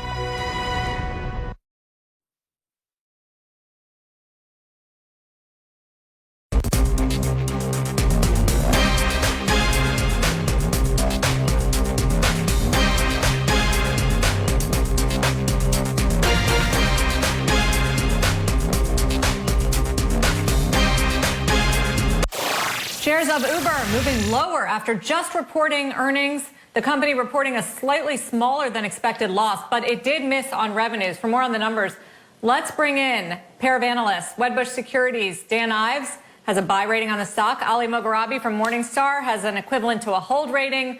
Good to have you both, Dan. What were the big takeaways? Did it not live up to great expectations here as the stock has rallied into the print? Yeah, that's just knee-jerk. I'd expect 24, 48 hours from now. This is a stock that continues to be on the path into the mid-70s, potentially 8 hours, I think this is a major step in the right direction in terms of what we're seeing on the trajectory to our profitability, a rebound in rides, and of course eats. That continues to be worth, in our opinion, 15 to 28 hours a share. This continues to be the poster child for a recovery play. And I think you're going to continue to see a re-rating as investors look for the other side of the dark valley on Uber. Ali, you don't necessarily agree. I think you have a $61 target, which is where the stock basically is right now. What stood out to you? Yeah, actually, overall, I think on a net basis, it was pretty positive. You know, what we look for is path towards profitability on the delivery side. And it looks like the EBITDA margin on the delivery side really improved well. And the same, you can say the same thing about mobile. So 20% EBITDA margin, I think, was pretty impressive. When it comes in terms of the top line, you know, there's so much uncertainty surrounding that. So whether it's that second wave of coronavirus cases that we saw come through in Q4 and maybe some other issues, you know, those things certainly impacted demand for rides. But I think overall it's pretty positive. But what I would say is, though, there is still a question as to whether or not the strong demand for online food delivery is going to last even after of course, the economic recovery and or post the pandemic. So we do look for some, you know, deceleration in top line growth on the delivery side. But overall, yeah, I think they performed pretty well. Dan, do you prefer Uber or Lyft? I mean, Uber here, just because you get also that eats piece. I think that's something they're building into a significant moat, combine some of the parts. This is a stock, also global leverage, and everything Darren and the team's done back against the wall over the last 9 months. I mean, they've sort of come out swinging, and I think this is a stock that could get re-rated significantly higher, still like Lyft. But Uber, that continues to be, I think, the poster child for a recovery reopening play. And I think feel even more bullish after seeing these initial numbers. Reopening should be good for mobility, as we've continued to see, Ali. But what does it do for the Eats business, which has been powering the stock and the revenue growth and the path to profitability at this point? Yeah, I mean, I think I touched on that a minute ago. I think basically what you have is the positive side of it is that it's a diversified revenue model, right? So, you know, it helped them to actually minimize impact of the pandemic. But on the other hand, the main question is that change in user behavior or in consumer behavior that we've seen the last 12 months, is that permanent? And, you know, if there's a lot of uncertainty, I still think that we're going to probably see deceleration in delivery top line growth, which will, to a certain extent, partially, I would say, offset that return, that recovery that we'll see on the mobile side. But overall, in the long run, I think a more diversified revenue base is certainly makes a company such as Uber more attractive than Lyft. We'll leave it there. Guys, thanks for joining us with your first take. Dan Ives, Ali Mogharabi. We've got more earnings. MGM Resorts just releasing quarterly results. Contessa Brewer has them for us. Contessa. Hi there, Sarah. A slight miss for MGM on both the top and bottom lines. Revenue coming in at $1.49 billion versus $1.52 billion consensus, and a loss of 92 cents a share versus estimates of 90 cents a share. No wonder the Las Vegas Strip it hasn't recovered yet. We just aren't seeing travelers heading back in the same way. Multiple MGM properties are closed midweek because of the lack of group business. Net revenues down 66%, same quarter from the previous year, down 58% in Macau. Travel restrictions still on in many cases there throughout the quarter. And the bright spot, the regional properties in the United States, where net revenues declined only 34%, but margins increased 124 basis points.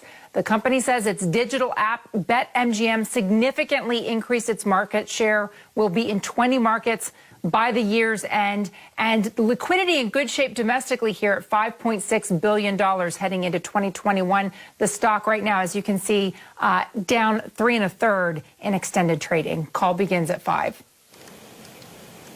Contessa, thank you. Up next on the show, Mike Santoli is back, taking a look at whether slipping investment advisor sentiment could be signaling a risk to the market rally. We'll be right back.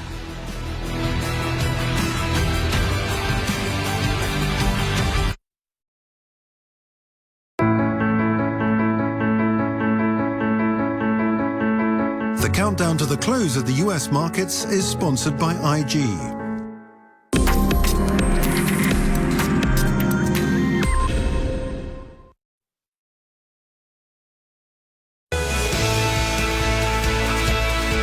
I'm a little bit more optimistic about asset quality and the credit environment than I was a few months ago. For one, there is quite clearly an economic rebound in most of our markets. And you can see that coming through in indicators like loan demand, but also consumer spending in most of the countries. So that's obviously somewhat helpful. Tyler Matheson, Melissa Lee, Kelly Evans, Our Lunch on CNBC.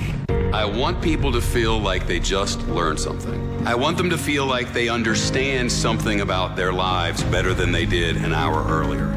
We will sort through what's true and what isn't, and we'll give it to you straight, in context and with perspective. We will not waste your time, and we'll earn your trust.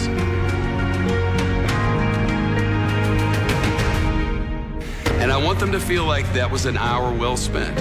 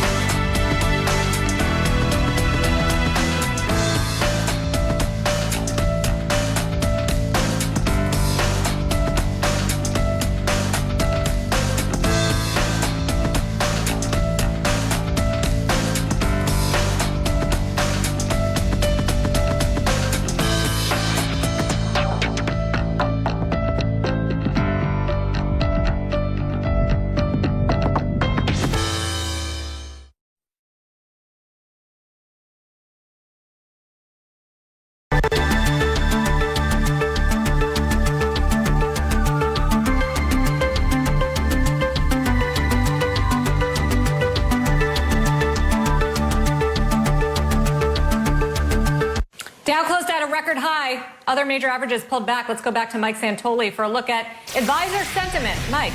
Yeah, Sarah, the bullish consensus has moderated a little bit. This is the weekly Investors Intelligence poll of investment advisory services, and this is the difference between those who are bullish and bearish. Now, this was the peak of this little run that we've had right here. That was not too far from the prior high in the market. You see some moderation in that spread. It's probably not a big change in the complexion of people's attitudes toward the market, but it does show you that the S&P itself made a new high here, even as people are pulling in their horns just a little bit. I would also point to 2017, similar kind of burst higher in bullishness, and then it kind of slanted lower for the entire year. You still had pretty much a rally all the way through that year. So I would not say that it created some great buying opportunity and people got too panicked because of that mini pullback, but it's definitely not standing in the way of further progress for the market in the coming months, guys. Mike, great stuff. Thanks for that. Reddit users turning their focus to cannabis stocks, which are reaping the rewards today and of late. Up next, venture capitalist Bradley Tusk on the role Reddit is playing in the rise of the retail trader and whether the trend is here to stay.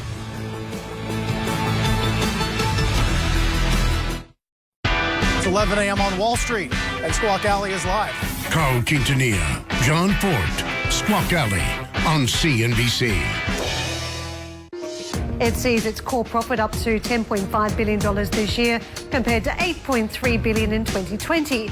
Global container freight rates have tripled this year as demand for home goods surged during the global lockdown. We are trying to deal with a surge in demand, which is completely unprecedented, both a surge in demand because the consumers are spending, but also a surge in demand because of a large restocking cycle as large retailers actually stop buying stuff.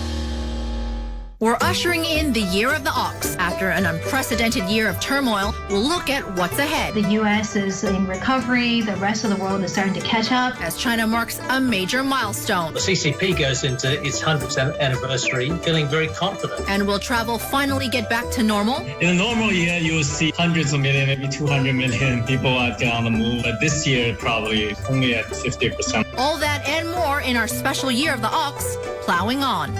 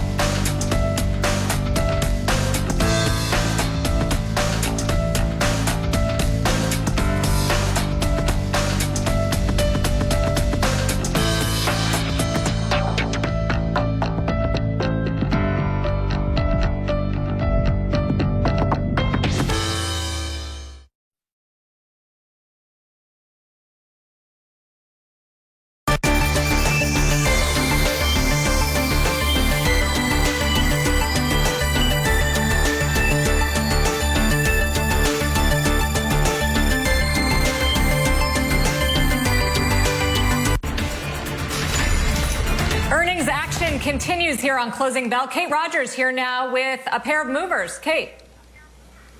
Sarah, that's right. Two companies seemingly benefiting from all of us working and being at home more these days. Sonos, first off, with an EPS beat coming in at $1.01 versus 88 cents estimated. Revenue $646 million for the quarter. That compares to $590 million estimated. Gross margins rose significantly. Revenue guidance also raised above estimates for the full year. The company says this was its best quarter in its 18-year history. And then iRobot also moving higher in the after-hours trade here. EPS coming in at 84 cents adjusted, a big beat over the 31 cents that was estimated.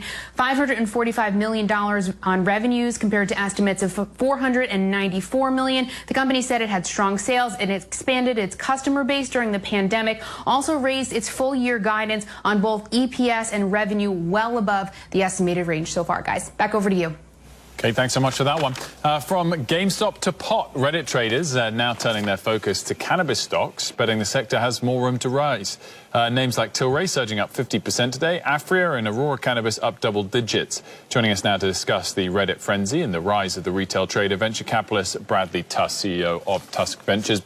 Brad, good to see you. Thanks so much for joining us. I guess it's fair to say that the GameStop AMC type trend ended in tears for some people, not for all, of course. Is the same going to happen here in terms of the latest moves in these cannabis names? Yeah, I mean, to a certain extent, simply because there's always two different entities on a trade, right? There has to be a party on each side. And if someone is selling at the height of the market, that means someone else is buying. So definitionally, yes. With that said, you know, there are some reasons to be optimistic about the cannabis sector right now. States across the U.S. Are facing massive budget deficits because of COVID and the impact on the economy.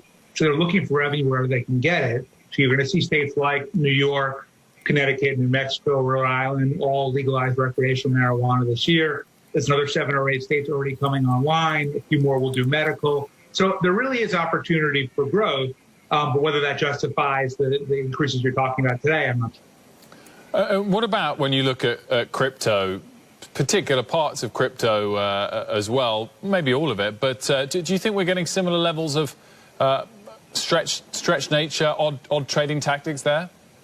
Yeah, I mean, look, when my 14-year-old is telling me at dinner that we got to get Dogecoin to $1, there's probably something wrong happening. But overall, you know, the opportunity for crypto to expand is still really significant because in many ways it's about an ideology. And if people believe in it, then that effectively makes it real and drives it.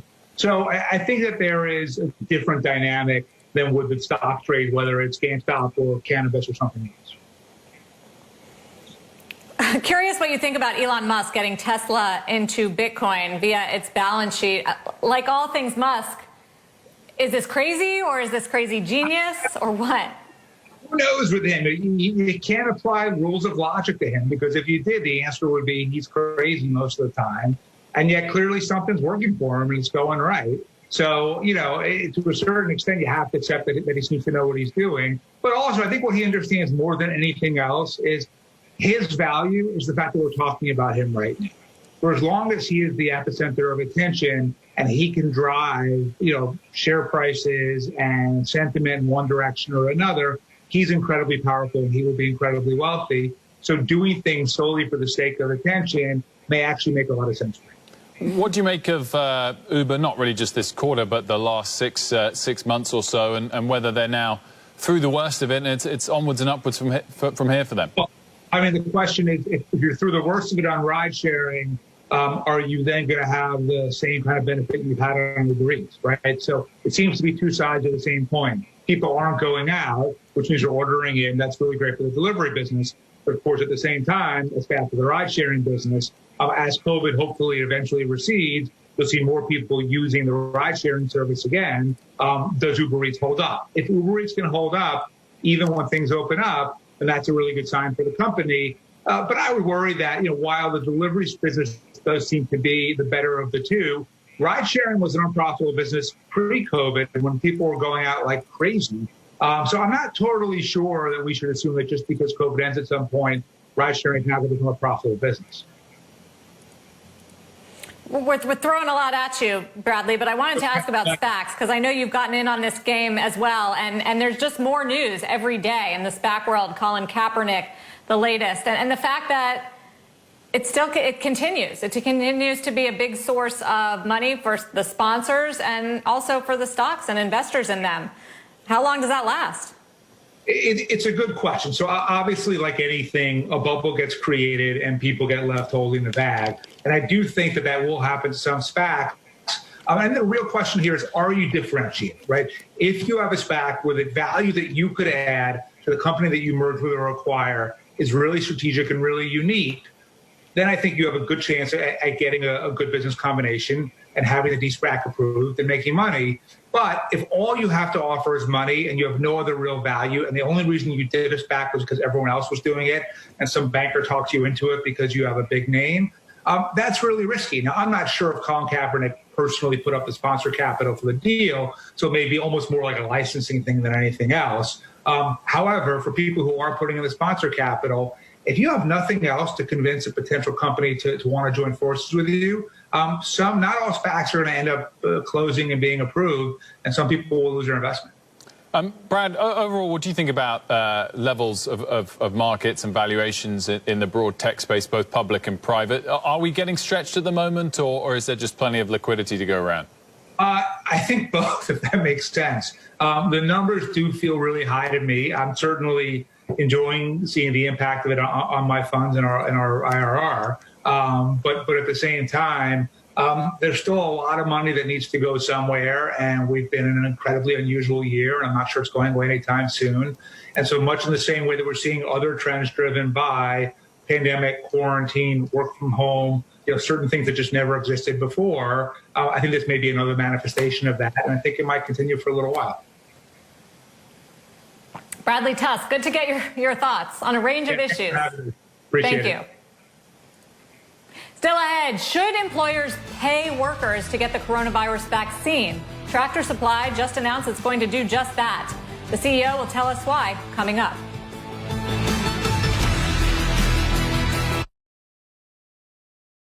I can see the future painted in my eyes. Open up the door and fade into the night. Dive into the world I know. Take my hand, follow me to the sun. There's no end.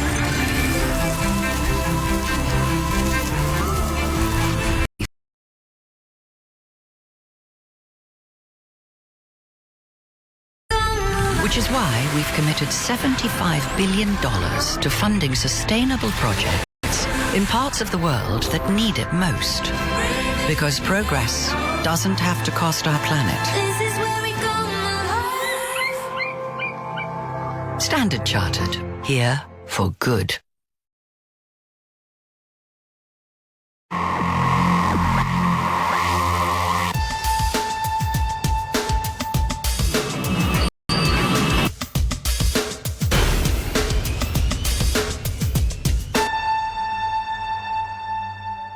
Keep up with the crisis. Squawk on the Street on CNBC.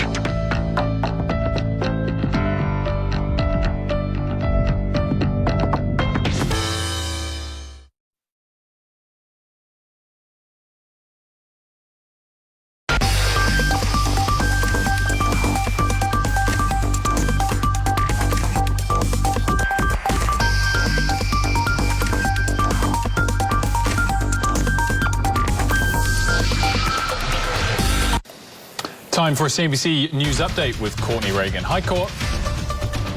Hi, Will. Here's what's happening at this hour. A newly updated CDC website now stresses the importance of wearing a face covering with a snug fit so there's no airflow from the area around the eyes. It also recommends wearing a mask with layers or even putting on 2 masks.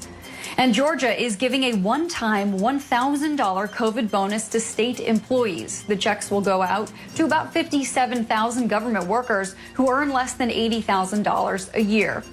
And the Barclays Center in Brooklyn will allow fans inside on February 23rd for an NBA game. Starting that day, New York State will allow fans to attend events at large arenas and stadiums if they have a recent negative COVID test, although capacity will be limited to 10%.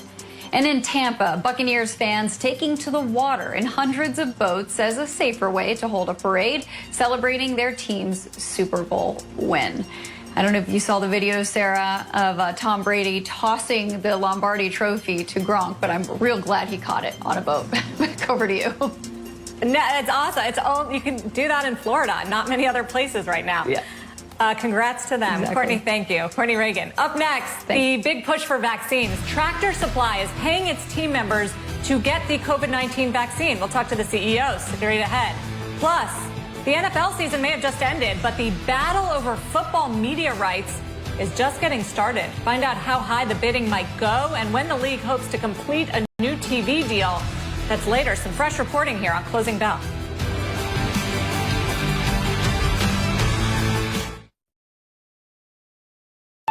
Welcome to Three Brothers Bakery. We have cinnamon, apricot, raspberry. It's a location that has experienced 4 floods, a fire, a hurricane, and obviously now we're in the pandemic. This is during Hurricane Harvey. The water was like a river.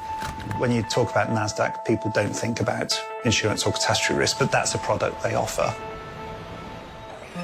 We have 12 companies that build these models. For example, we have Fathom. They are experts in building flood catastrophe models. And we get it through our NASDAQ platform, so insurers would be able to provide the right guidance to Janice and people like her, project forward the risk, and actually use that to advise the policyholder where they buy their house or where they buy their next commercial property. Now we have this predictive flood modeling that we can go to and find out if it's going to flood there or not. And if it's not, then guess what? We get to sleep easier. We get to go on a vacation. We get to grow. Heineken is also in focus this morning. The company has reported a near 50% drop in net profit for 2020. The brewer says it does not see a recovery to pre-pandemic levels this year.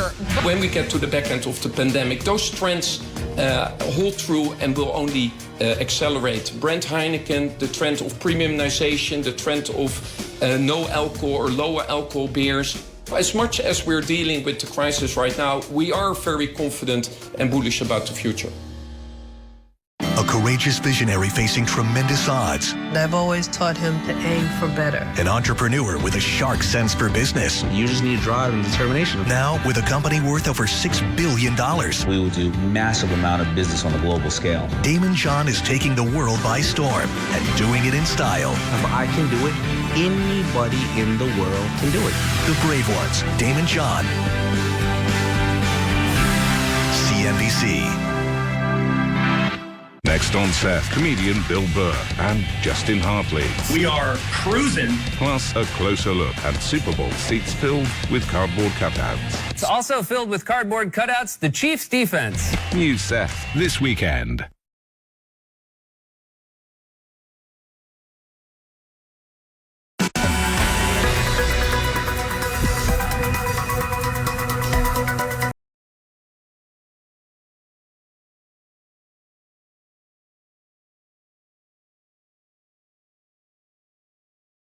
One-time payment of $50 to get the COVID-19 vaccine. It's the latest company offering employees an incentive to receive the shot. Others include Aldi's, Trader Joe's, Kroger, Target, and many more. Joining us now for an exclusive interview is Tractor Supply CEO Hal Lawton. Hal, is that what this is? Is it an incentive for these employees to do that? Yes, Sarah. Since the really the beginning of the outbreak of the coronavirus, our number one priority has been our team member well-being, health, and safety, certainly along with creating a safe customer shopping environment. And we just see access to the vaccine and promoting that to our team members as just one additional action that we're taking really to support our team members and create a safe customer shopping experience. Did you talk about mandating the vaccine for your employees? Is this just a sort of safer way to do that without getting into legal trouble? Yeah, we did talk about mandating. I think many employers across the country have almost all have had that discussion internally.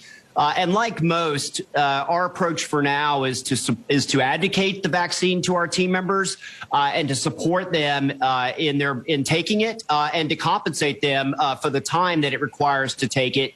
But we've chosen not to mandate it at this time. And as we reach some higher level of penetration of the vaccine inside the population, and we see kind of how the year and the vaccine evolves, I think we can revisit that. But for now, it's all about advocating and encouraging our team members to take the vaccine when it's their turn in line. Is that how you rationalize the $50 payment? How it's to sort of offset any costs that the employee faces by having to take time off or whatever it might be? Because I guess otherwise you're getting into quite an interesting area where you're paying people to take some form of medication.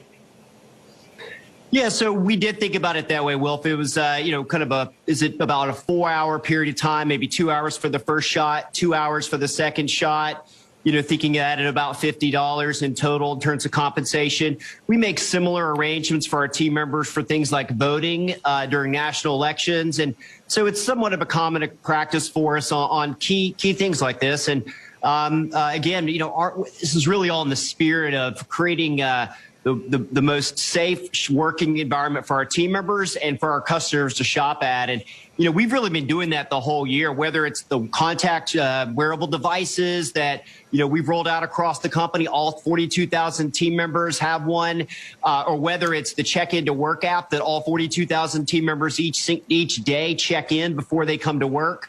Or whether it's our paid time off policy, which is if you've tested positive for COVID, or if you need to quarantine, whether it's because of exposure at work, which is very minimal, or exposure outside of work, we want you to stay home. We're going to manage your case and we're going to pay you for the time out regardless of the scenario. And so we just think about access to the vaccine and advocating it, promoting it as a similar action to all the other ones we've done, whether it's appreciation bonuses, permanent wage increases, new benefits that we've made accessible to our part-time team members. We've really spared no expense in the last 12 months in our support of our team members as it relates to COVID, and we'll continue to do so. So Hal, they'll get paid, they'll get vaccinated, but I guess the question is, are they eligible to be vaccinated? We've seen a number of states not prioritize essential workers. How widespread are your employees right now eligible for vaccines? Yeah, it certainly would be more helpful for us to have a national kind of phasing policy across the country so we can best advise our team members when it's their turn in line. Right now, we're taking a similar approach as we did back in March when each of the states and counties were creating their own essential kind of definitions, and we're working with them in the same light. And then when it is our team members' time, whether it's age-based, pre-existing condition-based, or job and industry-based, we're making our team members aware of their opportunity to go get the vaccine. We're kind of supporting them in how to register, providing them paperwork if they need to, and then obviously advocating for them to go get it when it's their time. Let's pivot, Hal. I can't believe we haven't done this yet, but what's the outlook for demand? I mean, clearly ag prices have really been strong of late. Are you optimistic that there'll be a lot of demand for your products in the next 12 months or so? Yeah, we just had our earnings 2 weeks ago and reported a record 2020 year with revenues at $10.6 billion. Our same-store comps for the entire year of 2020 were up 23%. And we provided guidance for 2021 from a minus 2% comp to a plus 1% comp. So in essence saying that we anticipated the demand to hold from last year. And the kind of subtlety of the guidance was that we think Q1 of the first quarter here will continue to be very strong with a lot of the demands generated by the coronavirus still in play. And then as we start to lap on top of that for next year and the vaccine rollout takes place and we get into summertime that, things will start to moderate and look a little more flattish to us. But we feel very good about maintaining the elevated volume levels that we had last year. As an example, we saw 11 million new customers shop with us last year, and their repeat shopping rates with us are at all-time highs as well. As an example, about 20% of our new shoppers shop a second time with us within 28 days. The stock's been a moonshot, Hal. Thank you for joining us to talk about Thanks, the new Sarah. decision. Appreciate it. Hal Lawton of Tractor Supply. Much more on this afternoon's top movers, including the key reason why shares of Zillow are jumping right now, plus what we're watching when Disney reports tomorrow. Closing bell. We'll be right back.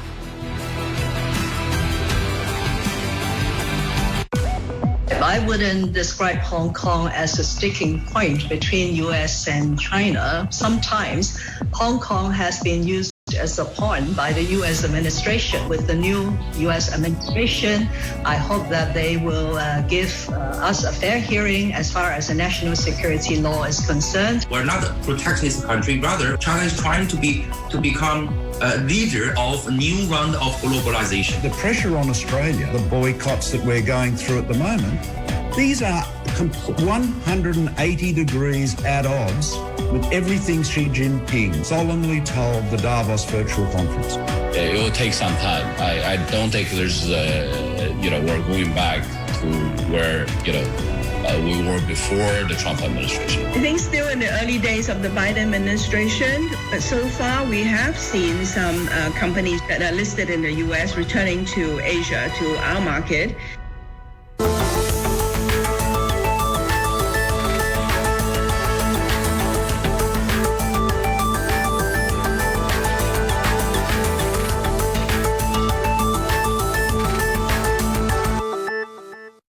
It's 11 a.m. on Wall Street, and Squawk Alley is live. Carl Quintanilla, John Fort, Squawk Alley on CNBC.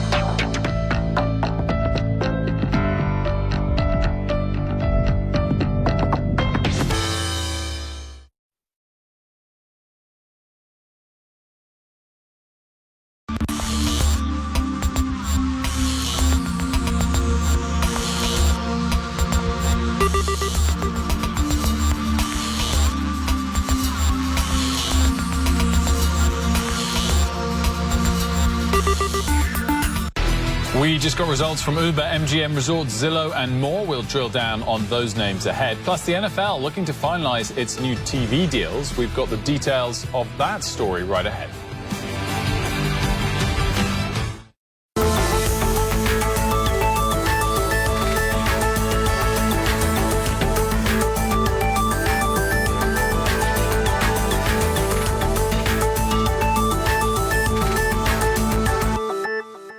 Daybreak in the US. Frayed nerves all around. Tech stocks down again today. Start on top of the news. Brian Sullivan, Worldwide Exchange on CNBC.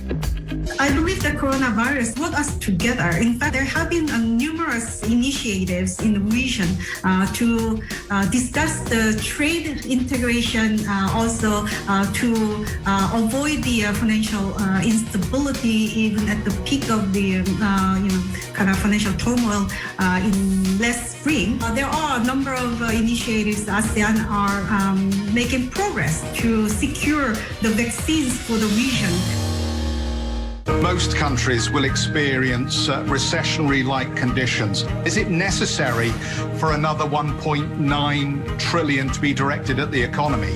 We do need some more fiscal stimulus to continue to bridge the gap, to continue to allow us to move through this tunnel and get to the other side. It is still about crossing that bridge to the recovery, but where the journey seems to be a little bit delayed, but should not be derailed. We want to accelerate on the vaccine because we are fully aware that there is a direct link between vaccine and economic recovery. We're starting to see some cracks here, and the EU is just the latest example. People are focused on right now, when are we going to get our vaccines? This next generation, which we are seeing, and I think those will be flowing quickly around the world. The challenge will be not a global distribution. The challenge always is finally the last mile.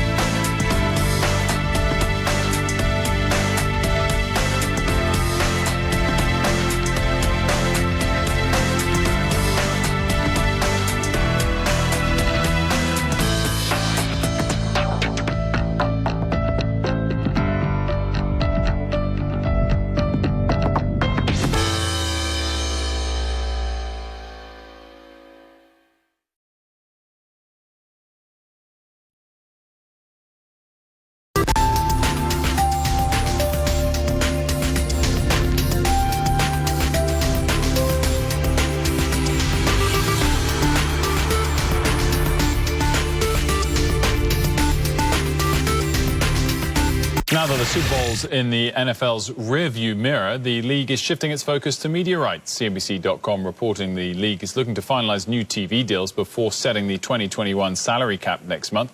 Jabari Young joins us now with more. And Jabari, great story and well worth having a look online at it. Tell us exactly what we're negotiating here. This isn't for TV rights for next season, right? This is just the sort of next long-term deal which kicks into action when?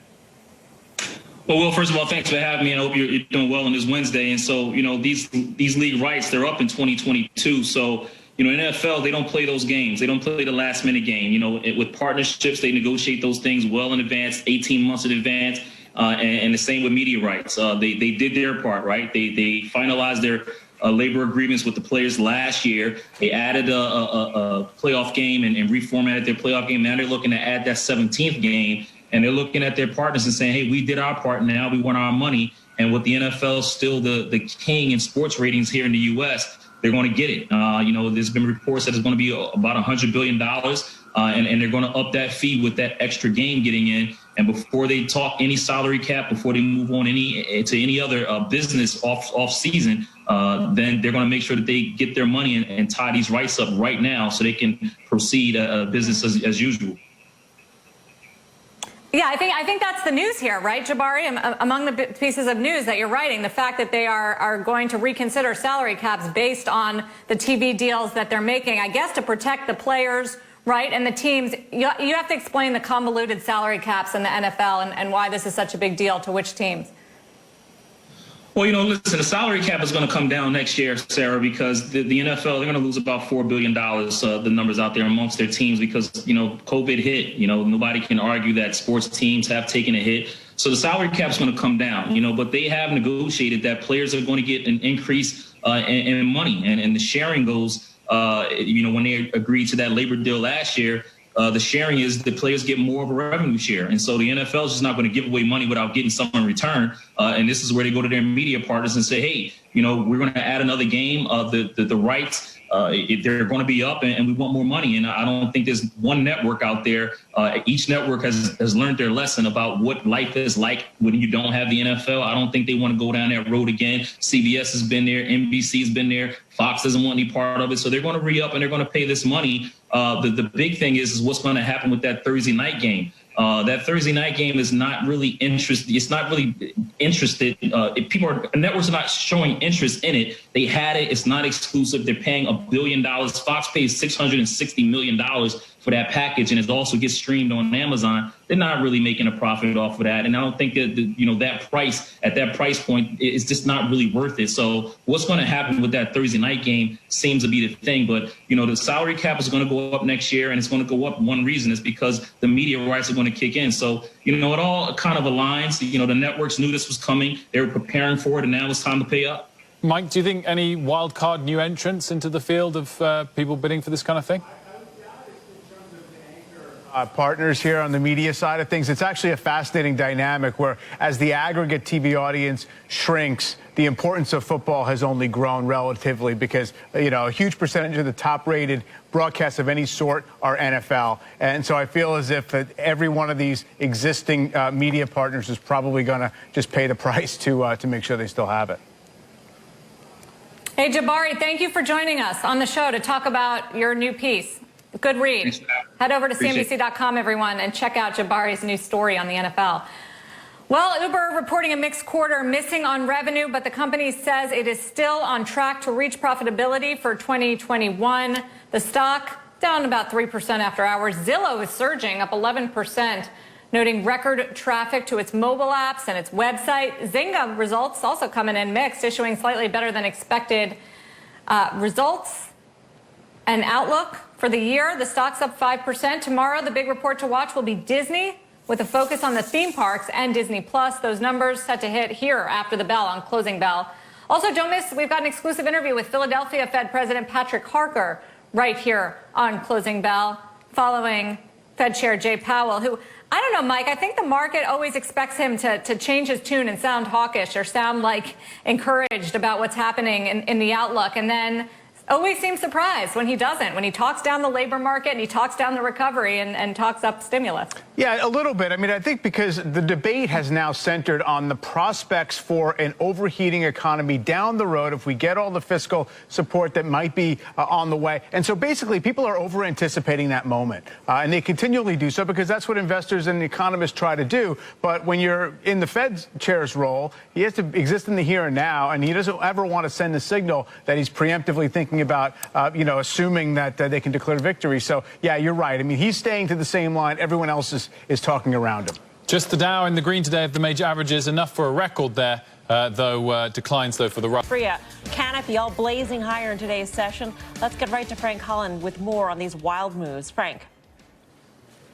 Hey there, Melissa. You left out one of the biggest beneficiaries, sundial growers. They are boosting a lot during this reefer rally. You said reefer. I'm just going to call it a reefer rally.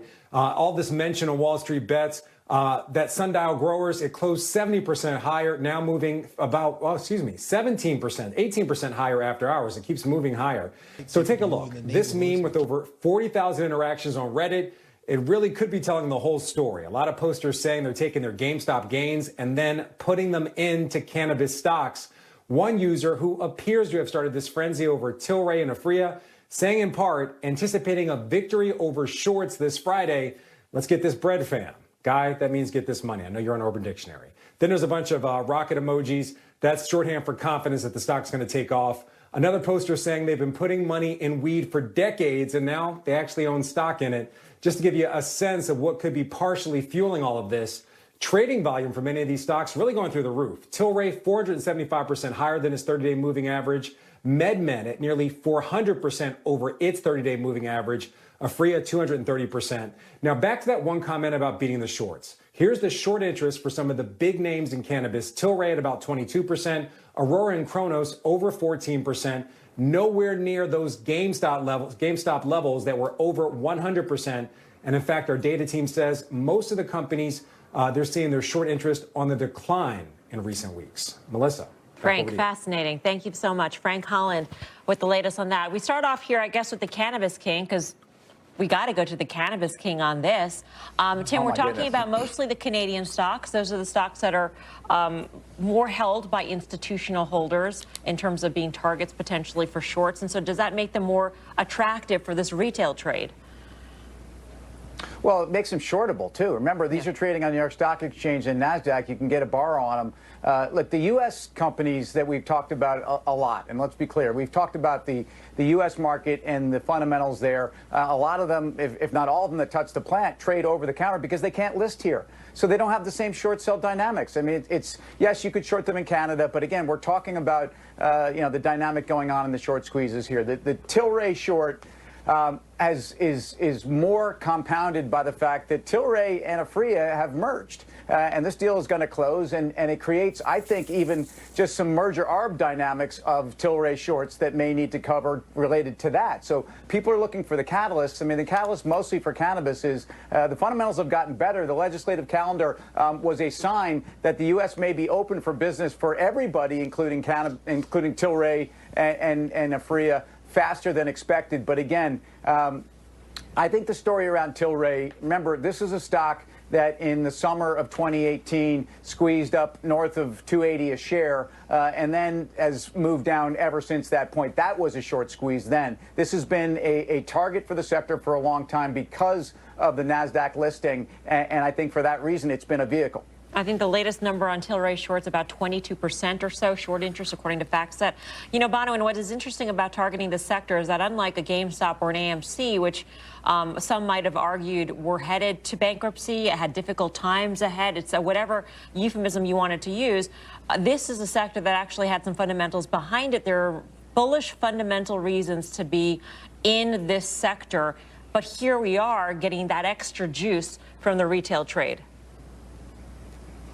You know, I like that you draw parallels and comparisons between the two because it really has been a recent phenomenon that has kind of taken the market by storm.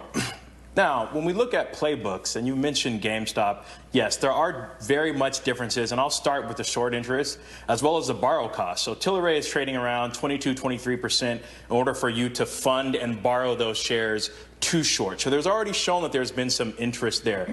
Where I kind of caution is just generally jumping into names, setting a threshold for short interest and saying, okay, this is a good opportunity to buy. Buying short companies or buying companies that don't have the requisite fundamentals is not a long-term investable strategy. You may realize profits in the short term, and I can understand people pursuing that, but I do want to make sure that we kind of level set here and understand that there does need to be some fundamental analysis and support for why you will put money to work in these names. It can't just be a general screening for short interest percentage as a percentage of float.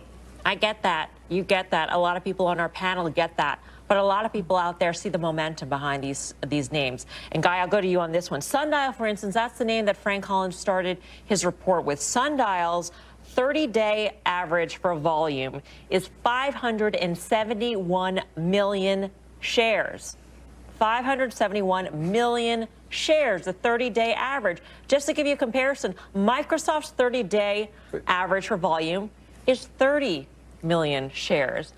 I mean, the momentum is there. So how, as a trader, Guy, do you reconcile perhaps the nagging angel on one shoulder that says fundamentals versus the other one that says, but look at the momentum, ride that?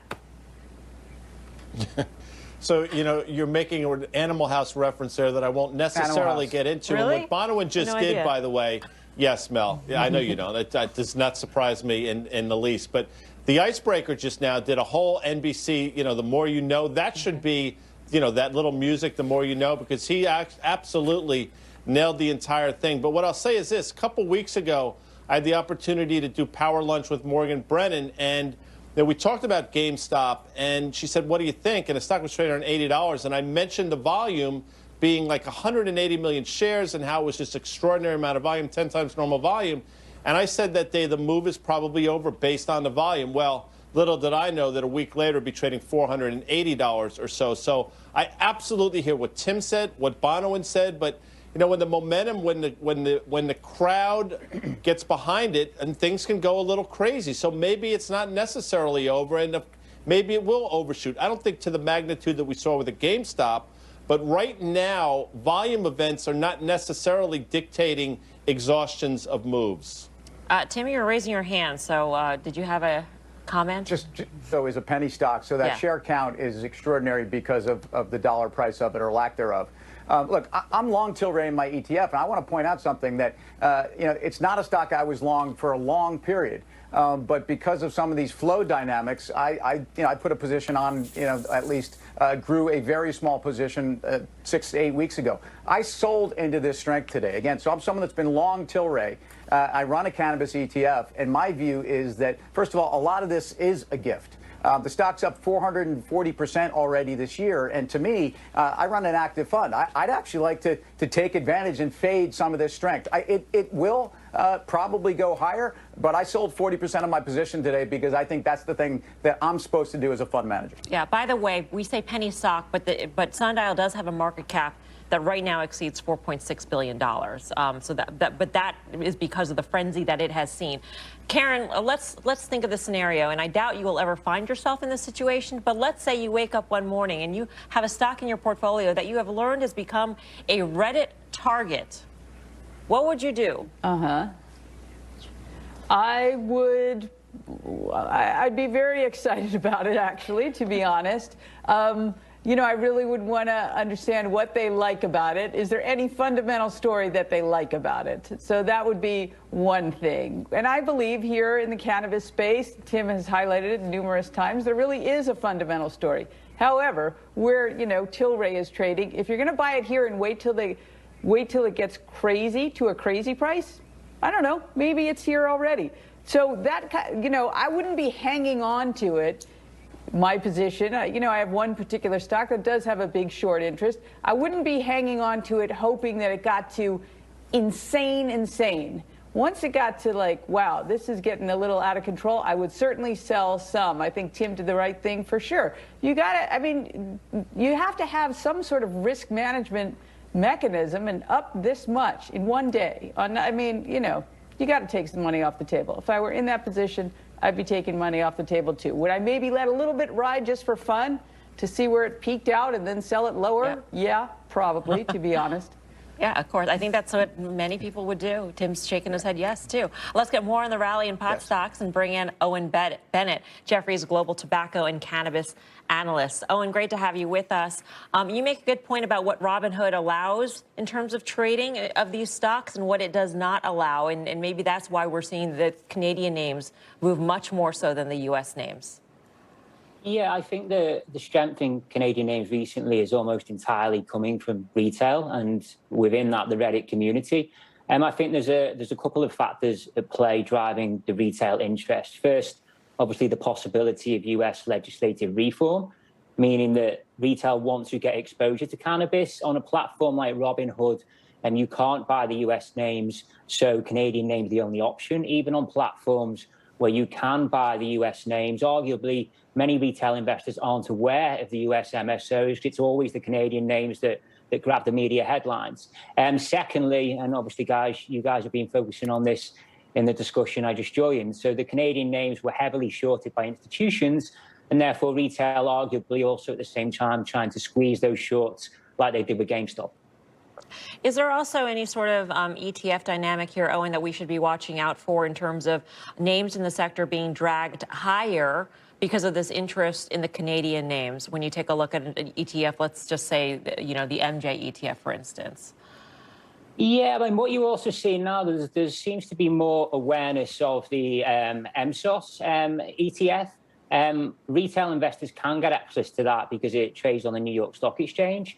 Arguably, therefore, now, given that offers a lot more value and the fundamentals of the US MSOs are significant. Because right now, I mean, there's a huge mismatch in valuations and fundamentals of the US and Canadian names. If you take the biggest four US names, the combined EV is 26 billion. Last quarter combined sales 825 million, and combined cash flow from operations was 70 million. For the top 5 Canadian LPs, combined EV was 35 billion. Last quarter sales just 351 million, and combined cash flow from operations with an outflow of 1.6 billion. So you can see that huge discrepancy in valuation fundamentals. If people begin to become more aware of the MSOS ETF, it's very likely that you could see more money kind of shift into that through buying of that ETF. Hey, Owen, it's Tim Seymour. Thanks for joining us. Let's just talk about cannabis multiples relative to other high-growth multiples. And let's focus on the U.S., because I think we all agree this is a much bigger addressable market. There's already proven profitable operators. And that, look, managing money in any sector is about understanding also where capital flows go. So I think people need to be very aware of that. But talk about where this sector can go and how far into a re-rating process do you believe we are for the top names in the U.S.? I think the big thing holding back the US at the moment is the fact that institutional money can't get involved. If we do see legislative reform, whether that is safe harbor language of the Safe Banking Act or more broader legislation that opens up the capital markets, we're going to see a huge inflow of institutional money into the US names, and I think that will drive material re-rating. Material re-rating such as, can you give us an example just for fun? Well, I mean, you just look at what's going on now. I mean, you look at the US names trading on a next 12-month EV to sales of kind of 5, 6, 7 times. Mm-hmm. You're looking at the Canadian names with not as attractive fundamentals. They're trading on double digit. I mean, so it's easily, you can easily assume a scenario where all these US names overnight move to double digit EV to sales multiples. All right. Owen, you got to leave it there. Thank you so much for joining us. Appreciate it. Thank you. All right. We are also seeing, no surprise, some pretty big moves in cannabis options today. So let's get to Mike Coe with that. Mike, what are you looking at? Yeah, so I think it's quite incredible what we're seeing here. I mean, let's just focus very quickly, if we may, on just 6 of these companies. I have them right here: Tilray, Aurora, Aphria, Canopy, Organigram, and Kronos. Every one of these 6 companies traded over 100,000 contracts today. And to put things in perspective, the average S&P 500 is about 23,500 contracts per day. All of these names would have been in the top 25 most active. But I think what highlights that this whole thing is really more of a trading opportunity and is not an investment conversation is when we take a look at what the options market is implying. Implied volatility for S&P 500 stocks on average is about 35%. So what that translates to is the options market implying a move of about 8% higher or lower over the course of 1 month. What is it for these stocks? 200%. So what does that mean? The options market is implying an average move for these stocks, higher or lower, of more than 45%. What are people doing here? Are they investing for the long run? This suggests absolutely not. What they're doing is they're speculating on the volatility. They're trying to play off of that momentum. And to Bonawyn's point, that can be a risky exercise. It's not an investment game. It's a trading game, and there will be winners and losers. Sure. And a lot of people out there will say there's nothing wrong with the trading game, as long as you know how to manage that risk, or as long as you know that the money you're putting at risk is money that you're willing to lose. So, Bono, I'm just curious, what did you make of all of that options activity that we saw today? Sorry, I've got to shake the stars out of my eyes. I was swooning as Mike was talking to me in options talk, and I was like really getting excited there. Listen, what I will add is that some of that option volume in the calls is what you're seeing are synthetic positions. And unlike GameStop, a lot of institutions are getting ahead of this move and securing borrow so that they can retrench at various levels of stock price. So I do want to point out, and Mike really hit the nail on the head here, but there are some other dynamics that are playing out in the option space that allow institutions to actually get better access to stocks so that they can trade this more dynamically. That is the biggest difference I've seen between this instance and GameStop previously. All right. It's going to be a line behind Vin Diesel, Giovanni Ribisi, and Ben Affleck probably for this job. But I hope whoever gets it does extraordinarily well. I mean, I'm clearly not qualified, although I do know what a GIF and a meme is, if that helps. Let me clarify. This is on LinkedIn. We did confirm it on LinkedIn. But did not talk to anybody at Syndicator Capital. But sort of sign of the times, right? I mean, Tim, if you are momentum hedge funds are often momentum traders. You got to know where the momentum is coming from. Yeah, look, guys, I love you all. I love you people, but it may be time for me to take that job with JT Marlin. So see you soon. Time for the final trade. Let's go around the horn. Tim, kick it off. Yes. I talked about MLPs earlier in the show. AMZA gets you the MLP index. I think there's a lot of yield there and a recovery that continues. Bonawyn.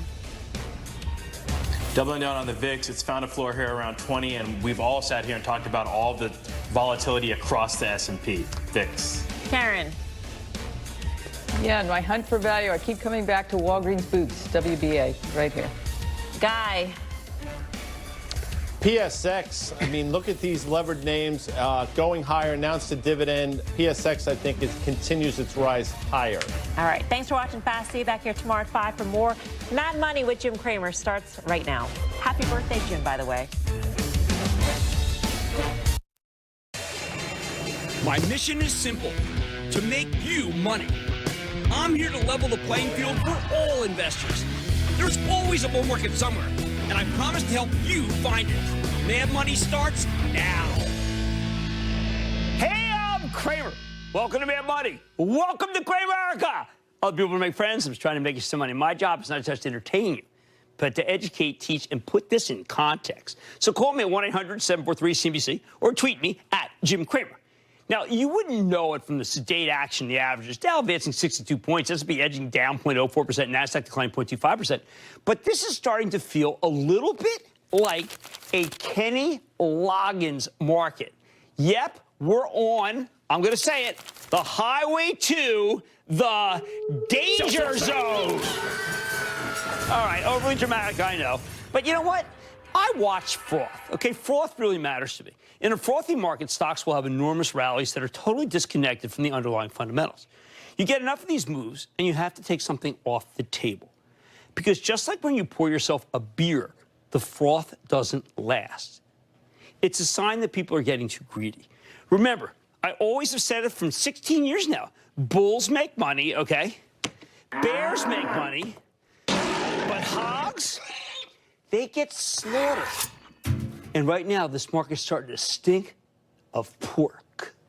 What's got me so peeved? Let's go over it. All right, first of all, is it really that hard? The SPACs, especially the celebrity SPACs. These supposedly can't-miss ideas are becoming embarrassing, frankly. Michael Semblis, the brilliant chairman of market investment strategy at J.P. Morgan, wrote a devastating critique of this group earlier this week about the economics of these special-purpose acquisition companies that you're all playing in. If you start a SPAC, you're golden. If you buy a SPAC as an insider, you'll do fine. But as it kicks down the road, the food chain, it turns less and less valuable. Aside from a few superstars like Virgin Galactic and DraftKings, the public investors aren't getting particularly good returns already from these things, at least relative to other assets, and it's going to go bad. And those are the good SPACs. These SPACs merge with startups, allowing them to raise cash and come public without an IPO. But the best merchandise has already been snapped up. There are only so many great electric vehicle plays. The SPAC cycle is just like an IPO cycle that I always tell you about. The best ones come first to get you involved, and over time they get steadily worse, and then worse, and then worse. And I got to tell you, there is no break in sight.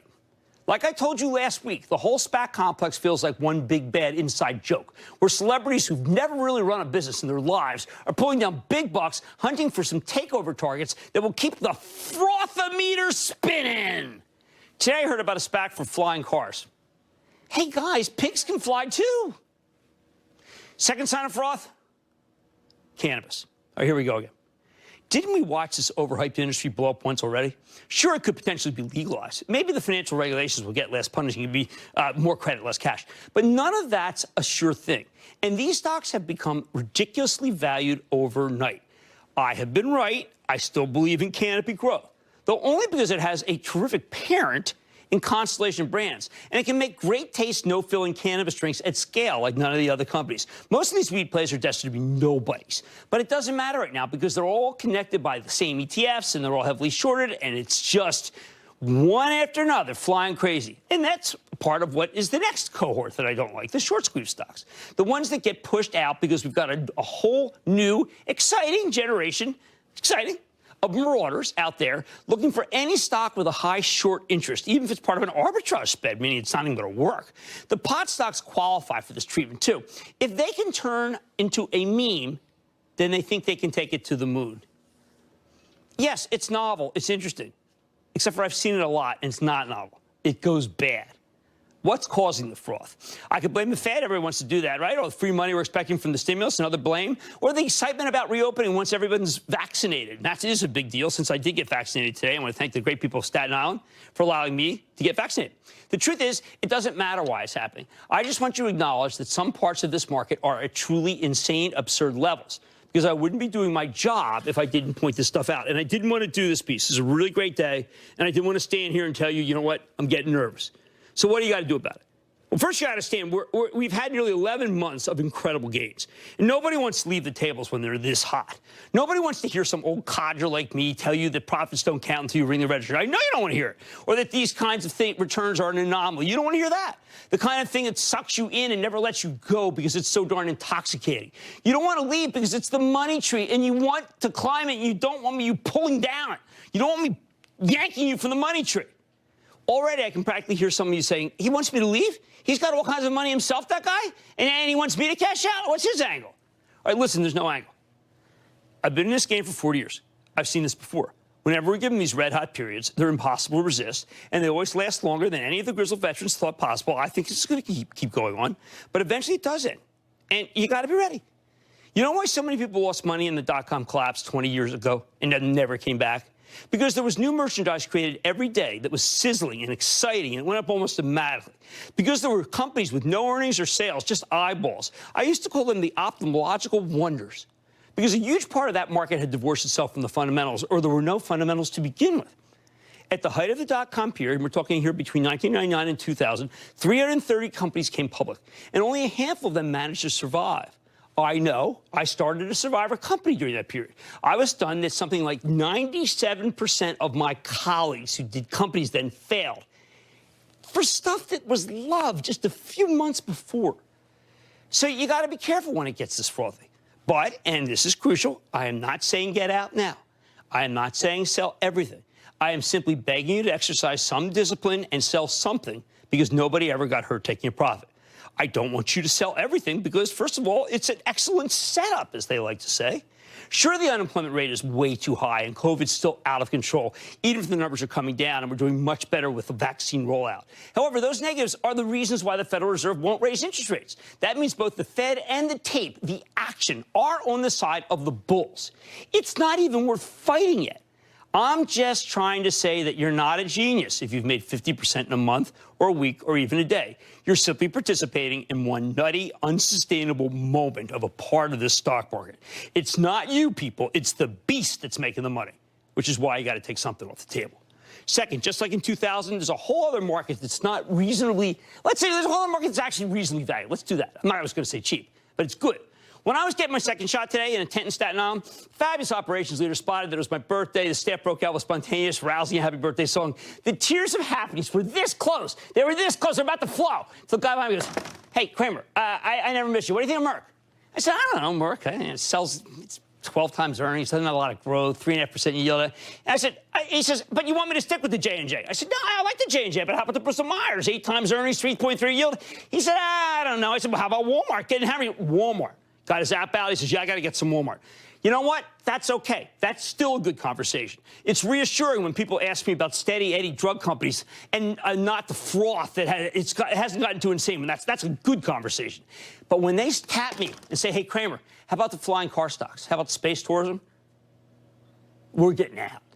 The reasonable market is still in charge right now. But sooner or later, at that pace, it's going to change too. Bottom line. Yes, you have to make hay when the sun shines. I want you to do that. Just remember, stocks ultimately are pieces of paper.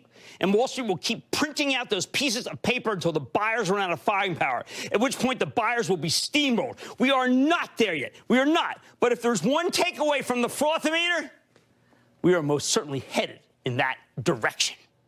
I need to go to Rob in Pennsylvania. Rob. Booyah, Jimbo, coming at you from Jim Thorpe, Pennsylvania. The stock ticker I want to talk to you about today is stock ticker UTZ, a good old Pennsylvania brand, Utz Brands, potato chips and all that good stuff. Okay, so here's the deal. Utz is one of the few SPACs that became a real company, all right? They went and they bought this great company. It's a regional brand, Utz. You like them, I like them. I've been recommending it since they came on the show at 13. It's now a double, and I am not leaving because that's a good one. I need to go to Carl in Michigan. Carl.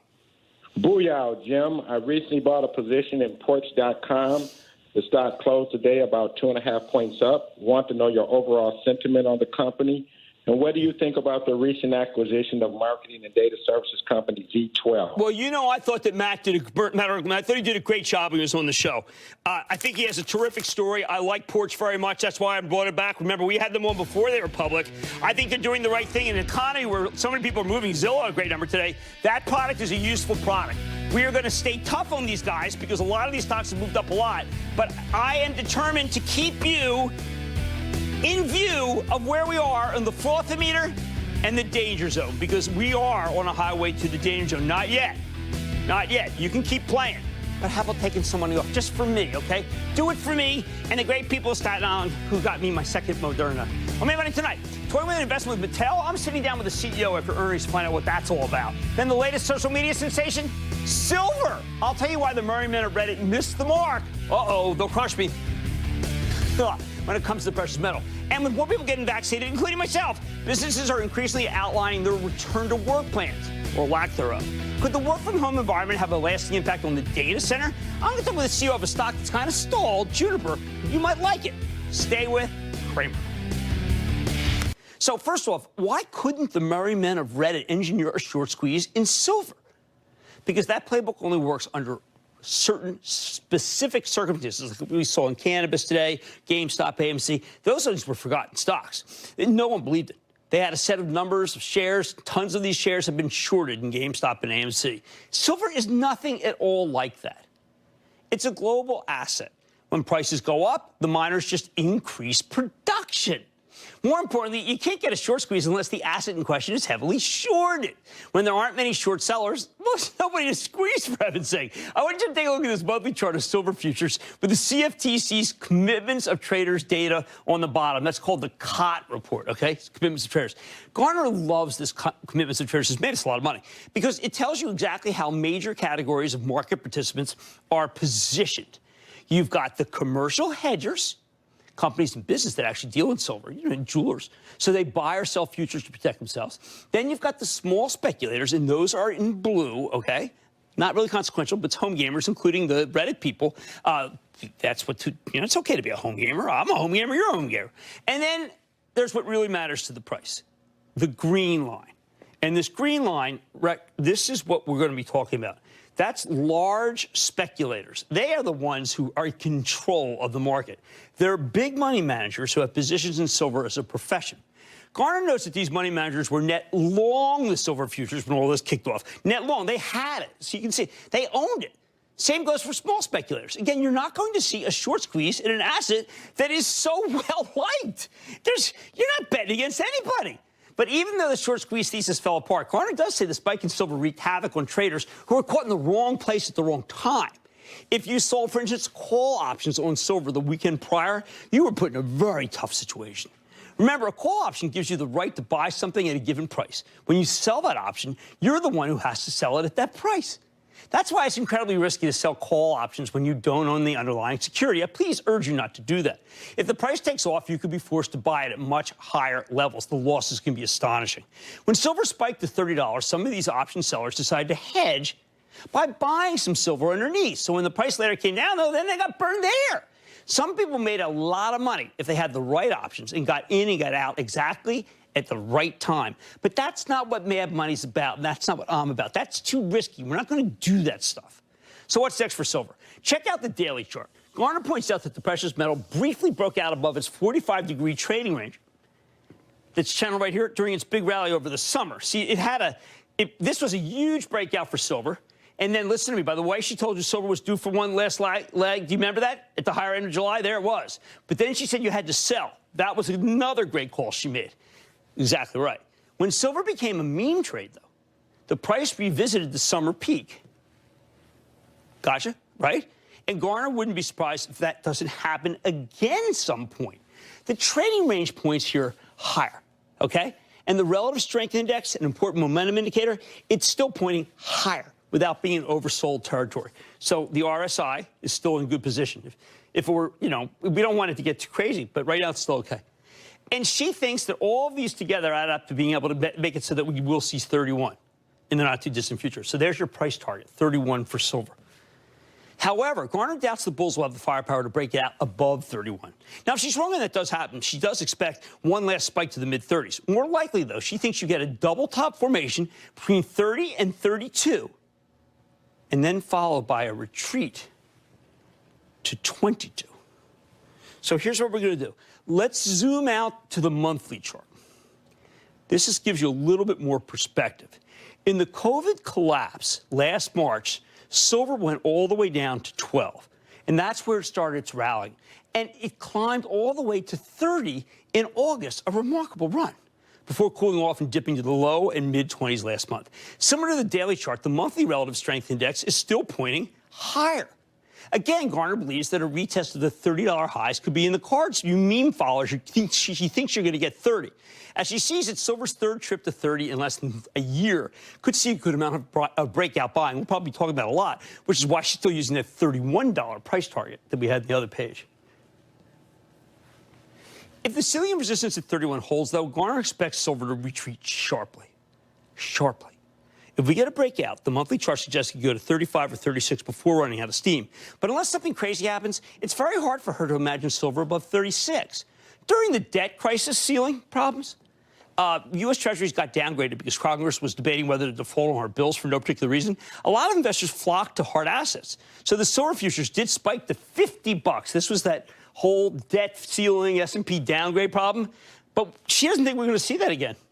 On the flip side, Garner notes that silver is not just a store of value of a component for jewelry. It's also used in technology, especially, by the way, in electric cars. Thanks to that demand, she says price might never revisit its old lows, around 10, but 20 could be in the cards, maybe sooner than expected if the precious metal can't maintain its momentum. One last point. The dollar's been hammered over the last year, but Garner sees it rebounding given that the U.S. Treasury yields are back to being very attractive versus foreign government bonds. That's a contrarian position. But if she's right, a stronger greenback again is bad for silver. The bottom line, let silver teach you a lesson. The merry man can't engineer a short squeeze when there aren't enough shorts, although they can play havoc with the options market. Still, the charts as interpreted by Carly Garner suggest that silver might have a little more room to run unless we get a sharp upturn in the dollar. And then, you know what? You can forget about it and move on to the next meme. Let's go to Robert in Texas. Robert. Hi.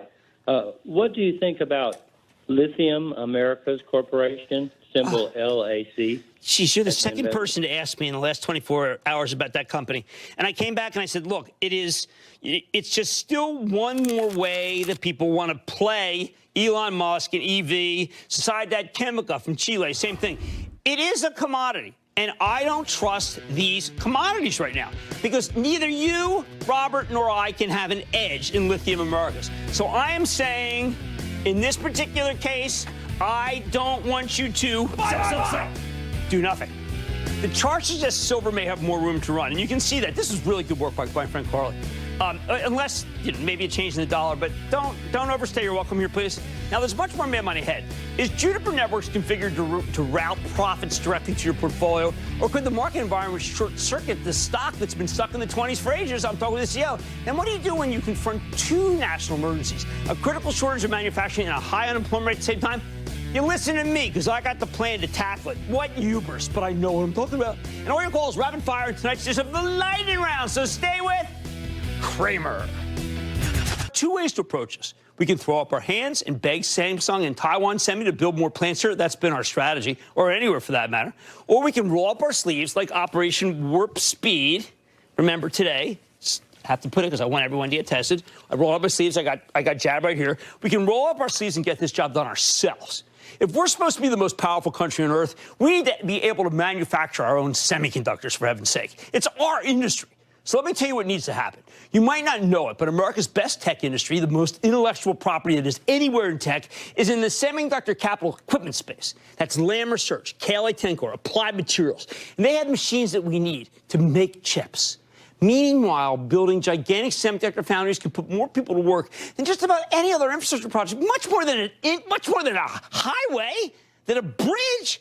Why stop at roads and bridges when we reestablish ourselves as a whole new kingpin in a manufacturing industry that we used to dominate? And hey, Biden's pick for Commerce Secretary, Gina Raimondo, she was a venture capitalist. She was governor of Rhode Island before she got into politics. She'd be the perfect champion for this project.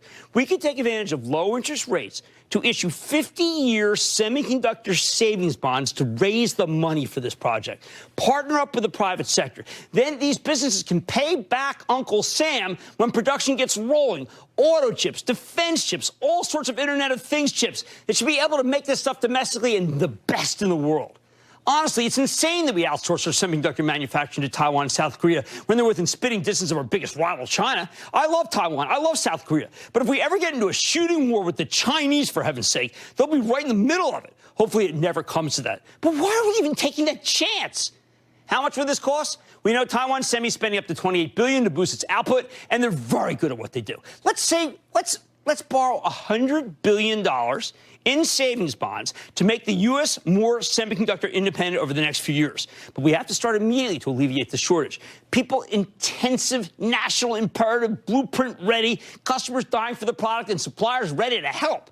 So, soon-to-be Secretary Raimondo, you've been on the show. Let's get the low-interest chip bond going and put an end to this chip shortage, saving tens of thousands of jobs, giving the economy a huge boost. This is what we used to call industrial policy. It worked for vaccines, and I know it can work for chips, too. I like to say there's always a bull market somewhere, and I promise I'll find it just for you right here on Mad Money. I'm Jim Cramer. See you tomorrow.